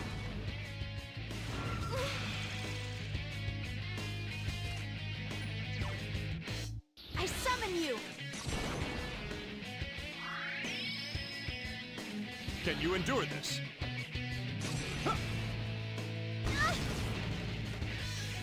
A token of my esteem. Persona! I have chosen. Yeah. Can you endure this? I summon you! No. I have chosen.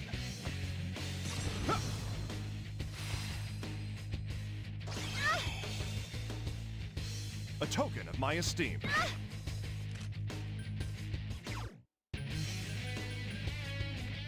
Here! Prepare yourself. No. Can you endure this?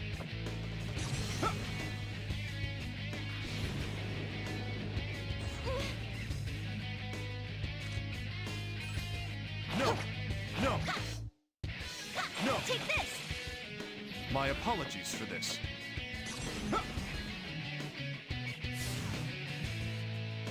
My apologies for this.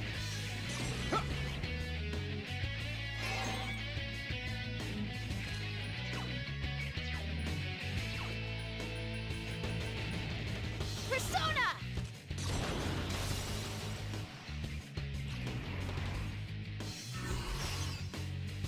I have chosen.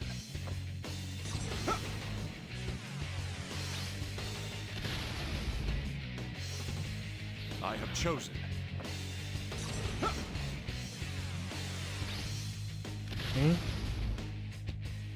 We're almost there. Persona!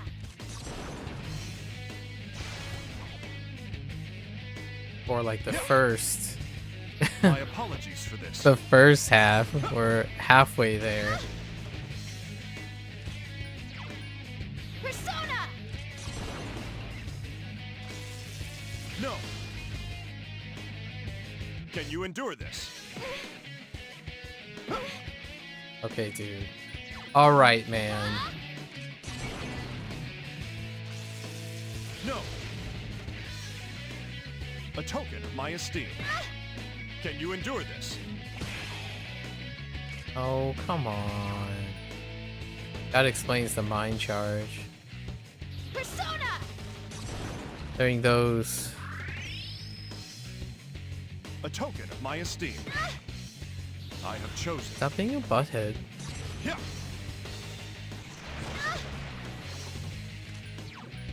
Persona! No. Alright. What is this? I shall. Yes, yes, yes. I have chosen.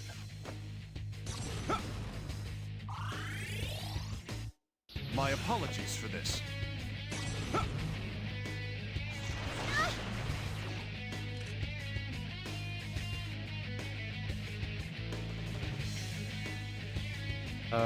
So I summon you! No. Yeah. No. My apologies for this.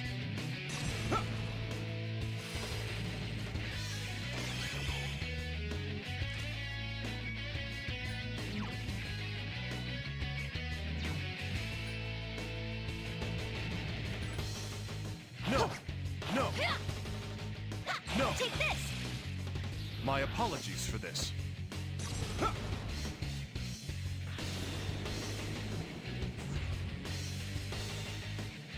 Yeah. No.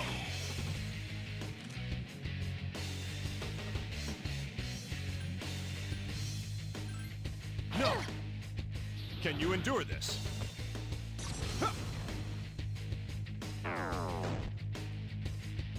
I have chosen.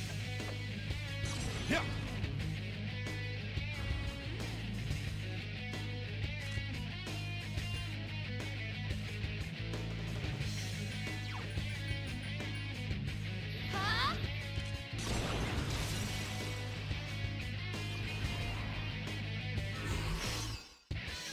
My apologies for this.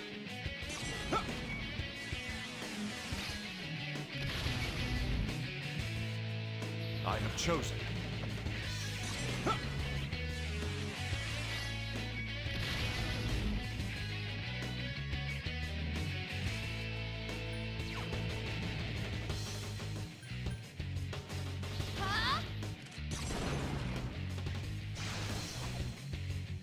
Can you endure this?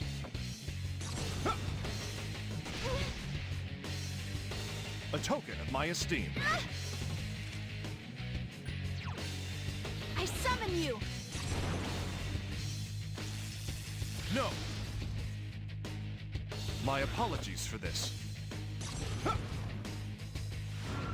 Watch out! My apologies for this. Yeah!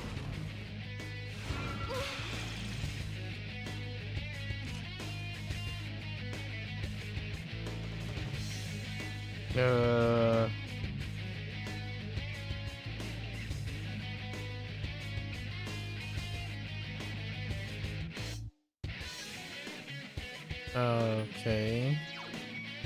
I summon you! A token of my esteem. Can you endure this?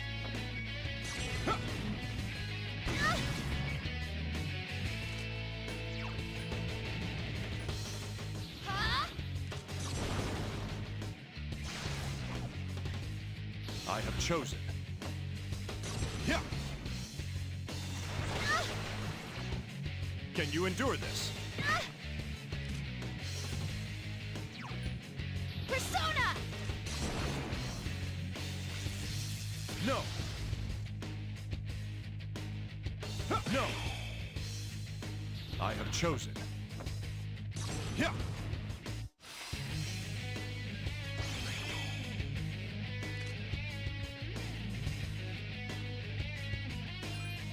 No. No. My apologies for this.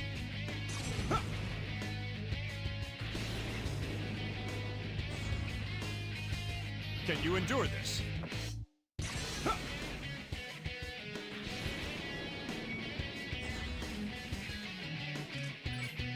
No! No! No! Take this! Can you endure this? Yeah! My apologies for this. Yeah!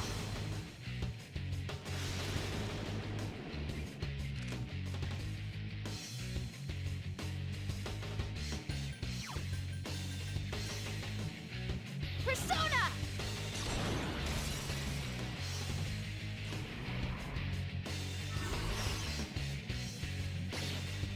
Can you endure this?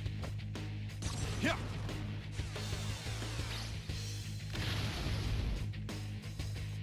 Can you endure this? Yeah!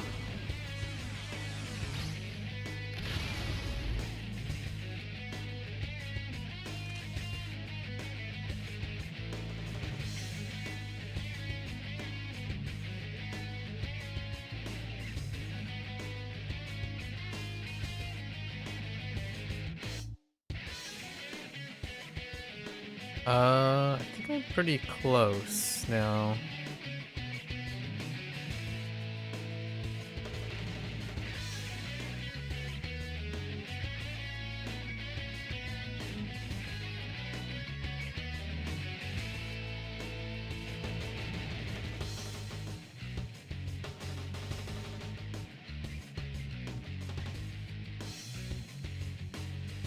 Oh no, I'm not pretty close. I'm actually only halfway. I'm supposed to reach 10,000. Can you endure this? Yeah! My apologies for this. Yeah.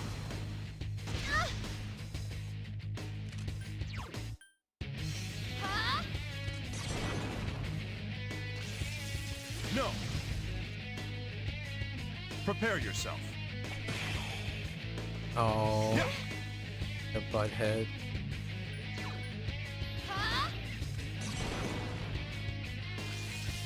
No. My apologies for this. Can you endure this?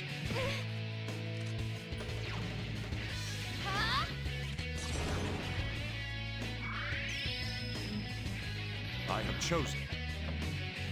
Yeah. Can you endure this? Yeah.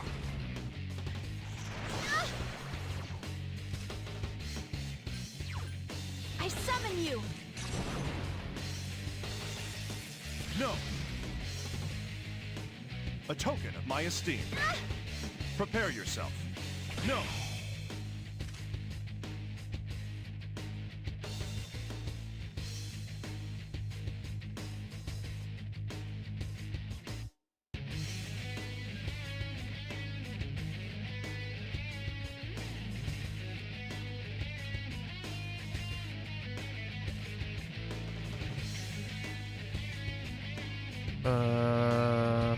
I'm guessing. No. No. My apologies for this. Okay. My apologies for this.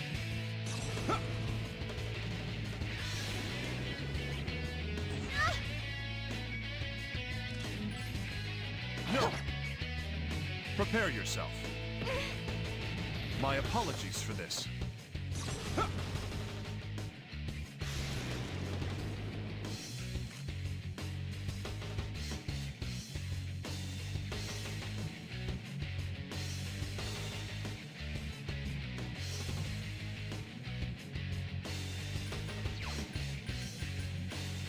Persona!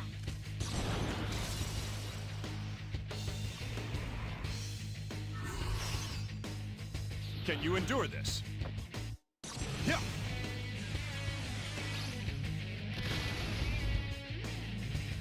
My apologies for this. Yeah.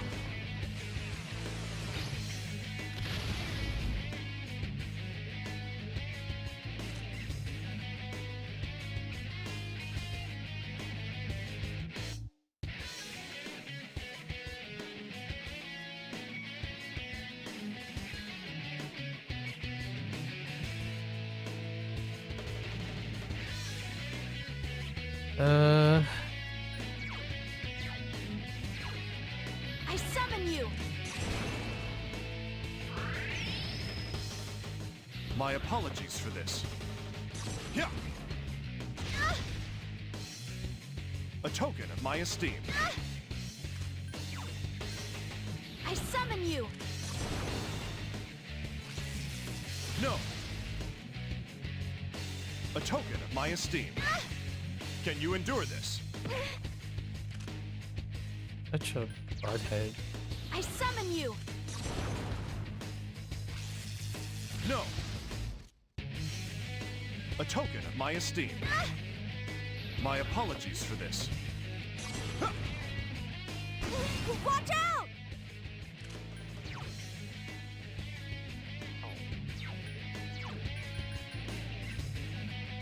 Here, Can you endure this?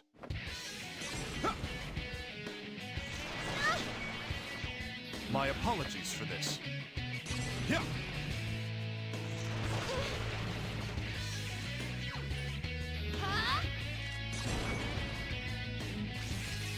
No. I have chosen.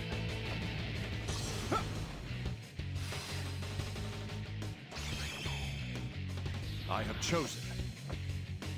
Yeah.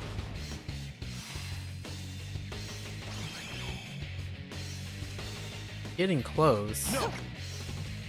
My apologies for this. No. My apologies for this.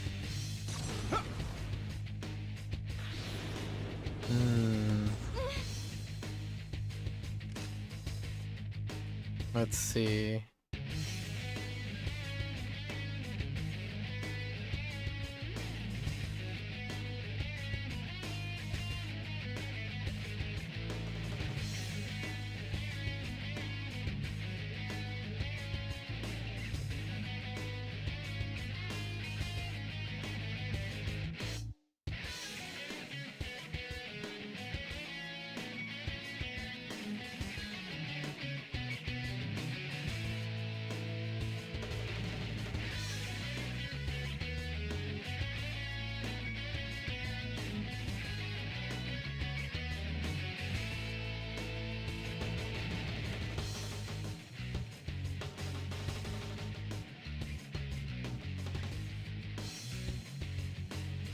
Okay.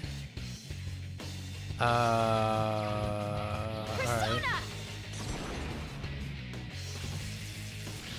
Oh, rip. I have chosen. That was one off. Whoops. That would have been a devastating mistake right there. It was a safe bet. I wasn't sure where we were there. It was definitely not turn 7 though.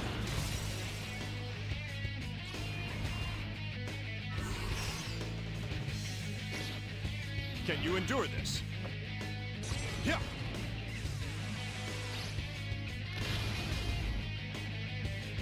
I have chosen.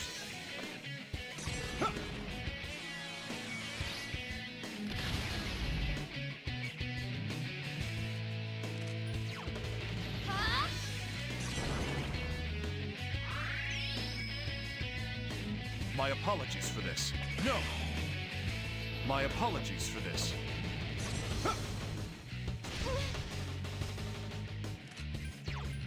I summon you! No!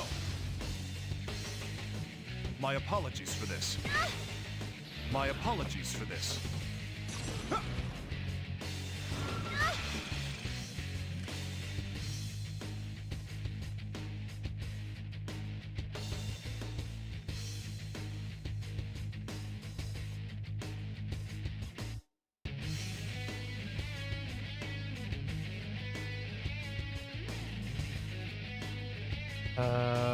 Okay.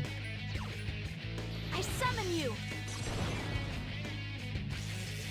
No! Can you endure this? Can you endure this? Yeah!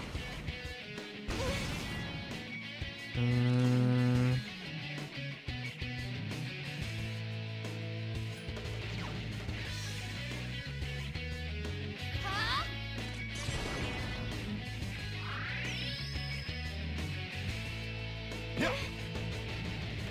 Yeah! No!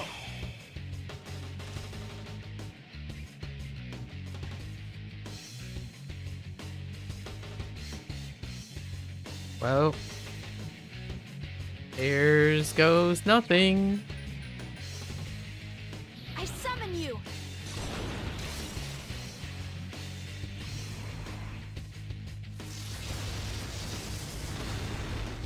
No! No! Nailed it. We were 100 over or something like that. A little bit over 100.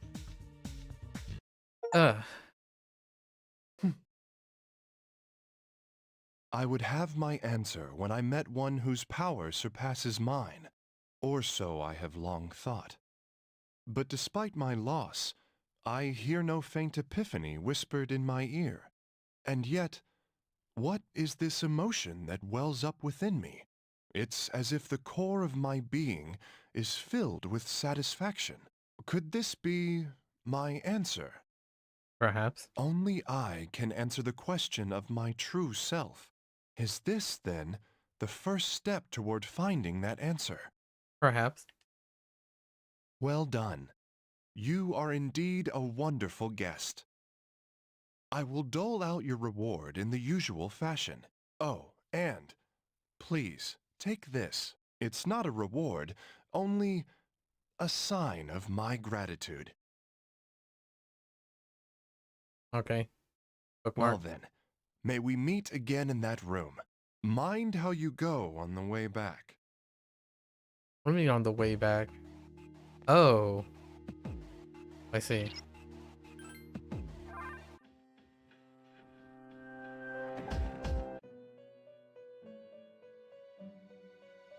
Was your great deal, but I asked you to forgive her? Still, it would seem that you have been strengthened by the ordeal she set before you.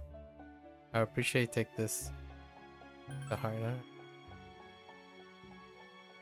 I obviously don't need to ask for proof of this. You have used your power to help me in every way. Thank you very much. Oh, you get the omnipotent orb over here. I see.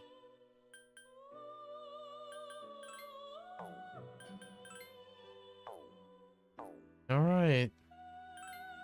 We still have one request to do, which I think I'm just gonna do. Because I still can't find the hacker thing.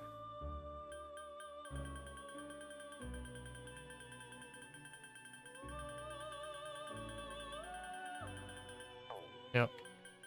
And we still gotta do... We gotta farm our failure tomorrow. Okay. So we gotta farm a failed fusion. Oh, 2 RNG things. I think I think Theo's fight is like kind of eh, or like Margaret's last Theo fight. You're guessing when to attack, and then once you have a plan of attack, so you use the strongest ability you can during the time, and then you heal. And at any time, you never forget that the ailment phase is prior to the Armageddon, or like to the instant death phase, right? And then you're doing some math to make sure he doesn't heal up. I'm genuinely curious what would happen if you like brought him down over and over again.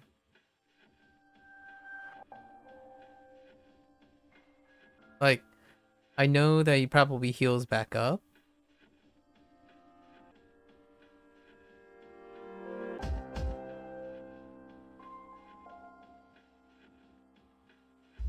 Or does he heal up after the turn 8 cycle?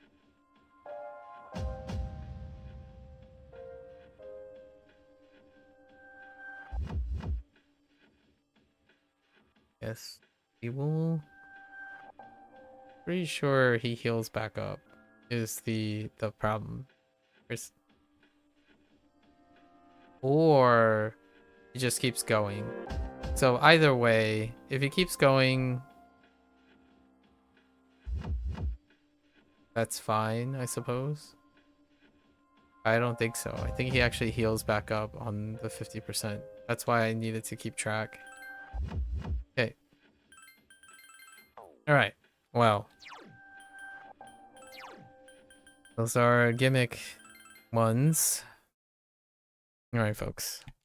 So we made up that last botched, because we needed infinity, and actually specifically we might have needed Armageddon too. Like both of them were required. So as opposed to farming them, which I wasn't going to farm Armageddon because that was what it required, a lot of Malachite.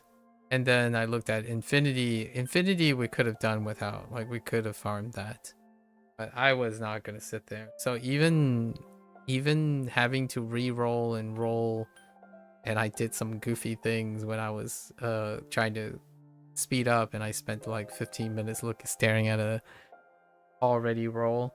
So that type of thing, even then it wouldn't be as long as farming Tartarus for those items. So I'm not sure if it's okay. I think it's okay kind of thing for a JRPG, I suppose. I don't particularly think those type of bosses really gives me the satisfaction. I think the Vision Quest stuff was very satisfactory. especially the ones they are on the trial and error side too. So we'll see how if there are any changes or they continue to do they kept everything as is for P3R sometime in the future. So the next one, right? The next time tomorrow we'll try to do the last two RNG things, conclude and watch the ending to Nyx, the defending, right? The final ending for the female MC. Then I'll be taking like a break. I'll probably do one more lesson. So tomorrow is going to be Monday, or actually, yeah. So or later today, it's gonna be Monday, and then for Tuesday and Wednesday, I'm simply gonna do some language learning, and then I'll be away. I'll be away for until August rolls around, and then I'll be back and we'll be rest up and do our Makoto playthrough. And the Makoto playthrough will be with Japanese audio to hear all the Japanese casts during the main events, because your character doesn't actually voice anything. And the major events largely are unchanged outside of the particular special speech ones that like the female MC had, because some of the main cast did have lines like Junpei, Akihiko during the social links that were unique to the female MC. Now Makoto may or may not have those, I'm not entirely sure, but we will be reading all the social links. Probably a little quicker for the ones that maybe have minimal changes, but we're going to try to cover all the unique social links, because that's probably going to be the one that most of those are going to be the ones that we will see again in P3R, unless there's some surprise that I'm not aware of. So that's it for today. If you can watch this later, arigatou gozaimasu. As always, feel free to follow along. Pick up P3P for yourself. Give it a go. Obviously, you are more than welcome to come on by, yap, talk about your thoughts are about such high like puzzle-oriented trial or fail approaches to like turn-based bosses. I think still comes back to, it's hard to deny how Clear Obscure. So Clear Obscure actually added an expansion pack, which I haven't ever, or like a celebratory game of the year DLC, and it's probably gonna feel somewhat like Margaret and Theo. However, Clear Obscure has this like X factor, right? The idea of intervention, like input intervention. So they both introduce pros and cons in that way. I like Persona for pretty much the other 90% ish. I think the whole like rare drop stuff, drops, farming aspect in order to overcome certain obstacles that are designed. I think that's 10% of the game I'm okay with. If it's the nature of the game, I think I'll pass. So, and as far as I know, ATLUS, P Studio, right? The P Studio, as well as Studio Zero, their modernization have kind of taken that away, sort of, and to the chagrin of those that really love those things. I mean, hats off to you guys. For myself, I think as we move closer and closer to the modernization, I have more to say over this. P3P is a great primer for something that reflects like teenage years. You have like the grind loops, the constant iterative cycles of the JRPG mechanic, right? And then the social links is what I stayed for. Basically, You get introduced and kind of sort of hooked on the mechanical side of things. However, that loop system really does feel like something no longer in contemporary game design. Just my thoughts. Obviously, others may have different opinions. They might pine for this type of thing.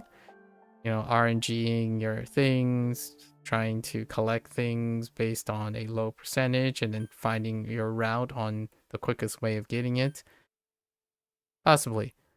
I'm not particularly a fan in single player experiences like that. And I'm kind of expecting that this stuff gets tweaked and kind of weaned off in the later games, later iterations.